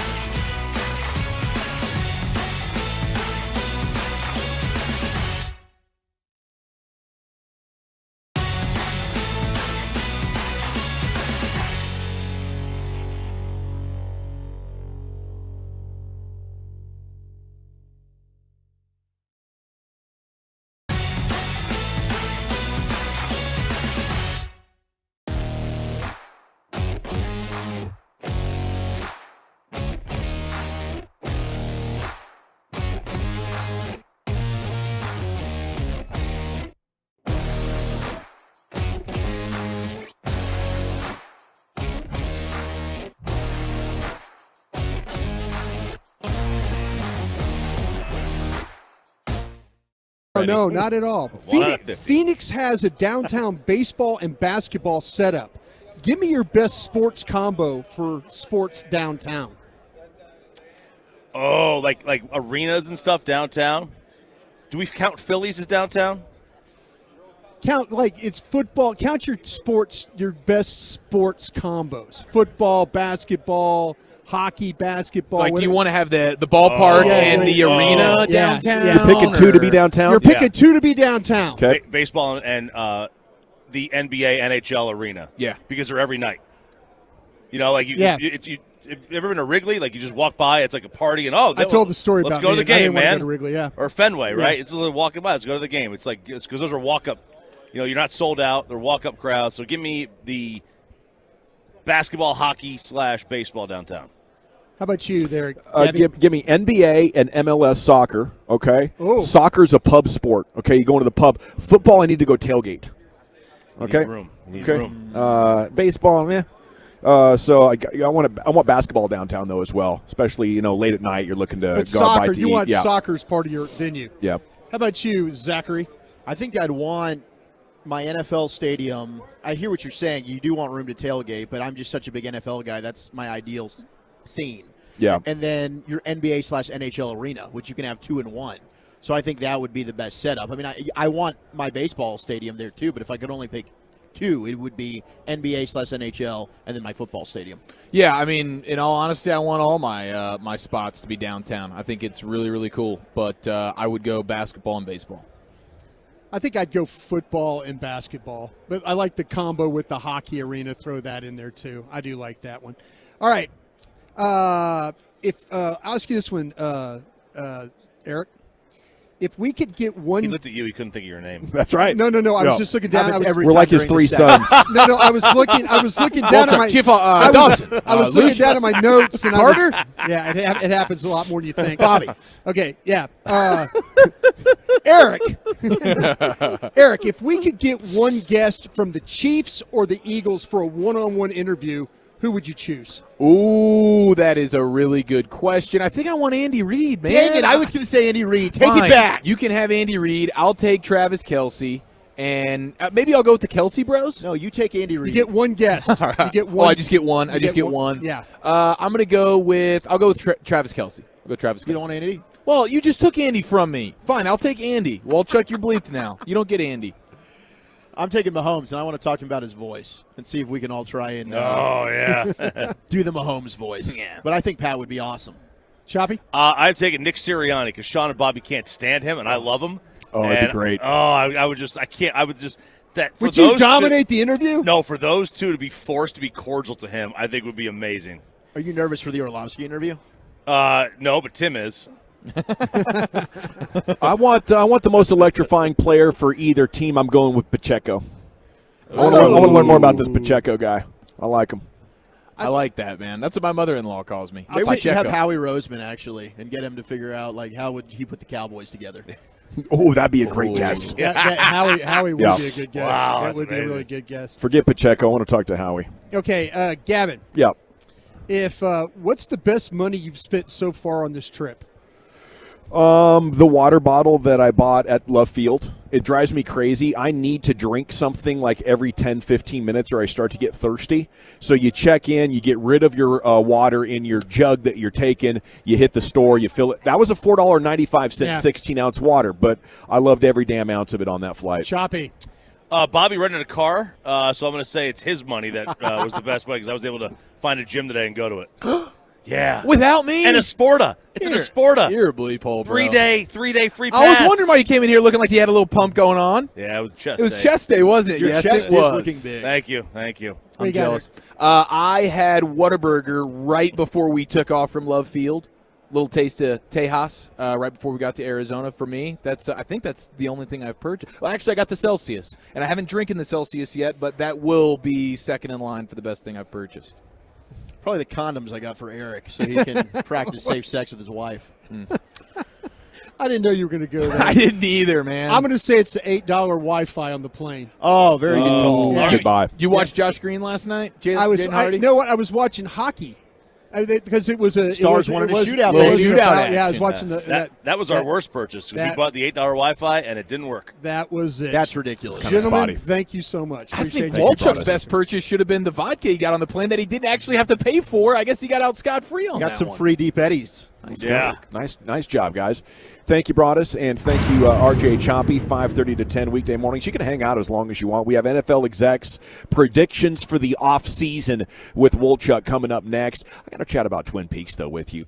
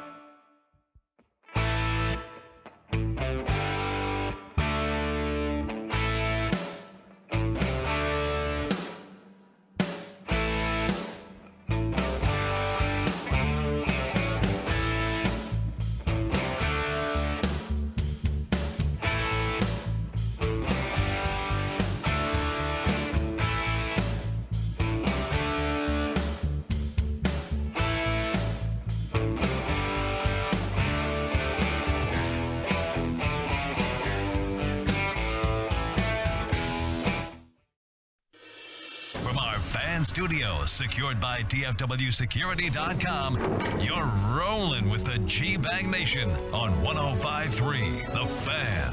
Welcome to the Nation. Hour 2 of the G-Bag Nation here on 105.3 The Fan. Hope you're having a fantastic day. We are live on Radio Row. It's brought to you by Window Nation. Buy 2 windows, get 2 free, windownation.com. Thanks to Alex Singleton. He joined us on the A1 Air Hot Seat back there at 2:30. The heating, electric, and plumbing pros, though, at A1. And that was a really interesting interview, with one of the best free agent linebackers in the NFL. Says he'd be up to join the Cowboys, as most free agents will. It's time now for Zach Wolchuk and Eric Chiafalo to give us NFL executives' predictions for the offseason. Here he is, the Chief. Here we go, ladies and gentlemen, from Radio Row. All the football secrets, all the whispers, the rumblings, and it's out and about. And here is The Athletic presenting us some of the things that executives believe are going to go down. And the first of which is the Packers are definitely finished with Aaron Rodgers, and they will end up trading him. Now, he was just on McAfee's show, about 150 yards away from us. And I believe he said something to the effect of he's in like an isolation. He's in like some isolation vacation right now, where he's just really sitting back and thinking about what he wants to do. When of course all he wants to do is collect that $58.3 million option that he's got. So I'm sure he will end up playing. Seems like the Packers are done. NFL team executive, longtime NFL team executive, said that he thinks the Packers are done with him. The time to jump off was last year, though. They missed the ability to maximize their compensation, and they missed the playoffs. When they moved on from Adams, they should have moved Aaron and said, we are starting over. We have all these picks, and they could have sent him to Denver. But now you see the betting odds, the Vegas odds by the second, are just going all in the favor of Rodgers going to Vegas and playing with the Raiders. You know, you mentioned last year, and talking to my buddies up there in Green Bay, they were ready to move on. I wonder if it was Mark Murphy, the president of the team, somebody in the organization. I think Brian Gutekunst, the scouts, pro scouts, everybody that was involved, they'd had enough. They were ready to move on. I just don't know. Did somebody in the organization just step up and say, no, we've got to keep him? The coaching staff? Did they let the coaching staff have this one? Because I know everybody in personnel were done with him 2 years ago. Yeah, and this executive says, I think Aaron Rodgers showed his true colors last offseason when he held them hostage and took the $50 million a year. He knew he could get his best deal from the Packers, and now that he has it, now that he has secured the bag, so to speak, he's open to leaving. One exec says that Tennessee's a great spot for him. Another one co-signed it. What about the Jets? They say, I just don't know that he's going to want to be in New York. Vrabel, the Titans seem more his pace. Vrabel, who knows if they want to put up with his bleep.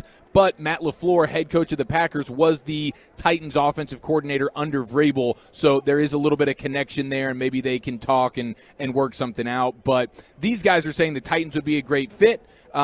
Even more so than the Raiders, but the betting odds would say Rodgers to the Raiders. Yeah, well, the Woody Johnson angle, who the owner of the Jets, is huge here.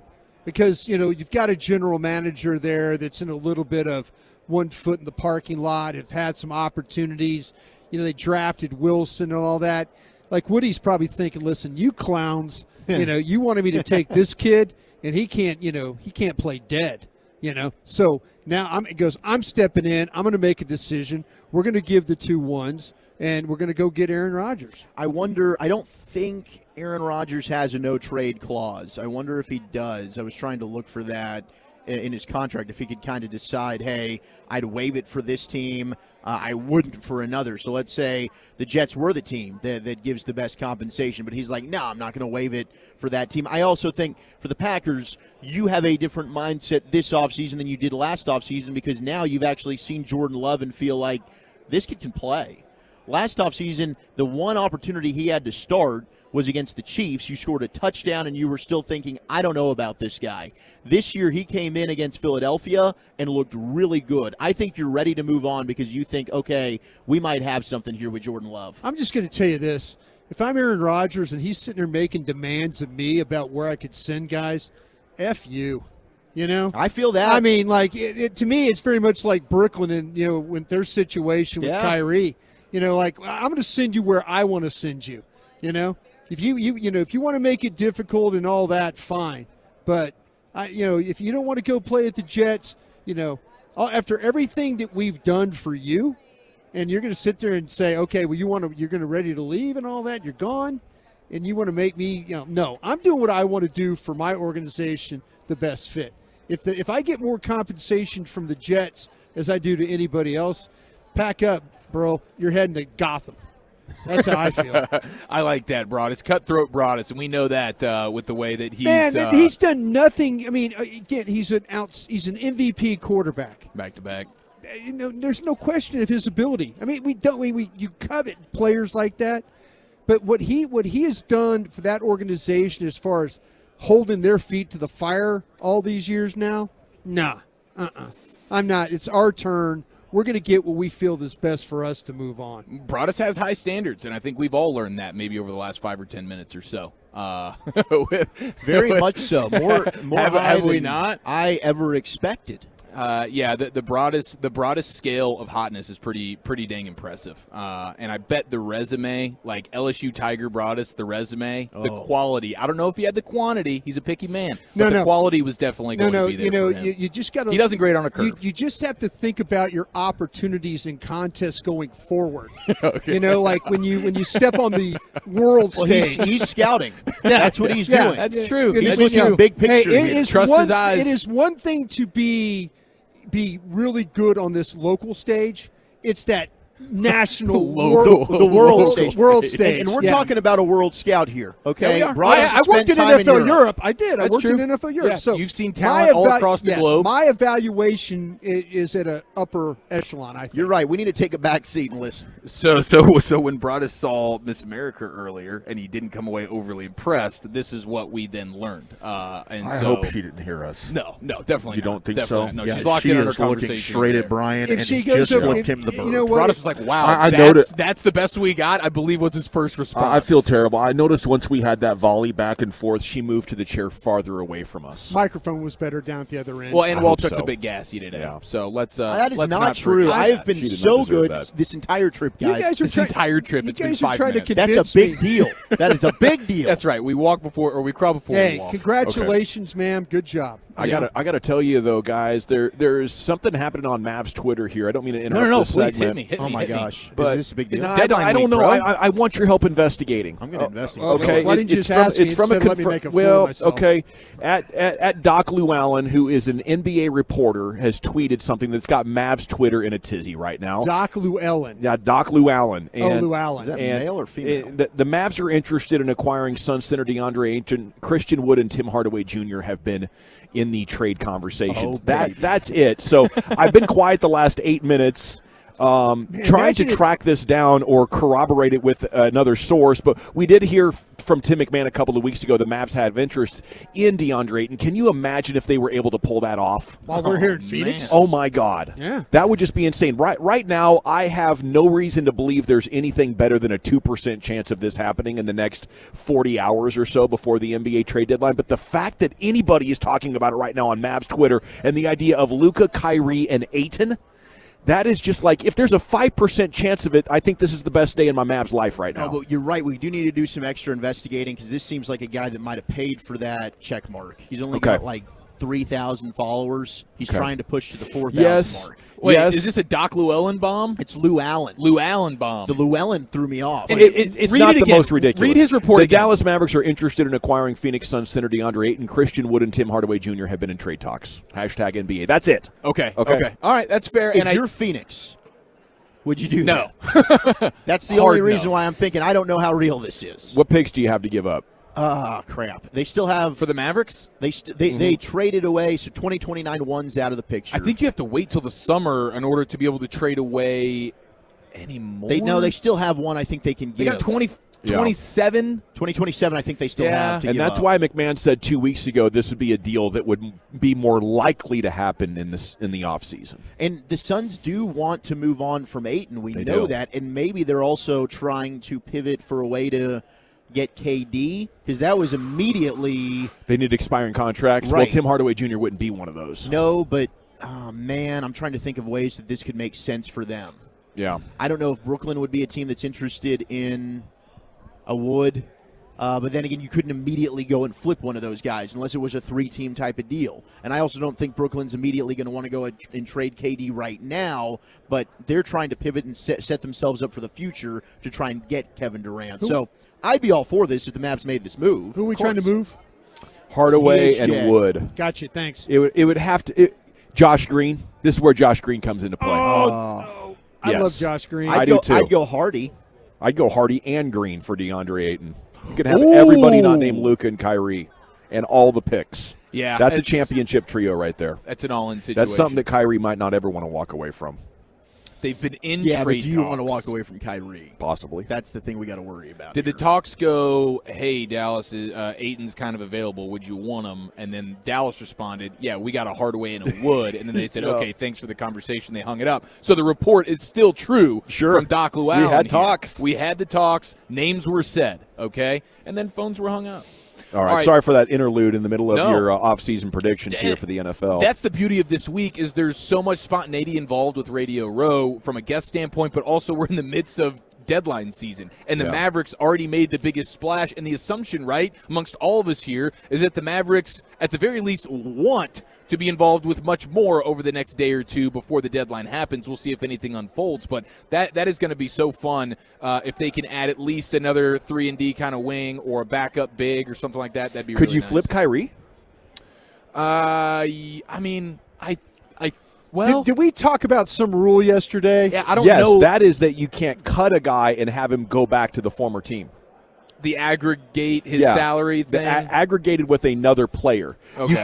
You couldn't pair Kyrie with another guy and then trade him, and you couldn't cut him and then have him sign back with the Nets. Those are the two rules I believe that are sensitive with trades in the deadline. Okay. All right. Fantastic. I'll throw one more NFL rumor at you. According to anonymous NFL executives speaking about what might take place this offseason, the Baltimore Ravens will use the franchise tag on Lamar Jackson. They will gauge trade interest and then hold on to him while speculation about Jackson's long-term future makes 2023 feel like this past season, where it's just they're in limbo, not getting the tag that not getting the contract that he wants, and basically an exec said, I feel like he's just going to get tagged now, play on the tag. I don't think anyone is going to offer sheet him for 2 1s and his contract demands. The question is, are they going to have the stones to stand in there? Do you risk a chance of a team coming in after the draft and offer sheeting him then? Because that's the thing. If you do the tag deal on him, the offer sheet,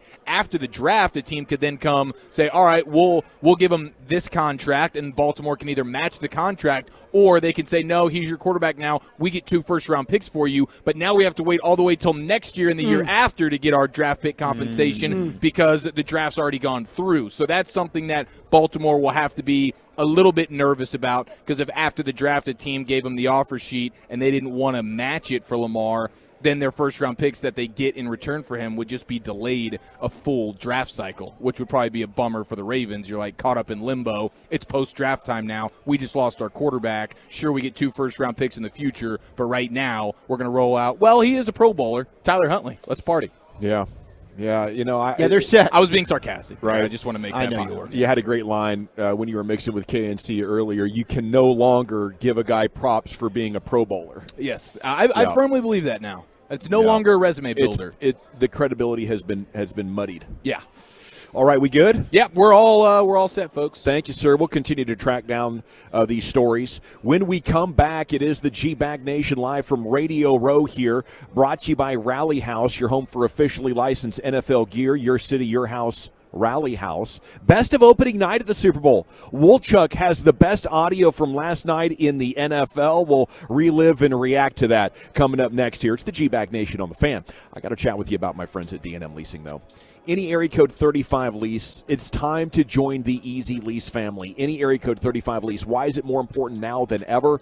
Because in this rising interest rate environment we are in, people are having a harder and harder time getting a monthly payment that is manageable, and that's where my friends at D&M Leasing come in. On these old purchasing agreements, if you're not a leaser, a lot of companies are going to 84-month deals now. That's 7 years of financing. And when you do that, you do get a lower monthly payment. That's the good news. But the bad news is by the time you drive that vehicle off the lot, until you trade it back in, you're going to be called what's upside down. You owe more on your vehicle than what it is worth. So when you go to trade it in, there's a big amount of negative equity. That's got to be thrown on top of the next loan. And it can pile up to the point that a couple of deals down the road, you can't trade. You were stuck in a vehicle for the lifetime of it. So don't go into that negative equity cycle. Come on over to D&M Leasing. It is what makes sense. We'll get you the lower monthly payments. You can trade in and out of new vehicles every 2.5, 3 years like we do. Getting ready to do it myself. We just got that 4Runner 1.5, 2 years ago. We're already thinking she wants a Jeep. She called me earlier. She says, I need to get back in a Jeep Wrangler. And I can't blame her. She does look amazing. And model that you want, D&M Leasing, any area code 35 lease, dmautoleasing.com. Listen. Stream the Fan 24/7 all day, every day. Download the Odyssey app or listen live at 1053thefan.com.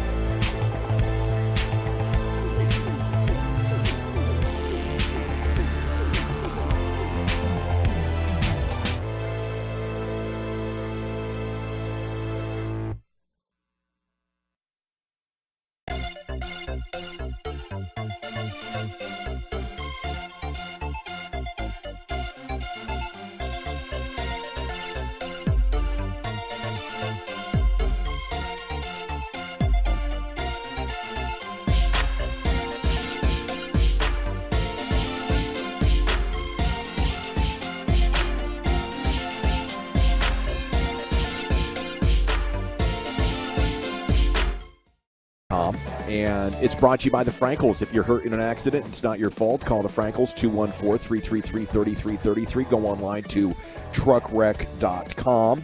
Okay, apparently this Doc Llewellyn guy who is reporting the Mavs and Suns are talking trade for DeAndre Ayton, Christian Wood, and Tim Hardaway Jr. would be going to Phoenix in this rumor.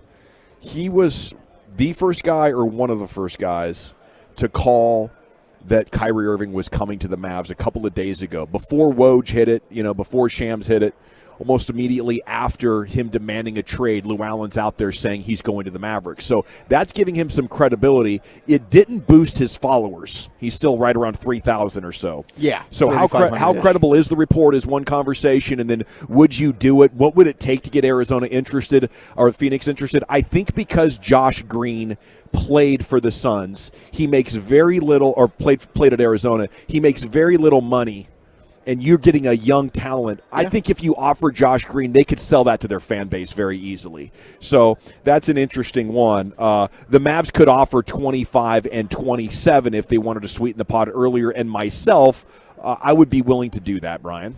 Yeah, I'm reaching out to people there, and the front office guys are not with the team right now coming in, so maybe working on something there. I like what Doc's trying to do. As I was running it by a couple of my guys there at the Mavs, they're like, whatever you guys are trying to do to get his players, keep talking about it. They're excited. They're excited about that. But kind of got a word that Phoenix traditionally doesn't like picks. Okay. So that was something. Maybe it's going to be about bodies. Maybe it's going to be about names. My guy there was like, I just don't see Phoenix wanting to take Hardaway and Wood, maybe you're going to, but that's when you mention Green, and then you start to talk about picks, maybe it gets more involved. But the front office is on their way to this to finish up the road trip with them, and maybe they're working on something. Then I want to add Powell and get Jay Crowder back, because they don't have an answer for Jay Crowder. Dwight Powell's expiring. Oh, my goodness. That is almost too amazing to think about. Here's Zach Wolchuk with highlights of NFL opening night. Oh, man, that is exciting. As a Mavs fan, there's a lot going on here, a lot of buzz. But last night was a blast. We flew in, and we were here at Radio Row, and they had a party across the street at the Footprint Center. And, my goodness, Brian, we will start off with who I think might end up being your new favorite quarterback after his comments last night. It was Jalen Hurts of the Philadelphia Eagles. And there's always weird random questions that go on. And somebody asked him, well, what would you be doing if you weren't playing football, Jalen? And this was his response. I could be a coach. Obviously my dad. But I would probably be like a professional crawfish cooker. Like, oh, my gosh. I got the best crawfish ever. The best crawfish ever, Brian. He's never met my guy Brian Broaddus, that's for dang sure. Gosh. We might have to have a crawfish boil-off. Or a crawfish cook-off. You know what? A boil-off? I don't know. Does boil-off? that make any sense? A croff? Do I need to crawl under the table? You know what? We'll keep workshopping. We're going to workshop this? Man, I tell you what, he's played at teams that he's been at Alabama. I was going to get his jersey. I can't get his Alabama jersey, right? But his Oklahoma jersey? I gave it get his Oklahoma. Because your son goes to Texas, you can't do that. I'll tell you, no, I can't do that. I'll tell you what, I would have loved to have heard his response, and then you watch me dominate that interview. He's at a podium. What's the follow-up after that? Gosh. Like, what's the follow-up? You hear him say that, and then you're going in with, okay, now let's talk X's and O's Jalen, here. what size burner do you use? There we go. And he brought how big is yours? I bet mine's bigger. Yeah, but I tell you what, though, that would have been, once I found out he liked cooking crawfish, I would have hit him with so many questions that I would have been removed. Yeah. I think they would have said, sir, you need to leave. You need to move back up. But I think I could have got him engaged. You could have. Because we couldn't talk about crawfish cooking. You need to leave. Yeah. Yeah, I saw that. I was thinking, man, I don't want to give How can the I hate Eagles this guy now? too much. He's a Texas kid, and he thinks he could be a crawfish cooker if he wasn't playing football. Sounds like he could. My follow-up question would be, don't you think that's a lot of work for like a thimble worth of meat? That's how I always felt. And then I tasted some of Brian's crawfish. No, I'm just messing. It's worth it. I'll tell you what, though, that is an answer I would have not expected. No, a big me time. either. athlete. To Stunning. give you. Can you be a professional just crawdad cook? Isn't it like 2 months? Oh, yeah. What you do is the season is real short. Yeah. But if he's got enough money, or he's about to have a lot of money, where he could go open his own farm, crawfish farm. Mm-hmm. What you do is in Louisiana, you take your rice fields, and like when crawfish season's over, you grow rice. So you're selling rice. Then when crawfish season's coming around, you flood the fields to raise your crawfish. Okay. So he could get into the business now. If you really, really want to do it. But I tell you what, that was a great answer on his part. We got Dana White walking right by. We should have asked him his crawfish takes. Sunburnt snowman and himself. Slapboxing. All right. Actually, he does look better. Kudos to Dana White. That dude's been he's been taking care of himself physically. He looks a lot better. He looks fantastic. He used to be like a little bit bloated. Not anymore. This guy's really hitting. There he goes again. Speaking of somebody else that you've once called a little bit bloated, Patrick Mahomes. Pear-shaped. Pear-shaped. Whatever. We've all seen the Allstate commercial where he's wearing the skin-tight Under Armour kind of shirt, and we're all going, was that the best choice for that day? Whatever phrase you want to put around that, but the imitation of Patrick Mahomes' voice. He sounds like Kermit the Frog. Well, some of his teammates are asked about this. Travis Kelce gave us a master class, How to Imitate Patrick Mahomes' Voice 101. Travis Kelce, take it away. You got to have it like right here, and it's not. Most people think it's right here. It's like in the pits. You got to love this. 180. Dude, that's good. That's a limited fake. It's very limited right there. He's giving a little cadence, giving a little red 80. White 80. Or white 80. Yeah. That was good, though. I could hear it. So Andy Reid, Brian Broaddus' good buddy, he, according to Patrick Mahomes, does the best impression of him. Now, he doesn't do it a lot because he doesn't want to embarrass his quarterback. He only does it in very select settings. So after talking with Mahomes, they went over to Andy Reid, and they asked him what's the key to a spot-on Patrick Mahomes impression. Yeah, you got to let the voice crack just a little bit, but he's got that's a unique voice he has. Very unique.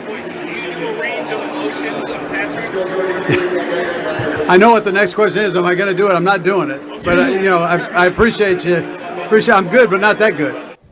That would have been fun to get that. It would have been fun to get that. You know what's funny? When you talk about Andy, everybody sees him now in those State Farm commercials. Yes, I love That's it. really what Andy is. He's drawing on everyone's face. The facial expression he makes when the All-State guy goes, "No, you don't have to," and then he kind of, he just kind of jumps like, really? Kind of a thing. Or, Coach, it happened again. It happened again. He kind of jumps. That's Andy. Andy is a great guy. I'm going to get to the bottom of this. Prankster. A lot of fun to be around. Speaking of Mahomes, we'll get to hear his voice here. He was asked about the ankle injury. Is this going to be an issue for you in the Super Bowl? What do you think here, Patrick? No, it's not. I'm just going to make it real quick. I'll play through all injuries that the trainers will let me play through. I'll play through. So that's the list. As long as the trainers okay me to get out there, I'm going to play through it.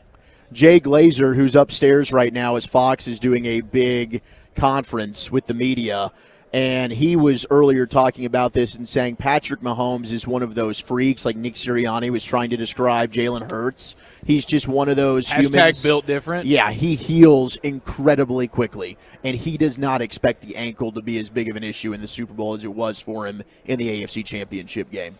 Well, that's huge because his ability to get on the move a little bit and improvise and drop down in those baseball middle infielder type of poses to make plays, whether in the running game or the passing game, I think is huge. And watching him, I felt like he could not really improvise going right because of the suddenness of stopping on that foot and planting. So he was having to and I still don't think it's going to be enough if he doesn't have wide receivers. Let me go with that take. I don't care how healthy Patrick Mahomes is. If all you have is Kadarius Toney and Travis Kelce, you're not going to score enough to beat the Eagles. Yeah, they'll need Juju. They will need Juju, but unless I'd call Odell Beckham right now. Just have him show up and play. Unless they completely remove Travis Kelce from this game, I think they're going to have a shot because he is their number one receiver. But you're right. I mean, he doesn't have Tyreek Hill in this game. And that was certainly a massive factor when they were able to win that first one and come back to beat San Francisco. We all remember that big play in the fourth quarter. So we'll see how Mahomes does with the lack of explosive playmakers on the outside. Tony did say last night, by the way, he's going to play. So he should be good to go. The one that they won't have, though, Mecole Hardman. Now, we try to avoid bad questions from time to time. It happens. But is this the worst question ever asked in the history of Radio Row or just media night interviews? This was Nick Sirianni, somebody saying, Coach, is this a must-win game? Yeah. That's the entire interaction. That's great. See, don't we all agree that guy's he's doing a bit there. He's not actually being serious. Is the Super Bowl a must-win game? You feel like, Coach, this is a must-win game. How did Nick Sirianni keep a straight face while answering that question? I think my hunch is that there's history. Like around week 12, there was a little back and forth between Nick and that reporter. Oh, and my gosh. that reporter felt offended. So he's coming back to troll him here at the scene of the crime. All right, we had Brandon Ayuk, who was the San Francisco 49ers receiver. They lose in the NFC Championship game. He was on a podcast, and he was asked about who do you got between the Eagles and the Chiefs. And he had a little bit of trash talk in this, and he gave his response on who he's picking in the Super Bowl. When I was talking to Cowboys players who were talking about us, look at me, I'm sitting on the couch. I had no room to talk about nobody playing next week, so I'll just leave it at that. Couch. I can't say nothing. But like I said, I got the Kansas. I got the Chiefs. I think the Chiefs. I don't know. I just think Philly definitely has. You got Kelsey. Even they got their hands full. They got their hands full. I don't know fully about that defense. I don't know. They talk about him being a good defense. I'm not too sure. I'm not sure. I think the pass game, this Kansas City pass game, will expose what we thought we were going to be able to expose before some unfortunate circumstances happen. So we'll see. But like I said, you got to get lucky to win the Super Bowl. He's taken the Chiefs. Now, people took that to last night's media night. They asked Brandon Graham what he thinks about Brandon Ayuk, saying the Eagles will get exposed. And he shared his thoughts on Ayuk's comments. What up? Hey, look, quick question for you. I don't know if you answered this already, but I know Brandon Ayuk has been talking from the 49ers, saying that your pass defense was going to get exposed as far as their playmakers because they didn't have the opportunity to do that. Any thoughts about the 49ers still chirping even though they're not obviously here? You know what? Everybody gonna be at their Super Bowl party, and then they can judge off that. You know what I'm saying? Hey, you know we had to go out there and prove it one more week, and that's all we got to do is just go out and prove ourselves one more week, and we just got to just be us. That's it. Can you understand maybe them a little bit hating just because they feel like they didn't have their full opportunity without their starter for 4 quarters? That's the game. You know, when we was making a run one year, we lost our quarterback, and we almost still came out on that, but we know how this game goes. That's the whole game. You got to stay healthy at the right time. You got to get hot at the right time, and I'm just thankful that we are healthy and we give ourselves the best shot going into this game, because it's not like people had to fill in for other people. It's just more about just us making sure that we on the same page on that day. Brandon Graham taking the high road. Should have put Brandon Ayuk in his place. He kind of did a little bit. Look, you're going to be celebrating watching the Super Bowl at a watch party. We're going to be playing in the game, buddy. So that's how that goes. The one negative, and this has been incredible, being here at Radio Row, looking around and seeing everyone here. We got Donovan McNabb, who's actually doing an interview over on a table a little way over yonder. It's just the Philadelphia presence is really getting to me a little bit. You walk in, the Go Birds, all the Eagle green. You see the Eagle flags at some of the bars that we walked by. It just is making me a little sick. Like, Eric got excited about McNabb. I'm like, please, let's not request Donovan McNabb. He's probably my most hated player growing up. I don't want to talk to the guy. You know, I have a regret in line with that. This morning on the train, I helped a guy out. He was trying to get to the airport. Since we just did the route last night, I informed him and his wife, here's how you get to the airport. Here's what you do when you get to that 44th Avenue stop. When I got up to leave, I realized he was wearing an Eagle sweatshirt. Jeez. Gosh dang it, dude. I said if I'd have seen that sweatshirt, I wouldn't have helped you. Yeah, but he was hiding it over some type of construction. Safety I thought he was a local worker. Yeah. It was that guy? That was that guy. I don't blame you for that. That's not your fault. I thought he was a local. Well, I tell you what, it's a lot better than Minnesota when they were there, because that was a Radio Row in a mall food court at the Mall of America, and this is not open to the public. That was. And the boundary was 8 feet there, not 40 feet there. So they sat right up on us and serenaded the home of the Cowboys with that damn song probably 200 times throughout the course of the week. Is that where Emmett wanted to get up Ruined and our almost ratings. fight people? Oh, my gosh. It was. Yeah, it was. That traumatized me. Actually, it did. I have a little Radio Row PTSD Don't blame you from that week. I would have, too. I'm very thankful this is a secluded environment. Here's why the Suns would want the Mavs picks. And we've talked a couple of times this hour about the hot rumor on Mavs Twitter, and it's just a rumor, okay? There's not a lot of reasons to believe, but it's fun conversation right now. The deal on Twitter is Christian Wood, Tim Hardaway Jr. for DeAndre Ayton, and we're trying to think, how could they pull that off? And I'm like, you're going to have to throw in Josh Green, get the hometown kid back in there. Well, the Suns might want the Mavs pick, so coming up this offseason, they could trade for KD. They could load up maybe 4 or 5 first-round picks, and we're going to give KD a trip to Phoenix. Not many teams want Ayton and his contract. It might be the best thing that they could get. Hardaway and Wood and a couple of picks in 25 and 27 might be Phoenix's best offer, which is crazy for a player as good as DeAndre Ayton. He and the front office don't get along. He and the coach don't get along. He and Chris Paul don't get along. But it's not because he's a malcontent. He doesn't get along with people because he is an alpha 25 and 12 big waiting to break out, and they're putting him in a corner like he's a jobber big man. And he's still managing to put up some pretty incredible numbers and high efficiencies despite not being a focal point. That's Devin Booker's show. And it wouldn't be his show here, but it would be more of because the Mavs desperately need big men. So it's a really fun conversation to track. Have a sports hodgepodge with Chiafalo coming up next. Where are we going with that? We have what it means to go 4 days of darkness and isolation. We'll give you the details on Aaron Rodgers next couple of weeks. And I'm also a little bit disappointed in my football country. We'll do that next right here on The Fan. Be a part of the show. Text us on the truckwreck.com fan text line.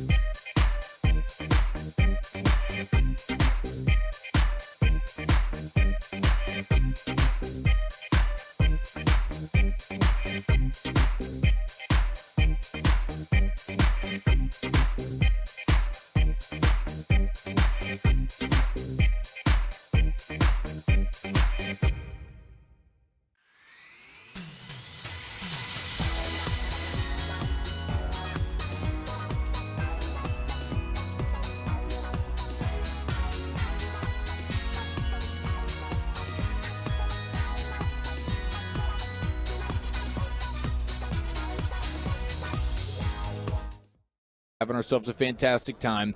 And he says that he's going on a, quote, darkness retreat in a couple weeks. 4 days, complete darkness, just himself in a little house.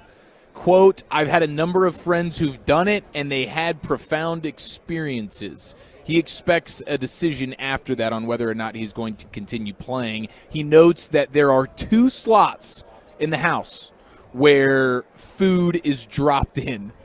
And if someone cannot handle the 4 days at any point, they're allowed to leave. There's no music. There's no one else inside. Just you in the darkness, alone with your thoughts. That is Aaron Rodgers' plan a couple weeks from now. My dear God. Is there psilocybin or ayahuasca or something involved, or is it totally sober? See, that's what I was wondering. All of the above. I can't imagine he's doing this thing totally sober. I mean, to be completely honest with you, I'm sure there's a toilet nearby to let out whatever he needs to from the ayahuasca. You're getting in the chamber. But I mean, that would be. I mean, it's basically it's just imprisoning yourself. You're you alone do the same in the damn darkness. thing on a fishing boat, bro. Seriously. You could just go out on a lake and sit on a fishing boat by yourself and enjoy things around you, have your thoughts and all that. 4 days. 4 days alone in the darkness. That sounds horrible. That sounds miserable, dude. That should be a bet payoff for That Bryce. sounds like some type of He would hate that. medieval torture. It could be a medieval torture. It really could. I think there's something to be said, though, about the lack of stimulation and how you would have to look inward. And if you're on like a spiritual journey, I think I could see where there's value in that. I don't know if I'd do it. That sounds incredibly boring, but I'm interested to see what comes of it for him. I am definitely. I still think he's an incredibly flawed person, and that is what is sending him on this journey of self-improvement, right? Mm-hmm. And he's going to keep on trying a bunch of weird stuff, and I love that he's talking to us about it. I think it's interesting. Do you think he has any bad feelings at all when he does this about his relationship with his family? No. That he has to be alone because he's always alone? I mean, I'm not trying to analyze the guy. Maybe I am, but I couldn't imagine spending 4 days by yourself in a dark room. Though I did that watching tape.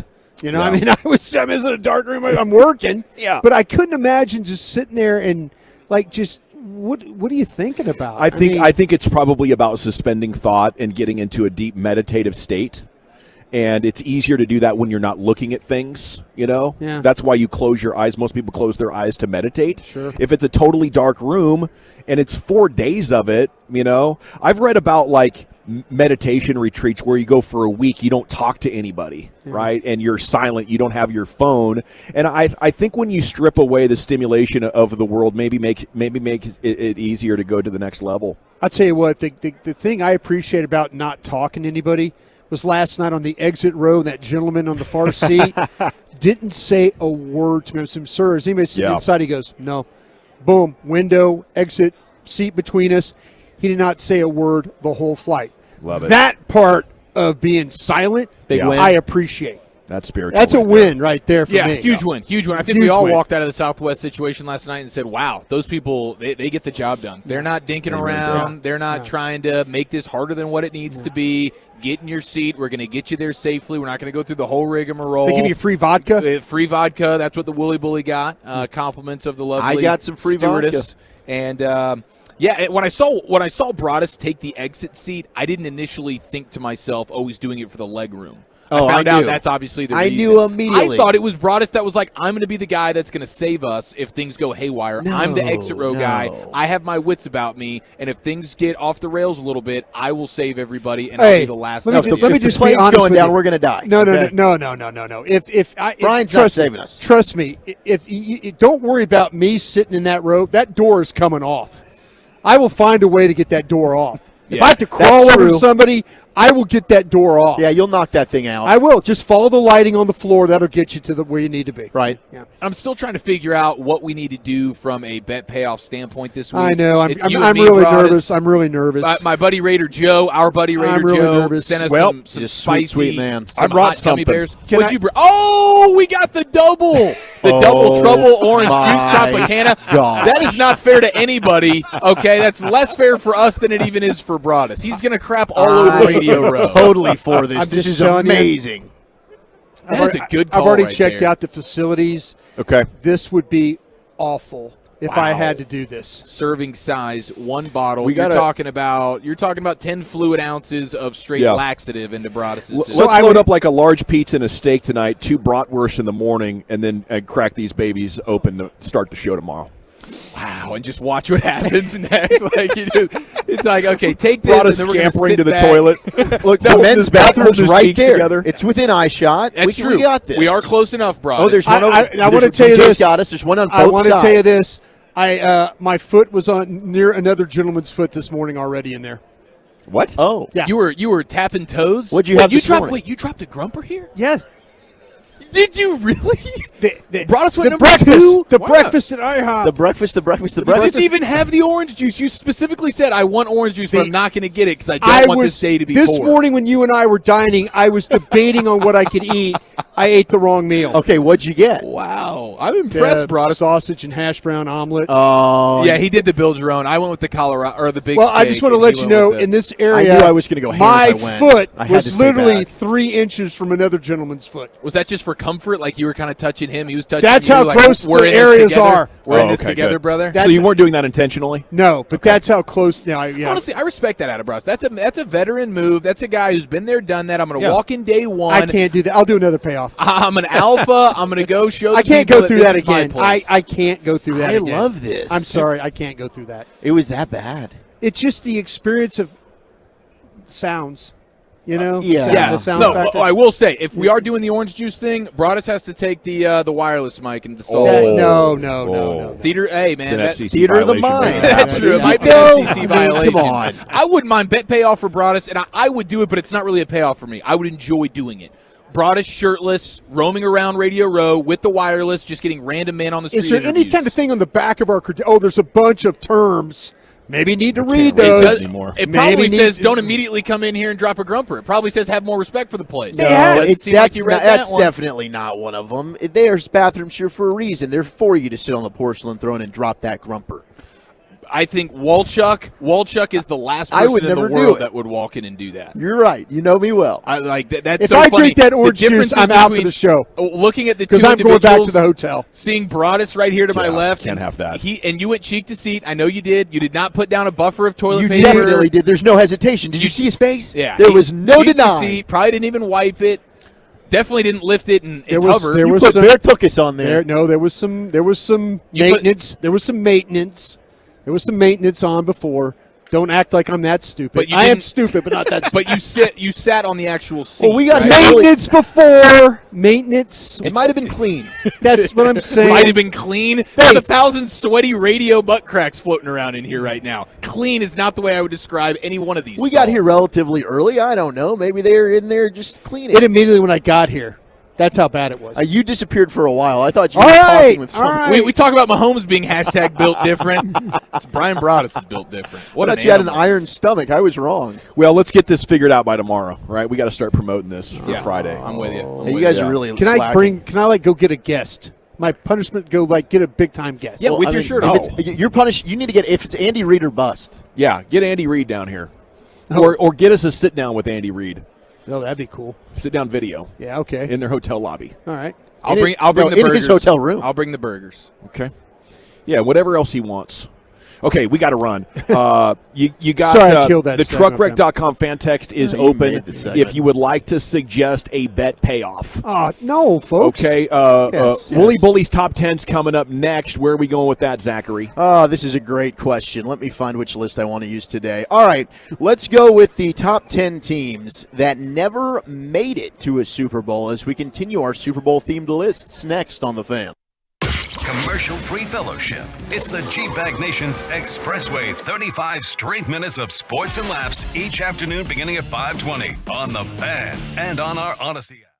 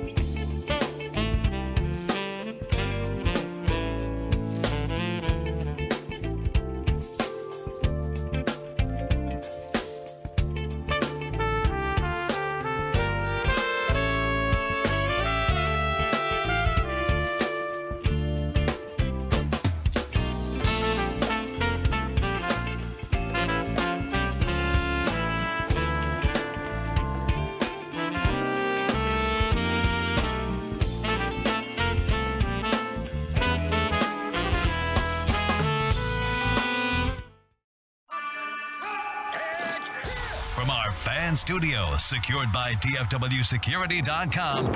You're rolling with the G-Bag Nation on 105.3 The Fan.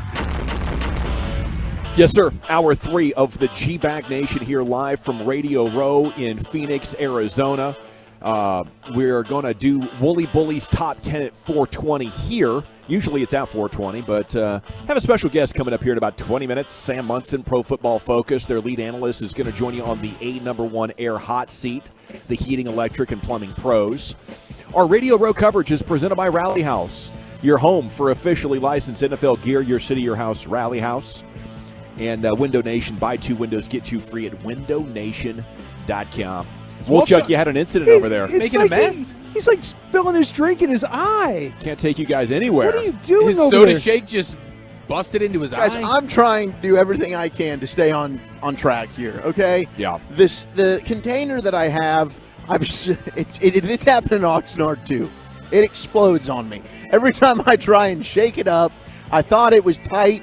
The lid was on properly. Evidently, it's not. You got to be careful. It's not a shake weight, bro. What did I do? Now I've got leakage on the pants. What am I going to have to do? Eric lives in that moment all the time. It looks like I pooped on my pants. Oh, no. It's dark because it was the chocolate flavor. Stand up. Put your fan cam on it. Look at Let this. the people decide. Tim's going to take a picture. Hashtag is it It looks like I brought us diarrhea on myself. Not me. On the leg, on the In leg. immortal words of Shaggy, wasn't me. Look at it. It's not good. It's not good. So here's what I'm going to have to do now. I'm going to have to go back and change the freaking pants. Luckily, I brought a change for this. I was prepared. Yeah. Why? Because the last time we went on a group outing, Brian made fun of me because I spilled and wore everything on myself. Clearly, I haven't matured. This is still going on, and I don't know what to do, Brian. Yeah.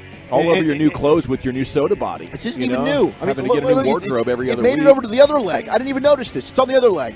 Wow. Yeah. Well, Lord. every time My it's mother's like, going to be so upset. Yeah, every time he's like, I'll calm her down. Oh, Brian, I don't spill anything on myself. Oh, Brian, I don't do That's Bobby. Yeah. No, it's Wolchuk as well. In all honesty, I though, own this, Brian. From an attire standpoint with Wolchuk right now, it is a TD Tuesday. We didn't have any TDs to reminisce on and go motorboating through. Gosh, Could dang we pull the buttons down just a notch here a little bit? shaka Get a lock. little Boom, woolly bully shaka cleavage lock. action. Boom, shaka lock. TD Tuesday, shaka lock. Hey. Sam Munson, Pro Football Focus in 15 minutes. Here's the Wooly Bully with his top 10. Hey, I mean, come on, a few more buttons, Wolchuk. You wore the button up for a reason. Come on. Everybody's Let that thing fly. Woo! It's That's out. some impressive He looks chest like hair. Richard Jefferson. That's good. on the NBA Network. Just 1,000 Oh, times man, scarier. Richard's like, I'm putting on one button today, really. Want to talk about we this doing, Kyrie ladies? trade? How we doing? Hey, That Malika, looks what do you good. think? I know you like that McMenamin guy. What about me? I'm just going to bring over Gavin Dawson. Next thing you know, she's got herself a new My man. man- That's how Wolchuk's going to wear the shirt at the media party tonight. I believe He's it. going to go cleavage first Why instead does of crotch he looks first. like a lumberjack That's now. my girl He Trista got that Crick little- over there. Hey, Trista. TK. Is she Helping there? you beat the books. Is she there? All right. What are we going to get into here? The top 10 teams to never win a Super Bowl or to not play in a Super Bowl. Brian, do you have anybody that comes to mind? I'm sure some of your Packer teams probably you feel like they should have gotten into one of those games. No, we were never. The Super Bowls that Not good enough? No, the Super Bowls, Dallas was just so much better than us and my teams that I was a part of. So, no, I could never say, I could never say, no, oh, Dallas, they weren't as good as, no, they clearly better. I got 2 for you, Minnesota in 99 and the Saints in like 2018 and 17 when they got screwed back-to-back years. Oh, yeah. Back to back. I like both of those. Those are both The Raiders that lost on the Tom Brady fumble. Tuck Tuck rule. Yeah. Tuck game. Tuck rule, baby. Yes. So this is the best to never win a Super Bowl or never even get to? The best teams that never made it to a Super Bowl, that cool. never played in one. So we start with some of the honorable mentions. You've got the early 1970s San Francisco 49ers. Yeah, Dallas beat them in some playoff tilts. Yeah, they challenged the Cowboys for NFC supremacy in the 70s, and they had MVP John Brody, Gene Washington, Jimmy Johnson, Fred and Willard. Dave Wilcox. Yep, absolutely. And I think Dave we might have at some point this week, potentially. Dave who? Dave Wilcox. Dave Wilcox, yeah. So he might be making an appearance with us, but you had Why are you giggling? I think Broadus, when he said Dave Wilcox the first time, he didn't make it plural at the end, and he just made him Wilcox. Oh. I said Wilcox, didn't I? I think you forgot Solomon was just over there. Gosh, all right. That's Wilcox with a T at the end. Yeah, OTS. It sounds so similar to me. It does. It's just Yeah. like, what Cox, am I going to do? Cox. Yeah, you had the late 1990s Jags with Mark Brunell. That was Coughlin's team. I was on I was on one of those teams, and that was defeat by the New York Jets. Was one of them. Jimmy Smith, former Cowboy. Tony Boselli, Hall of Famer. Those were some good teams. Does the Super Bowl have an anti-lefty quarterback bias? Has there been? There's got to be a lefty that's played in it, right? Ken Stabler. Oh, Stabes. Hall of Fame. He's won it. lefty. He's won the Super Bowl. Is he the only one? Hall of Fame. Is he? Ryan's like, a great player. Read a freaking book. I'm Al Davis. Come on, what are you doing? Don't you remember my teams? My teams were the best. They were the best teams ever. Commitment to Gosh, excellence. I got to get some water. I got to wipe this Dude, off. seriously though, dude. You're a buffoon. Other than Stabler? Don't worry, DJ. I got it. Oh, well, then there's Steve Young. Okay, never mind. There is no I went all the way back. You did. And how about this? This is the last honorable mention one before we get to the top 10. The run and shoot Houston Oilers with Warren Moon. Warren Moon, yeah. Those were some pretty legendary squads. Oh, they had the Bills beat. Yeah. Oh, they did. Okay. Until Frank Reich showed up. We do have a legendary football guy here. When someone says run and shoot, like I know 3 yards in the cloud of dust offense. I get that. What's the run and shoot? It was like the University of Houston back in the day, but you could go all the way back to the Houston Gamblers. Like they used to do, Mouse Davis was from Portland State. Was the originator of the run and shoot. So Mouse he did that at Portland State. The Detroit Lions did it, but the Houston Gamblers did it. But it was really University of Houston, John Jenkins. They spread out. I mean, they would just, it was constant ball out, simple little quick routes and stuff like that. Cool. It was like running a lot of plays, similar to what we're seeing right now with football. A bit of a pioneer offensively, spread it out, throw it, move quick, up-tempo. The Houston Oilers were on it before anybody. Kelvin Gilbride and those guys were on it. Number 10, speaking of the Oilers, we continue with them. We've got the Love You Blue Houston Oilers. Yeah, they played against some really tough Pittsburgh teams. Boy, 70s. Yeah. MVP Earl Campbell, quarterback Doug Pastorini. Dan Pastorini. Dan Pastorini. Most famous for like being drunk and slamming a speedboat onto a beach. Oh my gosh, that's a getting hell of a away story. With it. Yeah.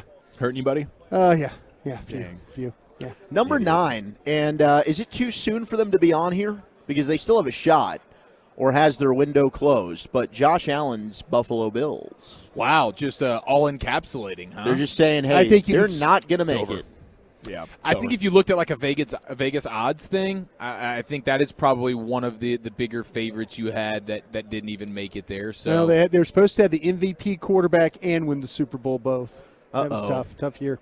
Number 8, we've got the 1980s LA Rams. That's true. Is this Dickerson? That's Dickerson. It is Dickerson. Yep. You had him and Flipper Anderson. That's wide receiver. Oh, yeah, they were great. Flipper on Monday night lit up the Saints, I believe. What a great and name. the 49ers. Yeah. They had another wide receiver, too. They were loaded. Henry Ellard. Yes. Those Rams teams Why can't I remember great. like days like that? I can't remember what I had for breakfast. Well, I do because I left it. You do today. Yeah. And it came right out. I left it right out. Yeah, okay. It just flowed right about out. 30 yards from us right If now. the Niners would have faced them in the playoffs, I think the Rams could have beat them. I think if the Niners hadn't existed, that Rams team definitely wins one, maybe two. Man, we should make more flippers, bro.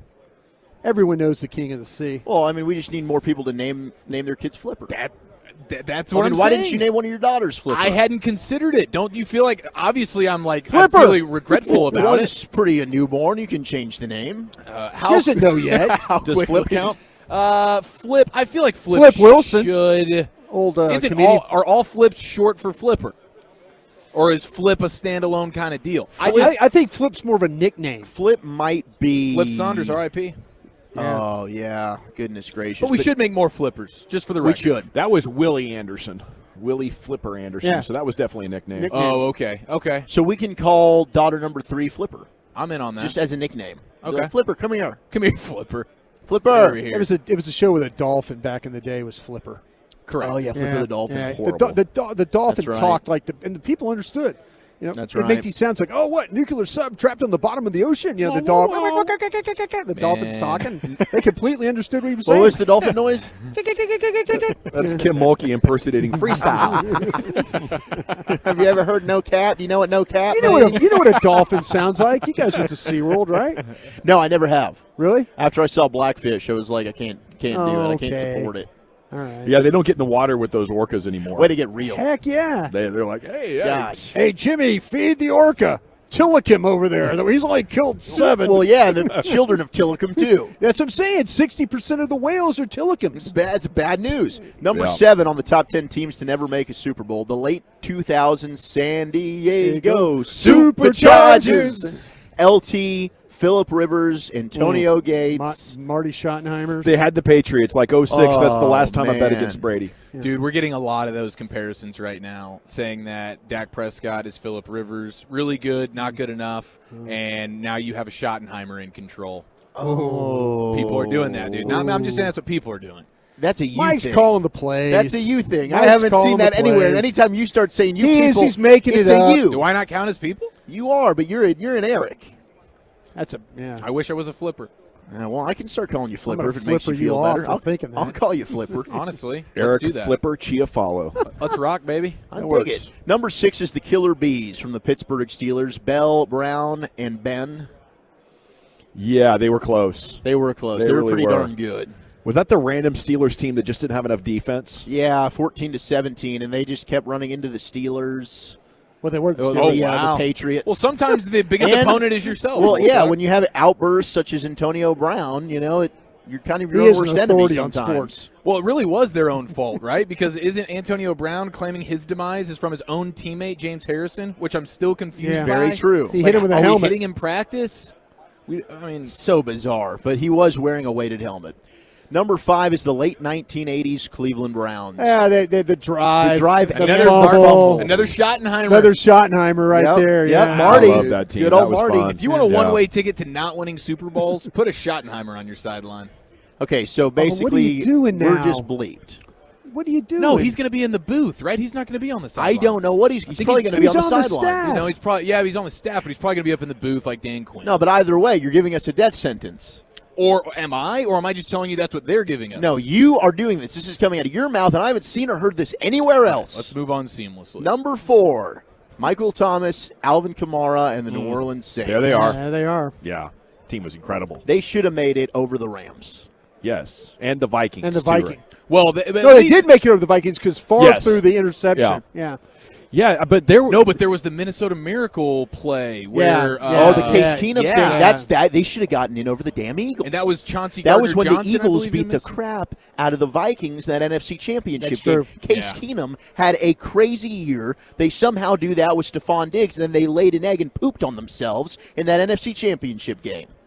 Unbelievable. If the Rams were in it, or if whoever the hell this is, the Saints were in it, we'd have had a better shot to not have the Eagles win a Super Bowl. The Vikings, as a team, collectively that day consumed way too much orange juice before the game. Honestly, can't So they stand crapped on them. themselves. Number 3 is the 1990s Kansas City Chiefs. Another Marty Schottenheimer. That's team. Marty Schottenheimer. I mean, the proof is in the pudding, gentlemen.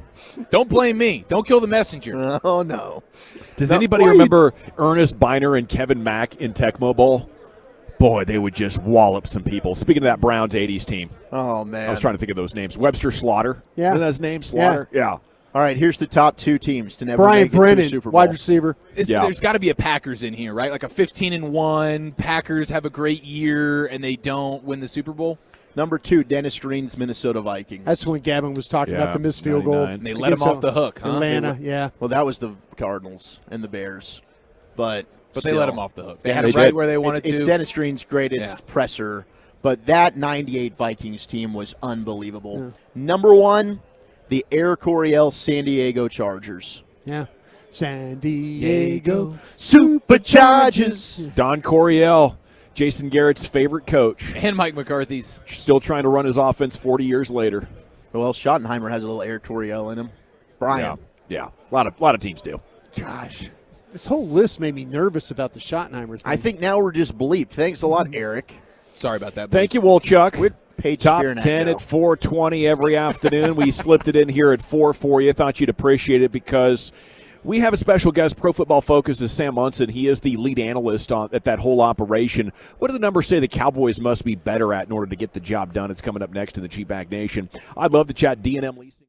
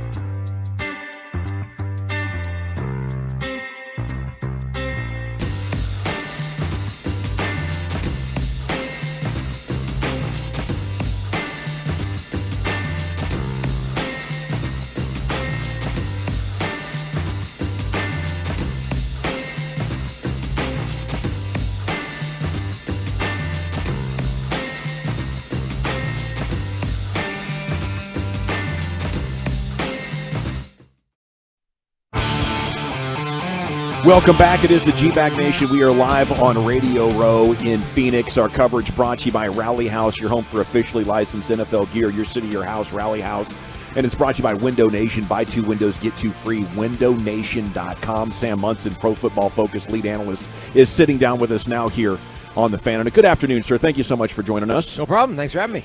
I think one of the more interesting things from our perspective going into this offseason in Dallas, I can't wait to get your thoughts on the Super Bowl, but what do the Cowboys need to do more of? What do the numbers suggest? Yeah, I don't know if they need to do more of something. I think they just need to kind of address some areas that were exposed as weaknesses. Like too much of that offense runs through CeeDee Lamb right now. And CeeDee Lamb's a great player, but they need more places to go with the football. And if you find that secondary guy, maybe that is Michael Gallup just getting healthier next year, another year removed from that injury, or one of the young guys that they've brought in is taking that step forward. But they need to find more ways of winning in the pass game than just relying on CeeDee Lamb winning one-on-one and making plays, because sooner or later you're going to find a team that can stop that, and then you need that second counterpunch. So your priority would be, let's find faster, better skill players for Dak to get the ball to this offseason? Yeah, and I think, T.Y. Hilton made a difference when he came over, but he's like right at the tail end of his career. It's not enough. That's why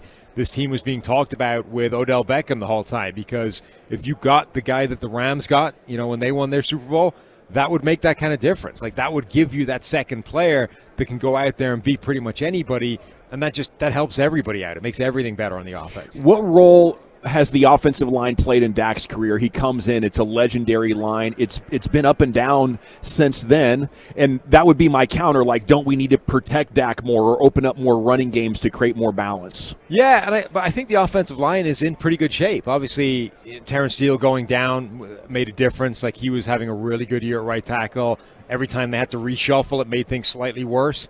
But when the starting 5 is out there, when they have the 5 guys that they think are the starters going forward, I think that's a really good offensive line. It might not be where it was when 3 of the 5 guys were all pros, Hall of Fame type caliber, but it's still a really good unit, and I think more than good enough for everything else in this offense to function. And then one follow-up on Dak. I love having you here, man. I love how the analytics have illuminated things about the game. One of my questions is, I think that the offensive passing game metrics, as we try to separate that, what role does the quarterback have in a lot of these? Because a lot of the quarterback metrics will be like, well, look at this guy, he's a god. It's completion percentage over expectation. I'm like, how do you give that credit to the quarterback? How accurate are we right now at measuring that? Yeah, I think it's always difficult. You're never going to be able to separate the quarterback from everything involved in making quarterback play, because it is inherently linked, right? How good a receiving core a quarterback is throwing to is impossible to strip out from the equation. Not because,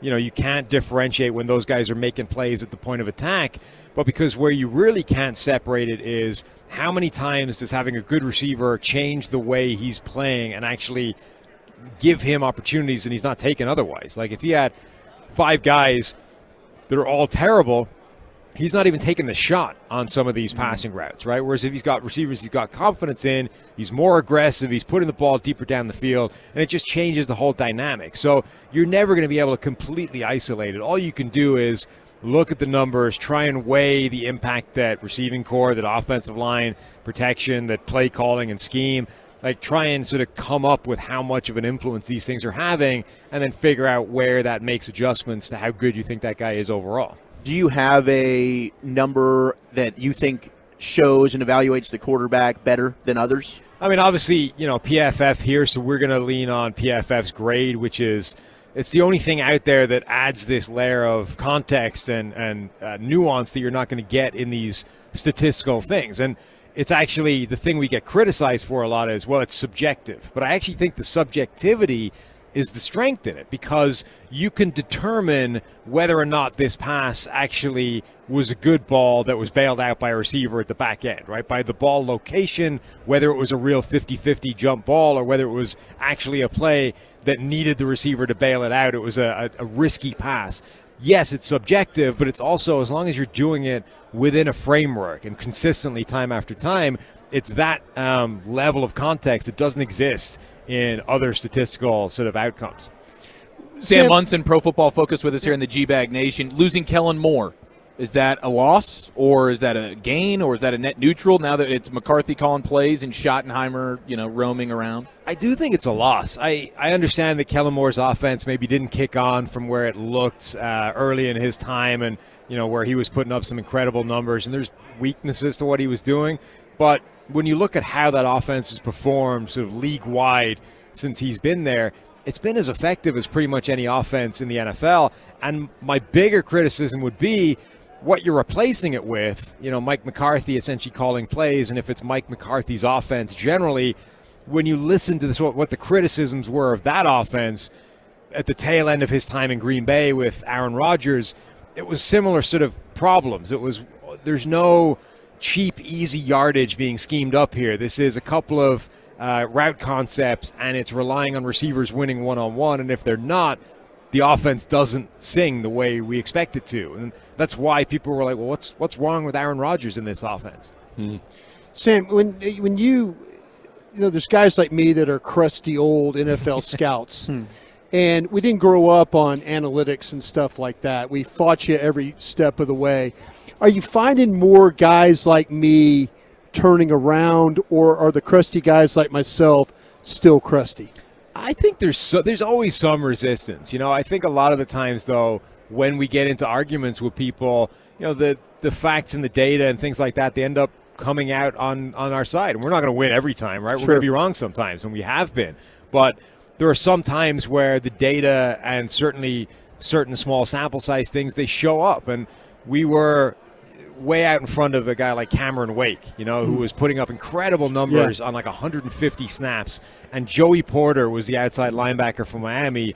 And we were like, Miami needs to sit Joey Porter down. I mean, this guy behind him is putting up insane numbers. And maybe that won't happen if you give him 500 snaps in a year. But if it does, you've upgraded massively at the position. And you kind of owe it to find out, right? Because Joey Porter wasn't tearing it up. So I think sometimes the data just kind of bears it out, and eventually you don't need to make the argument anymore. You just need to say, well, look, this is all the information we have, right? And all this information is pointing in one direction. And maybe that comes out our way, maybe it doesn't, but let the information speak for itself. How much of an opportunity is there for NFL teams to implement more of what you guys are doing, and what's the current state of teams using it? I think teams are getting a lot better at this stuff, and the real sort of area of improvement has been in-game decisions. It's been the fourth down stuff. It's been when to go for two, all that kind of stuff, because that is where the numbers are a lot more black and white. And yet, you can always sort of add a little bit of layer of context, but the bottom line is there's never a right or a wrong answer, like 100%,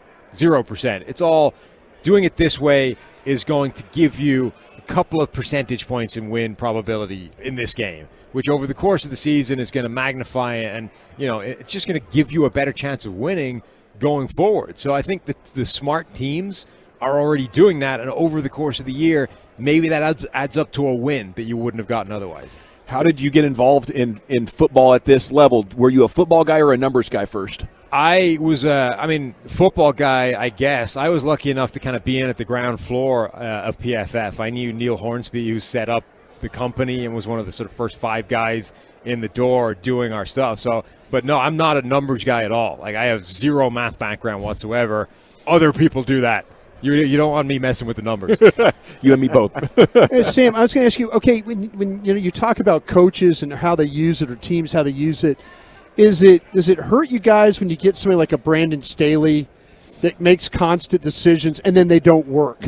I mean, is it because then it's like immediately everybody's going to jump on and you're going to give us a really good explanation why he needs to keep doing it. Right. And then we watch the Chargers keep blowing games. Yeah, I mean, there's definitely two parts to that. There's the whether or not it was the right decision to go for it or not, but if you're going to go for it, you need to execute, right? And you need to have the right play calls to execute. A lot of the times last year, Brandon Staley was going for it like way more than the data said to. He was actually being way more aggressive than the data would say to go for it. But 2, a lot of the times when he was doing it, the play calls that he had were crazy. It's like 4th and 1, and he's running like an ISO route on the backside, 8 yards deep. And you're like, this is not going to work. That's never going to pick up 4th and 1. So you're right. There's a huge part of, like, let's get on the right page in terms of when we're making these calls. But then you've got to have the right play calls as well. What interests you most about this Super Bowl?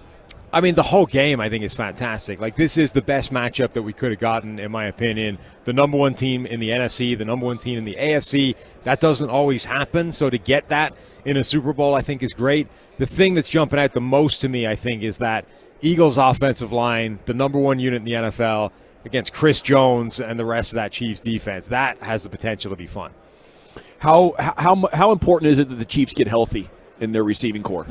Yeah, I mean, we saw at the end of the championship game, they were running on fumes in that game without any wide receivers left. And I think had that game gone to overtime, Kansas City might have been in trouble because they really had run out of viable options for Mahomes to go to. So, yeah, I think they need, at least one of Juju, Mecole Hardman, one of those guys back in action to give him somewhere to go.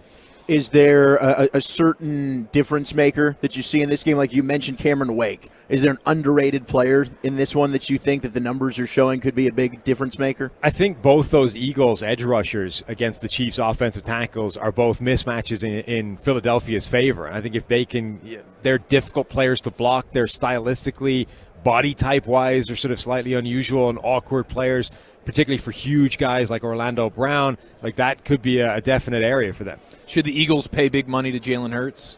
I mean, I think they're going to at some point. Like, he's shown this year what he's capable of before he got hurt. Like, I think they're at that point, they did a good job of sort of hedging and not committing to him too early, being able to pivot if they needed to. But, like, this was the year they needed to see to convince them that, yeah, he's their guy. What about Daniel Jones?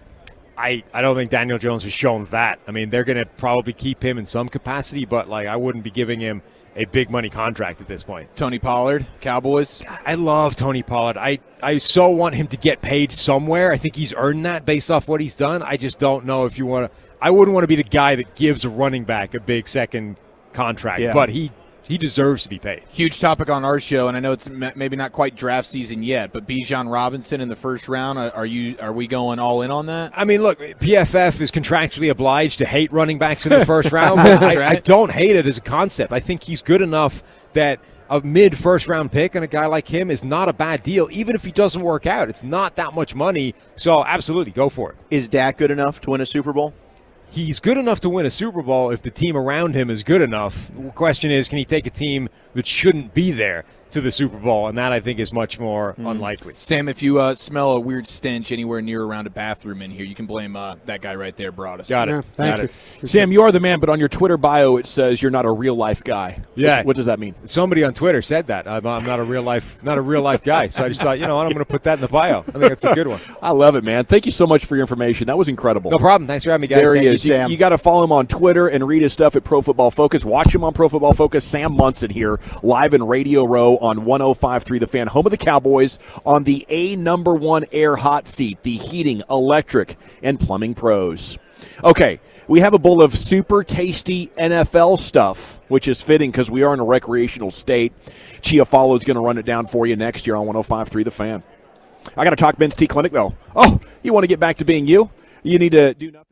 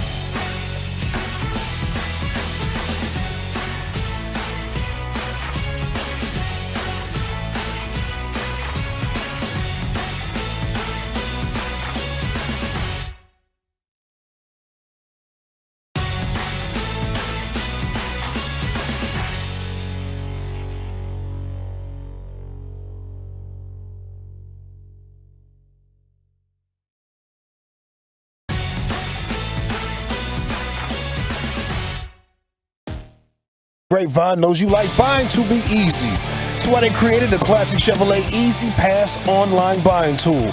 Visit ClassicChevrolet.com to get started. Chevrolet, find new roads. Thank you, Lucius. We're live on Radio Row, brought to you by Rally House, your home for officially licensed NFL gear, your city, your house, Rally House. Thanks to Sam Munson for joining us, Pro Football Focus. You can rewind and listen to that. He was on the A1 Air Hot Seat, the heating, electric, and plumbing pros.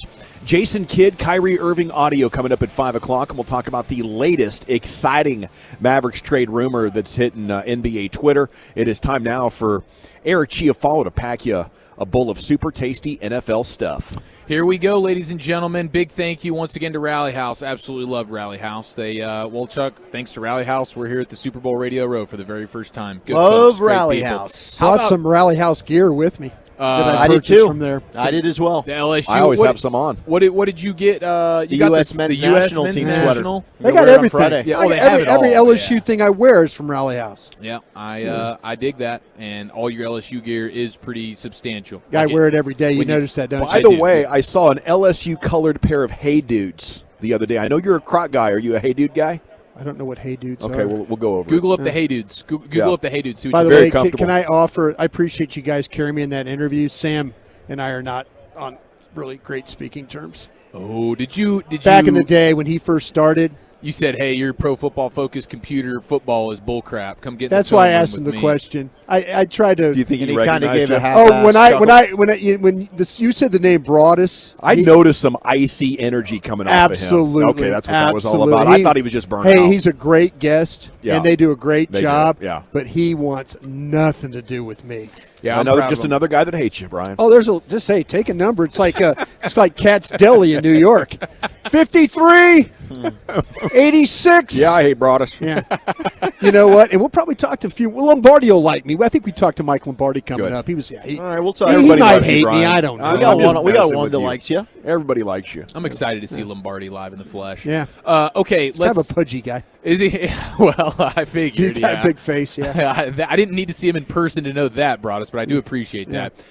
Let's see here. We have the Chiefs and the Eagles meeting in the Super Bowl. They were both 16-3 overall regular season and playoffs this year. They both teams scored a total of 546 points this year. They both have 6 All-Pros, including a Kelsey brother and a quarterback that's an All-Pro, and they were both this year's number 1 seed in their respective conferences. Boys, this is going to be an absolute doozy. Now, I think a lot of people are kind of leaning Eagles with, hey man, they've kind of been just they've been the best team all year. Their roster's pretty impeccable, and Mahomes a little bit banged up, his receivers a little bit banged up, top heavy with the roster with the way they've built that thing.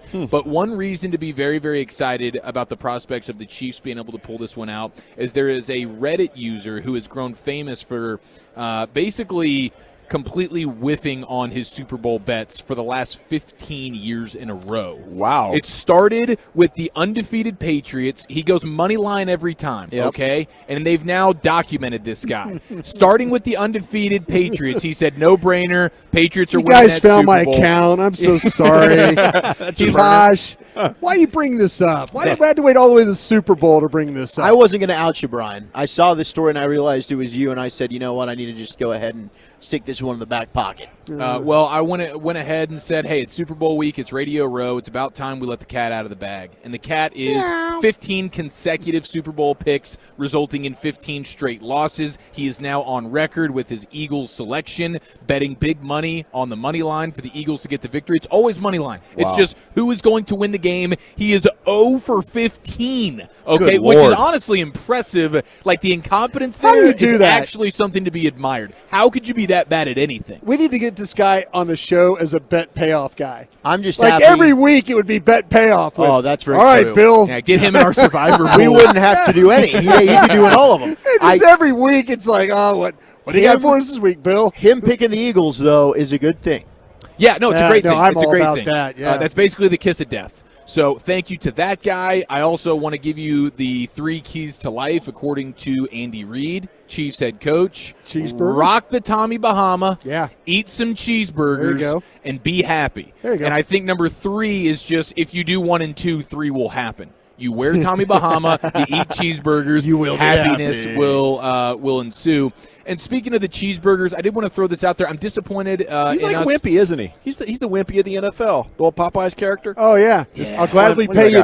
He is Andy Reid right there. I'll gladly pay you Tuesday for a hamburger today, guy. That's right. Did you ever get to try his mac and cheese? No, hey, Andy. It's apparently famous. No, when I was with Andy, he would grill out. Andy could really cook. I mean, he was like, not like you, Gavin, a brisket guy or anything like that. But I'll take Andy down. Brats and stuff like that. I mean, Andy would cook some good meals. But the main thing with Andy, he just likes to eat. Right. Like, I mean, the first week he was in Green Bay. But it seems like the cheeseburger's got a special place in his heart. He keeps going back. Him and Steve Mariucci at prime quarter there in Green Bay.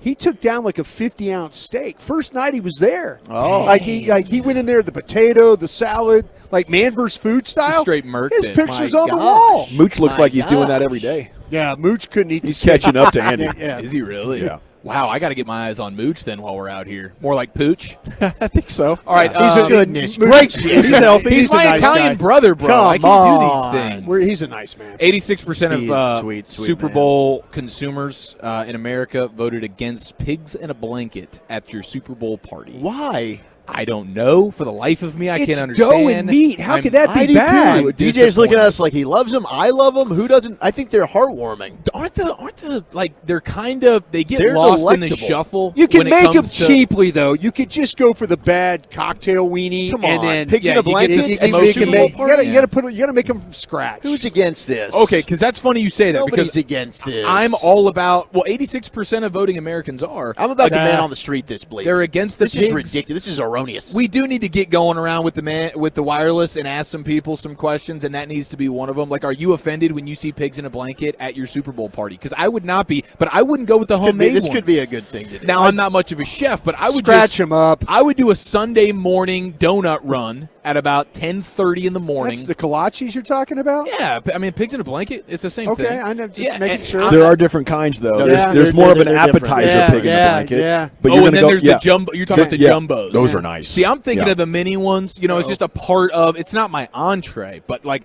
I love the pigs in a blanket. I think it's a underrated X factor at every I agree. Super Bowl watch party, and 86% of Americans are crapping on it.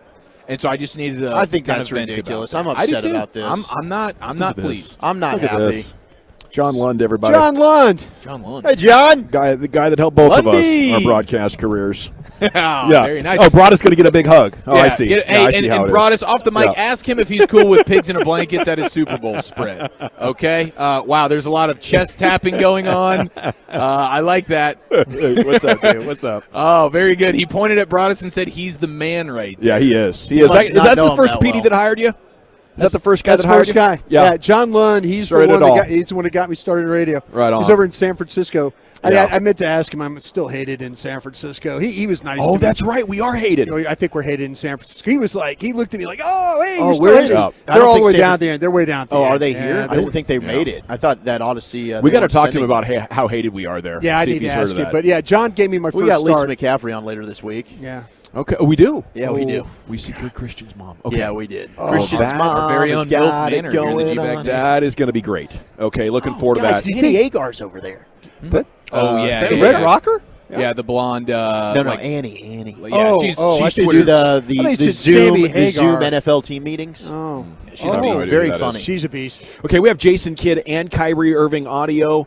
We'll play that. We'll hit you with the top NBA Mavs rumor that's been developing throughout our broadcast day and why it could work, even though I don't think any of us would bet on it happening right now. It is an exciting Mavericks discussion, and that's coming up next here in the G-Bag Nation. I want to talk to you about my friends at Window Nation before we do anything else, though. They are proud sponsors of our Radio Row coverage, so I want to give them an extra salute.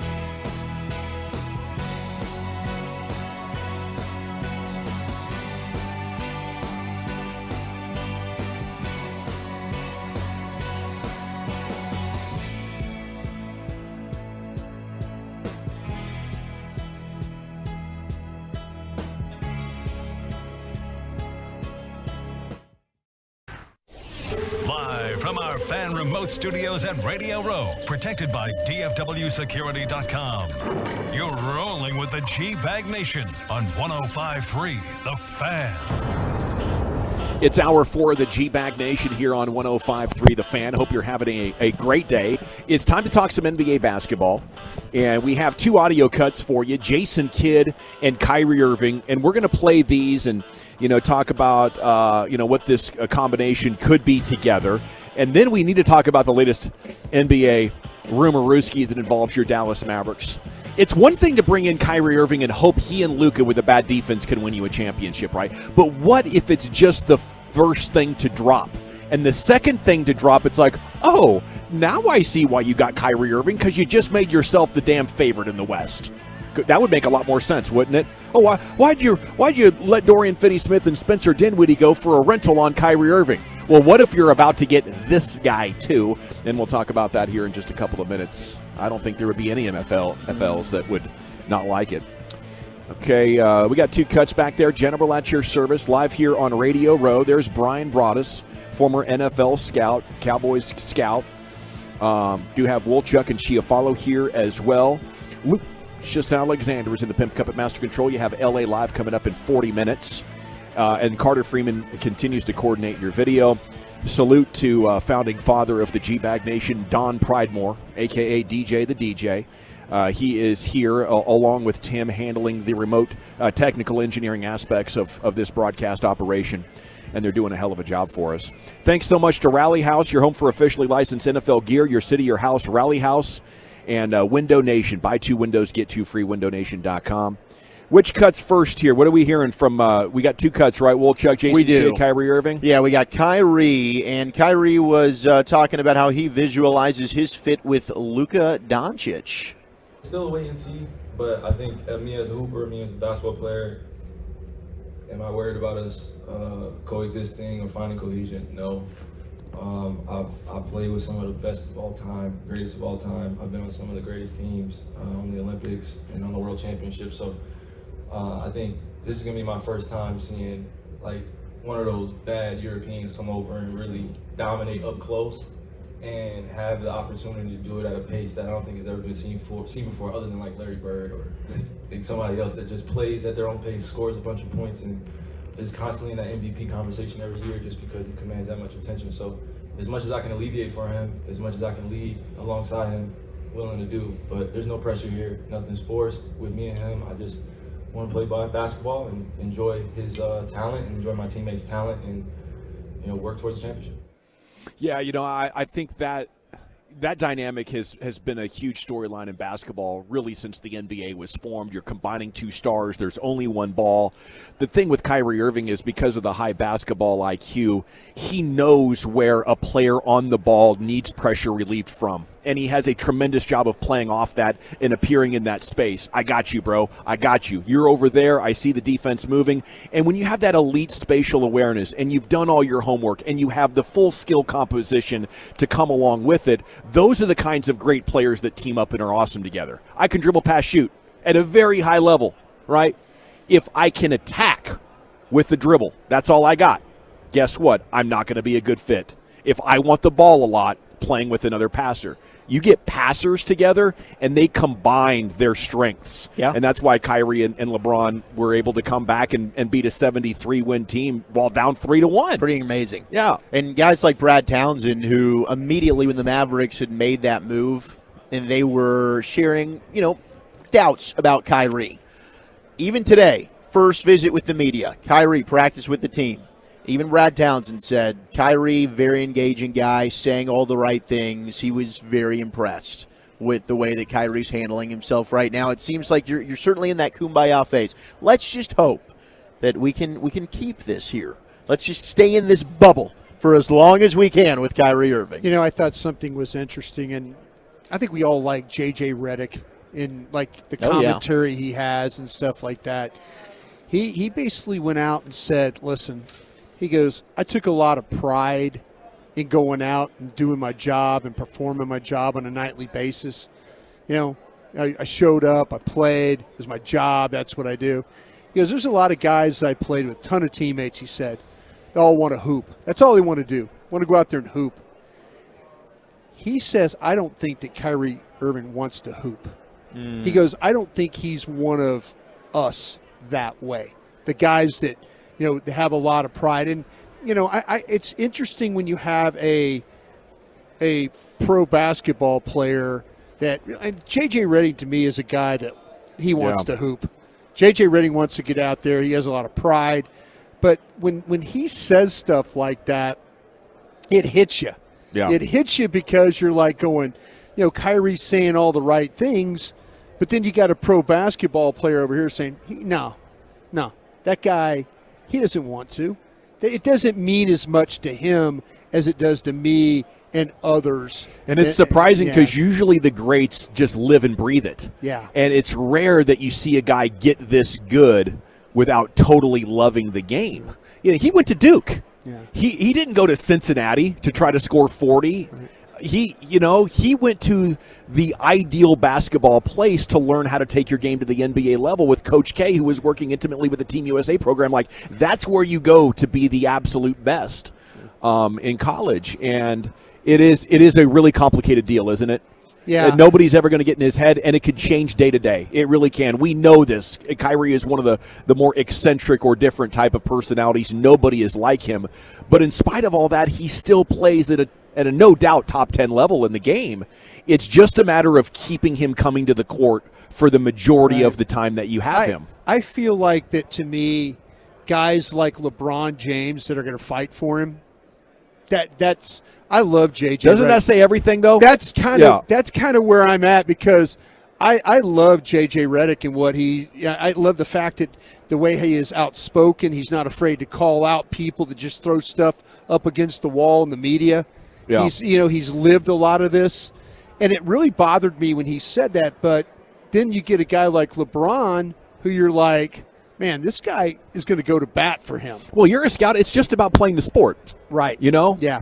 And I think if the media wasn't here, we wouldn't think that much about Kyrie Irving's off-the-floor interests and how it can be a distraction to him. It's just like, well, Kyrie's not here, or, Kyrie's hurt again or whatever. But it's because of all the media scrutiny. I think that we are more aware of everything that goes into Kyrie Irving. But all I think the Mavs should be thinking about right now is the basketball player, because he's arriving with such a fresh perspective. He's going to give you his best. And if I'm the Mavs, I have no time to talk about this stuff right now, because we got to get to playing. Right. Yeah. And, if we end up signing him long-term, maybe that will become our challenge. But I don't think you sign him long-term unless you're, like, killing it in the finals. You're, like, there. You've won the West. And you have this team that's like, we can deal with whatever Kyrie brings to the table because we have this good of a team. I think that's the only way they bring him. So in a short-term situation, I think it's perfect, to have Kyrie here. Now, what does Jason Kidd have to say about this? Here was the Mavs coach at today's practice. I think it's to help the Mavs win a championship. And we all know this starts with Luka, but Kai's a part of the family. And so on and off the floor, as a coach, I'm here to help. And so whatever I can do to help Luka or Kai, or if it's JaVale or anybody else, Timmy, I'm here to help them. I've seen a lot on the floor. So we talk about Josh and Hardy. We're trying to help those young guys, and so to have someone like Kai, I think this will benefit Hardy and Josh. I was joking with Josh that do not dribble like Kyrie. Just keep the ball in front and not behind the back. But I think it will help a lot of our younger players get better. Now, where are we with calling him Kai? Yeah, I don't know. Does he like that? I would imagine that's the really kid saying it. Then I suppose he's got a relationship with the guy. I don't think I would do it. Yeah, like us. If we were to have him on and tight say, this guy, "Hey, Kai," he would look at us like, "What? These bleep holes."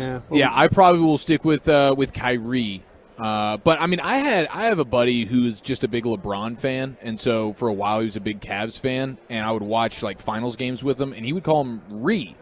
And so I don't know if there's a fraction of people that call him Ree as a nickname, but those are really the two options. It's Kai or Ree. I'm just going to put them both together and rock and roll. It's very brave. But him of you. him and Jason, and I appreciate that. Thank you. You got to be bold sometimes, you know. And right now I'm leaking confidence because I'm wearing the same pants that I dribbled on last week, and I did the exact same thing. Did you really? Yeah, Dawson can get Oh, a see look of at that. Right. Oh, It's dried bro. up. Yes. It's dried up a little bit more now. This is a great first day so for I'm us. just like, We nah. are- You might want to get some sort of a liner in there. Maybe. Yeah, there's just this like khaki colored sweatpant is not conducive for dribbles, Yes. right? So Yeah. you got to have a P bib if you're going to wear pants like You're this. feeling my We're pain. crushing this thing, aren't That's we? tough. Okay, now let's get to this latest Mavs rumorooski. Doc Lou Allen, who I believe is the first guy to say Kyrie is going to Dallas. Okay, We need to believe Doc. a lot of these smaller account guys have built relationships, and you're like, who's Doc Lou Allen? And then it comes true, and you're like, wait a minute, does Doc Lou Allen know somebody?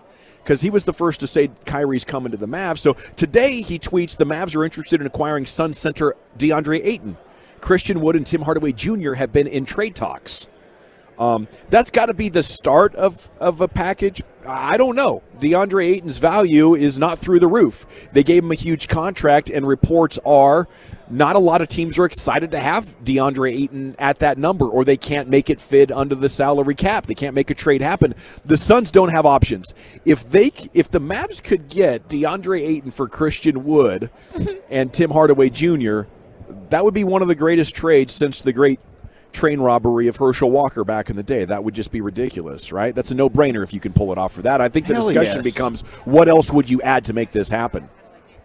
If you're the Mavericks, like, because there's no way that it's going to happen. Like, Hello. Uh-oh. How are you doing? We got movement. Outstanding. We got a guest sitting down. Are you going to sit down live with us here? Are we going to talk? Oh, perfect. A number one air hot seat. Awesome. Is Okay. rocking and rolling. We were just talking some Dallas Mavericks. Okay, is sitting down with us now is.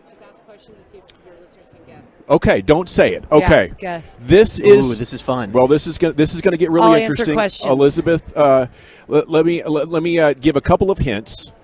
This could be a person who was highly offended by a segment we did a couple of weeks ago ahead of the Cowboys yeah, that's playoff right. game. Yeah. Yep. Okay.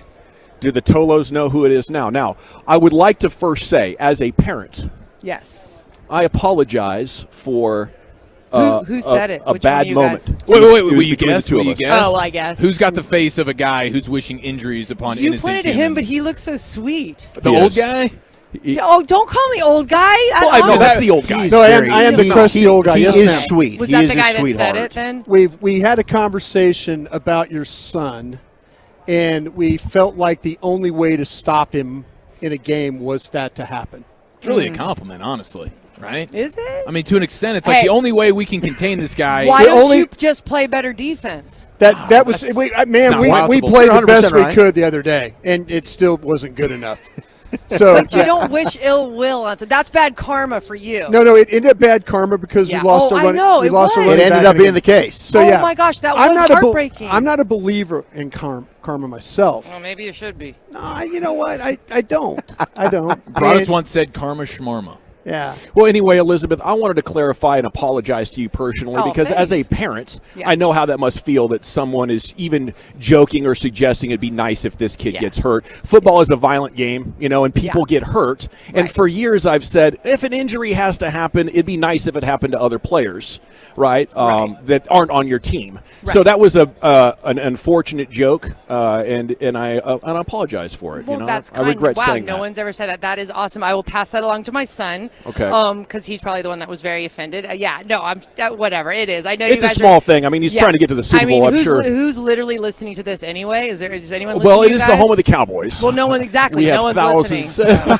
Nobody. Absolutely Hey, no one. How many years of Okay. disappointment? I mean, really? So, We were having a so lot. Niners It took fans, a trade, but you got there too. Niners Yeah. fans were very vulgar to us and said Because- things okay. about our kids and our Oh wives wow, and yeah. stuff And I was like out that. of that loop. I'll be 100% honest. So if you believe in karma, did the karma come back Oh, on the God. Niners fans in the next game? Oh, gosh. Well. That was an unfortunate situation. Yeah, I mean, because that they whole really thing, did my what God. we did Hey, times look, 10. At the end of the day, this is a rough sport. It is a very violent sport. I love when both teams go out full bodied, no injuries, and there's no injuries at the end of the game, and the best team wins. That's what I like. And honestly, I think most of the players would appreciate that too. Hey, the Eagles players were disappointed that what happened to the Niners. They're like, we would have liked to have beaten you with the full force, and then it meant something. So I just think, these guys are so competitive, and when you win a game like that, that's disappointing for everyone. It takes the competition out, and it's sad. Why don't we just try to play with full force? Let's not wish ill will on any player out there. Well, How we about weren't that? sitting around wishing it. It was an off-the-cuff remark. Right. Oh, trust me. Hey, I've had plenty of and those, and I've gotten in trouble before. We didn't say, I wow, I really hope Christian McCaffrey gets hurt. We said the Cowboys could use an injury, and it's not like we want something really bad to happen. It was a hamstring. Right. So you recover from that in a couple of weeks. You do, but it's still an injury. Anyway, okay, let's not talk injury. Can I ask you real No quick? injury. I know. Stop bad. No, I'm going to ask you a question. You were an athlete yourself, right? Did you ever, when you were competing, like if another team wasn't at full strength, were you kind of like, good, we can Let's go. Yeah. Because see, I worked in the NFL for 13 years as a scout. So I scouted your husband. I scouted, your son and all that. Tremendous players. But you didn't take them. No. I mean, I was in Green Bay. You didn't want to move to Green Bay and places like that. Was that. cold. You did just fine in We're Denver. good, yeah. You did great in Denver. You did great. But I was going to ask you, as a competitor, did you ever feel like, because people always say, oh, no, we want your best. And you just said that. But when you used to compete, if Cal Soccer was down or whatever, whoever was down, and they were missing players, you were okay with that, weren't you? Look, I didn't sit there. I mean, we would game plan for their best. And sure. I honestly, I didn't even think about it. I back then, women's soccer, we don't know who's really going to come out on the field, who has a bad injury, who's not. But I would love to beat a team full strength and say, hey, we were the better team. We beat them. That was way more rewarding than just, they're That's down fair. players. I mean, at the end of the day, if we're going to come out victors, amen. I would love that. Let's play full force. Let's play, our strengths, and let's try to win at the end of the day. I think that's great competition. It makes the games way more fun, way more enjoyable if you can beat a team, and way more gratifying if you get that it's way. the best. Yeah, especially if you can beat a legend. Right. Like, Whatever. But if you can't win, the second best thing is to beat them because they're compromised, right? Not to lose. I guess it is fun to win, but I'm not about winning at all costs. Like, let's put it in perspective. Let's not. Yeah. These are games we're playing. They're sports. They're meant to. But your life. It is. It's his been life, yeah. since you It's since true. you Well, you know what? Along those lines, because it is so important. It is like you're saying life to these people. Why don't we clean up the refereeing in the NFL? Yeah, That's absolutely. Man, if you could listen to our show we can every all day, agree on that. Every team in the NFL. I've been worked a lot, and because these guys and some gals make decisions that send teams home. Right, that cost people their jobs, Bingo. cost people money, cost people their livelihood. You're absolutely right. Need to, absolutely do you know right. what they did in NASCAR years ago? It was actually a teammate of Ed's, a guy named Andy Papathanassius, went to a NASCAR event. He was a Stanford football player and watched a pit crew. Yeah. And watched how lackadaisical they were and how lazy they were. Right. And he said, this is insane. Isn't this supposed to be a timed effort? Yeah. So he went in and he revamped the whole thing, and he basically did a combine for the pit crew. Right. And they would test them, and they would pick the best, most athletic, fastest tire changer, oil changer, whatever it is. And they created a pit crew based around the best, the quickest athletes. They need to do a combine for referees. Before that game, before the Eagles 49ers game, we were on the field. We watched a referee in the end zone. I don't know the guy's name. I could pick him out of a lineup, to tell you the truth, but I don't know his name. He was doing like the warm-up drills. Right. And I was laughing. We were laughing. We're like, this guy is the most unathletic, slow guy I've ever. And he's making these game-determining decisions. It's insane. I'm like, they need to do a better job. They should test their eye coordination, their knowledge of the game. Do almost like an Movement, SAT. anything. Their movement, their speed of the game. They need to, and in addition to that, have video that's instant. That could tell you the replay. Because we, as you guys, I'm sure a couple times in the year, kind of got screwed. And for sure. We talk about it. We talk about it every Friday on our show, who the officials are going to be. And that was one of my responsibilities when I used to work with Bill Parcells, was that he would say, the officials, Brian, tell me the officials, tell me what I need to know. And then we would talk to the team, and then sure enough, things that we talked about would get called. And you're like going, and I think the NFL, with Carl Sheffers as being the official this week in the game, the most penalizing official in the league this year, you're now asking for trouble. You are now asking for trouble as a league because Carl Sheffers will go into a game and potentially blow it. And somebody will win this game and somebody will lose it, maybe on a call that he missed. Right. That's unfortunate. She's absolutely right with her assessment about this league. Yeah. Well, she knows her football. Well, she's lived it. Lived it. She's lived it. These people are making these like game-winning and losing decisions based on that. There's a lot at stake here. We should get former players to do it then. That Absolutely. should be the life after football. Absolutely. That'd They be care. fun. They know what the players go through. They understand how important a decision is. Yeah. Well, we got to run, Elizabeth. Thank you so much for giving us a few minutes of your time. You're welcome. We learned a lot of things in this interview, including Don't be dicks. Okay.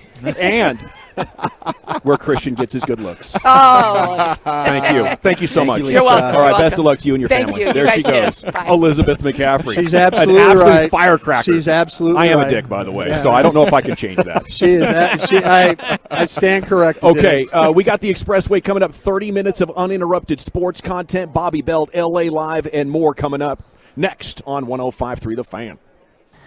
More G-Bag Nation, less commercials. We go commercial-free all the way to the top of the hour. Coming up next, right here on The Fan and the Odyssey app.